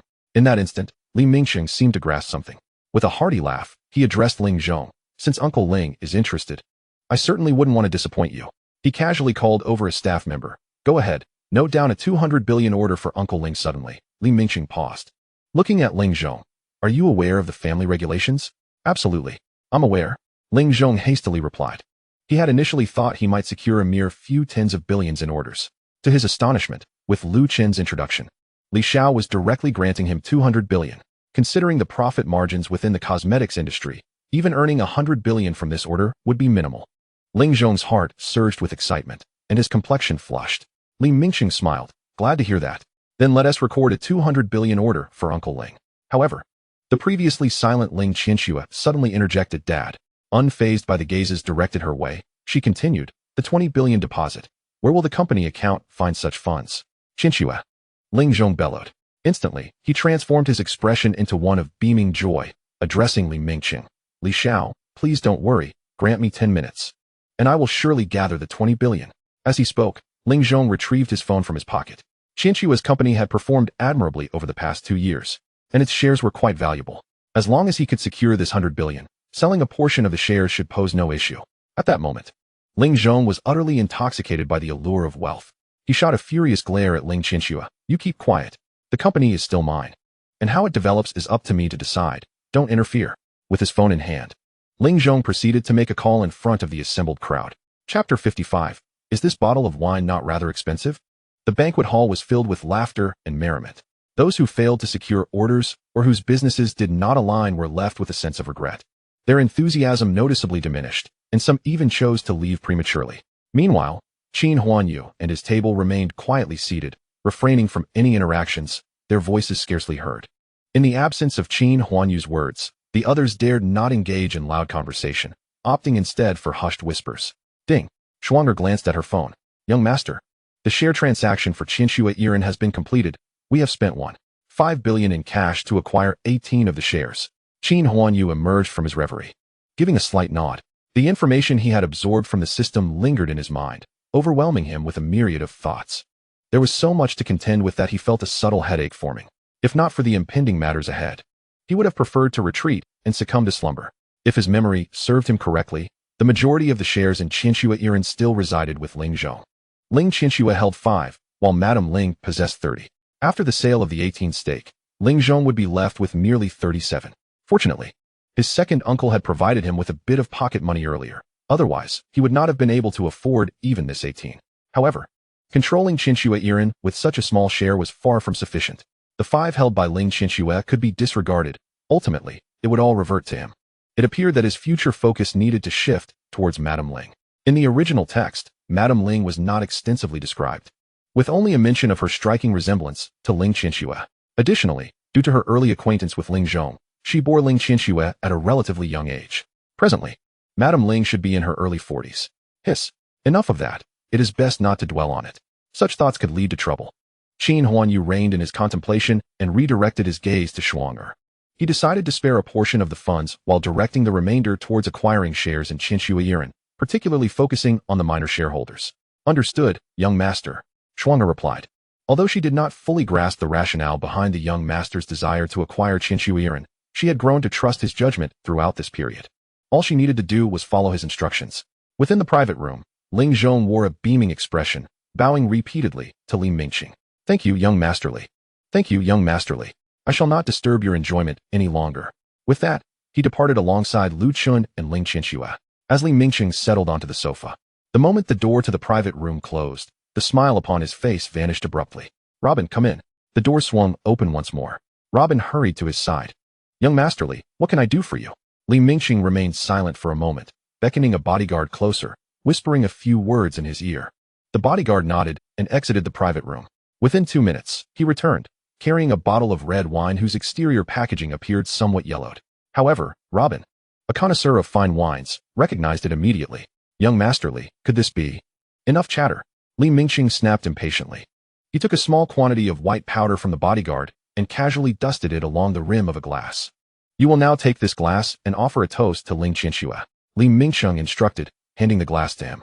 Remember, do not make a mistake. Robin had observed his actions closely and bowed his head, refraining from further inquiries. He silently accepted the wine and glass before departing the private room. Ling Zhong and his companions had returned to their seats. Compared to their earlier departure, Ling Zhong now appeared flushed and invigorated. Upon seeing Qin Huanyu, a frown still creased his brow. Damn it, Ling Zhong muttered under his breath. If it weren't for Qin Huanyu, he might have secured the order much earlier. Thankfully, there was little Chun. He had anticipated that he would be acquainted with young Masterly.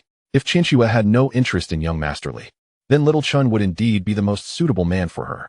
Yet, the smile on Qin Huanyu's face remained particularly irritating. Suddenly, Ling Zhong stood up and addressed Qin Huanyu in a low voice. Xiao Qin, it's not that I'm denying you an opportunity. Had you possessed any capability, I wouldn't have consistently obstructed you. Just like earlier, when a splendid opportunity presented itself, you failed to seize it and instead delayed others from profiting. Ling Zhong shook his head helplessly, letting out a sigh. Short-sighted, he scorned, then motioned for Lu Chun to rise as well. Sitting here is too uncomfortable. Let us find another place to sit. Qianxue, you should join us. At that moment, Ling Qianxue wore a furious expression, unwilling to spare Ling Zhong a glance. She longed to inform Qin Huanyu about Ling Zhong's share sale, but hesitated to find the right words. Moreover, even if they sold 18 of the shares, the Ling family would still retain control over Qin. Even in failure, it would merely result in a loss of shares. Forget it. Qin Huanyu had already warned her. She simply failed to persuade him. Dad, you can go ahead. I want to stay here. Ling Qianxue said, her brow furrowed and her tone icy. Her fiery words deepened Ling Zhong's displeasure. Just then, several figures approached from the other side. Oh, is that not General Ling? Why are you quarreling with Miss Ling? Robin approached with a broad smile, holding a bottle of wine and several glasses. He had overheard their earlier exchange, and his question was merely casual. Without waiting for Ling Zhong to respond, he continued cheerfully. Children will be children. General Ling, do not let it bother you. I have arranged alternative seating for you. Please proceed there. Then I must thank you, Robin. Ling Zhong forced a smile in response. Before departing, he shot a glare at Ling Qianxue. As he and Lu Chun left, Robin's smile widened. The task assigned by young Master Li would be difficult to execute in Ling Zhong's presence, but fortune favored him today. At the table, everyone watched Robin intently, but he remained unfazed, particularly by Qin Huanyu, who dared to act so arrogantly before him. Just wait. Once back in Jiangqing, he would deal with both you and Shan. Robin maintained his outward smile as he set the wine down and placed a glass in front of Ling Qianxue. Miss Ling, do not be upset. In a family, there ought not to be so many conflicts. Allow me to drink this on behalf of General Ling as an apology. With that, Robin poured a bit of wine into the glass. The jewel-toned liquid glistened in the transparent glass, captivating the eye. He then extended the glass towards Ling Qianxue, pouring himself a glass as well, remaining silent but gesturing towards her. Subsequently, he downed his drink in one gulp, turned the glass upside down, and indicated to Ling Qianxue. Though she initially had no intention of drinking, the scene unfolded before her. However, this Robin is exceptionally renowned in Jiangqing, and his methods are notoriously ruthless. Should I fail to show him due respect, he may harbor resentment and subsequently act against Qin. After a brief moment of hesitation, Ling Qianxue smiled and nodded. She reached for the wine glass before her, just as she was about to take a sip. Suddenly, a voice, indifferent in tone, pierced the air beside her. This bottle of wine is rather expensive, isn't it? Chapter 56, The Arrival of the City Lord of Jiangqing. Ling Qianxue was momentarily taken aback. A hand unexpectedly reached out beside her, taking the wine glass from her grasp. When she turned to look, the glass had already appeared in Qin Huanyu's hand. The liquid within sparkled like a ruby, swaying gently as it clung to the sides of the glass, refusing to fall. Holding the glass, Qin Huanyu suddenly wore a smile. He extended his hand, positioning the glass a couple of inches in front of him, and fanned it lightly twice. With a swift motion, he opened his eyes. This series of actions left the women beside him bewildered, and even Robin stood there in a daze, unable to react. Robin? Qin Huanyu called softly once more. Robin was abruptly jolted back to reality. In his mind, the sequence of Qin Huanyu's movements replayed like a rapid succession of images. Each gesture exuded an air of nobility. He found himself pondering, unable to discern whether this Qin was genuine or not. However, one thing was certain: Li Xiao, who was in the private room, was undoubtedly real. Since Li Xiao had stated that the true Qin Xiao would never appear in Jiangxing, it was clear that the person before him was an imposter. With this thought, Robin's gaze turned sharp and menacing as he glared at Qin Huanyu. "What are you doing?" he growled, striding forward to snatch the wine glass from his hand. That glass had been personally handed to him by Li Xiao, and it had been laced with a drug. If anything were to go awry, he couldn't bear the consequences. Yet, Lazy had been standing by, and as soon as Robin made a move, Lazy immediately stepped in front of him, a solid barrier against his advance. At the same time, several of Robin's subordinates rushed forward, and the two parties found themselves in a standoff. Meanwhile, 13 stood not far away, his gaze somewhat dazed as he observed Robin preparing to strike. Boss Robin is truly bold. Knowing Qin Xiao's identity, he still dares to make a move against him. Now that's a real man, he thought, swallowing hard and feigning a casual stroll toward the more crowded areas of the venue. More than a dozen figures quickly surrounded the round table. Guan Yun, Bai Ye, and Shuang'er remained largely unaffected. However, Xie Lingxian, unaccustomed to such scenes, gripped Qin Huanyu's arm tightly, attempting to draw closer to him. Qin Huanyu chuckled softly, ruffling her hair before entrusting Xian to Guan Yun for the time being. He then returned the wine glass to Ling Qianxue and stood up, leisurely walking toward Robin with a faint smile gracing his lips. He picked up the wine he had placed on the table. A 02 series wine. It has been aged for over a century. Its quantity is so scant that one could count it on two hands. Perhaps Robin can afford it, but given his status, he wouldn't even know where to acquire it. Would he truly part with such a bottle just to toast Ling Qianxue? The true owner of this wine is all too apparent. As Qin Huanyu leaned closer to Robin, the latter's subordinates rushed forward in an attempt to intervene. However, Lazy single-handedly restrained them, rendering them as immobile as wood. "Is this bottle yours?" With the last word, the smile vanished from Qin Huanyu's face, and a chilling light emanated from his eyes. Utilizing his master-level skills in traditional Chinese medicine, he had detected the scent of the wine's contents since Robin's arrival. Confronted by Qin Huanyu's overwhelming presence, Robin's body trembled uncontrollably. Although he felt no tangible pressure, he could not suppress the slight quiver in his legs. "Of course, it is mine," he forced out, straightening his posture. This Qin Huanyu might not be a prominent figure from the capital, but his background was undoubtedly formidable. Just the bodyguard beside him was enough to signify that. It seemed he would have to summon Li Xiao to deal with him. "Don't get too cocky." Robin's face paled as he furrowed his brow. "I'm going to call Li Xiao out right now and see how you act so arrogantly." At these words, Qin Huanyu narrowed his eyes. After a 3-second silence, he suddenly retracted his imposing aura and waved his hand dismissively. "All right, go ahead." Robin was taken aback, but dared not hesitate, swiftly turning to run backstage. The remaining subordinates, seeing their leader flee, naturally followed suit. "That man is terrifying. He can't possibly be a human. He must be a bear from Siberia." This farce drew the attention of the entire banquet hall, as eyes turned toward the unfolding drama. Qin Huanyu frowned, nodding at Lazy. "Have the brothers come out and maintain order here." "Understood, young master," Lazy replied, departing. Qin Huanyu returned to his seat. At this moment, Ling Qianxue finally regained her composure, still holding the wine glass. "Qin Huanyu, is this wine not meant to be consumed?" she asked, frowning at the glass. Qin Huanyu blinked. "It can be consumed. This bottle is likely worth at least 1 million, so I found it strange. It must certainly be drinkable." "Oh," Ling Qianxue responded, preparing to finish the wine when Qin Huanyu inquired, "By the way, Qianxue, do you have any matters to attend to shortly?" Ling Qianxue shook her head. "I shouldn't. Why?" Nothing. Just enjoy your drink," Qin Huanyu said with a gentle chuckle. In the private room, Robin lamented dramatically, recounting his recent ordeal while embellishing the tale further. At this point, Li Mingqing's expression darkened significantly. With a crash, he hurled the glass from his hand and stood up from the sofa. "Let us go. Take me to see."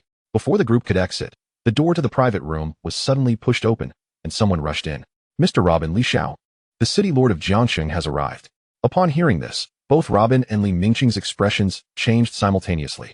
In the banquet hall, everyone stood, bowing deeply to the middle-aged man who entered through the door. The crowd encircled Shen Tian, showering him with flattery.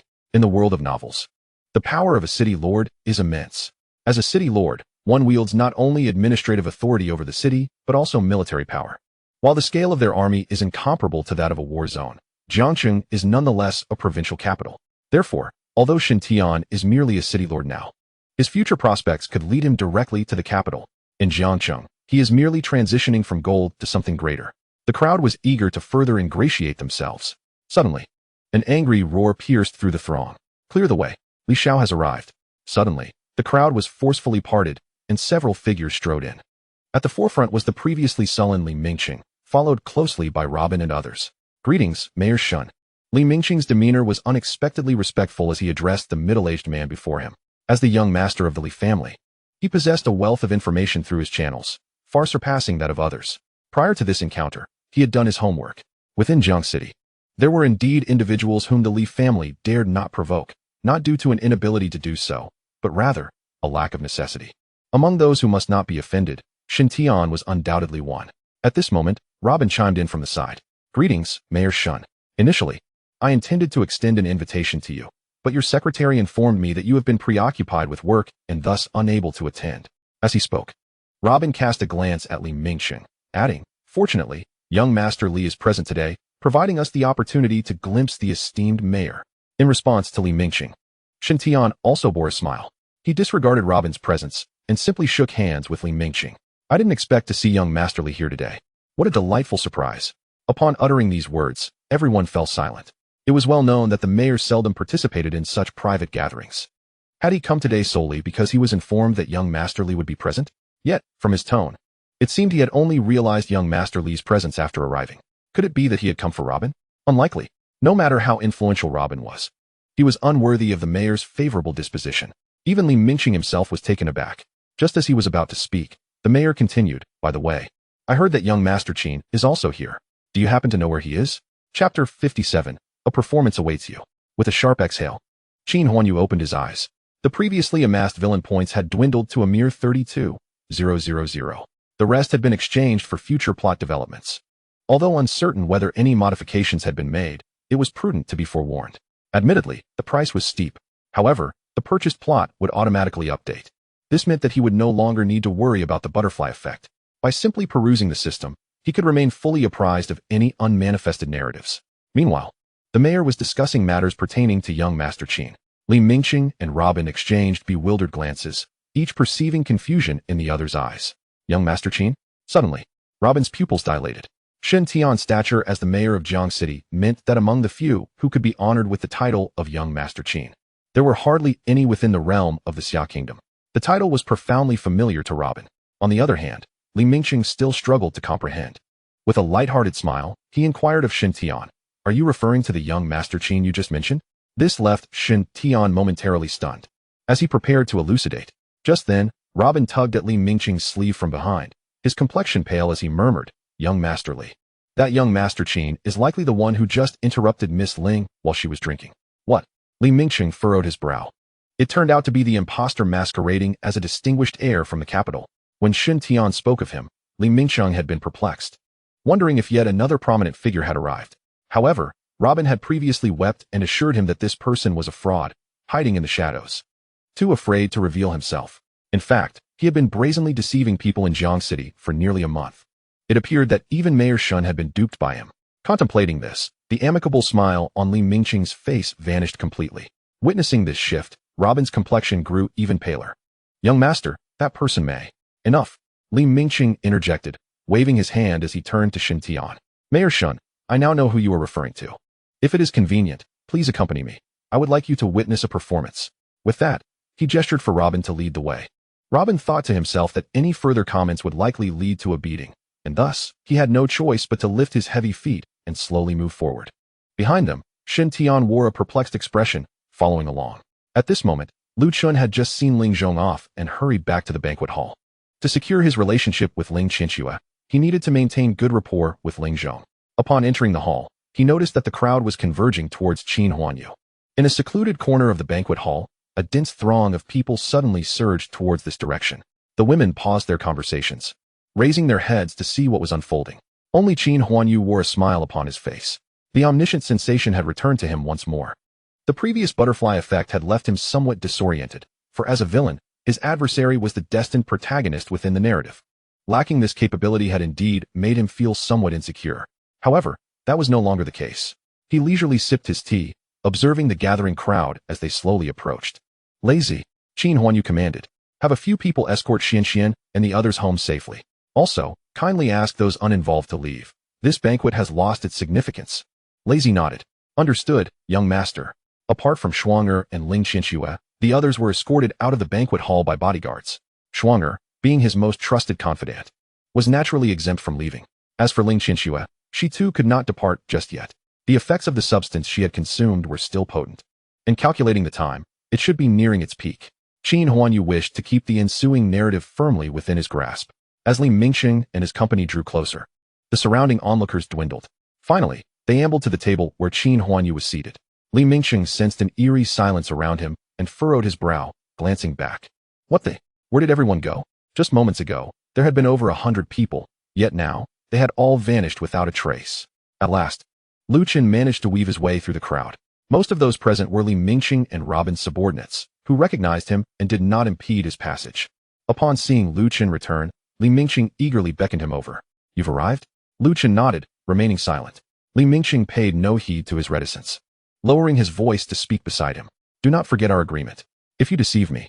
As he spoke, a shadow passed over his eyes. Rest assured, Lu Qin replied, shaking his head. Your ailment is something I can remedy with ease. Hearing this, Li Mingxing refrained from further comment. He lifted his gaze, directing it towards the table in the corner. The first thing he noticed was the flushed face of Ling Qianxue, beads of sweat forming on her forehead. Although seated, her body swayed restlessly, her hands concealed beneath the table.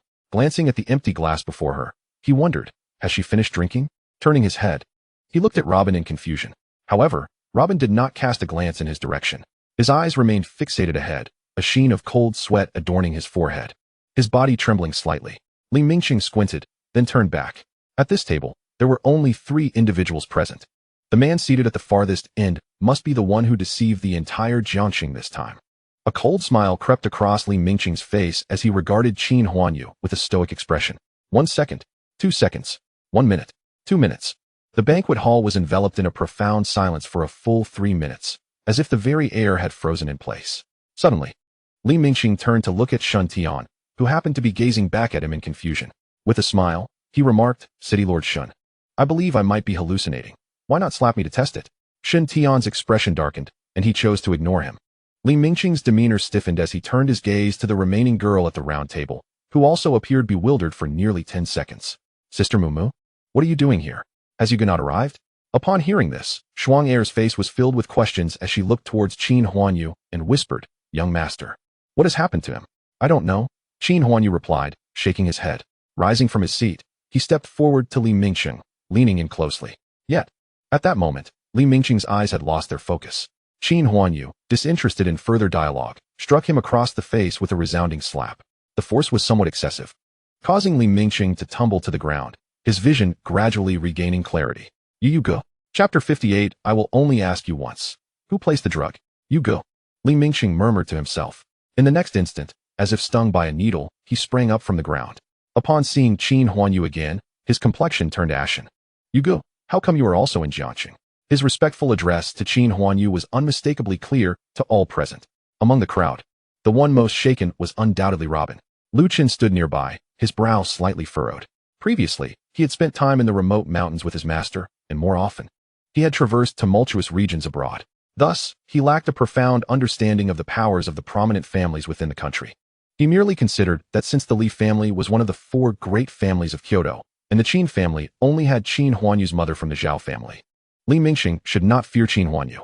Even if Qin Huanyu's father was Qin Zhen, he would not dare to act against the Li family. Why then? Did he appear as frightened as a mouse confronted by a cat? They had previously devised a plan. Once he killed Qin Huanyu, Li Mingxing would arrange for his escape from Xia country to lay low for a while. He would return under a new identity, rendering the Qin family unable to locate him. But now, it was evident that the plan could not be executed. Lu Qin's expression darkened suddenly. He glared at Qin Huanyu's smiling face, clenching his right fist tightly, a murderous intent glinting in his eyes. Even without seeking revenge for Spider, Qin Huanyu's previous attempts to undermine him and his audacious aspirations to seize Ling Qianxue were sufficient grounds for him to deserve death multiple times. Facing the pale-faced Li Mingqing, Qin Huanyu paid little attention and instead turned to Shen Tian. "Uncle Shen, I am Qin Huanyu. You may call me Xiao Qin," Qin Huanyu said with a smile. Shen Tian's father, during his tenure, was also considered a significant figure, having some connections with Qin Huanyu's grandfather. Thus, this term of endearment was fitting for Shen Tian. However, the address left Shen Tian feeling somewhat uneasy. Although his path to advancement was already paved, he was merely the city lord of Jiangqing at present. Faced with the colossal Qin family, how could Qin Huanyu refer to him as Uncle Shen? He felt a mix of surprise and apprehension. Yet, he dared not call him Xiao Qin, hastily replying, "Young Master Qin, you are too polite. I only inquired about your whereabouts in Jiangqing because I heard from the old master. I never expected to encounter such a situation." As he spoke, Shen Tian glanced again at Li Mingqing, who stood there. The Li family's influence was indeed substantial, but the Shen family was no mere dilapidated household. Even with the old master having stepped down, their network in Kyoto remained robust. Why should he personally visit for someone as insignificant as Li Mingqing? A cold smirk suddenly appeared on Shen Tian's face as he turned to Qin Huanyu. "Young Master Qin, I had intended to discuss matters with you, but it seems today is not suitable. If you have time, do come to my home for a meal." Qin Huanyu nodded in agreement, his face adorned with a cheerful smile as he acknowledged Shen Tian. Even if he had not extended the invitation, he would eventually pay a visit. After all, although the narrative had been altered, many aspects remained largely unchanged. The group watched as Shen Tian departed.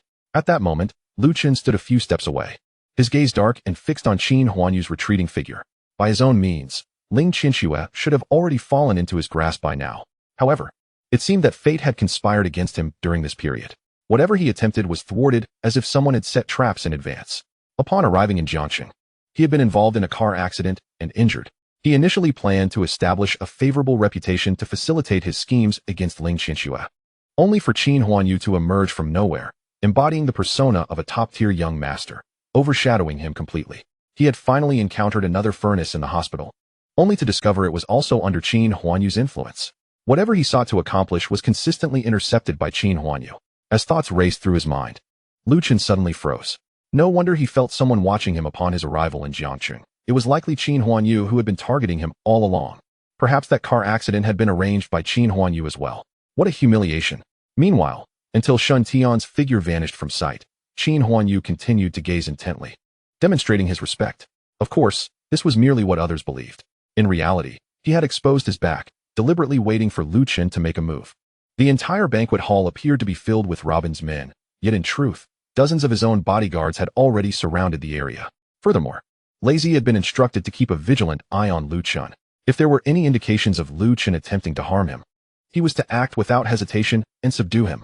He had initially kept Lu Qin alive solely for the purpose of accruing villain points.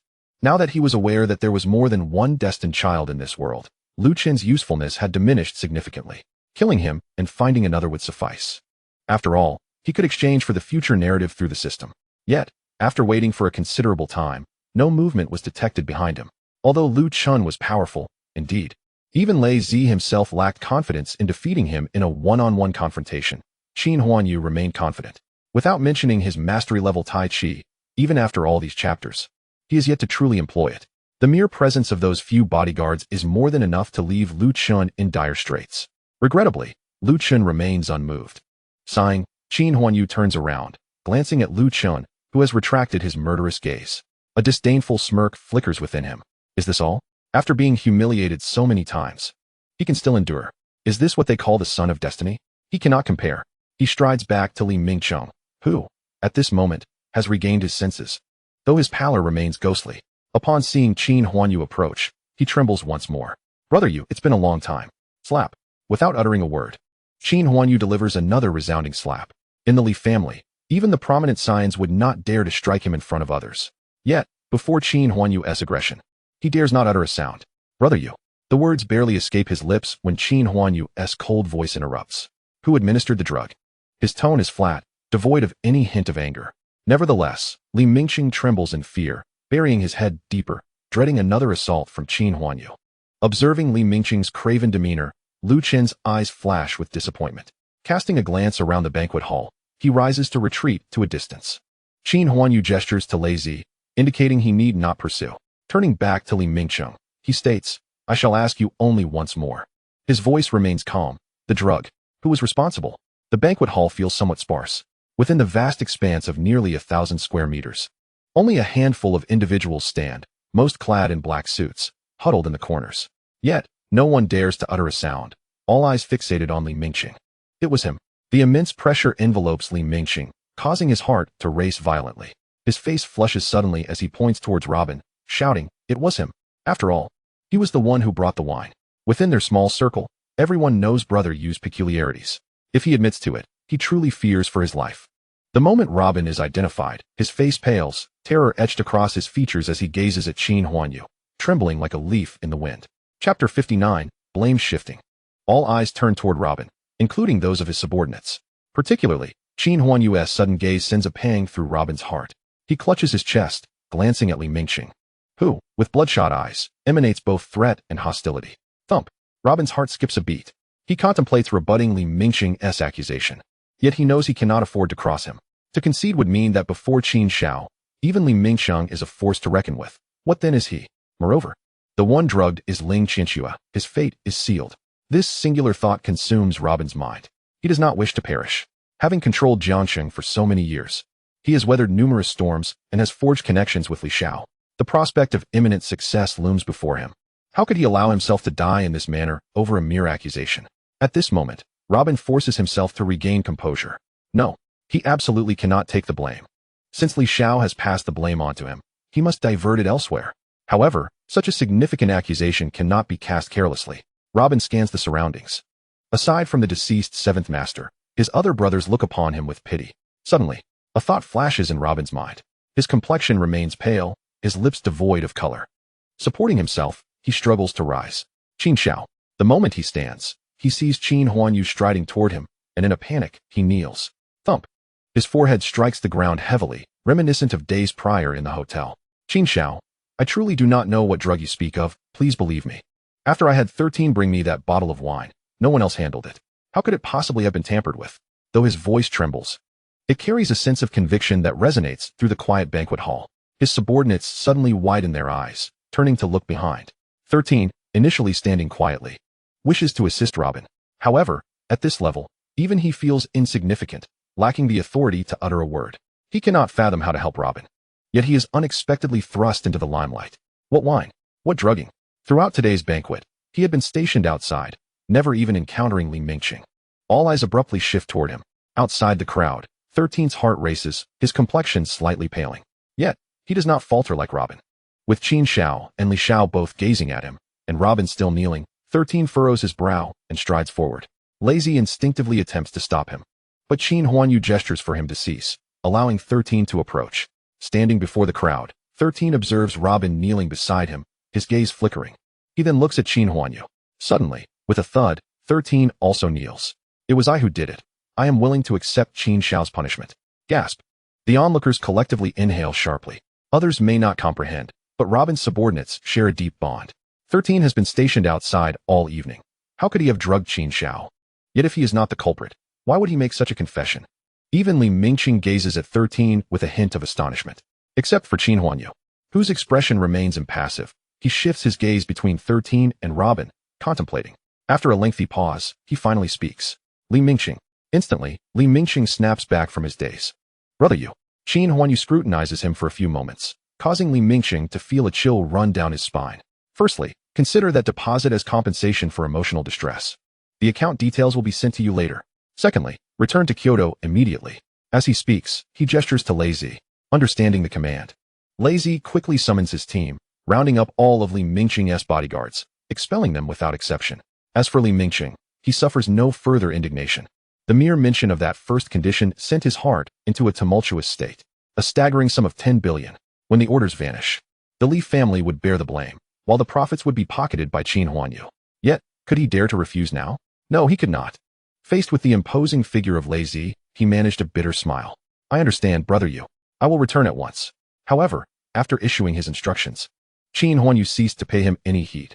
He stepped forward and stood before the 13th master. Both he and Robin knelt on the ground, their faces as pale as death.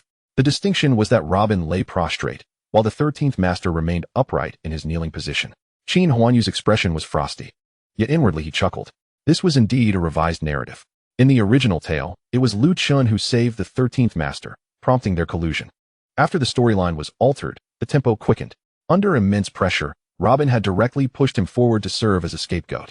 Moreover, this scapegoating could lead to dire consequences. It was reasonable to assume that the 13th Master had reached the limits of his patience with Robin. Did you administer the drug? Qin Huanyu inquired. Although the 13th Master knelt, his back remained straight. He lifted his gaze to meet Qin Huanyu's and nodded slightly. Beside him, Robin seemed to have narrowly escaped death. Exhaling a long sigh of relief. Excellent. Qin Huanyu sighed softly before turning to Lei Zi. Are we all prepared? Young master, everything is in place. Just give the word. And we can commence at any time. Just as Qin Huanyu was about to instruct him to act, a commotion erupted from the direction of Ling Qianxue. At that moment, her evening gown appeared as if it had just been pulled from water, drenched in sweat. Her luscious red lips continuously murmured. Ling Qianxue's eyes grew increasingly teary, fixated on this side from a distance of several meters. Qin Huanyu, my head aches and feels so hot. Why is the air conditioning off? I need water. Quickly, bring me water. Qin Huanyu was momentarily taken aback, but quickly regained his composure. Sister, don't cry out. This was a disaster. He had almost forgotten about her. Why did she have to succumb to the effects of the drug at such a critical moment? Truly infuriating. At this juncture, many guests in the banquet hall gawked at Ling Qianxue. Qin Huanyu furrowed his brow and shouted, Lei Zi, clear the area. He hastened back to Ling Qianxue's side. Only then did the 13th Master comprehend what Qin Shao meant by drugging. He had already informed Robin that Qin Huanyu was the son of Qin Zhen. How could Robin dare to drug his woman? Casting a sidelong glance at Robin, the 13th Master's expression darkened. Meanwhile, on the other side, Shuang'er swiftly enveloped Ling Qianxue in her embrace, shielding her gown from view. Young master, are you about to commence your work? What work? Qin Huanyu shot Shuang'er an exasperated look. Looking back at Ling Qianxue, it was evident that the effects of the drug had fully manifested. Fortunately, that scoundrel Li Mingqing had merely a twisted sense of humor, and he was currently incapable of carrying out any such deeds. Thus, the dosage administered to Ling Qianxue was not excessive. Women. Are women more important than my future subordinates? Certainly not. In Shuang'er's arms, Ling Qianxue began to babble incoherently. Shuang'er, take her to the hospital. Young master, aren't you? What do you mean aren't you? Qin Huanyu pinched Shuang'er's cheek. Listen, hurry to the hospital, or her brain will be fried. Although Qin Huanyu possessed the skills of a master in traditional Chinese medicine, it was evident that he needed to maintain a low profile in front of so many people. Besides, as the female lead, Ling Qianxue was not one to easily meet her end. After giving instructions, he arranged for an additional group of bodyguards to accompany them. Rising to his feet, he nodded subtly at Lei Zi. Stop dawdling. Let them commence. Understood, young master. Chapter 60, just a misunderstanding. Having concluded his instructions, Qin Huanyu turned back toward the 13th Master and Robin.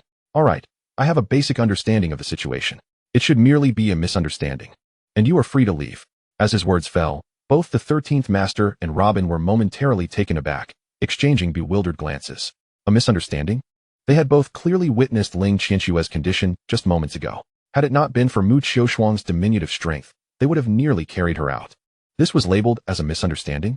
Moreover, the 13th Master was well acquainted with Robin. His earlier statement sounded as if he were unaware, yet in truth, he had already tacitly acknowledged it. It was merely that he had shifted the blame of the drugging onto himself. Yet Qin Shao insisted this was a misunderstanding? At this moment, Qin Huanyu's gaze was entirely focused on the 13th Master. When Robin looked up, he happened to catch this sight. Enough with the pointless chatter. Qin Huanyu stated coolly. While I am in a generous mood, you should leave swiftly. The 13th Master remained somewhat dazed. However, Robin had already begun to bow in gratitude. He also urged the 13th Master to stand. Quickly, 13, thank Qin Shao.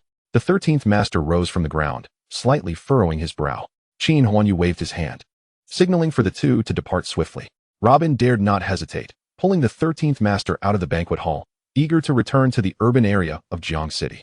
A small tower had been constructed atop the estate. Suddenly, two figures appeared on the tower's roof. At this time, the parking lot was nearly empty, save for a few luxurious buses. Robin and the 13th Master hurriedly arrived at the parking lot, exchanging a few words with their subordinates. The group boarded their vehicle and set off towards the winding mountain road. Shortly after departing, countless headlights flickered to life in the distance along the mountain road, quickly surrounding Robin and his bus. From too far away, it was difficult to discern their intentions, but faint sounds of commotion and anger echoed from afar. On the tower's rooftop, Qin Huanyu stood with his hands clasped behind his back, gazing at the entangled headlights in the distance. Is everything arranged? Lei Zi, standing beside him, promptly responded, "Yes, young master, everything is ready. Please rest assured." Qin Huanyu replied lightly. Robin was of no further use after this banquet. Moreover, he was like a reed swaying in the wind. Such individuals were a waste of air, and it would be better to eliminate him altogether. In the original narrative, he had encountered a deadly foe from Jiang City during the estate banquet. The scene he had orchestrated was merely a reenactment. However, whether the 13th Master would still risk his life to assist him remained uncertain. In any case, as the orchestrator of this affair, there was no need to worry about the 13th Master's safety. Now, all that remained was to wait quietly for the outcome. Longhu Mountain Villa, nestled by the lake and backed by mountains, offered an especially refreshing atmosphere at night. Qin Huanyu stood atop a high vantage point, stretching languidly and easing the tension in his back. In just a few minutes, the distant mountain road lights began to flicker intermittently. Ding! Character Robin has perished. Congratulations to the host for acquiring 10,000 villain points. Robin, a character who primarily appeared in the early stages, played a minor connective role. Thus his significance was limited, and the reward in villain points was not particularly substantial. Nevertheless, it was better than nothing. Let us go. It's time for us to return, Qin Huanyu remarked as he withdrew his gaze and called out to Lei Zi. However, at that moment, Lei Zi's expression appeared somewhat peculiar. Wait a moment, young master. He approached, holding a mobile phone. Your phone was left at home. And since the old master couldn't reach you, he called me directly. Qin Huanyu was taken aback, retracting his outstretched hand immediately. Without uttering a word, he mouthed instructions to Lei Zi, indicating that he should inform his grandfather that he was unavailable and to ask him to call back tomorrow. Young master, Lei Zi said with a glum expression. The old master has already heard what you said, so you might as well pick up. Faced with this, Qin Huanyu found himself at an impasse. Within the Qin family, he feared no one except for his grandfather. It could be said that Qin Jinhua was the sole individual capable of keeping Qin Huanyu in check. He took the phone, placing it to his ear, whereupon a deep, resonant voice immediately echoed through the receiver. Xiaoyu, you truly possess remarkable abilities. Haha. Although Lei Zi was unaware of the conversation's content, he could tell that the young master appeared rather despondent during the drive home, wearing an expression of profound disillusionment, one he had only witnessed in the young master's childhood. On that occasion, the young master had gotten into trouble and was soundly punished by Qin Jinhua with a belt, rendering him too afraid to speak. He silently drove back to the villa.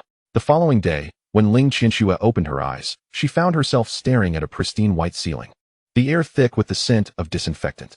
The medication provided by Li Mingqing, though potent, posed no harm to her health, which was why Qin Huanyu had dared to let her consume it. Once the effects took hold, Ling Qianxue retained memories of the previous night's events. Upon awakening in the hospital, she felt no panic. The only disappointment was that Qin Huanyu was absent. She had been brought to the hospital by Mu Qiushuang, which left her feeling somewhat melancholic. In truth, had nothing significant occurred the day before, Qin Huanyu had genuinely intended to pursue her, not for any reason other than the villain points associated with the leading female character. Alas, there had been a slip in his plans. To put it simply, he had forgotten about Ling Qianxue and the drink she had consumed. Nevertheless, it mattered little. Although there were many villain points tied to Ling Qianxue and her companions, they could not compare to Shuang'er. Shuang'er was both tender and formidable, exceedingly obedient. And in the original narrative, she had accompanied him to the very end. With this time, wouldn't it be more delightful to be with Shuang? Qianxue. A voice beside her finally acknowledged that Ling Qianxue had opened her eyes. Ling's mother hurriedly rushed to the window, grasping Ling Qianxue's right hand tightly. Qianxue, are you all right? Is there anywhere you feel unwell? You must tell me. Ling Qianxue turned her head, somewhat dazed. Her mother, though already in her 40s, appeared youthful due to her careful maintenance and naturally good looks, resembling a woman in her 30s, exuding charm. Upon recognizing her mother, Ling Qianxue slowly regained her composure. Mom. Qianxue, her mother exclaimed, her eyes suddenly glistening with tears. It's wonderful that you're all right. A faint smile graced Ling Qianxue's lips as she lay in the hospital bed. Aside from a slight dizziness, she felt no discomfort. Slowly sitting up, she glanced around the room, noting that Ling Zhong was absent, as was Lu Chun. Only her mother remained by her side. At that thought, Ling Qianxue's expression shifted to one of seriousness. Mom, I need to confirm something with you. Ling's mother looked momentarily taken aback. Qianxue, why are you so serious all of a sudden? Feel free to ask whatever you need. I'll tell you everything I know. Ling Qianxue nodded. Do you know that Lu Qin? Have you met him before? Chapter 61. Young master, you are expecting?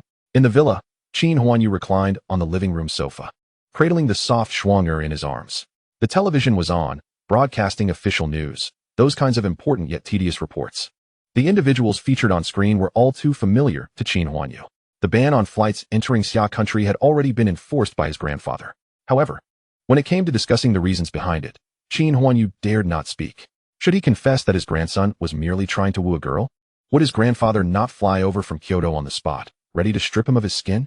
Fortunately, his grandfather did not press further, simply advising him to keep a low profile for the next few days. Furthermore, he was mandated to watch at least 3 hours of news daily and to compose a 3,000-word reflection on it. Qin Huanyu found himself at a loss, as he felt compelled to heed his grandfather's wishes. This arduous task fell squarely upon Lei Zi's shoulders. In the side hall, Lei Zi was feverishly jotting down notes. However, during these 3 hours, Qin Huanyu was effectively under house arrest, unable to venture outside. Instead, he occupied himself with playfully teasing Schwanger while keeping an eye on the news. "You're mischievous, young master." Schwanger's cheeks flushed crimson as she gently pushed Qin Huanyu's right hand away while adjusting her sleepwear. Qin Huanyu chuckled, preparing to engage in further antics when suddenly, footsteps echoed from the side hall. His expression turned serious as he feigned indifference, placing his hands in an orderly manner. Lei Zi emerged from the side hall. "Young master." His gaze slid past Schwanger's flushed cheeks, pretending he had seen nothing. "The individuals you asked us to monitor have all been tracked. Aside from that spider, 4 out of the remaining 6 have already left the borders of Xia country, making further investigation impossible. However, 2 are currently en route to Jiang City. Which 2 have been identified?" Qin Huanyu did not turn his head, his attention still fixed on the television. Lei Zi picked up his phone again. "Preliminary findings indicate that one is called Night Owl, responsible for reconnaissance and assassination within the team. The other is known as Eagle, who claims to be the world's foremost master of firearms. TSK. Qin Huanyu released Schwanger from his embrace, rising from the sofa to approach Lei Zi.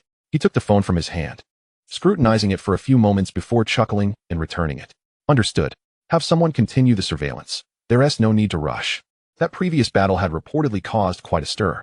The Qin family had dispatched hundreds of special police officers solely to encircle those 7 individuals. Yet they had still suffered over 10 casualties, managing to eliminate only 1, not under the guise of minimizing casualties. It is worth noting that within Lu Qin's team of 7, there are indeed 2 young women present. According to the author's well-known tendencies, these 2 ladies are undoubtedly stunning beauties. Furthermore, in the original narrative, these 2 characters exhibit an extraordinary loyalty towards Lu Qin. As the antagonist, it is only natural to seize all the women surrounding the protagonist. Eventually, Lu Qin will be astonished to discover that not only are his goals in Jiangxing slipping away from him, but even the 2 members of his harem will have departed entirely. Alas, the murderous intent is palpable. How cruel. Yet, I relish it. Qin Huanyu chuckled softly, not allowing this matter to weigh heavily on his mind. He is already well versed in the future plot. He simply needs to observe as events unfold. Moreover, within the borders of Xia country, what use is the king of firearms? Is he planning to engage in combat with an iron? Even if those 2 individuals cannot be put to his service, he can always dispose of them. The reduction in villain points is of little consequence. After all, characters like Xian and Guanyun, who previously had no acquaintance with Lu Qin, were merely victims of his opportunism. However, the nature of the 2 team members is entirely different. "By the way, young master," Lei Zi recalled something. "Miss Anlin's flight is arriving the day after tomorrow. Should we prepare anything in advance?" Anlin, with Lei Zi's reminder. Qin Huanyu also recollected. That young lady is still trapped in Lighthouse country. I wonder if her brother will manage to bring her back during these 3 days. It seems rather unlikely. Although Anwin's mercenary group has connections in Lighthouse country, their primary operations occur beyond the borders of that nation. Furthermore, due to his unique status, Anwin would immediately attract the attention of the FBI upon setting foot in Lighthouse country, not to mention engaging in acts of abduction. In the original storyline, it was Lu Qin who went to the airport to pick up Anlin. Who would have guessed that as soon as Anlin landed, before she could even exit the terminal, the airport would be seized by a dozen or so robbers? Airports are typically fortified with the strictest security measures. Yet, those robbers somehow possessed AK-47s. When have the citizens of Xia country ever witnessed such a scene? The airport descended into chaos. Anlin, blessed with her beauty, was immediately targeted. What followed was the usual melodrama. Lu Qin charged in alone, single-handedly battling over 10 robbers. Not only did he rescue Anlin, but he also neutralized all the assailants. Writing such a narrative seems almost like child's play. Moreover, due to his proficient marksmanship, he eventually caught the eye of the Jiangxing Police Department, earning both the affection of a police flower and an invitation to join the national security of Xia country, transforming from a mercenary into an official. At the time, it was indeed quite exhilarating to witness. But now, having taken on the role of the antagonist, I find this plot utterly nauseating. What of the Xia country officials? Is the Qin family not sufficiently representative of the Xia country authorities? With just a single word, they could easily frame Lu Chun, yet they insist on creating chaos. Sigh, young master? Observing Qin Huanyu lost in contemplation, Lazy expressed his confusion and gently prompted him. With this reminder, Qin Huanyu snapped back to reality. Ugh! Lazy exclaimed in surprise. Young master, what is the matter? Are you expecting? Slap. Expecting what? Get lost. Qin Huanyu angrily retorted, giving Lazy a kick that sent him back to the side hall. For this airport pickup, he did not require extensive preparations. The only task at hand was to ensure that he meets Anlin before Lu Chun does. These matters are trivial. Furthermore, there is one crucial point in this plot. Those dozen or so robbers are not genuine criminals. They were originally veterans of a mysterious unit, whose ranks disbanded due to unforeseen circumstances. To maintain secrecy, their identities cannot be verified by anyone. Two individuals from a foreign country infiltrated their team, and thus, this airport hijacking farce was staged. Even Lu Chun remains oblivious to this fact. He only learned about it after purchasing the storyline from the system. Originally, Qin Huanyu's plan was to arrange for troops outside the airport to rescue Anlin ahead of time. However, it seems that this is no longer necessary. To avoid making too much noise and angering the old master would be detrimental. Chapter 62, Jiangxing in turmoil. As night descended upon Jiangxing, in certain dimly lit corners where the glimmer of neon lights failed to reach, dozens of individuals wielding iron rods and long knives engaged in fierce combat. The chaos concluded, leaving behind a scene of devastation. Vivid crimson blood splattered across the ground, with severed fingers occasionally visible amid the carnage. The surrounding residents, hearing the sounds of battle outside, hurriedly secured their doors and windows, lacking even the courage to steal a glance. They called the police, but to no avail. Such farces unfolded throughout the night in various locations, leaving law enforcement stretched thin. At the entrance of an old hot-pot restaurant, dozens of figures assisted each other as they staggered inside, leaving behind trails of blood. 13th Master, we truly cannot wait any longer. They have already come to our doorstep. If we do not act now, we will lose all our territory to them. Indeed, 13th Master, with just a word from you, there is not a brother here who fears death. 2nd Master and 3rd Master, No, Li Er and Zhang San, have already taken over all of General Luo's territory. We are the only ones left clinging to this small patch of ground. The main hall was crowded with people. 13th Master sat grimly at the center, surrounded by numerous brothers, most of whom bore injuries. Those who could stand unscathed could be counted on 2 hands. Ever since Robin's demise, Jiangxing has descended into chaos. The individuals who had previously slain Robin seemed to have vanished, harboring no intentions regarding the territory. Instead, it was Robin's subordinates who began to run amok, particularly 2nd Master and 3rd Master. Their influence had always been substantial, and now, devoid of Robin's constraints, they were soaring to new heights. 13th Master, we truly cannot delay any longer. Just moments ago, someone from Luo Laoba's crew came to claim our territory, but we managed to drive them off. But what about next time, 13th Master? We genuinely have no time left. The crowd urged fervently. Bang! 13th Master slammed his hand on the table with force. Enough! He bellowed. Rising from his seat, he surveyed the room. The phrase dominate Jiangxing possesses an inexplicable allure to anyone who hears it. One must understand that Jiangxing is no mere 3rd or 4th tier city. The economic output generated in a single day here could rival that of smaller cities over the course of an entire year. This is no exaggeration. Would 13th Master not be tempted? That would be utterly impossible. Yet, he harbored some reservations. Last night, when he encountered that Group S ambush outside the villa, he was present. However, they seemed to deliberately overlook him. Everyone rushed forward with their machetes towards Robin. The remaining 50-odd brothers, together with Robin, have perished without a trace. Only I remain unscathed. If taken to the police station, I would be at a loss for words. Robin had extensive connections in Jiangxing, yet upon his demise, not even a ripple was stirred. In fact, some actively suppressed the ensuing fervor. There is no one orchestrating this behind the scenes. Not even a dog would believe it. As this troubling thought crossed his mind, a singular figure emerged in his consciousness. Everyone, the 13th Master spoke again, a deep sigh escaping his heart. Let us all return and rest. We shall discuss matters further tomorrow. 13th Master, 13th Master, 13th Master. The crowd sprang to their feet, urgently calling out. Some, nursing wounds on their legs, disregarded the pain to stand. These brothers were all personally gathered by the 13th Master. Some may have chosen to follow him due to family hardships, receiving timely assistance. Others decided to stand by him after he saved them. Yet, without exception, Their loyalty to the 13th Master was as steadfast as the heavens themselves. But today, they could no longer heed his words. If they delayed, what fate would await him? Would he fall into the hands of the 2nd or 3rd Master, or others? With the 13th Master's capabilities, could he truly survive? Enough. At this moment, the 13th Master, too, was troubled.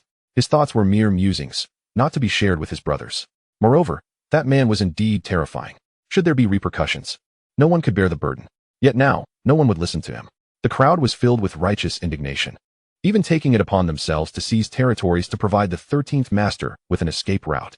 At that moment, footsteps echoed at the entrance of the hot pot restaurant. A cloaked figure approached slowly, obscured by the robe, rendering his face indistinguishable. He stood at the doorway, peering inside. The previously noisy crowd soon noticed the commotion at the entrance, abruptly falling silent and directing their gazes toward it. A few individuals picked up nearby clubs, gradually edging toward the door. Then, the man beneath the robe spoke. "I hear you wish to seize territory, yet feel powerless?" The crowd's expressions shifted dramatically. How could an outsider be privy to such information? The few holding clubs rushed forward, intent on dragging him into the hot pot restaurant. However, the man merely chuckled lightly, effortlessly kicking the attackers aside. Raising a hand, he lifted the brim of his hat, gazing toward the 13th Master in the crowd. "Might I inquire about joining your ranks?" Upon seeing his face, the 13th Master sprang to his feet, his eyes widening in astonishment. "It's you," he exclaimed, gesturing for the crowd to step back. Taking a few steps forward, he squinted at the mysterious figure. "If I recall correctly, your name is Lu Chun, is it not?" Ling Qianxue remained at the hospital.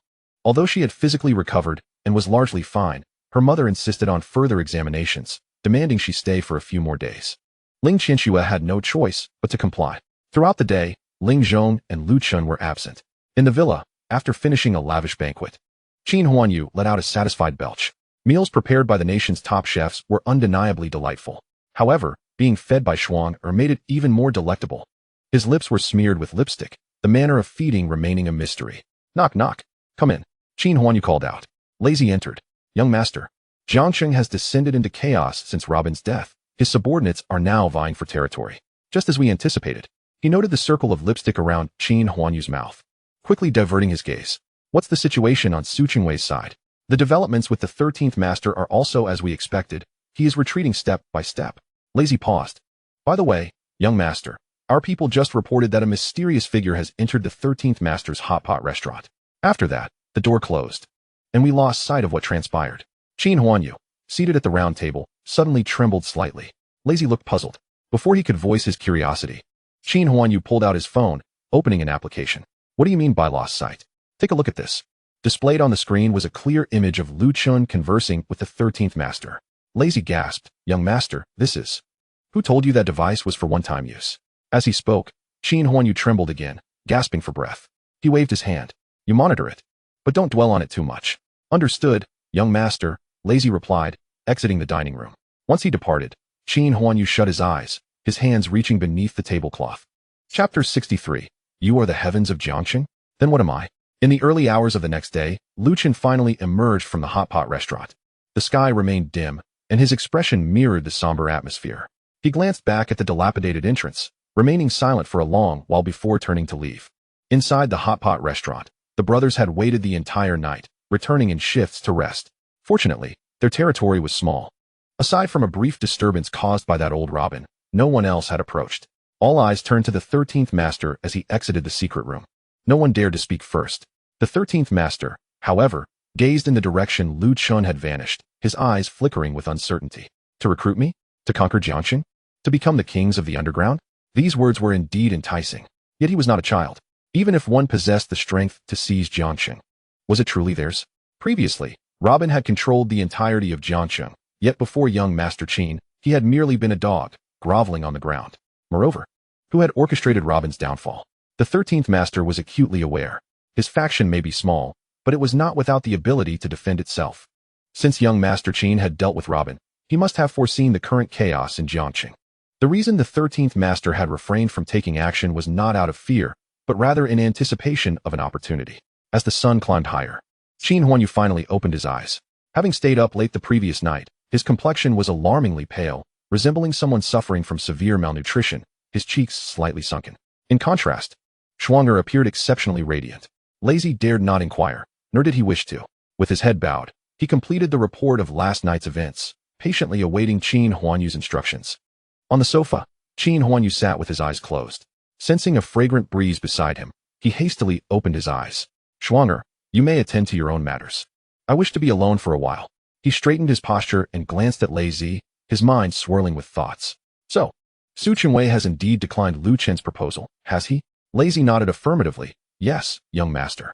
Su Qinwei, of course, was the original name of the 13th master, a fact known to few, including Robin from before and Lu Chen in the original narrative. A hint of amusement flickered across Qin Huanyu's face as he inquired, have the videos from last night been processed? The videos in question were recordings of Robin and Lu Chen's meeting captured by the cameras at the banquet, meticulously edited. Upon receiving Lei Zi's confirmation, he declared, excellent. Find a moment to send the video to Su Qinwei. Whether or not it bears a signature is inconsequential.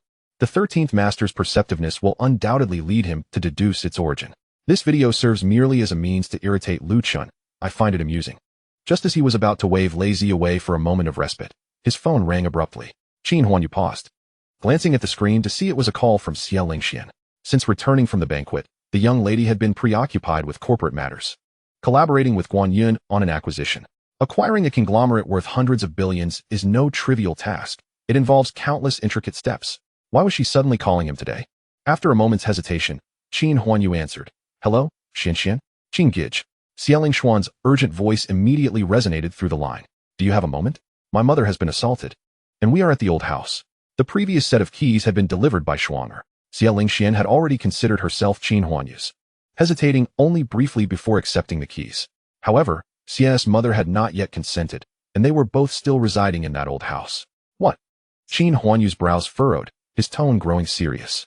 Who did this? As he spoke, he glanced toward Lei Zi, who understood immediately and summoned the team while arranging for a vehicle to be ready to depart at a moment's notice. Suddenly, a man's roar erupted from the other end of the line. You little brat, how dare you make a call? Don't blame your brothers for what happens next. The call abruptly ended. Qin Huanyu's expression turned icy. Lei Zi, come assist me. Without hesitation, Lei Zi rushed over to help Qin Huanyu into the car. At Xie Lingshuan's home, the modest living room was filled with 6 or 7 burly men. Xie's mother had a slight swelling on her face, a clear imprint of a slap visible. A brutish man emerged from the restroom, gripping Xie Lingshuan's arm. Boss, I caught this little girl making a phone call. Upon seeing this scene, Xie's mother gasped, Xianxian, and rushed toward them. The man frowned, raising his hand to block her approach. Seated on the living room sofa was a bald, middle-aged man in a black suit, casually toying with his hands. Upon hearing his subordinate, he abruptly lifted his head, his hawk-like gaze locking onto Xie Lingxian. Let go of me.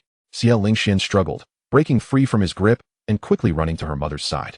Mom, are you all right? She raised her head to meet the bald man's cold stare, her eyes devoid of fear. This gaze momentarily caught the bald man off guard. The old district had recently fallen under their control, and they had anticipated substantial profits from the development project. However, they did not expect to encounter numerous stubborn residents. Today, they had visited over a dozen households without much resistance, but this girl stood her ground, unafraid and daring to glare at him. The bald man scrutinized Xie Lingxian, a frown creasing his brow. Her striking features seemed vaguely familiar, though he could not recall where he had seen her before. Disregarding his thoughts, he stood up from the sofa and strode toward her, stopping just in front of Xie Lingxian, a malicious grin spreading across his face. Not bad, quite fresh. He reached out, intending to pinch her delicate face. Xie Lingshuan's eyes turned icy as she regarded his approaching hand, a glint of cold determination flashing in her gaze. Should you dare to touch me, are you prepared for the consequences? The bald man's hand halted, and he scoffed. Oh dear, you truly frighten me. He advanced towards Xie Lingxian once more, taunting, I'll touch you. What will you do about it? Ha! Soon, the entire Jiangxing will be under our control. We are the rulers of Jiangxing. What can you possibly do to me? Before he could finish his sentence, a calm voice resonated from outside the door. You are the rulers of Jiangxing? Then what am I? Chapter 64. Over 300 terrorists? Hearing the voice, everyone in the living room turned to look toward the door. At that moment, the bald man's hand was merely 3 or 4 centimeters away from Xie Lingxian.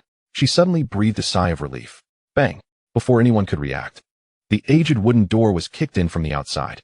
One unfortunate soul, standing directly behind the door, was struck as the door flew into the room like a cannonball, crashing into the man and slamming him against the wall with unrelenting force. Bang! A deafening sound echoed as the man fell silent. Crimson blood beginning to drip from the door onto the tiled floor, spreading across the surface. The sight sent chills down everyone's spine. Supported by Xie Lingxian, Xie's mother rose from the ground. Upon seeing the blood flowing from the broken door, she trembled, instinctively shielding Xie Lingxian behind her. In the next moment, several more muscular men entered through the doorway, each wearing dark sunglasses that concealed their eyes. The mere presence they exuded rendered the bald man and his companions frozen in fear. Soon, under Lazy's protection, Qin Huanyu stepped inside. His face was pale as he approached Xie Lingxian, extending his arms to embrace her. Xian, I'm sorry for being late. Xie Lingxian buried her face in his chest. Xie's mother pretended not to see. Upon reflecting on the bald-headed individuals, the moment they laid eyes on Qin Huanyu, vivid memories of that fateful night surged in their minds. In the grand banquet hall, Robin had knelt before this man, repeatedly bowing his head in reverence. At that time, Robin had seemingly addressed him as young Master Qin. In an instant, the color drained from the bald man's face. He was one of Third Master's subordinates. And merely 2 days prior, Third Master had been but a lackey to Robin. If even Robin had to prostrate himself before young Master Qin, what was he, in comparison? As he recalled the words he had just uttered, a dull thud echoed through the air. When the crowd regained their senses, they found the bald man had collapsed to his knees. His few subordinates stood in a daze. Without a moment's hesitation, the bald man bowed deeply against the smooth floor tiles, which made him feel momentarily dizzy. Yet, he dared not succumb to such weakness. His body pressed against the ground. Voice trembling, young Master Qin, I truly did not know she was yours. I was in the wrong. I implore you, spare my life. Xie Lingxian lifted her head from Qin Huanyu's embrace, her eyes glistening with unshed tears, which quickly vanished. She cast a slightly embarrassed glance at her mother before lowering her gaze to the bald man kneeling before her. She had warned him to contemplate the consequences. Did he see now? This was the consequence. Qin Huanyu, too, looked down upon the bald man, relieved that he had arrived in time to avert a grave mistake. He was still exploring the subplot involving Xiaoxian and had not yet reaped its final rewards. If any misstep had occurred along the way, all of his efforts would have been in vain. Damn it! Qin Huanyu narrowed his eyes, his expression growing markedly indifferent. Although he had acquired the revised plot, he had not thoroughly studied it, and many subtleties had eluded his attention. This single lapse could have led to a colossal blunder. Why was the storyline veering increasingly towards the tropes of urban fiction? The female protagonist finds herself in peril, promptly alerts the male lead, and he arrives just in time to save her. Such a scenario was utterly unacceptable. If he was aware of the plot, he ought to eliminate potential threats preemptively. A character like the bald man, kneeling there, should have been dealt with swiftly, denying him any opportunity to appear. At this moment, the living room was enveloped in an eerie silence. Each of the bald man's subordinates found themselves flanked by imposing figures clad in black. They did nothing but quietly fix their gaze upon him, sending shivers down his spine. No one dared to meet Qin Huanyu's eyes directly, yet their peripheral vision gravitated toward him simultaneously. After a long pause, Qin Huanyu finally spoke. I shall grant you one chance. Who is your boss? The bald man, bowing his head on the ground, hesitated for a moment before quickly regaining his composure. His heart quivered anew, but he dared not remain silent. His voice trembling as he replied, Young Master Qin, it's Third Master. Oh no, I mean Zhang San. Very well, Qin Huanyu exclaimed, a hint of admiration lacing his voice. He had already gleaned this information from the system regarding the bald man's background and intentions. His inquiry was merely to offer a glimmer of hope, a faint chance of survival. The bald man thought likewise, upon hearing Qin Huanyu's somewhat satisfied tone. A flicker of joy crossed his face, and he hastily bowed his head several times in gratitude. At that moment, Qin Huanyu turned to Lazy. Take care of this. Keep it clean. He paused. Yes, grant him a sliver of hope, only to personally shatter it. There is nothing more despairing for a man than that. The bald man and his subordinates instantly froze, their pleas for mercy caught in their throats. Meanwhile, Xia's mother suddenly widened her eyes in shock. Qin Huanyu was untroubled by the prospect of her overhearing him. To her, Xie Lingxian was akin to a hostage, and she dared not speak out. Ding! Congratulations to the host for intimidating Xia's mother, gaining 800 points of villain value. Qin Huanyu, is the system malfunctioning? Must you issue a notification for this? His initial joy quickly turned to frustration, as he thought it was a sign that Xie Lingxian's subplot had concluded. Cursing internally, he chose to disregard the system. Before long, the bald man and his companions were unceremoniously carried out of the living room, destination unknown. Under Qin Huanyu's comforting presence, Xie Lingxian's demeanor gradually returned to calm. The house lay in disarray. Even if Xia's mother had reservations about moving into the new home, she had no choice now. The wooden door of the old house had already been kicked in by Lazy, who clearly had no intention of compensating for the damage. Encouraged by Xie Lingxian, Xie's mother gathered her belongings and accompanied Qin Huanyu and the others into the vehicle. The housing complex was adjacent to the villa area, making it convenient for their journey. Moreover, it was the perfect opportunity for Xiaoxian to visit the villa, as it was time to collect her villain value. In the back seat, Qin Huanyu held Xie Lingxian close, while his gaze remained fixed on the window. Lazy, the driver turned momentarily, slightly tilting his head. Soon, you will personally lead a team to Qingshui Bay to deal with Zhang San. You know what to do. Everything he possesses should be delivered to 13th Master. Lazy nodded. Understood, young master. Zhang San had once been under Robin's command, sharing the title of two kings alongside Lier. His core subordinates numbered over 900, nearly 1,000. In stark contrast, 13th Master commanded barely over 100. Yet, merely 2 hours later, the Jiangqing news broke. Zhang San, who had long been entrenched in Qingshui Bay, was revealed to be an overseas terrorist and alongside his 300 subordinates, was annihilated in a coordinated crackdown. The citizens who witnessed the news erupted in applause. All factions receiving the news were left incredulous, thinking, do you take me for a fool? Everyone knows Zhang San is no terrorist. However, who could orchestrate a complete takeover of Qingshui Bay in just 2 hours without official intervention? Not to mention coordinating with Jiangqing. In an instant, other factions in Jiangqing fell silent, refraining from further action. Meanwhile, all establishments and remaining staff under Qingshui Bay were swiftly consolidated and directed towards a hot pot restaurant in the old city. Chapter 65, Kunlun. As dusk approached, 13th Master found himself in a quandary, pondering whether to take the initiative. Rejecting Lu Qin's overtures would mean relying solely on his own men to stake a claim, which would undoubtedly incur significant losses. Yet, if he chose not to contest, allowing others to grow unchecked would ultimately lead to his demise. What troubled him most was the persistent silence of that man, leaving 13th Master hesitant to act recklessly. Just as he was engulfed in frustration, Lu Qin's figure emerged suddenly from the shadows.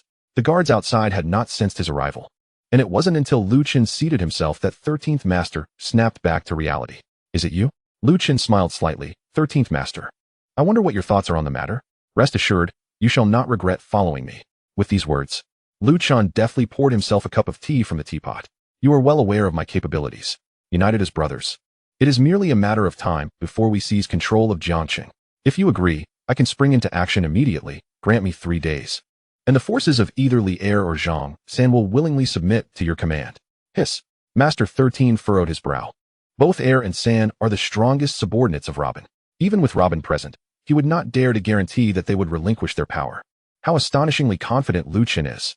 Yet, as he observed Lu Qin's unwavering gaze, Master 13 felt a flicker of doubt within himself. If it were just him alone, he would never bow to anyone, even under the threat of a blade. However, he had to consider the many brothers who relied on him. Just as he was wavering, a rush of footsteps echoed from outside the establishment. Master 13's expression changed, and he sprang to his feet. Meanwhile, Lu Qin remained composed, leisurely sipping his tea. Soon enough, 2 of his underlings hurried inside. Master 13, it's bad news. Zhang San's men have arrived at the door, demanding to see you. What? Master 13 exclaimed in shock. The number of capable brothers he had was barely over 100, while Zhang San commanded a full 1,000. A tenfold disparity. No matter how skilled he was, they could easily overwhelm him. Was he truly going to acquiesce to Lu Qin's enticement? Master 13 pondered with a frown. The underling quickly continued. No. They claim they have come to pledge allegiance to you and have brought all of Zhang San's assets. They insist that you must go out in person to retrieve them. Uffed. A mouthful of hot tea spewed from Lu Qin's lips as he sprang to his feet, rushing towards the door. Behind him, Master 13 snapped out of his daze and hurriedly followed suit. Half an hour later, Master 13 wore a still dazed expression. Documents were continuously brought forth, and he inscribed his name on each one. The papers had piled high upon the table. He glanced over at Lu Qin, his eyes revealing a strange, slightly cold demeanor. The news of Zhang San being labeled a terrorist had reached them, and it had been officially released by the Jiangqing authorities. Master 13 understood well who possessed such power. Remembering that fateful night at the banquet, when he had confessed, yet Qin Shao had released him without hesitation. He realized that the subsequent ambush had purposefully overlooked him. All of this, he surmised, was likely orchestrated by Qin Shao. Contemplating this, Master 13's gaze shifted back to Lu Qin. 3 days? In just 2 hours, they had completely dismantled Zhang San's Clearwater Bay. The evidence was laid out before him. How could he still assert 3 days? Moreover, he had heard that there seemed to be some estrangement between Lu Qin and Qin Shao. No, he had to distance himself from Lu Qin. If Qin Shao could resolve Zhang San in 2 hours, it was likely he could eliminate Master 13 in even less time. He must not allow Qin Shao to misunderstand. Master 13 resolved firmly and called out, "Lu Chun." But when he lifted his head, he found that Lu Chun had vanished from the establishment without him noticing. Stunned for a moment, he dismissed it and revealed a cold smile as he continued to sign the various documents. Villa number 12. This was a residence specially prepared for Lu Chun by Ling Zhong. At this moment, the villa was shrouded in darkness, appearing uninhabited. Crack! A sharp sound echoed as a window shattered suddenly. In the living room, Lu Chun sat quietly on the sofa, enveloped in a faint golden aura. His Nine-Yang Heart Sutra had reached its third pinnacle, yet after a year, he had made no progress whatsoever. He had anticipated finding some excellent furnace cauldrons in Jiangcheng to assist in his breakthrough, only to discover that he had encountered setbacks at every turn. Qin Huanyu. Lu Chun clenched his teeth, his voice low and venomous. The situation with Zhang San was evidently another of Qin Huanyu's covert machinations. Besides him, no one else in Jiangxing possessed such immense influence. Yet, for reasons unknown, it seemed Qin Huanyu had anticipated Lu Chun's intentions to seek out Master 13 and had preemptively prepared everything, merely waiting for Lu Chun's arrival to deliver a harsh blow. Why was this happening? The pent-up resentment within him surged further. He wished to roar at the heavens, but felt it too humiliating. Raising his right hand, he grasped a small orb of faint golden light and hurled it forward with force. Crash! Another pane of glass shattered. A gentle breeze suddenly swept in from the window. Sitting on the sofa, Lu Chun abruptly turned to the side. The golden aura surrounding him vanished in an instant. Who? He furrowed his brow, peering into the darkness of the villa, his expression growing increasingly grim. With a flick of his wrist, he again summoned the light orb, preparing to strike when a calm voice emerged from the shadows. Do not make a move. 3 figures stepped forth from the dark corner, bathed in the soft moonlight. Lu Chun could finally discern their faces, 2 men and a woman, all clad in tight black uniforms, exuding an extraordinary presence. The man in the center similarly radiated a subtle aura, his power slightly inferior to Lu Chun's. Lu Chun remained vigilant, coldly demanding, "Who are you?" The man in the center smiled gently. "We apologize for our intrusion today. It was indeed our fault. Allow me to introduce myself. I am Long Yi, affiliated with the Kunlun of the Xia Nation." As he spoke, he gestured to the 2 beside him. "These are Long Wu and Long Jiu. We have come specifically to seek you out, Lu Chun, Kunlun of the Xia Nation." Lu Chun's expression shifted slightly. The name Kunlun was familiar to him. During his time as a mercenary in the Fei Nation, he had often heard the saying, "The Xia Nation is a forbidden land for all mercenaries." This was due to a mysterious organization within the Xia Nation that safeguarded the security of the territory, known as Kunlun. At that moment, in Villa number 17, "Young Master, the Kunlun people have arrived in Jiangxing. News from the Qin family indicates that they wish to recruit Lu Chun into Kunlun, and they are currently at Lu Chun's villa. The elder did not provide any instructions. We are to handle it as we see fit." Chapter 66. Startling Qin Shao. Lu Chun sat quietly on the sofa, his body tense. He was prepared to strike at any moment should the situation demand it, ready to annihilate the 3 before him. Long Yi and his companions, of course, sensed Lu Chun's readiness. They exchanged wry smiles, slowly raising their hands in a gesture of peace. "Lu Chun, please do not be alarmed. We are not here to trouble you." Yet, Lu Chun remained silent, his gaze fixed intently on the 3. "We have previously investigated, and although you have engaged in numerous prohibited activities across the border, upon your return, you have exhibited a commendable degree of restraint." As he spoke, Long Yi's expression grew serious. He first gestured with his hand towards Lu Chun, indicating that he bore no weaponry. Then, with deliberate slowness, he reached into his bosom and retrieved several small notebooks. Throughout this process, Lu Chun maintained a cold gaze upon them. It was not until Long Yi tossed the deep blue-bound notebooks onto the coffee table before him that Lu Chun's attention was piqued. Kunlun had conducted a preliminary evaluation. Given that Lu Chun held citizenship in Xia and possessed a unique identity with considerable strength, he was deemed crucial for safeguarding the nation's security. In a grave tone, Long Yi stated, "We hereby invite you to join Kunlun, with a code name of your choosing." As these words left his lips, the imposing aura surrounding Long Yi dissipated, returning to a state of relaxation. "If you harbor doubts, you may examine those notebooks." Lu Chun narrowed his eyes. After a prolonged moment, he slowly extended his hand to grasp the small notebooks resting on the coffee table. He opened the first page, revealing the words, "Kunlun, Lu Chun, official member." It consisted solely of these 3 lines, prominently stamped with a deep, steel seal. He found it hard to believe that anyone in Xia would dare to forge such a document. The tension within him evaporated instantly. and he glanced back at Long Yi and the others. Picking up the second notebook, he read, Class A firearm permit, allows the carrying of any model handgun.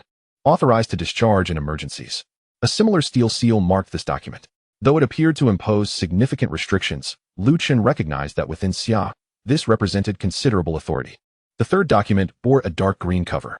At this moment, Long Yi and his two companions stepped closer.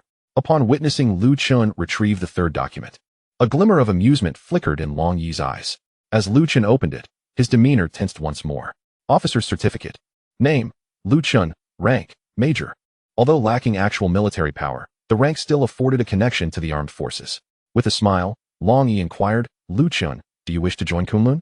The living room fell silent. Lu Chen's body gradually relaxed, a glint of brilliance flashing in his eyes as he refrained from directly answering Long Yi's question. Instead, he lifted his gaze and posed a query of his own. If I join Kunlun, does that mean I must obey orders at all times? Furthermore, he paused, continuing, I wish to know who oversees Kunlun.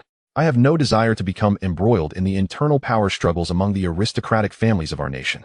Upon hearing Lu Chen's questions, Long Yi appeared momentarily taken aback. He furrowed his brow, only to quickly smooth it out. Your situation is unique. Even if you join Kunlun, you will be considered an external member, only called upon in emergencies. As for your other concern, Long Yi's expression turned serious, and he declared, within Kunlun, even without a formal position, we are bound to heed the orders of the elders. No one else holds the authority to command. Very well. Lu Chen suddenly rose from the sofa, extending his hand to firmly grasp Long Yi's right hand. I accept the invitation to join Kunlun. The villa fell silent once again. As he regarded the three small notebooks on the coffee table, a fierce glint flashed in Lu Chen's eyes. Qin Huanyu. Humph. No matter how formidable your Qin family may be, I shall see what you can do against me now. On a secluded pathway within the villa district, three figures approached slowly from a distance, none other than Long Yi and his companions, who had previously invited Lu Chen to join Kunlun. Their identities were sensitive, and they needed to maintain secrecy while executing their tasks, requiring them to circumvent surveillance cameras. As the trio advanced, two additional figures suddenly emerged not far down the path. Judging by their demeanor, it seemed they had been waiting specifically for the trio. Long Yi remained composed, merely signaling to Long Wu and Long Jiu with a glance, subtly raising his right hand to rest at his lower back. They continued forward until they reached the two newcomers. The tallest among them, a robust man nearing 2 meters in height, stepped forth from the shadows. Please halt. I have matters to discuss with you. Long Yi's eyes flickered as he stepped forward, wearing a friendly demeanor. My friend, I believe we are unacquainted. Kindly step aside. We have urgent business. I said stop. Lazy emerged from the shadows. Though these three were members of Kunlun, they were merely part of a segmented division. In terms of rank and status during his military service, Lazy would not have been inferior to Long Yi. His tone was now tinged with coldness. As Long Yi and the others' expressions grew stern, he reached for his firearm. Upon raising his gaze, he was met with the sight of a silver pistol pointed menacingly at them from the hands of the imposing figure before them. Long Yi, Long Wu, and Long Jiu wore expressions of disbelief. Why, he has a gun too. Upon their arrival, they had heard that over 300 terrorists had been apprehended in Jiangqing. Could this person before them be one of those terrorists? Observing their slight panic, Lazy sneered. Our young master has inquiries for you. Please cooperate. Otherwise, the gun may discharge, and that is beyond my control. As he spoke, he took a step to the side. The trio's stunned gazes were drawn to another figure standing in the shadows. Though not as physically imposing as Lazy, the pressure exerted by this figure was far more substantial. Soon, Qin Huanyu emerged from the shadows. He surveyed Long Yi and his companions for a moment, then sighed softly, shaking his head. The gesture was minimally harmful, yet profoundly insulting. Surely, as members of Kunlun, you must recognize me? Upon hearing this, Long Yi seemed to realize something. He leaned forward, scrutinizing the figure standing beneath the trees. Qin Huanyu. Wait, could it be? You are the eldest son of the Qin family, Qin Huanyu. Having confirmed his suspicions, he promptly straightened up and bowed respectfully. My apologies, young Master Qin. We failed to recognize you, and I hope we did not startle you. Lazy scratched his head as he glanced at his master. Startled? Meanwhile, Long Wu and Long Jiu also bowed in unison. Qin Huanyu waved his hand dismissively. No need for pleasantries. Since you recognize me, it simplifies matters. I have but one directive. Immediately, at once, and right now, revoke Lu Chen's position within Kunlun. But do not inform him just yet. Long Yi's expression stiffened momentarily. Before he could respond, Qin Huanyu continued. Do not inquire about the reasons or whether it can be done. Chapter 67. My grandfather is an elder. Long Yi furrowed his brow deeply. Qin Huanyu had been quite the figure in Kyoto. Whenever someone's undergarments went missing or there was a fatal car accident, he was sure to be involved. In a more sordid turn of events, Granny Lu was harassed on her way home. The first person that sprang to mind for everyone was undoubtedly the infamous Qin Xiao. Even more notorious was the name of his father, Qin Jun, the war god, Qin Jun. With such a connection, regardless of how tarnished Qin Huanyu's reputation might be in the capital, no one would dare to speak ill of him. Qin Xiao. Long Yi hesitated, grappling with his thoughts before mustering the courage to say, Qin Xiao, I'm afraid that won't do. In Kunlun, we can only heed the elder's commands. Other orders can be disregarded. As he faced Lei Zi's increasingly darkening gaze, Long Yi's head drooped further. Although Lei Zi exuded an overwhelming aura, he had confidence that in a one-on-one confrontation, he stood a chance of claiming Lei Zi's life. However, he would be foolish to do so. Even if he defied Qin Xiao's wishes, upon returning to the capital, he would merely face some suppression. But if he truly dared to act against him, there would be no escape. Upon hearing his request denied, Qin Huanyu's expression remained notably unchanged. He merely took 2 steps forward, closing the distance to Long Yi to about a meter. Long Yi, with his head bowed, dared not look up. The young masters of the capital often said that the eldest son of the Qin family was merely a waste, possessing nothing but a powerful background. Moreover, they described him as simple-minded and physically inept. Yet, the figure standing before him seemed quite unlike the descriptions he had heard. He had not uttered a word. He simply stood there, yet it felt as though he had issued a death warrant. An overwhelming force bore down upon him. After a prolonged silence, Qin Huanyu suddenly chuckled lightly. I believe you might have forgotten something. He stepped forward half a pace. Captain Long, I must regrettably inform you that my grandfather is the elder. With those words, Long Yi froze, cold sweat beading on his forehead. How could he have forgotten this fact? The Qin family's efforts to conceal the relationship between Qin Jinhua and Qin Jun had been relentless. Even now, most citizens of Xia country remained unaware that Qin Jinhua was the biological father of the war god, Qin Jun. Naturally, this made him the grandfather of Qin Xiao. As a member of Kunlun, he was privy to this connection, yet how had he suddenly overlooked it? Panic surged within Long Yi, and his legs grew weak, leading to a dull thud as he fell. 3 days after the banquet, Ling Qianxue still lay in the hospital.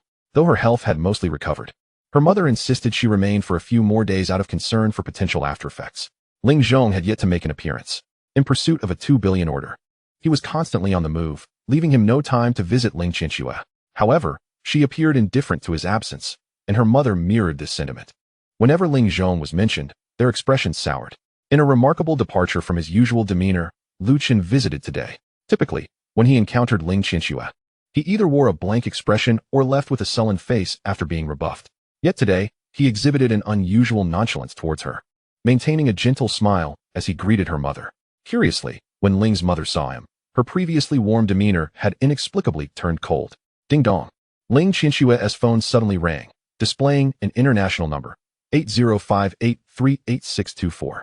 She glanced at it and immediately shot up from her bed. Mom, I can't stay here any longer. I need to be discharged. Anlan's flight is about to arrive. I must prepare to pick her up at the airport. Anlan. Ling's mother paused for a moment before recalling that this was her daughter's close friend, who had once lived with Ling Qianxue. However, over a year ago, Anlan had suddenly gone abroad for reasons unknown, and there had been no word from her since. Recently, Ling Qianxue had informed them that she had re-established contact with Anlan and that she was returning home soon. Yet, as fortune would have it, Anlan's arrival coincided with Ling Qianxue's hospitalization. You are not going. Ling's mother rose, pressing Ling Qianxue back onto the bed. Your health has just begun to recover. What if something goes awry? It's merely a matter of picking someone up. You can ask someone else to do it. Ling Qianxue felt a rush of urgency. She and Anlan had not seen each other in over a year. With her friend finally returning, she was determined to be there in person to welcome her. Just as she was about to protest, her mother interjected, Don't even think about sneaking out. I'll be right here watching you. Meanwhile, Lu Qin stood quietly in the room. Let Lu Qin go pick her up. After all, he is your bodyguard. Ling's mother remarked, casting a chilly glance at Lu Qin. Lu Qin, you're free today, aren't you? Lu Qin's gaze flickered slightly. He was indeed free, but the way Ling's mother referred to him as a bodyguard felt somewhat jarring. Despite the truth of the matter, he couldn't shake off a sense of unease. Nonetheless, he maintained his amiable smile. No worries, Qianxue. Auntie, rest assured, I'll head to the airport shortly to pick up Miss Anlan. On the hospital bed, Ling Qianxue furrowed her brow even deeper. She had never been fond of Lu Qin. He appeared to be a sunny individual. Yet there was something about his eyes that suggested he harbored many hidden thoughts. Compared to Qin Huanyu, The difference felt like that between heaven and earth. The idea of letting him pick up in lawn left her feeling uneasy. Enough, Ling's mother admonished. She turned to Ling Qianxue. You have a full body checkup coming up. You need to rest now. Lu Chun, you may go, but choose a decent car. Understood, Auntie. Lu Chun nodded and left the hospital room. Whatever Ling Qianxue had intended to say was lost as the door closed behind him. She stared at the now closed door, her brows knitted tightly. In the living room of the villa, today marked the final day of house arrest. Once this day passed, the young master could roam freely once more. Qin Huanyu's spirits lifted unexpectedly. In truth, aside from the collateral branches, he was the sole heir of the Qin family. Even the old master could not bring himself to deal him a heavy hand. Despite his previous eccentricities, the Qin family had managed to keep the peace. If things became untenable, they would resort to measures to protect Qin Huanyu. During this time, they had been observing his behavior. Although they were unaware of the reasons behind his significant transformation, they recognized it as a positive development. Even Qin Jin's attitude towards him had improved, albeit slightly. Lazy. How long until the flight arrives? Lazy glanced at the time. It will land in over an hour, young master. Shall we set off? Yet, Lazy hesitated momentarily. Young master, should we not call a few more people? What if you encounter any danger? Before he could finish, Qin Huanyu interrupted with a smile. No worries. I have it under control. Today, there are a total of 11 hijackers planning to seize control of Jiangxing Airport. Among these individuals, the vast majority are actually members of a mysterious unit from Xia country. Due to unforeseen circumstances, the entire team was scattered, leaving them as the only survivors. Even the officer who knew the identities of some of them perished abroad. However, Qin Huanyu is acutely aware that each of these individuals, having survived the onslaught of gunfire, possesses formidable skills that should not be underestimated, rivaling even those of Lazy, if they could be turned to his advantage. A glimmer of brilliance flickered in Qin Huanyu's eyes as his plans began to take shape. Chapter 68. Why choose to confront in the restroom? Jiangxing Airport ranks among the top in the country.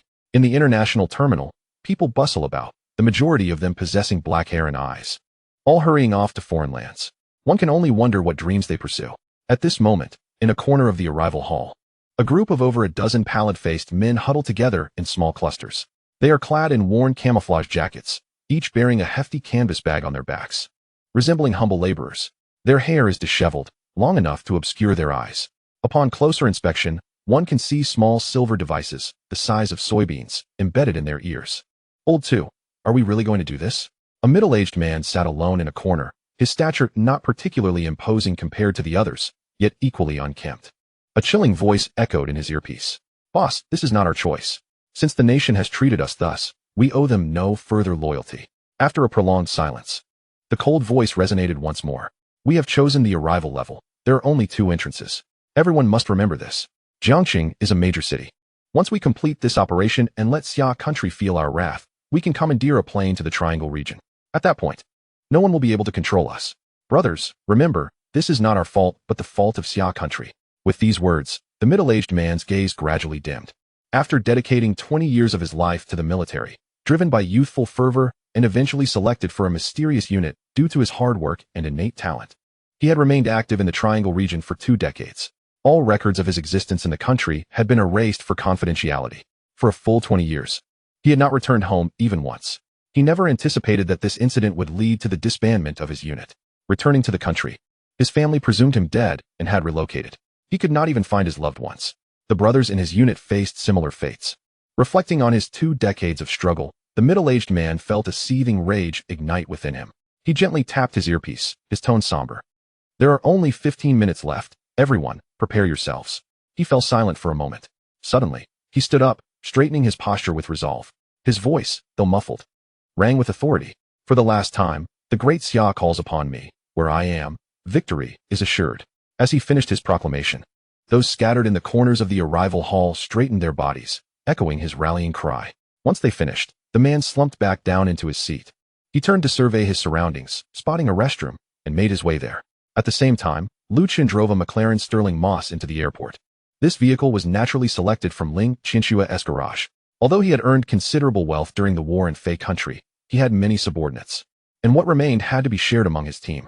Moreover, in a place like Fei country, one could hardly drive such a supercar. Now that he finally had the opportunity, he was determined to indulge himself. As the supercar rolled into the parking lot, numerous onlookers paused, casting envious glances in his direction. In that moment, Lu Chun felt an overwhelming sense of satisfaction as he reached for the sunroof to open it. In the distance, several girls in ultra-short skirts blew kisses at him. With a light chuckle, he walked away, closing the door behind him. One last glance at the stunning supercar sparked a flicker of anger in his eyes. Damn it, they really see me as a bodyguard. They actually made me come in person for such a trivial task. Cursing under his breath, he turned and walked away. Anlan. That name seemed vaguely familiar. Having only arrived in Jiangsheng for less than half a month, he had yet to venture outside. Anlan had just returned from abroad. Logically, they should not have known each other. Yet, the name lingered in his mind as if he had heard it somewhere before. Never mind. It wasn't important. Time passed by, and only 10 minutes remained until the appointed hour. The earpiece remained silent. Only the sound of heavy breathing could be faintly heard. Meanwhile, in a secluded restroom, the lean figure of the leader stood rigidly just inside the door. The iron door behind him slammed shut, bearing a sign that read under maintenance. He stood frozen, too tense to move. Inside the men's restroom, a small chair was set up, upon which a young man sat meticulously grooming his fingernails with a file. Next to him stood a towering figure. These two were none other than Qin Huanyu and Lei Zi. Lei Zi held a gun, aimed squarely at the leader's face. This tense standoff had persisted for 3 minutes, with neither side uttering a word. As seconds ticked by, Lei Zi's arm remained steady, unwavering. The leader, once a soldier himself, recognized the weapon in the man's hands, a renowned Desert Eagle. Without the ammunition, it weighed over 2 kilograms. For an ordinary person, holding it out like that would be impossible for even 10 seconds. Yet, this imposing figure had maintained his stance for 3 full minutes without even the slightest tremor. Moreover, the leader could sense a familiar aura emanating from him. A soldier. This robust man must also be a military man. Big brother, let us talk this over. I truly have no money. The leader suddenly cried out, shattering the prolonged silence. Upon hearing him speak, Qin Huanyu paused his grooming and lifted his gaze to the stiffly standing leader. With a sudden scoff, he retorted, enough of the theatrics, and gestured for Lei Zi to lower his weapon. Lei Zi hesitated, his gaze fixed intently on the leader of the robbers, his gun still raised. Behind him, a large bag hinted at the presence of several sticks protruding from within. The shape of these objects sent a chill down Lei Zi's spine. These robbers were armed with rifles. Moreover, this was such a critical location, an airport, leaving him to ponder how they had managed to smuggle such weapons in. If he were to lower his handgun, the young master would undoubtedly be in peril. Lower it, Qin Huanyu commanded sharply. At such a tender age, he was already disregarding Lei Zi's orders. What would become of him as he grew older? Lei Zi's expression wavered, his arm trembling slightly as he contemplated retracting his weapon. However, the leader of the robbers, who had previously stood still, reacted with equal swiftness. In the blink of an eye, he produced a handgun of his own, aiming it directly at Qin Huanyu's forehead. Lei Zi instantly regained his composure and raised his gun once more. Don't move. Put down the gun. They both roared in unison. The atmosphere became palpably tense, save for Qin Huanyu, who maintained a serene smile, seemingly oblivious to the threat looming over him. With a slight grin, he began to rise slowly from his chair. Don't move. The robber leader's expression shifted dramatically as he shouted once more. Qin Huanyu paused momentarily, shaking his head gently. Lei Zi, witnessing the young master's composed demeanor, felt a surge of astonishment. This tranquil resilience was a quality worthy of emulation by all. When would he be able to attain such perfection? Unfazed by the collapse of Mount Tai before him, at that moment, he internally urged the system, hurry up. Do you have any full-body bulletproof vests or revival coins? I am your host. If I meet an untimely demise, you won't survive either. It's a simple logic. Don't dawdle. Ding. Would you like to exchange for a revival coin, 1 million villain points? Exchange? Do I have that much money? Simultaneously, Qin Huanyu felt a flicker of surprise. He had merely inquired casually, yet the system indeed possessed such a thing as revival coins. He felt reassured. With this, what did it matter how many destined sons of fate came his way? Worst case scenario, he could amass enough villain points to exchange for 100 or 80 revival coins. Invincible. Ding. Would you like to exchange for a one-time full-body invisible bulletproof vest? 30,000 villain points. The bulletproof vest was quite affordable, and as a product of the system, it was surely of exceptional quality. It should adequately defend against such petty firearms. Initially, Qin Huanyu held some confidence. Based on his understanding of the narrative, this robber leader would certainly refrain from pulling the trigger. However, upon seeing the bulletproof vest, his conviction began to waver. Let us exchange for it. It's not prohibitively expensive. Just in case the system's plot goes awry, I cannot afford to take risks. With that decision, his confidence swelled significantly. Amidst the robber leader's furious shouts, Qin Huanyu paid no heed and rose from his chair. Simultaneously, the leader's gun was raised. Yet he refrained from firing, his expression darkening. Observing the leader's momentary confusion, Qin Huanyu stifled a chuckle within. Song Taiju, he suddenly shouted. The utterance of that name left the robber leader momentarily stunned. How was it possible? How did he know that name? His records in Xia country had been completely erased. Even a national general could not trace his details, let alone know his name. In the squad, everyone referred to each other simply as boss or second in command. How did he come to know the name Song Taiju? Seizing the opportunity of the leader's astonishment, Lazy acted swiftly, stepping forward and delivering a kick that sent the robber leader tumbling backward. A distinct footprint imprinted on his chest as he crashed against the iron door, producing a resounding clang. Simultaneously, Lazy snatched the handgun from his grasp and retrieved the bag as well. Only then did Lazy breathe a sigh of relief. Cough, cough. The robber leader, none other than Song Taiju, coughed violently. His physical constitution was not poor, yet Lazy's strength surpassed his own. The force behind that unrestrained kick nearly rendered him unconscious. Cough. Who are you? The robber leader paid no mind to Lazy, his eyes locked onto Qin Huanyu, unwilling to relax his focus. As Lazy approached, he opened the canvas bag to reveal 3 or 4 rifles lying within. Scattered at the bottom were several magazines. Hundreds of gleaming yellow bullets that sparkled with a dazzling brilliance. The sheer weight of those bullets was over 10 kilograms, entirely concealed on the robbers. Young master, these weapons are standard issue and must have been supplied by a designated individual, Lazy remarked. Qin Huanyu nodded. He had already surmised as much without needing to be told. He stepped forward to stand before the robber leader. Answer me. Is your real name Song Taiju? The robber leader raised his head, a trickle of blood seeping from the corner of his mouth. Who are you? Qin Huanyu did not respond. Instead, he crouched down to avoid looking down at him. In a tone devoid of warmth, he inquired, do you understand the penalty for holding firearms and taking control of an airport, especially with so many hostages in Xia country? Song Taiju remained silent, a glimmer of light flashing in his eyes as he turned his head away. Death penalty, Qin Huanyu continued. At the same time, he took the Desert Eagle from Lazy's hands, feeling the weight of it in his grasp. For Qin Huanyu, this was the first time in 2 lifetimes that he had handled a real firearm. Suppressing his excitement, he pressed the gun's muzzle against Song Taeju's forehead. Just a moment ago, you were aiming it at me in the same manner, weren't you? Qin Huanyu barked coldly. Yet, upon sensing the icy barrel against him, Song Taiju turned his gaze back to Qin Huanyu, revealing not an ounce of fear. Rather, he appeared resigned, even smiling slightly. Go ahead, kill me. Qin Huanyu remained silent, gazing intently into his eyes. After a prolonged pause, he suddenly withdrew the handgun. Killing is certainly on the agenda. Help him up. The latter instruction was directed at Lazy. Lazy hesitated for a moment. Though perplexed, he approached to assist Song Taiju to his feet. Meanwhile, Qin Huanyu had already returned to his chair. Song Taeju's eyes reflected confusion. At this juncture, Qin Huanyu spoke again. 3 conditions. I will resolve the matter of your household registration and military reinstatement for you. I will locate your families and assist them if they face difficulties. You must pledge your loyalty to me. Even if I were to command you to march to your deaths, you would do so in an orderly fashion, one after the other. Are you capable of fulfilling this? Qin Huanyu rested his head on his left hand, lounging languidly in his chair. Meanwhile, Song Taiju remained momentarily stunned, standing there in a daze. Since I am aware of your identities, you need not doubt my capabilities. Serving under my command is far preferable to a lifetime of being unable to return home. Qin Huanyu added a couple more remarks. After speaking, he closed his eyes and awaited in silence. At this moment, only 3 minutes remained until the operation commenced. After organizing his belongings, Song Taiju emerged from the restroom, somewhat perplexed.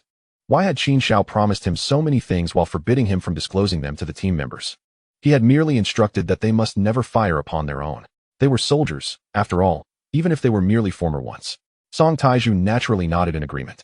His original thoughts had not extended to such extreme measures as hijacking an airport. Boss, are you alright? Where have you gone? Why haven't you responded? Suddenly, a cacophony erupted in his earpiece. Song Taiju tapped his earpiece, opening the communication channel. I'm here, what's the matter? Upon hearing his voice, the din of chatter resumed in the earpiece until a low, cold voice broke through. Quiet down. Boss, where have you gone? Is everything ready? This individual was the second in command of the team. Since returning to the country, he had undergone a significant personality shift, yet no one had noticed anything amiss, attributing it to personal issues at home that he was struggling to process. Song Taiju sighed inwardly. Everything is prepared. Everyone should be ready at their designated locations. Chapter 70. Tap, tap, tap, boom, boom, boom. Ding. Detected a plot change. Congratulations to the host for obtaining 888 villain points. Capturing this band of robbers could be considered a plot alteration. The villain points were not particularly abundant.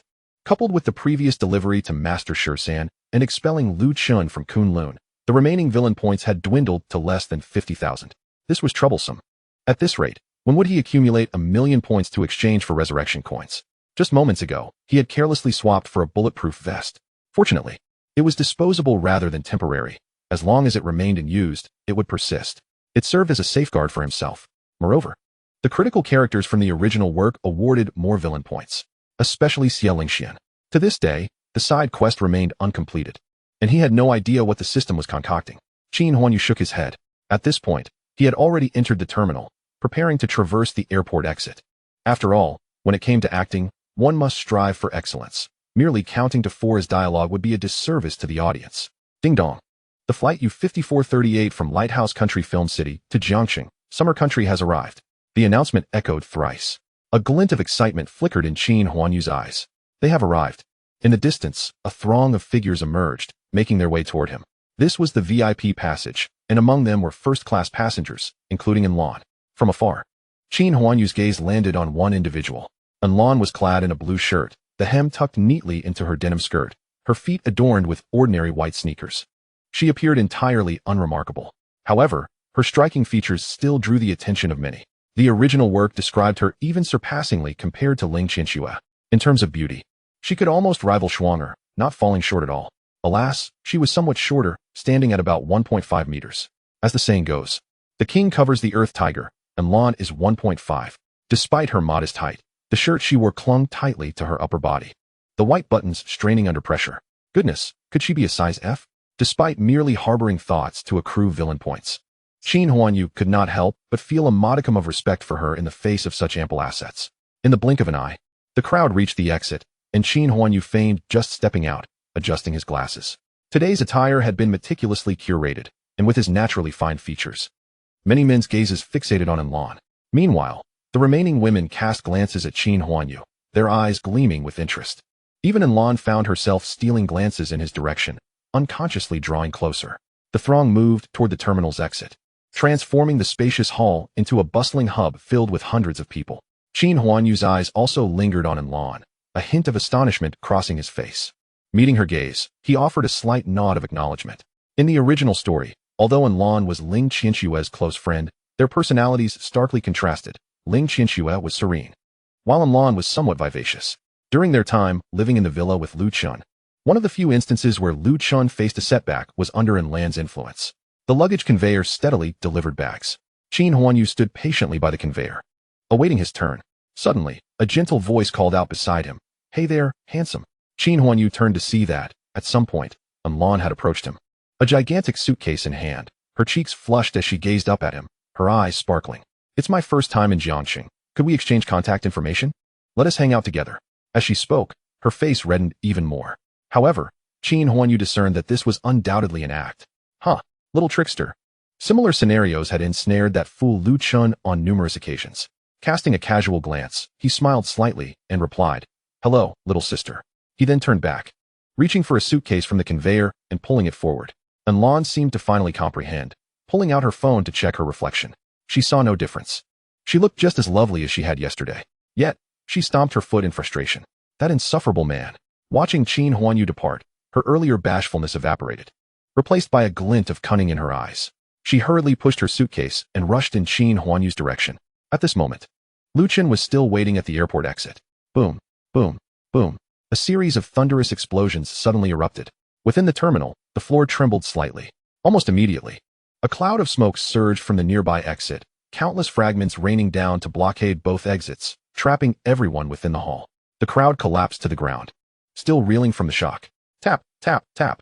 As a volley of gunfire erupted, 7 or 8 burly men donning black ski masks charged out from an unknown direction. Armed with an assortment of firearms, they swiftly encircled the crowd. A mere 7 individuals managed to confine hundreds within their grasp. At that moment, even the most dim-witted among them understood the gravity of their situation. A cacophony of terrified screams erupted simultaneously from the throng, including the men.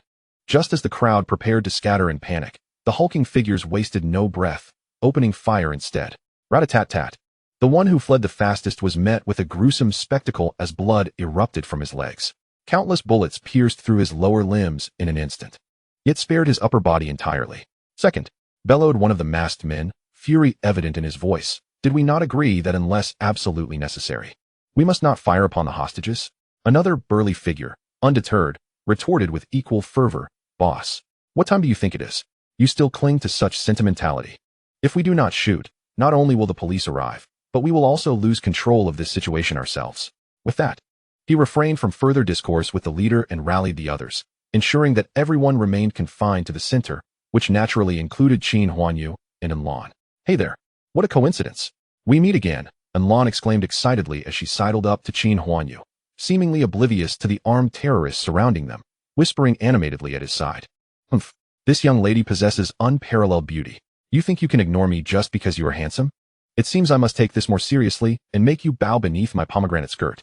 The hall had 2 entrances, each guarded by 2 men, effectively sealing off the entire terminal's arrival area from the outside world. Unless the surrounding glass was shattered, entry through the exits would be exceedingly difficult. The sounds of explosions and gunfire within the hall soon drew the attention of those outside. Within mere minutes, Jiangxing Airport was temporarily closed. All police forces from the Jiangxing Police Department were urgently mobilized to rush to the airport. Even the city lord, Shen Tian, hastily suspended a meeting upon hearing the news and made his way to the airport as well.